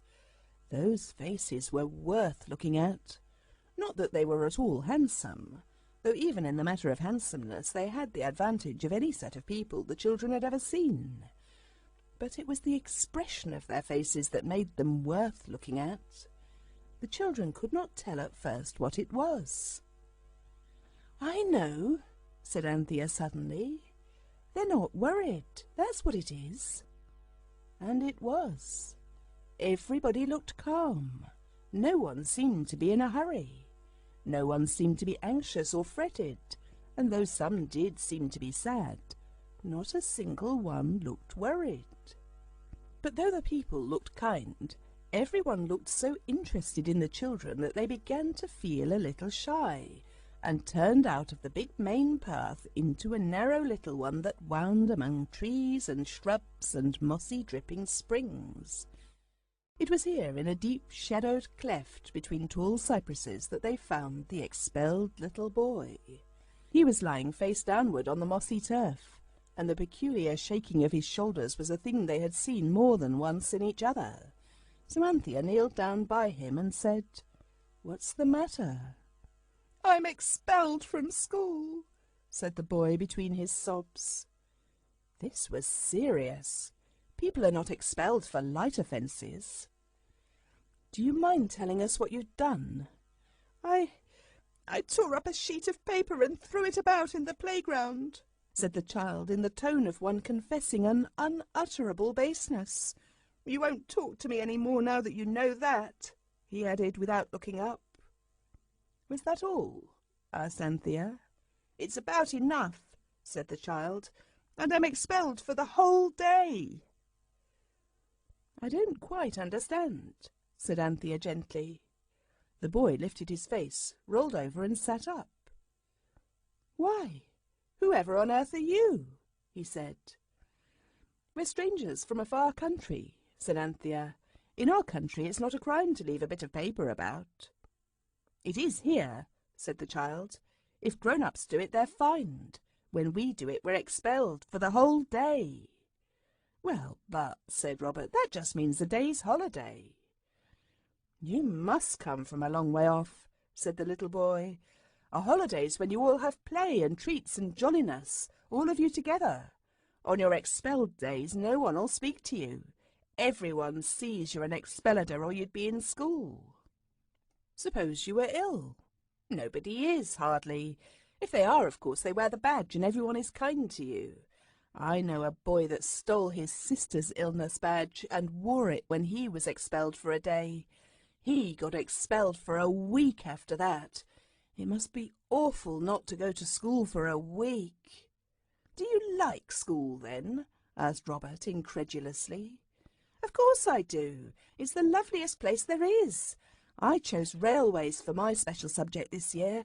There are such splendid models and things, and now I shall be all behind because of that torn-up paper." "You choose your own subject?" asked Cyril. "Yes, of course. Where did you come from? Don't you know anything?" "No," said Jane definitely, "so you'd better tell us."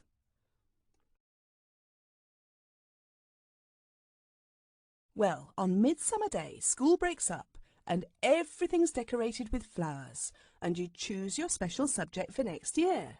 Of course, you have to stick to it for a year at least. Then there are all your other subjects, of course, reading and painting and the rules of citizenship. "Good gracious," said Anthea. "Look here," said the child, jumping up. "It's nearly 4. The expelledness only lasts till then. Come home with me. Mother will tell you all about everything." "Will your mother like you taking home strange children?" asked Anthea. "I don't understand," said the child, settling his leather belt over his honey-coloured smock and stepping out with hard little bare feet. "Come on." So they went. The streets were wide and hard and very clean. There were no horses, but a sort of motor carriage that made no noise. The Thames flowed between green banks, and there were trees at the edge, and people sat under them fishing, for the stream was as clear as crystal. Everywhere there were green trees, and there was no smoke. The houses were set in what seemed like one green garden. The little boy brought them to a house, and at the window was a good, bright mother face. The little boy rushed in, and through the window they could see him hugging his mother, then his eager lips moving and his quick hands pointing. A lady in soft green clothes came out, spoke kindly to them, and took them into the oddest house they had ever seen. It was very bare, there were no ornaments, and yet every single thing was beautiful, from the dresser with its rows of bright china to the thick squares of Eastern-looking carpets on the floors. I can't describe that house, I haven't the time, and I haven't the heart either when I think how different it was from our houses. The lady took them all over it. The oddest thing of all was the big room in the middle. It had padded walls and a soft, thick carpet, and all the chairs and tables were padded. There wasn't a single thing in it that anyone could hurt itself with. "Whatever's this for, lunatics?" asked Cyril. The lady looked very shocked. "No, it's for the children, of course," she said. "Don't tell me that in your country there are no children's rooms." "There are nurseries," said Anthea doubtfully, "but the furniture's all cornery and hard like other rooms." "How shocking," said the lady. "You must be very much behind the times in your country. Why, the children are more than half of the people. It's not much to have one room where they can have a good time and not hurt themselves." "But there's no fireplace," said Anthea. "Hot air pipes, of course," said the lady. "Why, how could you have a fire in a nursery? A child might get burned." "In our country," said Robert suddenly, "more than 3,000 children are burned to death every year. Father told me," he added, as if apologizing for this piece of information, "once when I'd been playing with fire." The lady turned quite pale. "What a frightful place you must live in," she said. "What's all the furniture padded for?" Anthea asked, hastily turning the subject. "Why, you couldn't have little tots of 2 or 3 running about in rooms where the things were hard and sharp. They might hurt themselves." Robert fingered the scar on his forehead where he had hit it against the nursery fender when he was little. "But does everyone have rooms like this? Poor people and all?" asked Anthea. "There's a room like this wherever there's a child, of course," said the lady. "How refreshingly ignorant you are! No, I don't mean ignorant, my dear. Of course you're awfully well read up in ancient history, but I see you haven't done your duties of citizenship course yet." "But beggars and people like that," persisted Anthea, "and tramps and people who haven't any homes." "People who haven't any homes?" repeated the lady. "I really don't understand what you're talking about." "It's all different in our country," said Cyril carefully, "and I've read it used to be different in London. Usedn't people to have no homes and beg because they were hungry? And wasn't London very black and dirty once upon a time, and the Thames all muddy and filthy, and narrow streets, and—" "You must have been reading very old-fashioned books," said the lady. "Why, all that was in the Dark Ages. My husband can tell you more about it than I can. He took ancient history as one of his special subjects." "I haven't seen any working people," said Anthea. "Why, we're all working people," said the lady. "At least my husband's a carpenter." "Good gracious," said Anthea, "but you're a lady." "Ah," said the lady, "that quaint old word. Well, my husband will enjoy a talk with you.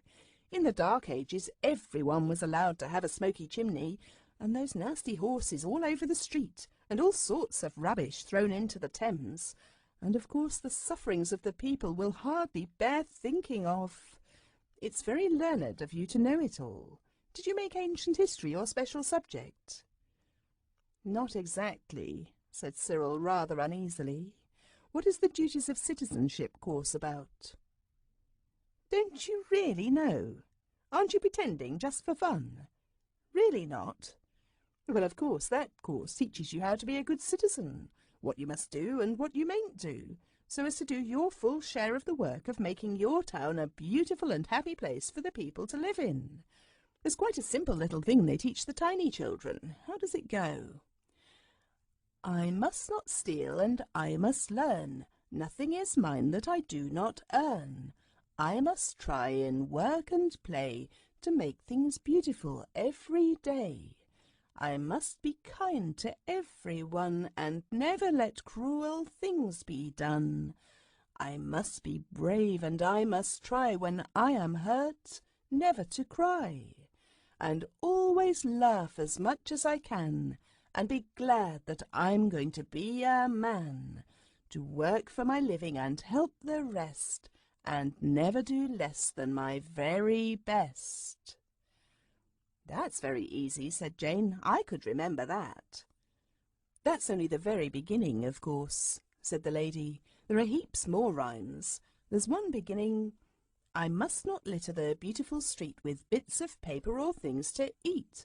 I must not pick the public flowers. They are not mine, but they are ours. And things to eat reminds me. Are you hungry? Wells, run and get a tray of nice things. Why do you call him Wells? Asked Robert as the boy ran off. It's after the great reformer. Surely you've heard of him. He lived in the Dark Ages, and he saw that what you ought to do is find out what you want and then try to get it. Up to then, people had always tried to tinker up what they'd got. We've got a great many of the things he thought of. Then Wells means springs of clear water. It's a nice name, don't you think? Here Wells returned with strawberries and cakes and lemonade on a tray, and everybody ate and enjoyed. Now, Wells, said the lady, run off or you'll be late and not meet your daddy. Wells kissed her, waved to the others, and went. Look here, said Anthea suddenly. Would you like to come to our country and see what it's like? It wouldn't take you a minute. The lady laughed, but Jane held up the charm and said the word.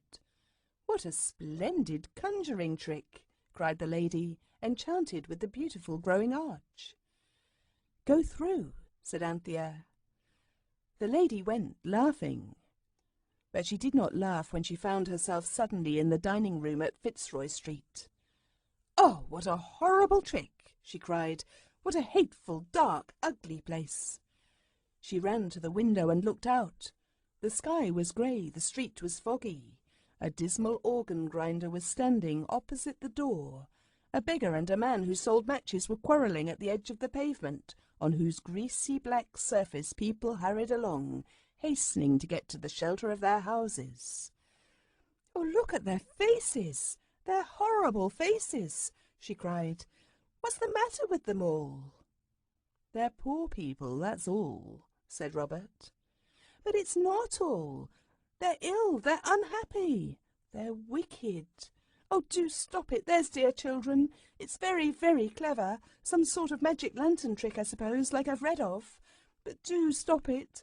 Oh, their poor, tired, miserable, wicked faces. The tears were in her eyes. Anthea signalled to Jane.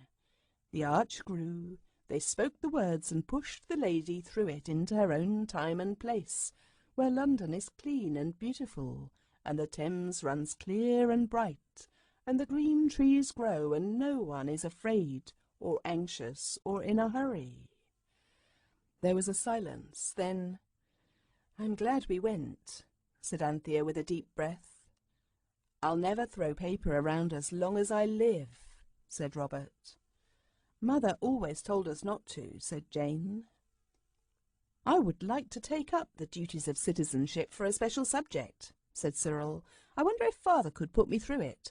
I shall ask him when he comes home. If we'd found the amulet, Father could be home now, said Anthea, and Mother and the lamb. Let's go into the future again, suggested Jane brightly. Perhaps we could remember if it wasn't such an awful way off." So they did. This time they said, "The future where the amulet is not so far away." And they went through the familiar arch into a large light room with 3 windows. Facing them was a familiar mummy case, and at the table by the window sat the learned gentleman. They knew him at once, though his hair was white. He was one of the faces that do not change with age. In his hand was the amulet, complete and perfect.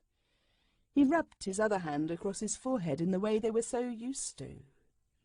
"Dreams, dreams," he said.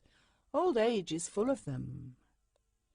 "You've been in dreams with us before now," said Robert. "Don't you remember?" "I do indeed," said he. The room had many more books than the Fitzroy Street room, and far more curious and wonderful Assyrian and Egyptian objects. "The most wonderful dreams I ever had you in them." "Where," asked Cyril, "did you get that thing in your hand?" "If you weren't just a dream," he answered, smiling, "you'd remember that you gave it to me." "But where did we get it?" Cyril asked eagerly. "Ah, you never would tell me that," he said. "You always had your little mysteries. You dear children, what a difference you made to that old Bloomsbury house. I wish I could dream you oftener. Now you're grown up, and you're not like you used to be." "Grown up?" said Anthea. The learned gentleman pointed to a frame with 4 photographs in it. "There you are," he said. The children saw 4 grown-up people's portraits, 2 ladies, 2 gentlemen, and looked on them with loathing. "Shall we grow up like that?" whispered Jane. "How perfectly horrid!" "If we're ever like that, we shan't know it's horrid, I expect," Anthea, with some insight, whispered back. "You see, you get used to yourself while you're changing. It's being so sudden makes it seem so frightful now." The learned gentleman was looking at them with wistful kindness. "Don't let me undream you just yet," he said. There was a pause. "Do you remember when we gave you that amulet?" Cyril asked suddenly. "You know, or you would if you weren't a dream, that it was on the 3rd of December, 1905. I shall never forget that day." "Thank you," said Cyril earnestly. "Oh, thank you very much." "You've got a new room," said Anthea, looking out of the window. "And what a lovely garden." "Yes," he said. "I'm too old now to care even about being near the museum. This is a beautiful place. Do you know, I can hardly believe you're just a dream. You do look so exactly real. Do you know," his voice dropped, "I can see it to you, though of course if I said it to anyone that it wasn't a dream they'd call me mad. There was something about that amulet you gave me, something very mysterious." "There was that," said Robert. "Oh, I don't mean your pretty little childish mysteries about where you got it, but about the thing itself. First, the wonderful dreams I used to have after you showed me the first half of it. Why, my book on Atlantis that I did was the beginning of my fame and my fortune too. And I got it all out of a dream. And then, Britain at the time of the Roman invasion. That was only a pamphlet, but it explained a lot of things people hadn't understood." "Yes," said Anthea, "it would." "That was the beginning.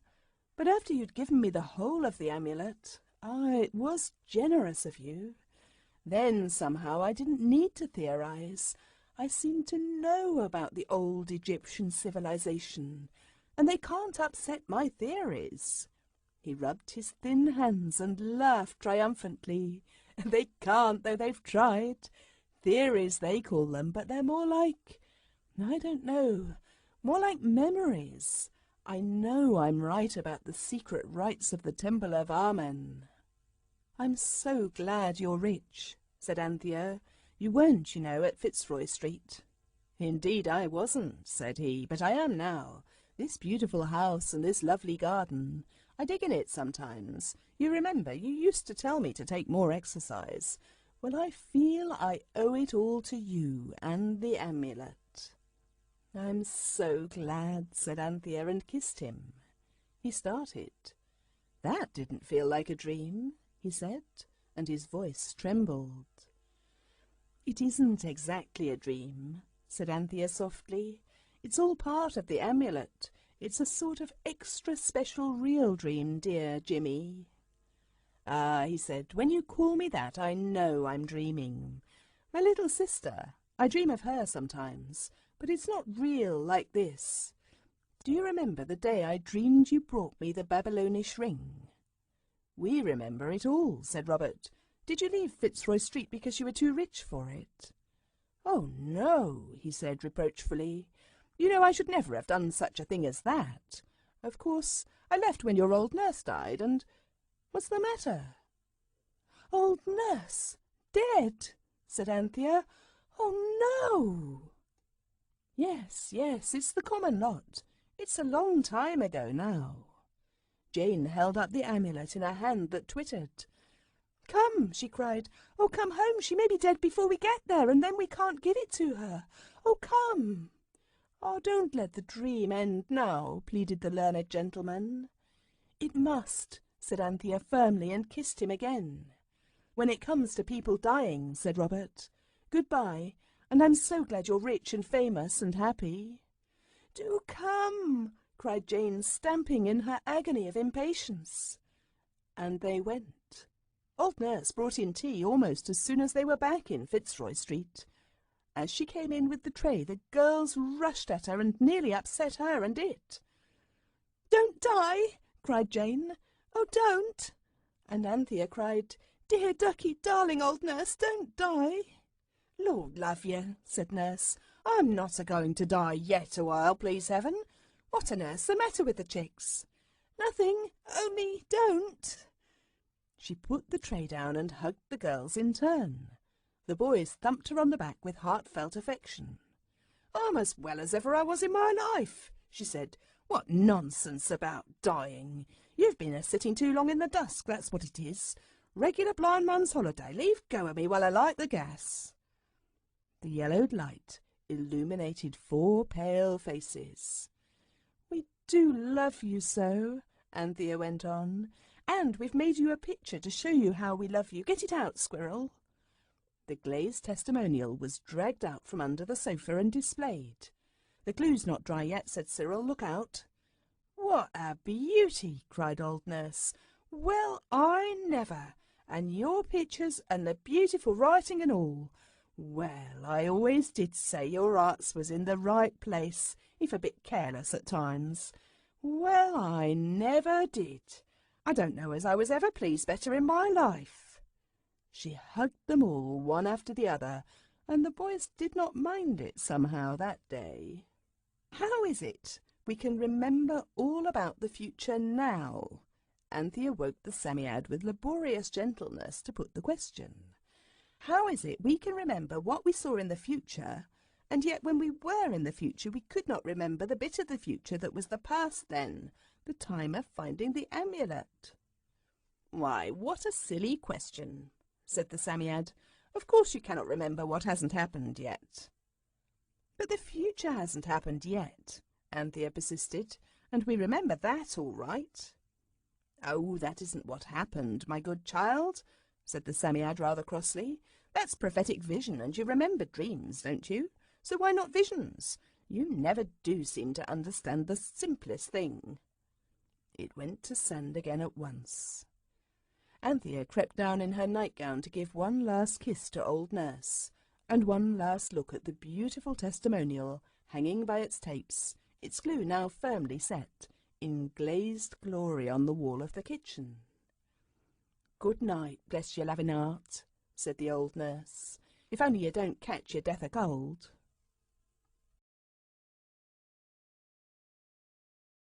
Chapter 13. The Shipwreck on the Tin Islands. "Blue and red," said Jane softly, "make purple." "Not always, they don't," said Cyril. It has to be crimson lake and Prussian blue. If you mix vermilion and indigo, you get the most loathsome slate colour. Sepia's the nastiest colour in the box, I think, said Jane, sucking her brush. They were all painting. Nurse, in the flush of grateful emotion, excited by Robert's border of poppies, had presented each of the four with a shilling paint box, and had supplemented the gift with a pile of old copies of the Illustrated London News. Sepia, said Cyril instructively, is made out of beastly cuttlefish. Purple's made out of a fish as well as out of red and blue, said Robert. Tyrian purple was, I know. Out of lobsters, said Jane dreamily.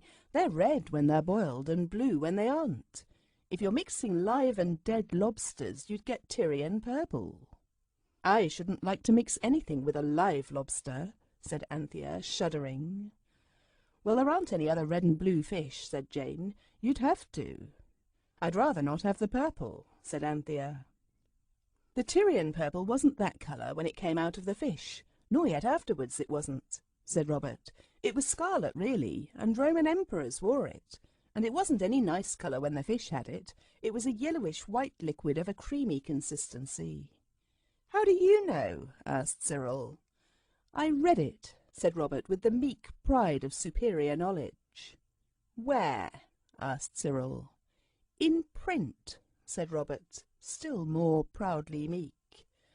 You think everything's true if it's printed, said Cyril, naturally annoyed. But it isn't. Father said so. Quite a lot of lies get printed, especially in newspapers. You see, as it happens, said Robert, in what was really a rather annoying tone, it wasn't a newspaper, it was in a book. How sweet Chinese white is, said Jane, dreamily sucking her brush again. I don't believe it, said Cyril to Robert. Have a suck yourself, suggested Robert. I don't mean about the Chinese white, I mean about the cream fish turning purple and— Oh, cried Anthea, jumping up very quickly, I'm tired of painting. Let's go somewhere by Amulet. I say let's let it choose. Cyril and Robert agreed that this was an idea. Jane consented to stop painting because, as she said, Chinese white, though certainly sweet, gives you a queer feeling at the back of the throat if you paint with it for too long. The amulet was held up. Take us somewhere, said Jane, anywhere you like in the past, but somewhere where you are. Then she said the word. Next moment, everyone felt a queer rocking and swaying, something like what you feel when you go out in a fishing boat. And that was not wonderful when you come to think of it, for it was in a boat that they found themselves, a queer boat with high bulwarks, pierced with holes for oars to go through. There was a high seat for the steersman, and the prow was shaped like the head of some great animal with big staring eyes. The boat rode at anchor in a bay, and the bay was very smooth. The crew were dark, wiry fellows with black beards and hair. They had no clothes except a tunic from waist to knee, and round caps with knobs on the top. They were very busy, and what they were doing was so interesting to the children that at first they did not even wonder where the amulet had brought them. And the crew seemed too busy to notice the children. They were fastening rush baskets to a long rope, with a great piece of cork at the end, and in each basket they put mussels or little frogs. Then they cast out the rope. The basket sank, but the cork floated. And all about on the blue water were other boats, and all the crews of all the boats were busy with ropes and baskets and frogs and mussels. "Whatever are you doing?"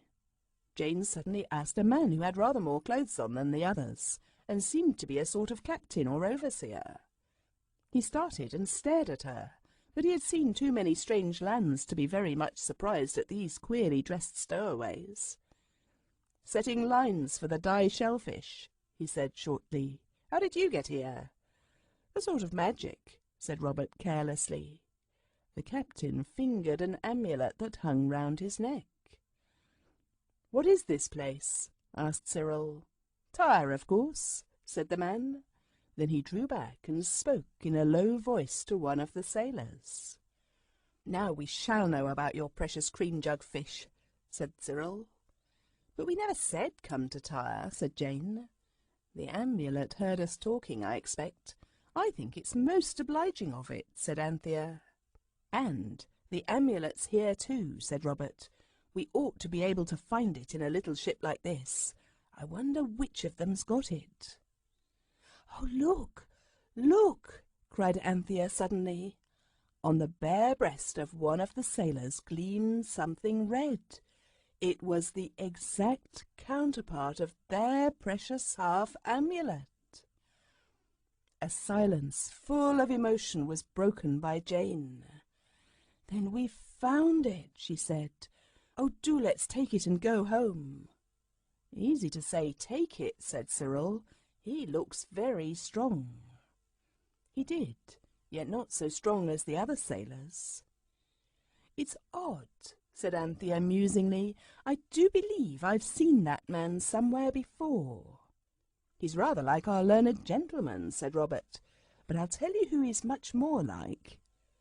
At that moment that sailor looked up.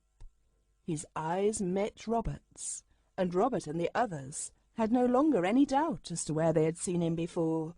It was Rekmara, the priest who had led them to the palace of Pharaoh, and whom Jane had looked back at through the arch when he was counselling Pharaoh's guard to take the jewels and fly for his life.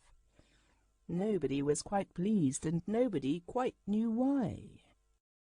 Jane voiced the feelings of all when she said, fingering their amulet through the folds of her frock, "We can go back in a minute if anything nasty happens."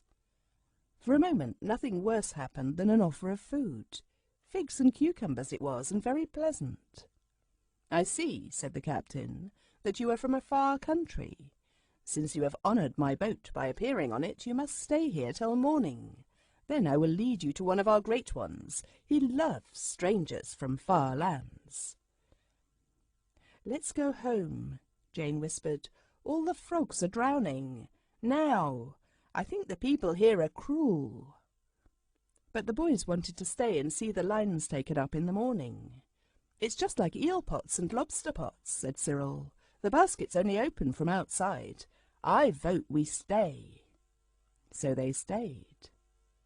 "That's Tyre over there," said the captain, who was evidently trying to be civil. He pointed to a great island rock that rose steeply from the sea, crowned with huge walls and towers. There was another city on the mainland. "That's part of Tyre too," said the captain. "It's where the great merchants have their pleasure houses and gardens and farms." "Look, look!" Cyril cried suddenly. "What a lovely little ship!" A ship in full sail was passing swiftly through the fishing fleet. The captain's face changed. He frowned, and his eyes blazed with fury. "Insolent young barbarian!" he cried. "Do you call the ships of Tyre little? None greater sail the seas. That ship has been on a 3 years' voyage. She is known in all the great trading ports from here to the Tin Islands. She comes back rich and glorious. Her very anchor is of silver." "I'm sure we beg your pardon," said Anthea hastily. "In our country we say little for a pet name. Your wife might call you her dear little husband, you know."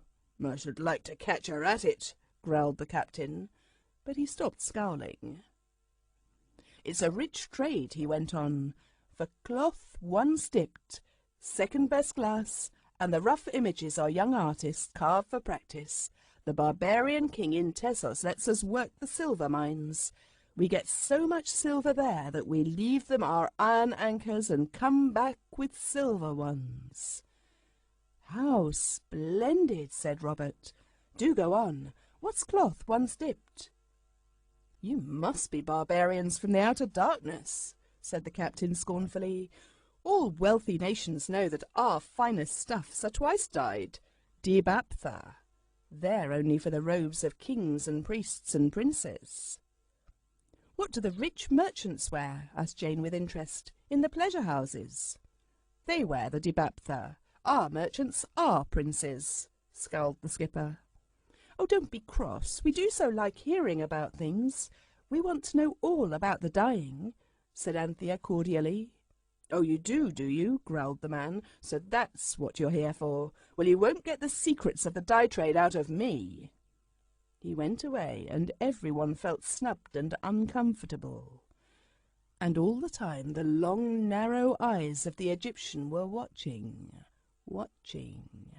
They felt as though he was watching them through the darkness when they lay down to sleep on a pile of cloaks. Next morning the baskets were drawn up full of what looked like whelk shells. The children were rather in the way, but they made themselves as small as they could. While the skipper was at the other end of the boat, they did ask one question of a sailor whose face was a little less unkind than the others. "Yes," he answered, "this is the dye fish. It's a sort of murex, and there's another kind they catch at Sidon. And then, of course, there's the kind that's used for the dibaptha, but that's quite different. It's—" "Hold your tongue!" shouted the skipper, and the man held it. The laden boat was rowed slowly round the end of the island, and was made fast in one of the two great harbours that lay inside a long breakwater. The harbour was full of all sorts of ships, so that Cyril and Robert enjoyed themselves much more than their sisters. The breakwater and the quays were heaped with bales and baskets, and crowded with slaves and sailors. Farther along some men were practising diving. "That's jolly good," said Robert as a naked brown body cleft the water. "I should think so," said the skipper. "The pearl divers of Persia are not more skilful. Why, we've got a fresh-water spring that comes out in the bottom of the sea. Our divers dive down and bring up the fresh water in skin bottles. Can your barbarian divers do as much?" "I suppose not," said Robert, and put away a wild desire to explain to the captain the English system of waterworks, pipes, taps, and the intricacies of the plumber's trade. As they neared the quay, the skipper made a hasty toilet. He did his hair, combed his beard, put on a garment like a jersey with short sleeves, an embroidered belt, a necklace of beads, and a big signet ring. "Now," he said, "I'm fit to be seen. Come along." "Where to?" said Jane cautiously. "To Phillies, the great sea captain," said the skipper, "the man I told you of, who loves barbarians." Then Rekmara came forward and for the first time spoke. "I have known these children in another land," he said. "You know my powers of magic. It was my magic that brought these barbarians to your boat, and you know how they will profit you. I read your thoughts. Let me come with you and see the end of them, and then I will work the spell I promised you in return for the little experience you have so kindly given me on your boat." The skipper looked at the Egyptian with some disfavour. "So it was your doing," he said. "I might have guessed it. Well, come on." So he came, and the girls wished he hadn't, but Robert whispered, "Nonsense. As long as he's with us, we've got some chance of the amulet. We can always fly if anything goes wrong." The morning was so fresh and bright, their breakfast had been so good and so unusual, they had actually seen the amulet round the Egyptian's neck. One or two, or all of these things, suddenly raised the children's spirits. They went off quite cheerfully through the city gate. It was not arched, but roofed over with a great flat stone, and so through the street, which smelt horribly of fish and garlic and 1,000 other things even less agreeable. But far worse than the street scents was the scent of the factory where the skipper called in to sell his night's catch. I wish I could tell you all about that factory, but I haven't time, and perhaps, after all, you aren't interested in dyeing works. I will only mention that Robert was triumphantly proved to be right. The dye was a yellowish-white liquid of a creamy consistency, and it smelt more strongly of garlic than garlic does itself. While the skipper was bargaining with the master of the dye works, the Egyptian came close to the children and said suddenly and softly, "Trust me." "I wish we could," said Anthea. "You feel," said the Egyptian, "that I want your amulet. That makes you distrust me." "Yes," said Cyril bluntly. "But you also, you want my amulet, and I am trusting you." "There's something in that," said Robert. "We have the two halves of the amulet," said the priest, "but not yet the pin that joined them. Our only chance of getting that is to remain together. Once part these two halves, and they may never be found in the same time and place. Be wise, our interests are the same." Before anyone could say more, the skipper came back, and with him the dye-master. His hair and beard were curled like the men's in Babylon, and he was dressed like the skipper, but with added grandeur of gold and embroidery. He had necklaces of beads and silver, and a glass amulet with a man's face very like his own, set between two bulls' heads, as well as gold and silver bracelets and armlets.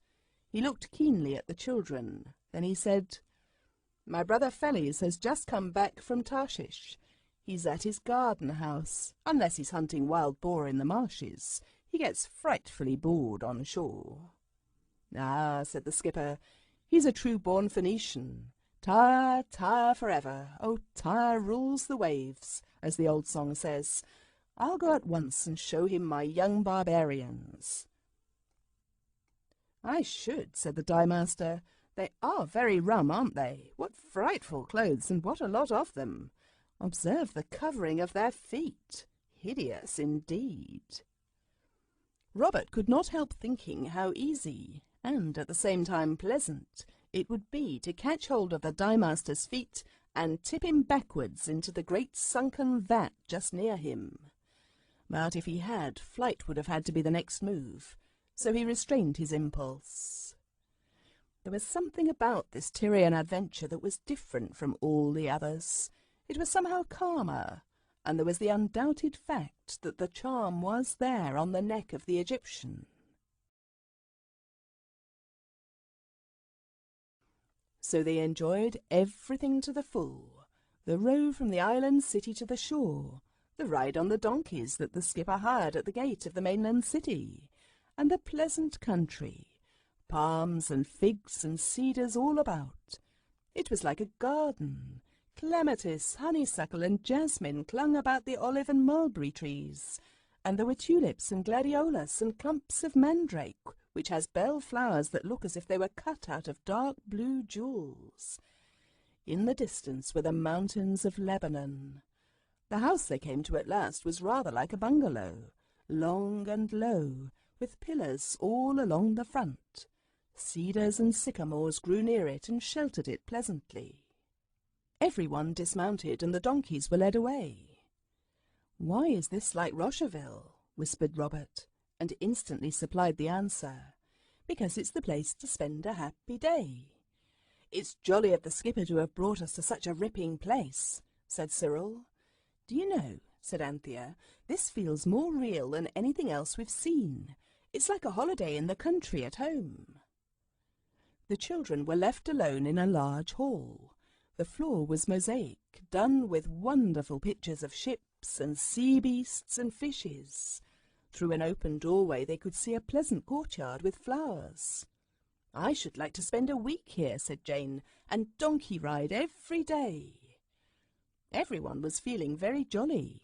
Even the Egyptian looked pleasanter than usual. And then, quite suddenly, the skipper came back with a joyous smile. With him came the master of the house. He looked steadily at the children and nodded twice. "Yes," he said, "my steward will pay you the price, but I shall not pay at that high rate for the Egyptian dog." The two passed on. "This," said the Egyptian, "is a pretty kettle of fish." "What is?" asked all the children at once. "Our present position," said Rekmara. "Our seafaring friend," he added, "has sold us all for slaves." A hasty council succeeded the shock of this announcement. The priest was allowed to take part in it. His advice was, "Stay, because they were in no danger, and the amulet in its completeness must be somewhere near, or of course they could not have come to that place at all, and after some discussion they agreed to this. The children were treated more as guests than as slaves, but the Egyptian was sent to the kitchen and made to work. Phyllis, the master of the house, went off that evening by the king's orders to start on another voyage, and when he was gone his wife found the children amusing company and kept them talking and singing and dancing till quite late, to distract my mind from my sorrows, she said. "I do like being a slave," remarked Jane cheerfully as they curled up on the big soft cushions that were to be their beds. It was black night when they were awakened, each by a hand passed softly over its face, and a low voice that whispered, "Be quiet or all is lost." So they were quiet. "It's me, Rekmara, the priest of Amen," said the whisperer. "The man who brought us has gone to sea again, and he has taken my amulet from me by force, and I know no magic to get it back. Is there magic for that in the amulet you bear?" Everyone was instantly awake by now. "We can go after him," said Cyril, leaping up, "but he might take ours as well, or he might be angry with us for following him." "I'll see to that," said the Egyptian in the dark. "Hide your amulet well." There, in the deep blackness of that room in the Tyrian country house, the amulet was once more held up and the words spoken. All passed through onto a ship that tossed and tumbled on a wind-blown sea. They crouched together there till morning, and Jane and Cyril were not at all well. When the dawn showed, dove-coloured across the steely waves, they stood up as well as they could for the tumbling of the ship. Phelez, that hardy sailor and adventurer, turned quite pale when he turned round suddenly and saw them. "Well," he said, "well, I never did." "Master," said the Egyptian, bowing low, and that was even more difficult than standing up, "we are here by the magic of the sacred amulet that hangs round your neck." "I never did," repeated Phelez. "Well, well." "What port is the ship bound for?" asked Robert, with a nautical air. But Phelez said, "Are you a navigator?" Robert had to own that he was not. "Then," said Phelez, "I don't mind telling you that we're bound for the Tin Isles. Tyre alone knows where the Tin Isles are. It is a splendid secret we keep from all the world. It is as great a thing to us as your magic to you." He spoke in quite a new voice and seemed to respect both the children and the amulet a good deal more than he had done before. "The king sent you, didn't he?" said Jane. "Yes," answered Phelez. "He bade me set sail with 60 brave gentlemen and this crew. You shall go with us and see many wonders." He bowed and left them. "What are we going to do now?" said Robert, when Phelez had called them to be left, along with a breakfast of dried fruits and a sort of hard biscuit.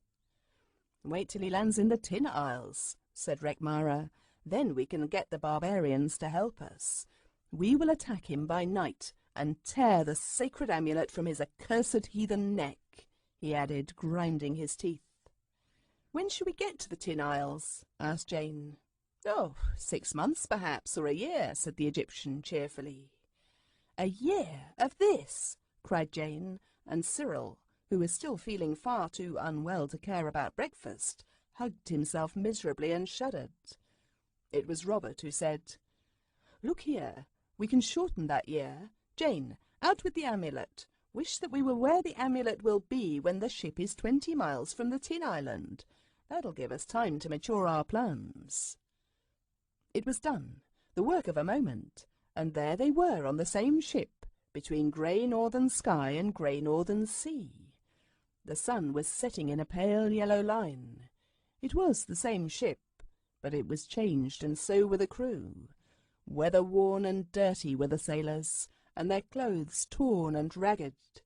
And the children saw that, of course, though they had skipped the 9 months, the ship had had to live through them. Fellers looked thinner, and his face was rugged and anxious. "Ha!" he cried, "the charm has brought you back. I have prayed to it daily these 9 months, and now you are here. Have you no magic that can help?" "What is your need?" asked the Egyptian quietly. "I need a great wave that shall whelm away the foreign ship that follows us. A month ago it lay in wait for us by the pillars of the gods, but it follows to find out the secret of Tyre, the place of the Tin Islands. If I could steer by night, I could escape them yet, but tonight there will be no stars." "My magic will not serve you here," said the Egyptian. But Robert said, "My magic will not bring up great waves, but I can show you how to steer without stars." He took out the shilling compass, still fortunately in working order, that he had bought off another boy at school for 5p, a piece of India rubber, a strip of whalebone, and half a stick of red sealing wax. And he showed Fellers how it worked, and Fellers wondered at the compass's magic truth. "I will give it to you," Robert said, "in return for that charm about your neck." Fellers made no answer. He first laughed, snatched the compass from Robert's hand, and turned away, still laughing. "Be comforted," the priest whispered. "Our time will come." The dusk deepened, and Fellers crouched beside a dim lantern, steered by the shilling compass from the Crystal Palace. No one ever knew how the other ship sailed, but suddenly in the deep night the lookout man at the stern cried out in a terrible voice, "She is close upon us." "And we," said Fellers, "are close to the harbour." He was silent a moment, then suddenly he altered the ship's course, and then he stood up and spoke. "Good friends and gentlemen," he said, "who are bound with me in this brave venture by our king's command, the false foreign ship is close on our heels. If we land, they land, and only the gods know whether they might not beat us in a fight, and themselves survive to carry back the tale of Tyre's secret island to enrich their own miserable land. Shall this be?" "Never!" cried the half-dozen men near him. The slaves were rowing hard below and could not hear his words. The Egyptian leapt upon him, suddenly, fiercely, as a wild beast leaps. "Give me back my amulet!" he cried, and caught at the charm. The chain that held it snapped, and it lay in the priest's hand. Fellers laughed, standing balanced to the leap of the ship that answered the oar-stroke. "This is no time for charms and mummeries," he said. "We've lived like men and will die like gentlemen for the honour and glory of Tyre, our splendid city. Tyre, Tyre forever! It's Tyre that rules the waves. I steer her straight for the Dragon Rocks, and we go down for our city as brave men should. The creeping cowards who follow shall go down as slaves, and slaves they shall be to us when we live again. Tyre, Tyre forever!" A great shout went up, and the slaves below joined in it. "Quick, the amulet!" cried Anthea, and held it up. Rekmara held up the one he had snatched from Fellers. The word was spoken, and the 2 great arches grew on the plunging ship in the shrieking wind under the dark sky. From each amulet a great and beautiful green light streamed and shone far out over the waves. It illuminated, too, the black faces and jagged teeth of the great rocks that lay not 2 ship's lengths from the boat's peaked nose. "Tyre, Tyre forever! It's Tyre that rules the waves!" The voices of the doomed rose in a triumphant shout. The children scrambled through the arch and stood trembling and blinking in the Fitzroy Street parlour, and in their ears still sounded the whistle of the wind and the rattle of the oars and the crash of the ship's bow on the rocks and the last shout of the brave gentlemen adventurers who went to their deaths singing for the sake of the city they loved. "And so we've lost the other half of the amulet again," said Anthea when they'd told the Psammead all about it. "Nonsense. Pooh," said the Psammead. "That wasn't the other half. It was the same half that you've got, the one that wasn't crushed and lost." "But how could it be the same?" said Anthea gently. "Well, not exactly, of course. The one you've got is a good many years older, but at any rate it's not the other one. What did you say when you wished?" "I forget," said Jane. "I don't," said the Psammead.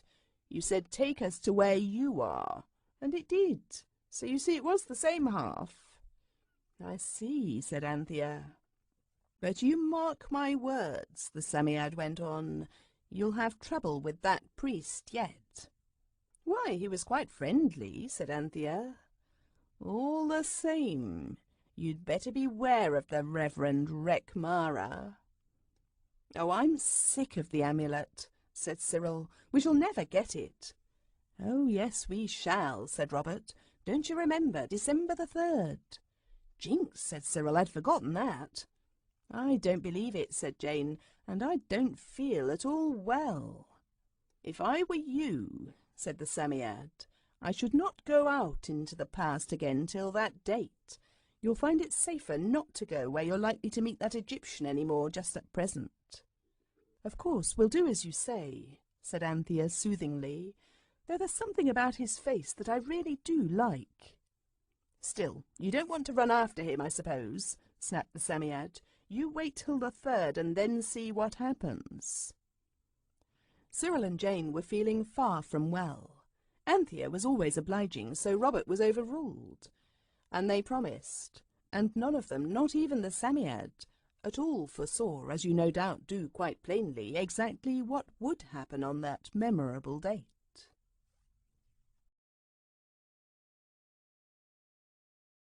Chapter 14. The Heart's Desire. If I only had time, I could tell you lots of things. For instance, how, in spite of the advice of the Psammead, the 4 children did, one very wet day, go through their amulet arch into the golden desert, and there find the great temple of Baalbec, and meet with the phoenix, whom they never thought to see again. And how the phoenix did not remember them at all, until it went into a sort of prophetic trance, if that can be called remembering. But alas, I haven't time, so I must leave all that out, though it was a wonderfully thrilling adventure. I must leave out, too, all about the visit of the children to the Hippodrome with the Psammead in its travelling bag, and about how the wishes of the people round them were granted so suddenly and surprisingly that at last the Psammead had to be taken hurriedly home by Anthea, who consequently missed half the performance. Then there was the time when, Nurse having gone out to tea with a friend out Ivalunk way, they were playing Devil in the Dark, and in the midst of that most creepy pastime, the postman's knock frightened Jane nearly out of her life. She took in the letters, however, and put them in the back of the hat-stand drawer so that they should be safe. And safe they were, for she never thought of them again for weeks and weeks.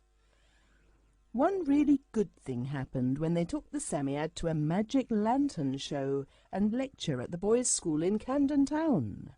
The lecture was all about our soldiers in South Africa, and the lecturer ended up by saying, "And I hope every boy in this room has in his heart the seeds of courage and heroism and self-sacrifice. And I wish that every one of you may grow up to be noble and brave and unselfish, worthy citizens of this great empire for whom our soldiers have freely given their lives." And of course this came true, which was a distinct score for Camden Town. As Anthea said, it was unlucky that the lecturer said boys, because now she and Jane would have to be noble and unselfish, if at all, without any outside help. But Jane said, "I dare say we are already because of our beautiful natures. It's only boys that have to be made brave by magic," which nearly led to a first-class row. And I dare say you would like to know all about the affair of the fishing rod and the fish hooks, and the cook next door, which was amusing from some points of view, though not perhaps the cook's. that there really is no time even for that. The only thing that there's time to tell about is the adventure of the Maskeline and cooks, and the unexpected apparition, which is also the beginning of the end. It was Nurse who broke into the gloomy music of the autumn rain on the window panes by suggesting a visit to the Egyptian Hall, England's home of mystery. Though they had good but private reasons to know that their own particular personal mystery was of a very different brand, the four all brightened at the idea. All children, as well as a good many grown-ups, love conjuring. "It's in Piccadilly," said old Nurse, carefully counting out the proper number of shillings into Cyril's hand. "Not so very far down on the left from the circus. There's big pillars outside, something like Carter's seed place in Holborn, as used to be Dane Martin's Black Inn when I was a gal, and something like Euston Station, only not so big." "Yes, I know," said everybody. So they started.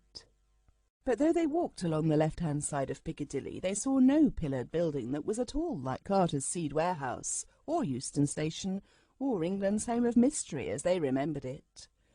At last they stopped a hurried lady and asked her the way to Masklin and Cook's. "I don't know, I'm sure," she said, pushing past them. "I always shop at the stores." Which just shows, as Jane said, how ignorant grown-up people are.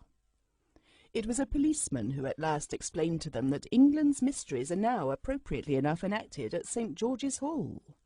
So they tramped to Langham Place and missed the first two items in the programme, but they were in time for the most wonderful magic appearances and disappearances, which they could hardly believe, even with all their knowledge of a larger magic, was not really magic after all. "If only the Babylonians could have seen this conjuring," whispered Cyril. "It takes the shine out of their old conjurer, doesn't it?" "Hush," said Anthea and several other members of the audience. Now, there was a vacant seat next to Robert, and it was when all eyes were fixed on the stage where Mr. Devant was pouring out glasses of all sorts of different things to drink, out of one kettle with one spout, and the audience were delightedly tasting them, that Robert felt someone in that vacant seat. He did not feel someone sit down in it. It was just that one moment there was no one sitting there, and the next moment suddenly there was someone. Robert turned. The someone who had suddenly filled that empty place was Rekmara, the priest of Amen. Though the eyes of the audience were fixed on Mr. David Devant, Mr. David Devant's eyes were fixed on the audience, and it happened that his eyes were more particularly fixed on that empty chair, so that he saw quite plainly the sudden appearance from nowhere of the Egyptian priest. "A jolly good trick," he said to himself, "and worked under my own eyes in my own hall. I'll find out how that's done." He had never seen a trick that he could not do himself if he tried. By this time a good many eyes in the audience had turned on the clean-shaven, curiously dressed figure of the Egyptian priest. "Ladies and gentlemen," said Mr. Devant, rising to the occasion, "this is a trick I have never before performed. The empty seat, third from the end, second row gallery, you will now find occupied by an ancient Egyptian, warranted genuine." He little knew how true his words were. And now all eyes were turned on the priest and the children, and the whole audience, after a moment's breathless surprise, shouted applause. Only the lady on the other side of Rekmara drew back a little. She knew no one had passed her, and as she said later, over tea and cold tongue, it was that sudden it made her flesh creep. Rekmara seemed very much annoyed at the notice he was exciting. "Come out of this crowd," he whispered to Robert. "I must talk with you apart." "Oh, no," Jane whispered. "I did so want to see the mascot moth and the ventriloquist." "How did you get here?" was Robert's return whisper. "How did you get to Egypt and to Tyre?" retorted Rekmara. "Come, let us leave this crowd." "There's no help for it, I suppose. Robert shrugged angrily, but they all got up. "Confederates," said a man in the row behind. "Now they go round the back and take part in the next scene." "I wish we did," said Robert. "Confederate yourself," said Cyril. And so they got away, the audience applauding to the last. In the vestibule of St. George's Hall they disguised Rekmara as well as they could, but even with Robert's hat and Cyril's Inverness cape, he was too striking a figure for foot exercise in the London streets. It had to be a cab, and it took the least money of all of them. They stopped the cab a few doors from home, and then the girls went in and engaged old Nurse's attention by an account of the conjuring, and a fervent entreaty for dripping toast with their tea, leaving the front door open so that while Nurse was talking to them, the boys could creep quietly in with Rekmara and smuggle him unseen up the stairs into their bedroom. When the girls came up, they found the Egyptian priest sitting on the side of Cyril's bed, his hands on his knees, looking like a statue of a king. "Come on," said Cyril impatiently. "He won't begin till we're all here. And shut the door, can't you?" When the door was shut, the Egyptian said, "My interests and yours are one." "Very interesting," said Cyril, "and it'll be a jolly sight more interesting if you keep following us about in a decent country with no more clothes on than that." "Peace," said the priest. "What is this country, and what is this time?" "The country's England," said Anthea, "and the time's about 6,000 years later than your time." "The amulet, then," said the priest, deeply thoughtful, "gives the power to move to and fro in time as well as in space." "That's about it," said Cyril gruffly. "Look here, it'll be tea time directly. What are we to do with you?" "You have one half of the amulet, I the other," said Rekmara. "All that is now needed is the pin to join them." "Don't you think it," said Robert. "The half you've got is the same half as the one we've got." "But the same thing cannot be in the same place and the same time, and yet not be one but twain," said the priest. "See, here is my half." He laid it on the Marcella counterpane. "Where is yours?" Jane, watching the eyes of the others, unfastened the string of the amulet and laid it on the bed, but too far off for the priest to seize it, even if he had been so dishonourable. Cyril and Robert stood beside him, ready to spring on him if one of his hands had moved but ever so little towards the magic treasure that was theirs. But his hands did not move, only his eyes opened very wide, and so did everyone else's, for the amulet the priest had now quivered and shook, and then as steel is drawn to the magnet, it was drawn across the white counterpane, nearer and nearer to the amulet, warm from the neck of Jane. And then, as one drop of water mingles with another on a rain-wrinkled window-pane, as one bead of quicksilver is drawn into another bead, Rekmara's amulet slipped into the other one, and behold, there was no more but the one amulet.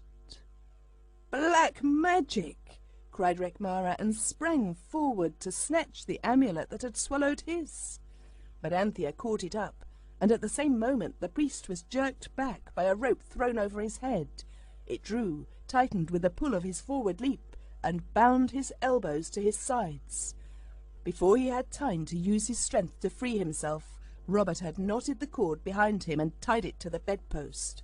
Then the 4 children, overcoming the priest's wrigglings and kickings, tied his legs with more rope. "I thought," said Robert, breathing hard and drawing the last knot tight, "he'd have a try for ours, so I got the ropes out of the box room so as to be ready." The girls, with rather white faces, applauded his foresight. "Loosen these bonds," cried Rekmara in fury, "before I blast you with the 7 secret curses of Amun-Ra." "We shouldn't be likely to loose them after," Robert retorted. "Oh, don't quarrel," said Anthea desperately.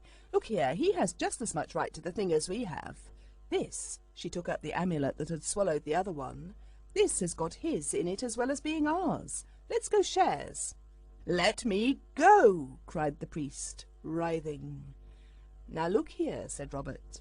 "If you make a row, we can just open that window and call the police, the guards, you know, and tell them you've been trying to rob us. Now, will you shut up and listen to reason?" "I suppose so," said Rekmara sulkily.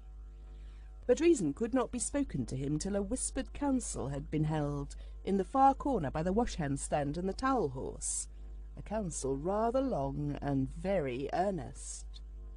At last Anthea detached herself from the group and went back to the priest. "Look here," she said in her kind little voice, "we want to be friends. We want to help you. Let's make a treaty. Let's join together to get the amulet, the whole one, I mean, and then it shall belong to you as much as to us, and we shall all get our heart's desire." "Fair words," said the priest. "Grow no onions." "We say butter no parsnips," Jane put in. "But don't you see, we want to be fair, only we want to bind you in the chains of honour and upright dealing." "Will you deal fairly by us?" said Robert. "I will," said the priest, "by the sacred secret name that is written under the altar of Amun-Ra, I will deal fairly by you. Will you too take the oath of honourable partnership?" "No," said Anthea on the instant, and added rather rashly, "We don't swear in England, except in police courts, where the guards are, you know, and you don't want to go there. But when we say we'll do a thing, it's the same as an oath to us. We do it. You trust us, and we'll trust you." She began to unbind his legs, and the boys hastened to untie his arms. When he was free, he stood up, stretched his arms, and laughed. "Now," he said, "I am stronger than you, and my oath is void. I have sworn by nothing, and my oath is nothing likewise, for there is no secret sacred name under the altar of Amun-Ra." "Oh, yes, there is," said a voice from under the bed. Everyone started, Rekmara most of all. Cyril stooped and pulled out the bath of sand where the Psammead slept. "You don't know everything, though you are a divine father of the temple of Amun," said the Psammead, shaking itself till the sand fell tinkling on the bath edge. "There is a secret sacred name beneath the altar of Amun-Ra. Shall I call on that name?" "No, no!" cried the priest in terror. "No," said Jane too. "Don't let's have any calling names." "Besides," said Rekmara, who had turned very white indeed under his natural brownness, "I was only going to say that though there isn't any name under—" "There is," said the Psammead threateningly. "Well, even if there wasn't, I will be bound by the wordless oath of your strangely upright land, and having said that, I will be your friend. I will be it." "Then that's all right," said the Psammead. "And there's the tea bell. What are you going to do with your distinguished partner? He can't go down to tea like that, you know." "You see, we can't do anything till the 3rd of December," said Anthea. "That's when we are to find the whole charm. What can we do with Rekmara till then?" "Box room," said Cyril briefly, "and smuggle up his meals. It'll be rather fun." "Like a fleeing cavalier concealed from exasperated Roundheads," said Robert. "Yes." So Rekmara was taken up to the box-room and made as comfortable as possible in a snug nook between an old nursery fender and the wreck of a big four-poster. They gave him a big rag-bag to sit on, and an old moth-eaten fur coat off the nail on the door to keep him warm. And when they had had their own tea, they took him some. He did not like the tea at all, but he liked the bread and butter and cake that went with it. They took it in turns to sit with him during the evening, and left him fairly happy and quite settled for the night. But when they went up in the morning with a kipper, a quarter of which each of them had gone without at breakfast, Rekmara was gone. There was the cosy corner with the rag-bag and the moth-eaten fur coat, but the cosy corner was empty. "Good riddance," was naturally the first delightful thought in each mind. The second was less pleasing, because everyone at once remembered that since his amulet had been swallowed up by theirs, which hung once more round the neck of Jane, he could have no possible means of returning to his Egyptian past. Therefore he must still be in England, and probably somewhere quite near them, plotting mischief. The attic was searched to prevent mistakes, but quite vainly. "The best thing we can do," said Cyril, "is to go through the half-amulet straight away, get the whole amulet and come back." "I don't know," Anthea hesitated. "Would that be quite fair? Perhaps he isn't really a base deceiver. Perhaps something's happened to him." "Happened?" said Cyril. "Not it. Besides, what could happen?" "I don't know," said Anthea. "Perhaps burglars came in the night and accidentally killed him and took away all that was mortal of him, you know, to avoid discovery." "Or perhaps," said Cyril, "they hid all that was mortal in one of those big trunks in the box room. Shall we go back and look?" he added grimly. "No, no," Jane shuddered. "Let's go and tell the Psammead and see what it says." "No," said Anthea. "Let's ask the learned gentleman. If anything has happened to Rekmara, a gentleman's advice will be more useful than a Psammead's, and the learned gentleman'll only think it's a dream like he always does." They tapped at the door, and on the "come in" entered. The learned gentleman was sitting in front of his untasted breakfast. Opposite him, in the easy-chair, sat Rekmara. "Hush," said the learned gentleman very earnestly. "Please hush, or the dream will go. I am learning. Oh, what have I not learned in the last hour?" "In the grey dawn," said the priest, "I left my hiding-place, and finding myself among these treasures from my own country, I remained. I feel more at home here somehow." "Of course I know it's a dream," said the learned gentleman feverishly, "but oh, ye gods, what a dream, by Jove!" "Call not upon the gods," said the priest, "lest ye raise greater ones than ye can control. Already," he explained to the children, "he and I are as brothers, and his welfare is as dear to me as my own." "He has told me," the learned gentleman began, but Robert interrupted. This was no moment for manners. "Have you told him," he asked the priest, "all about the amulet?" "No," said Rekmara. "Then tell him now. He is very learned. Perhaps he can tell us what to do." Rekmara hesitated, then told, and oddly enough, none of the children could ever remember afterwards what it was that he did tell. Perhaps he used some magic to prevent their remembering. When he had done, the learned gentleman was silent, leaning his elbow on the table and his head on his hand. "Dear Jimmy," said Anthea gently, "don't worry about it. We're sure to find it today somehow." "Yes," said Rekmara, "and perhaps with it death." "It's to bring us our heart's desire," said Robert. "Who knows," said the priest, "what things undreamed of and infinitely desirable lie beyond the dark gates?" "Oh, don't," said Jane, almost whimpering. The learned gentleman raised his head suddenly. "Why not," he suggested, "go back into the past, at a moment when the amulet is unwatched, wish to be with it, and that it shall be under your hand?" It was the simplest thing in the world, and yet none of them had ever thought of it. "Come," cried Rekmara, leaping up, "come now."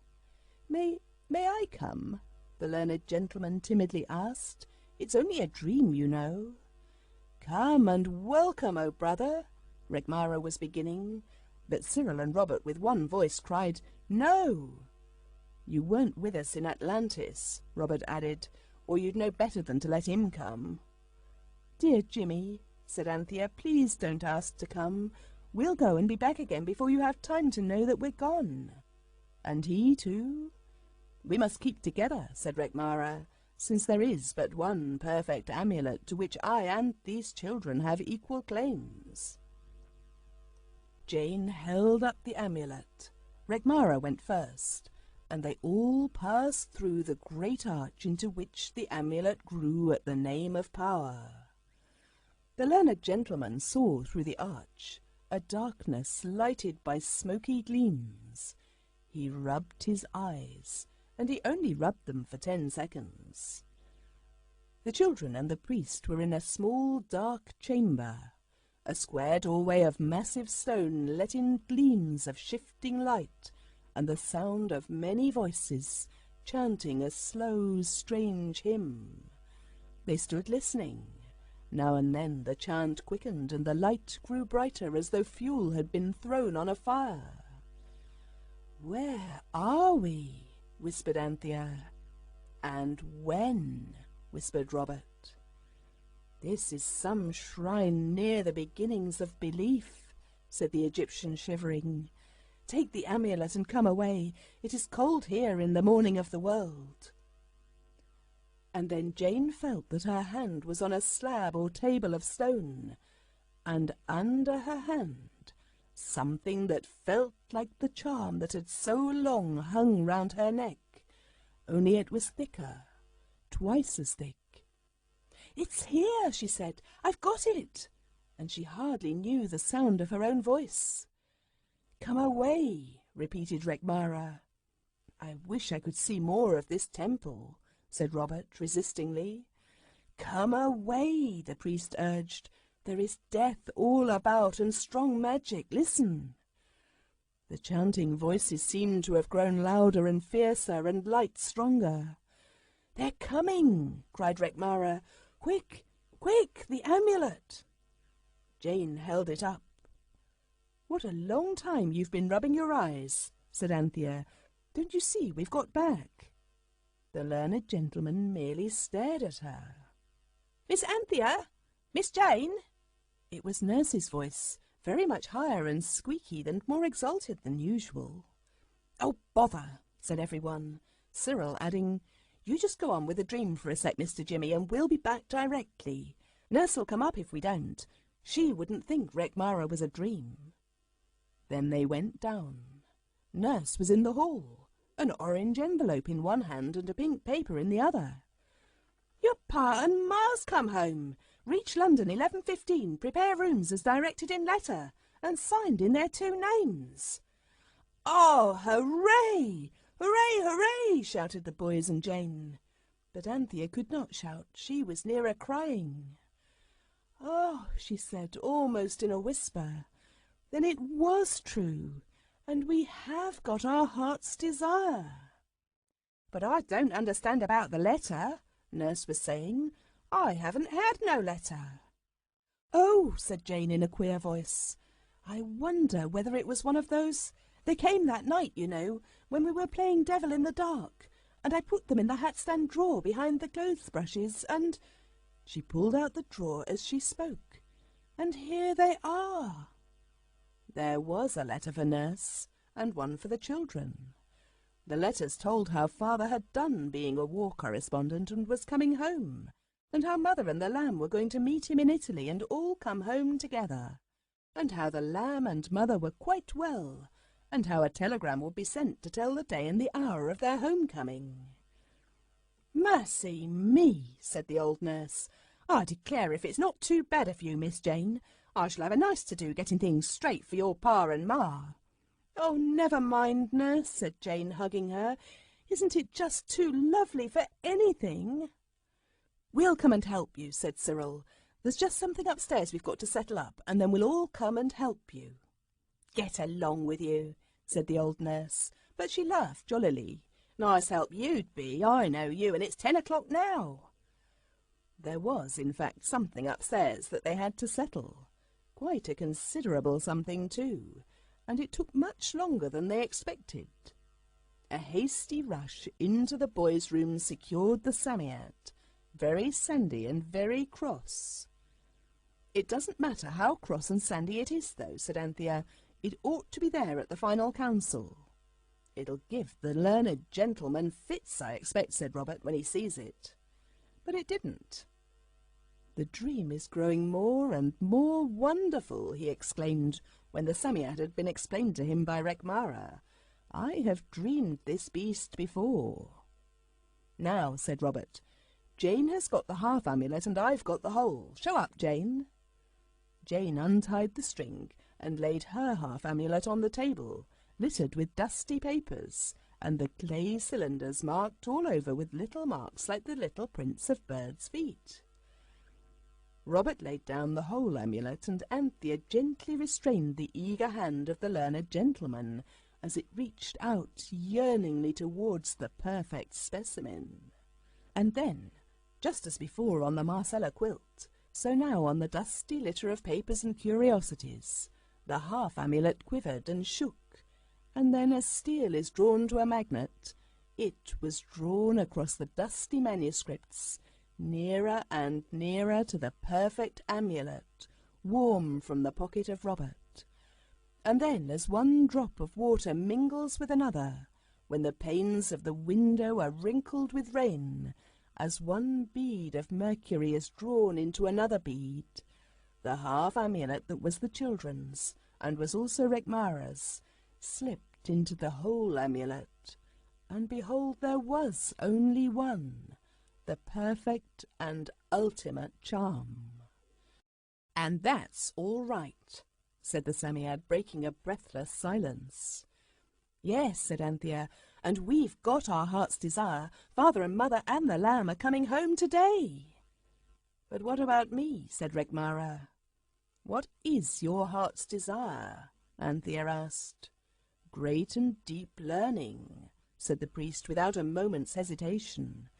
"A learning greater and deeper than that of any man of my land and my time. But learning too great is useless. If I go back to my own land and my own age, who will believe my tales of what I have seen in the future? Let me stay here, be the great knower of all that has been, in that our time, so living to me, so old to you, about which your learned men speculate unceasingly, and often, he tells me, vainly." "If I were you," said the Psammead, "I should ask the amulet about that. It's a dangerous thing trying to live in a time that's not your own. You can't breathe an air that's thousands of centuries ahead of your lungs without feeling the effects of it sooner or later. Prepare the mystic circle and consult the amulet." "Oh, what a dream!" cried the learned gentleman. "Dear children, if you love me, and I think you do, in dreams and out of them, prepare the mystic circle and consult the amulet." They did, as once before when the sun had shone in august splendour. They crouched in a circle on the floor. Now the air outside was thick and yellow with the fog that by some strange decree always attends the cattle show week, and in the street costers were shouting. "Ur hakau seche." Jane said the name of power, and instantly the light went out, and all the sounds went out too, so that there was a silence and a darkness, both deeper than any darkness or silence that you have ever even dreamed of imagining. It was like being deaf or blind, only darker and quieter even than that. Then out of that vast darkness and silence came a light and a voice. The light was too faint to see anything by, and the voice was too small for you to hear what it said. But the light and the voice grew, and the light was the light that no man may look on and live, and the voice was the sweetest and most terrible voice in the world. The children cast down their eyes, and so did everyone. "I speak," said the voice. "What is it that you would hear?" There was a pause. Everyone was afraid to speak. "What are we to do about Rekmara?" said Robert suddenly and abruptly. "Shall he go back through the amulet to his own time, or—" "No one can pass through the amulet now," said the beautiful, terrible voice, "to any land or any time. Only when it was imperfect could such things be. But men may pass through the perfect charm to the perfect union, which is not of time or space." "Would you be so very kind," said Anthea tremulously, "as to speak so that we can understand you? The Psammead said something about Rekmara not being able to live here, and if he can't get back—" She stopped. Her heart was beating desperately in her throat, so it seemed. "Nobody can continue to live in a land and in a time not appointed," said the voice of glorious sweetness, "but a soul may live, if in that other time and land there be found a soul so akin as to offer it refuge in the body of that land and time, that thus they too may be one soul in one body." The children exchanged discouraged glances, but the eyes of Rekmara and the learned gentleman met, and were kind to each other, and promised each other many things, secret and sacred and very beautiful. Anthea saw the look.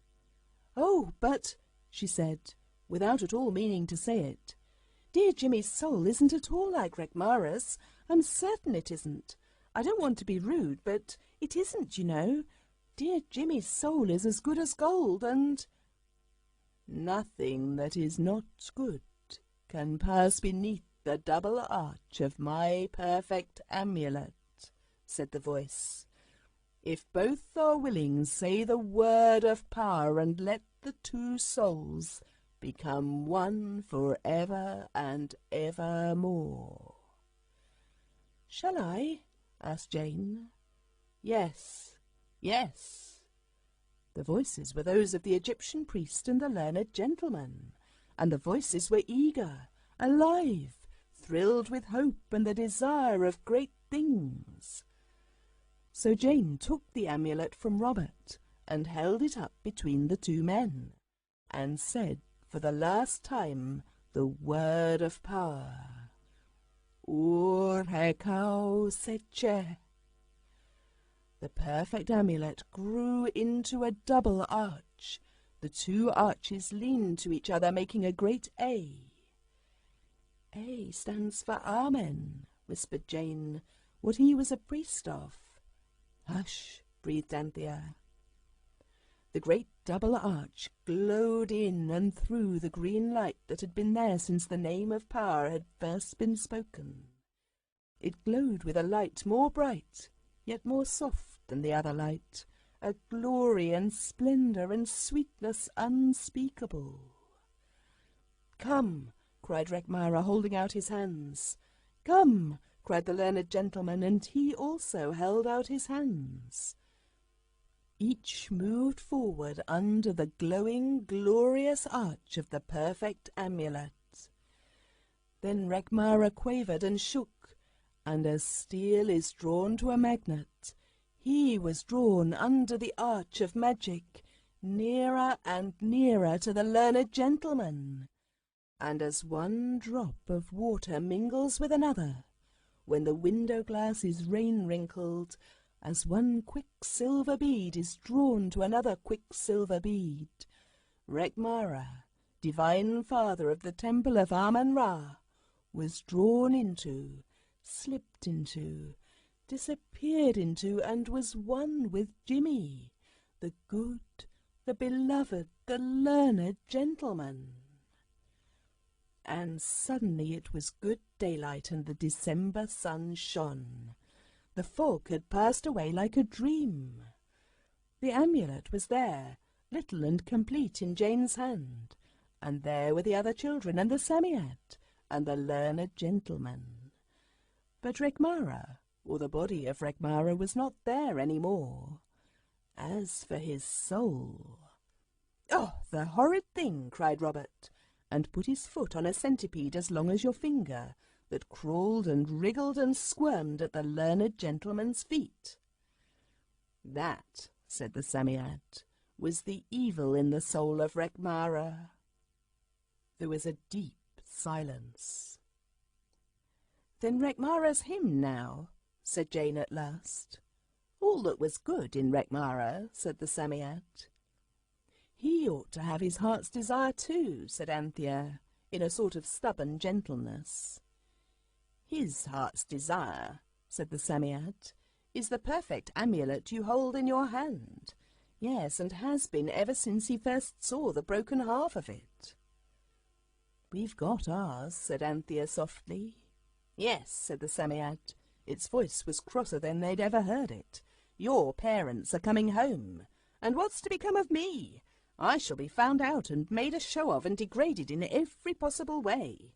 I know they'll make me go into Parliament. Hateful place, all mud and no sand. That beautiful Baalbek temple in the desert, plenty of good sand there and no politics. I wish I were there, safe in the past, that I do."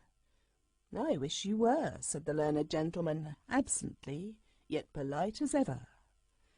The Psammead swelled itself up, turned its long snail's eyes in one last lingering look at Anthea, a loving look, she always said and thought, and vanished.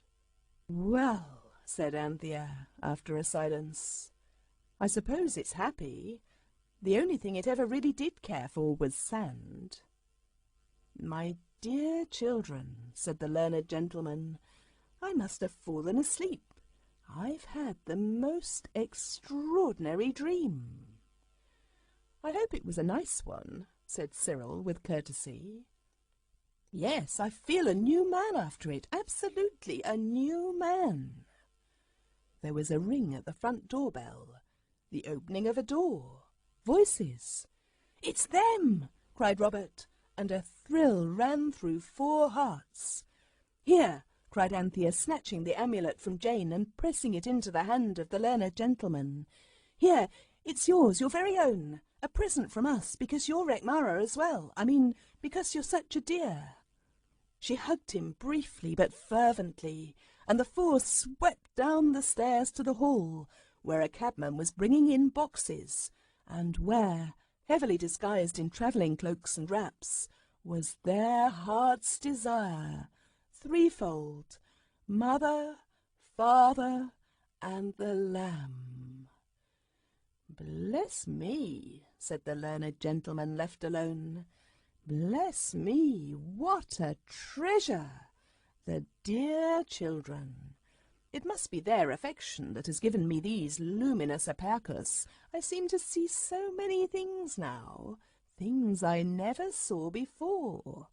The dear children, the dear, dear children."